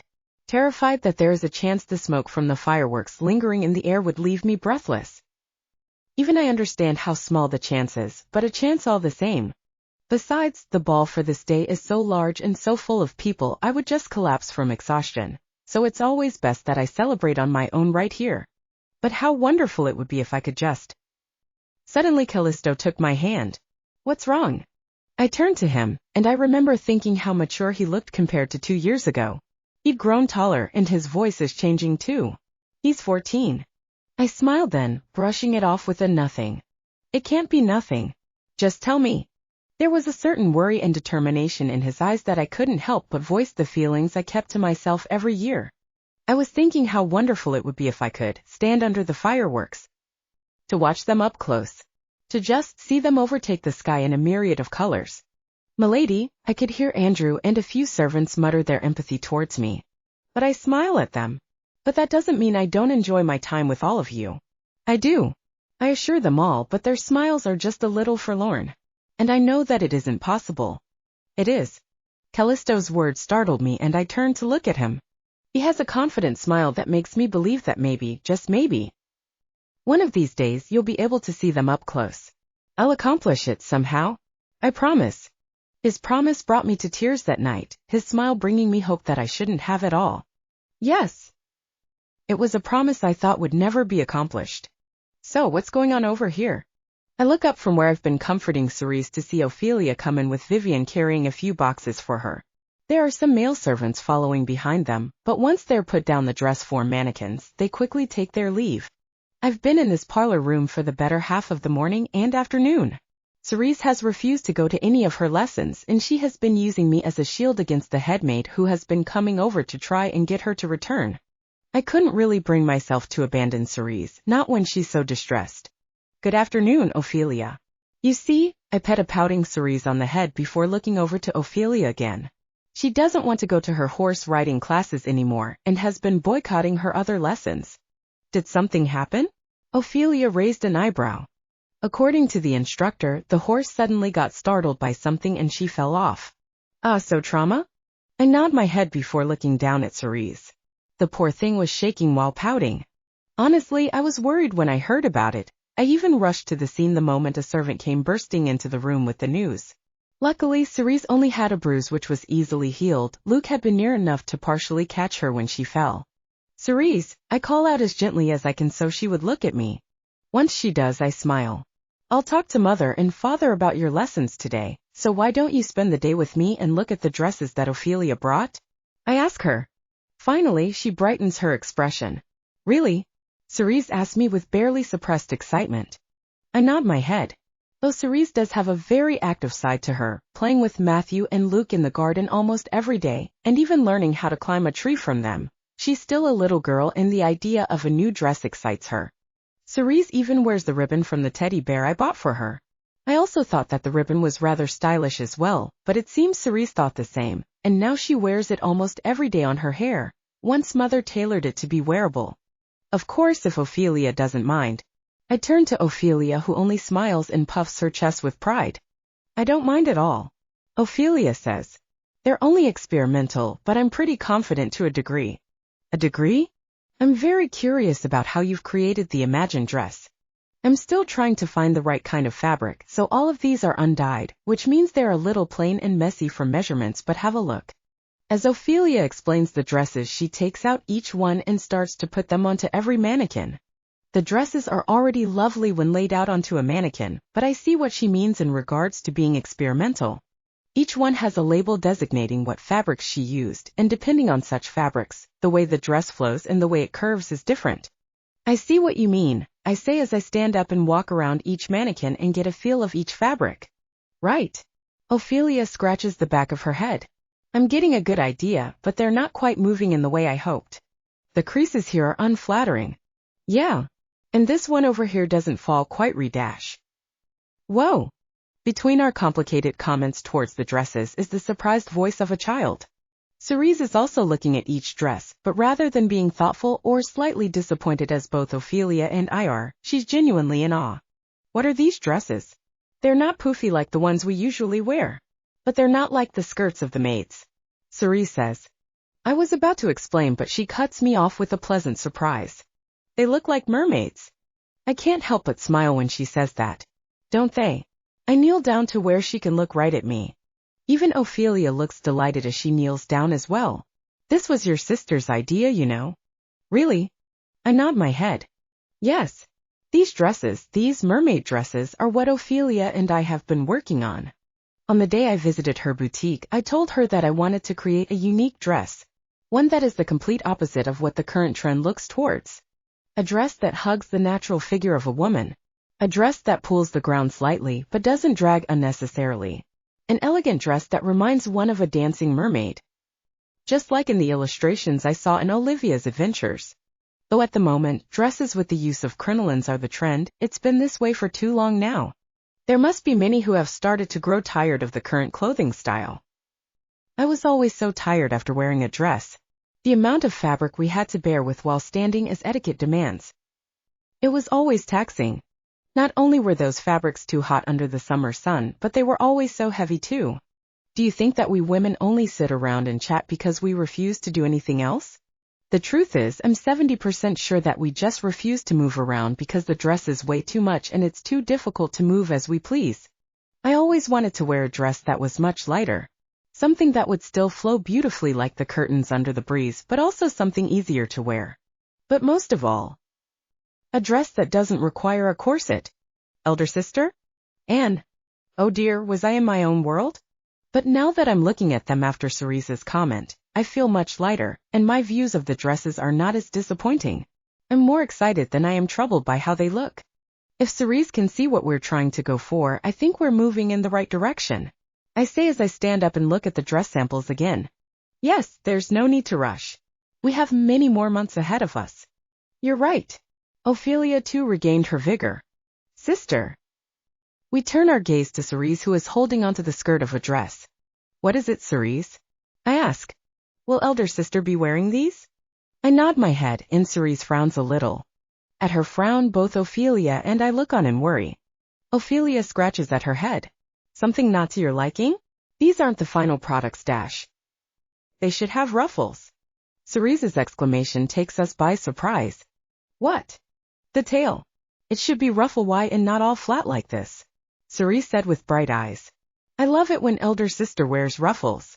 And if it's all ruffle wide, then elder sister will look even more like a mermaid. Ruffles? Ruffles on the end of the dress? I share a look with Ophelia, and I know that we both have the same thought. Cerise, you're a fashion genius. Ophelia hugs Cerise. I am. Cerise asks with a bright face. You are. Ophelia runs to get her sketchbook and pencil. I watch as Cerise runs over to Ophelia with a bright and loud cheer to her. I stand near the mannequin with a smile on my face as I imagine the dress with the ruffled end. A pair of innocent eyes really is a surprising blessing. Squeak. Squeak? Toby? Looking around my feet, I find the tiny mouse that is also a familiar. As always, he's so cute. With his tiny little cheeks and cute eyes. And those tiny hands holding a letter dash. HM? A letter? Chapter 44. It wasn't exactly a letter, but rather an invitation. How do I look? I asked as I turn around once. Cute. Super cute. Ophelia cheers. You look stunning, milady. Even Vivian claims in a passionate tone. Honestly, it feels like they're overreacting. I'm not wearing a stunning dress with beautiful embroideries, but rather a dress shirt, a pair of trousers and long boots. It's my first time wearing trousers of any kind. It actually feels very comfortable. It's much easier to move in, though I'm not quite used to the feeling of them. All right, enough with the fawning. Phoenix comes over and puts a hooded cloak over me. Don't forget this, I can't disguise you with magic from afar. I fix the hood of it while Vivian ties it securely around me. It's currently nighttime, and as Phoenix explained earlier, he can't maintain a disguise spell from afar, so it was better to just have me wear a cloak. It wasn't as though Rosanna's a famous figure within the fief, but the people are well aware of Father and what the Garnets typically look like. Rosanna's red hair and green eyes are a good giveaway, but it's not as though there aren't any commoners with those very features, but it would still be difficult to find someone with such vibrant hair and eyes. And you? Phoenix turns and points at Ophelia, who has been disguised with long red hair. Get in the bed. Wow! What a way to invite a lady, Lord Faux Dash. Get in the bed and act like you're sleeping before I decide to just magically glue you to the bed for 10 years. Wow, there's a spell for that? There will be if you don't shut up. I keep myself from laughing at their usual playfulness. Seeing it this many times, I've finally learned that they aren't truly spouting those words with malice. In fact, in some sense, it actually looks as though Phoenix and Ophelia are having fun behind their scowling face. Thank you for helping us tonight. I say before things can escalate more than it currently is. Oh, it's my pleasure. Ophelia fawns. I just adore these sort of dramatic lovers' rendezvous. Love dash. Don't talk nonsense. This isn't a lover's rendezvous. Phoenix glares at Ophelia. And I'm only doing this because I'm being blackmailed into it. But Cauliflower said that once he told you about Anne's dash. Shut up. Anne's? What did Callisto tell them? Milady, I only wish for you to have an enjoyable evening. Please do not worry about both the madam and the master. We will do our utmost to keep everything a secret. Vivian. Even if it costs me my life. Your life. Isn't that going too far? Still, I'm touched that they're willing to do this for me to enjoy my first ever festival. The letter that Toby brought me that day was something sent to me by Callisto. He wanted to invite me to a festival that's happening tonight all around the town. I didn't know how to react at first, but the letter did say that I've been working too hard lately and he wanted me to relax even for one night. I was touched by that alone. I have been busy lately, I'll admit to it without a fight, but being in a body that actually allows me to move as I please, to do the things I truly wish to do. I may only have a year to do the things I want to do, so perhaps I have been working a little too hard. But it's hard to fight the temptation to run as freely as I can. And this is definitely something I want to do. I definitely want to go to a summer festival, a summer night festival. It sounds so lovely and exciting. I will never get a chance like this ever again once I return to my original body. I want the memories, and I truly want the memories I can have with him. I just didn't expect Father and Mother to react fiercely when I brought up the idea just to try and ask. Father, I heard there is a festival going on in the town. There is. They have one every summer. That sounds exciting. Would there be a chance to see it?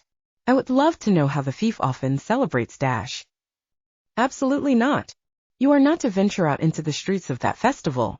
And dear, the festival is held at night. The streets will be crawling with drunken men and dangerous people. As your mother, I agree with your father. You can go to a festival that is being held in the afternoon, but not one that is held at night. They were so worried and frightened by the very thought. I was only glad that I hadn't mentioned the invitation sent by Callisto. And so we've been left with no choice but to go behind their back and do this in secret. Ah, milady and milord Phoenix, Miss Ophelia, the signal. At Vivian's voice, we turn our heads towards the balcony window and find a small orb of multicolored light. I feel my heart race as I walk over to the window and gently open it before venturing to look down the railing. The wind brushes against my hair currently tamed into twin tails over my shoulders. Down below I see him waiting with a horse. He also has a cloak, but the orb of light surrounding him allows me to see his night-like hair and vibrant eyes. I could drown in the view of him if not for Phoenix's voice. Where's the ladder? He calls out with a whisper-like tone. I didn't bring one. Callisto answers back. Why dash? I couldn't figure out where the gardener keeps it. Then how is she dash? Callisto shrugs and reaches his hands out towards me. His words shocked all of us on the balcony. Just jump and I'll catch you. Wah dash. Phoenix tried to yell out, but Ophelia covered his mouth. J-jump? I asked a little in shock, but Callisto just smiled at me. Think of how you jumped onto the bed on your first day. My face turned red at having such an embarrassing moment brought up, but somehow I could feel my chest swell with excitement. That very moment I realized how I could move freely in a healthy body. I jumped onto the bed with excited adrenaline. Before I realized it, my lips formed a smile. Ugh, get your hands off me, and what are you talking about, you, wah, and... Ignoring Phoenix, my body practically moves on its own. I climb up onto the railing, and before anyone can even grab to reach me, I leap. The rush of the jump reaches the pit of my stomach, and the night air causes my hair to float. The cloak flutters and I almost feel as though I'll fly, but instead I fall downwards. For a moment I'm scared, but I land in strong arms that securely holds me. Got you. You did. I'm not sure which is causing my heart to beat faster, his voice so close to my ear, or the rush of jumping. I wonder if he can hear it. This is the closest I've ever been to him. Callisto puts me down soon enough, and once on the ground I fix my cloak, and I finally hear the commotion from the balcony above. Looking up, Vivian looks like she just had a heart attack and Phoenix is struggling against a surprisingly strong Ophelia. Finally, Phoenix is freed after calming down somewhat. And what in the name of the gods? He yells in a whisper. I'm sorry, but it was tempting. It may sound like a weak excuse, but that really is all there is to the reason why I jumped. I wanted to have the experience. And what's your excuse, Grizzly Prince? I caught her, so isn't it fine? She's not hurt, and this way was quick and fairly quiet. You know, I could have just teleported her down there. It wouldn't even make a sound. Oh dash right dash. Oh dear. At our sheepish response, Phoenix looks ready to explode. Go have fun, you guys. Ophelia cheers us on, all while shoving Phoenix and, still shocked, Vivian back into the room. We'll see you later. Thanks, Ophelia. Thank you. The balcony door closes once we express our thanks, and I watch until the curtains are drawn. I smile in appreciation and slight regret. They're doing all of this for me, and yet I gave them a scare with my stunt. I should get them something at the festival to thank them. Well then, Callisto stretches a hand towards me. Shall we get going? I can't keep myself from smiling at the sight of him under the moonlight. Yes. And I take his hand. Was it tough? Callisto asks me as he helps me down from the horse. I shake my head. Not at all. Even if it's my first horse ride, I don't feel any discomfort. I was a little frightened by the height, but after jumping down the balcony I didn't feel any deep fear, and furthermore I was riding in front of Callisto, so he had his arms around me to make sure I didn't fall. HM. Might be because Rosanna knows how to ride one and you're in her body now. Huh? She does. I tilt my head as he lets go of me once I'm on the ground. Callisto looks at me strangely. Well, of course. Horse riding is a basic skill, so either you learn from your home or at the academy. I didn't know that. I never had much of an interest in riding a horse, but that was mainly because I knew that I could never ride one. Though now that I think about it, since Cerise is learning to ride one from such a young age, it must be common sense. How embarrassing. You'll have to show your skills in riding a horse to a tutor too. I do. I'm not quite looking forward to that. Callisto laughs. It's fine, I'll even help you get down the basics. Even if I say they'll examine your skills in riding a horse, it isn't high in the priority list. That's comforting, but only slightly. I never knew princess training required having to ride a horse. Did the Empress and Cyrus specially have that part of my education erased? I don't blame them if there are loads of physical activities that I've been exempted from. I've been going through the lessons and exams quickly and efficiently because I've done them before, but now I'm worried that I'll be lacking in the physical aspects. And a poke to my forehead startles me. I look up at Callisto, who looks exasperated. Yes. We didn't sneak all the way here for you to worry about that. Come on. He takes my hand and pulls me along. Just like always, he takes me out of my thoughts whenever I spiral into the depths.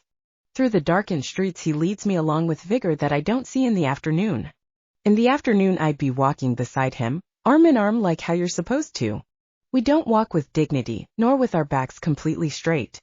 Right now we're not part of high society. With my hand held tightly in his and the side of his back leading me towards the bright light.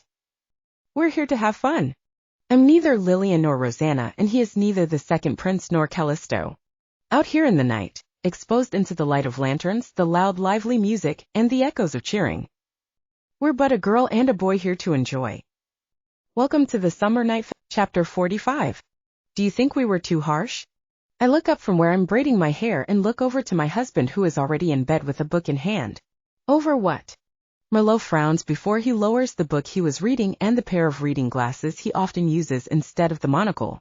The subject of the Summer Night Festival. Oh right, the subject and brought up during lunch. I understand that she must have been curious about the festival, considering she may never have gone to one in her life, but the streets of the night are too dangerous. Who knows what could happen to her there? His eyes look nearly bloodshot at the thought of something possibly happening to our daughter. Of course I was on Merlot's side during lunch. I can't possibly imagine ever letting any of our children out into the streets of the night. Whether that is Cerise, Phoenix, or even Rosanna. And Lillian is no different. As a mother, her mother, I can't bear to imagine the horror of what may happen to her in a place where my eyes won't reach. All alone, surrounded by some burly, unruly ruffians. The thought alone is enough to give me grief. But I think back to the disappointed look and gave and my chest stings as well. The life of parenthood is one full of obstacles. This one is no different. I understand how you feel, and I'm perfectly sure that and will understand how we feel. After all, she's such a clever child. Yes, she truly is a clever child. In fact, she's such a clever child that it almost frightens and saddens me. She thinks so maturely in times that she needs to. Even the plan regarding the young lady of the Jaspers and the traitors were hatched from her. Yet there are moments where you can clearly tell that she's still a child at heart. I've also made sure to be present when she is taking exams under the tutelage of the tutors sent by the imperial family. The grace and the elegance she culminated isn't something talent alone can give. The extensive knowledge and understanding she has isn't something she can just have from reading books. It pains me to think of what a sickly child like her must have gone through to be so exceptional at her age. I myself wasn't the healthiest of my peers, but I've heard many rumors of Lady Lillian's terrible health, mixed together with what achievements she's gained through her own hard works. There were even rumors among the madams of this area that believes that she only achieved what she has through the power of the imperial family, and that of the Opal Duchy. I'm sure in part that is true, but truly meeting her has convinced me that she worked very hard to earn what she has. And herself has told me one part of the hardships she went through while sick, but she hasn't opened up everything to me or to Merlot. Maybe that is why both he and I currently feel the way we do. While we worry for her because she is our child, we also feel bad for limiting the freedom she can finally have through the body of Rosanna. I suppose you're right, Dash. What Dash? HM? Both Merlot and I turn to the window and at the muffled yelling. We both grow very quiet, and Merlot even makes his way over to the window with a small wand. I try to speak out, but Merlot signals me to be quiet before he draws a quick magic circle in the direction of the windows. I recognize it to be an advanced amplification spell. Phoenix isn't the only mage in this family. Though he does have the talent and drive to surpass his own father, Merlot too has plenty of magical skills. The tomes we keep within the manor are not there only for the sake of safekeeping. Once activated, we hear the hushed conversation outside. And what in the name of the gods? I'm sorry, but it was tempting. Phoenix and Anne's voices echo in the room through the magic circle. Suddenly I watch as Merlot quickly retrieves a magic stone from the nearest drawer and activates it. Recording magic? And what's your excuse, Grizzly Prince? HM? I caught her, so isn't it fine? She's not hurt, and this way was quick and fairly quiet. That's the prince's voice. Caught her? Hurt? What are they doing? You know I could have just teleported her down there. It wouldn't even make a sound. Oh Dash, right Dash. Somehow Merlot and I share a look, and we somewhat guess what those children have been up to. We even hear the voice of Ophelia, the boutique owner and a friend of Phoenix's. Carefully I go up to my husband, and we both pull the curtains apart before opening the balcony door and stepping over to the railing. Well then, shall we get going? Yes. We watch as Prince Callisto takes in on a horse and makes their way out of the manor grounds. How reckless, and yet I can't help my exasperated smile from the sight of youth. That prince. I turn to Merlot and I see he has a very displeased look. Even his hand has formed a fist around the magic stone turned recording device. I hide what fondness I have towards his doting near protective side and take his hand to unravel the poor stone from his iron clutch. I think a scolding can come in the morning, don't you agree, dear? If my dearest will join me in bed. Of course. We go back inside to escape the night air and shut the curtain as though we saw nothing. Yes, and is such a clever child. But a child nonetheless. I was in complete shock.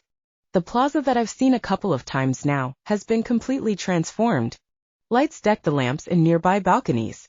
Rows upon rows of pennants stretched throughout the streets that leads right to the plaza, and everywhere my eyes went is a new stall selling many different items. No matter where we went, music followed, and without care for where they are, many of the townspeople would grab a partner to have a dance.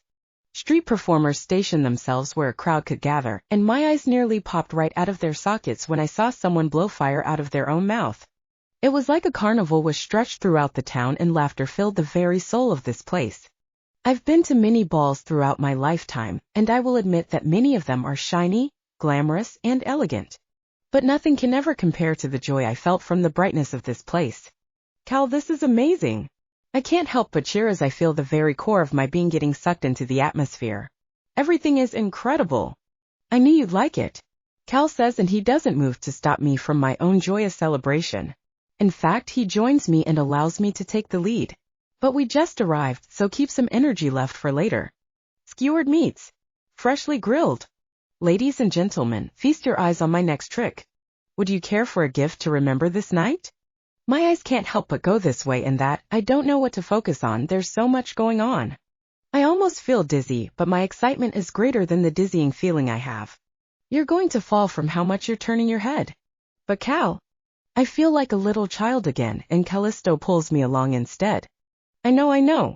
It's great out here, isn't it? Callisto asks me as leads us into a slower pace, one that will allow us a proper look at what's around, instead of having my eyes spiral here and there. Oh, it's more than just wonderful. I agree wholeheartedly. Imagine this is a festival in one fief. What do you suppose the celebration is like during the founding day at the Capitol? I can't even imagine how much bigger that celebration could get. Callisto is laughing? Is my wonder showing on my face? But also, have you been to the festival at the Capitol? Once. While at the Academy, I convinced Phoenix to teleport us and Ophelia out of the Academy grounds without having the teachers notice. This is the first time I'm hearing of this. I honestly want to know more. While Callisto and I exchanged letters while he was at the Academy, he only ever told me about the activities they did for class and a few shenanigans he had with his friends. It was only recently that I found out that Phoenix and Ophelia were the friends he often spoke about. I'll take you to that festival too one day. But let's focus on the festival we're in right now. I have no way to brace myself as Callisto throws himself into the group that's dancing around the fountain, and with my hand in his, I'm pulled along with him. I feel myself start to panic. The people dancing seem to have been so synchronized. See, Callisto, I don't know this dance. I try to complain, but Callisto just laughs. Neither do I. Excuse me. Still, he pulls me along and into the steps that he claims to not know. I struggle to follow along, trying to look at the people around us to see just how awkward we must be. The couple dancing right beside us laugh, and as I feel myself start to redden. Just listen to the music and Callisto encourages me. Look around, it's not as synchronized as you think. He was right. Now that I'm looking, it looks synchronized because they were moving in a circle, but each group was having their own version of something resembling waltz. No, it couldn't even be called that. They were just moving as they pleased. What a strange dance. Eep. Suddenly the world spins and I realize who is at fault. Come on, Anne. Callisto's smile is contagious. Don't blame me for stepping on your feet, Cal. I finally moved myself to the music. Don't underestimate my feet dodging skills. And Callisto moves along with me. I've never danced so sloppily before. Without steps that are predetermined. All I can do is rely on what basics I remember from all my lessons and let the music determine the way I move. I've danced with Callisto plenty of times before. I've danced with Cyrus with every ball I could. But I can say for certain that this sorry excuse for a waltz is the most fun I've had. A formal ballroom dance is always so quiet, but here I can hear the people cheering and laughing, and the music is wild and loud. The light is blinding, but my smile won't leave my face. By the end of the music, I come face to face with Callisto, and we both laugh as if the dance itself was one big joke. We're drunk from the atmosphere and sweating from dancing on this summer night full of people. But I can say for certain that this dance is something I would love to do again. The rest of the evening is similarly wild. We peruse stalls after stalls, with Callisto buying whatever food seemed good at every glance. I tried to stop him because we've already had dinner, but he wouldn't listen, saying that without a corset I definitely could have more to eat. How could I argue with that fact? While I was never a heavy eater, even in this body, having a corset still limits how much I can eat with comfort. Still, I'm actually very shocked by just how many people are out on the streets in the middle of the night. Why am I shocked? Because I'm lost. I didn't mean to get lost. But something caught my eye while we were walking around. A beautiful necklace with a simple string. The pendant on the necklace had midnight-colored pearls surrounding an amethyst gemstone. I was so taken that I didn't notice Callisto going on without me. See, Cal? Goddess, surely trying to call out to someone so weakly won't help, but to also raise my voice. Hey, lady, are you lost? Want to hang out with us until you find who you're looking for? At the sudden voice, I unknowingly raised my head. Though I stay conscious over my hood, I still turn and see a few men looking my way.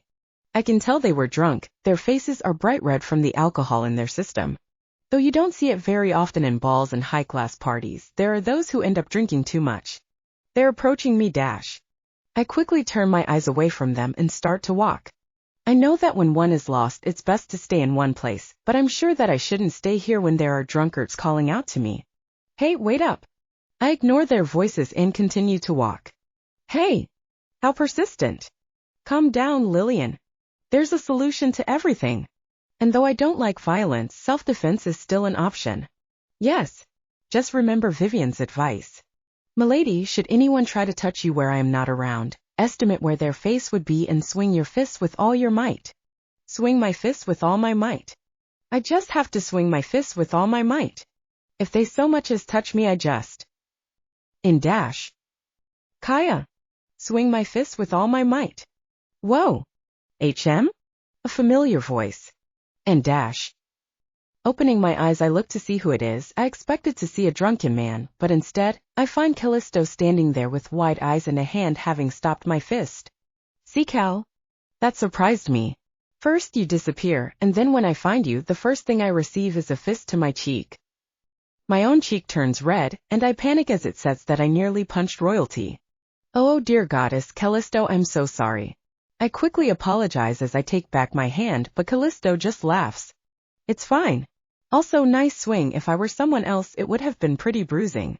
See, there were a couple of drunks following me and I just dash. Drunks? What drunks? Pardon? The drunks who were dash. I turned to look over Callisto's shoulder, but the men from before are gone. Did they give up and I just didn't notice? Anyway, I was looking for you. Where did you go? I saw a beautiful pearl and amethyst pendant in that stall a few ways down this street. I'm sorry, Cal. It's fine. Anyway, I think we've gotten enough food to last some time. Let's go. Callisto takes my hand and leads me to the street. He leads me somewhere that I'm not sure, but the hand in mine is assuring. The fear from earlier hasn't left me completely, and so I keep a tight hold on Callisto's hand. HM? Did you hear a groan? Someone probably passed out. It happens around these festivals. I see. HM? Callisto, didn't you also buy some skewered meat? What happened to them? I saw some stray dogs, so I fed it to them instead.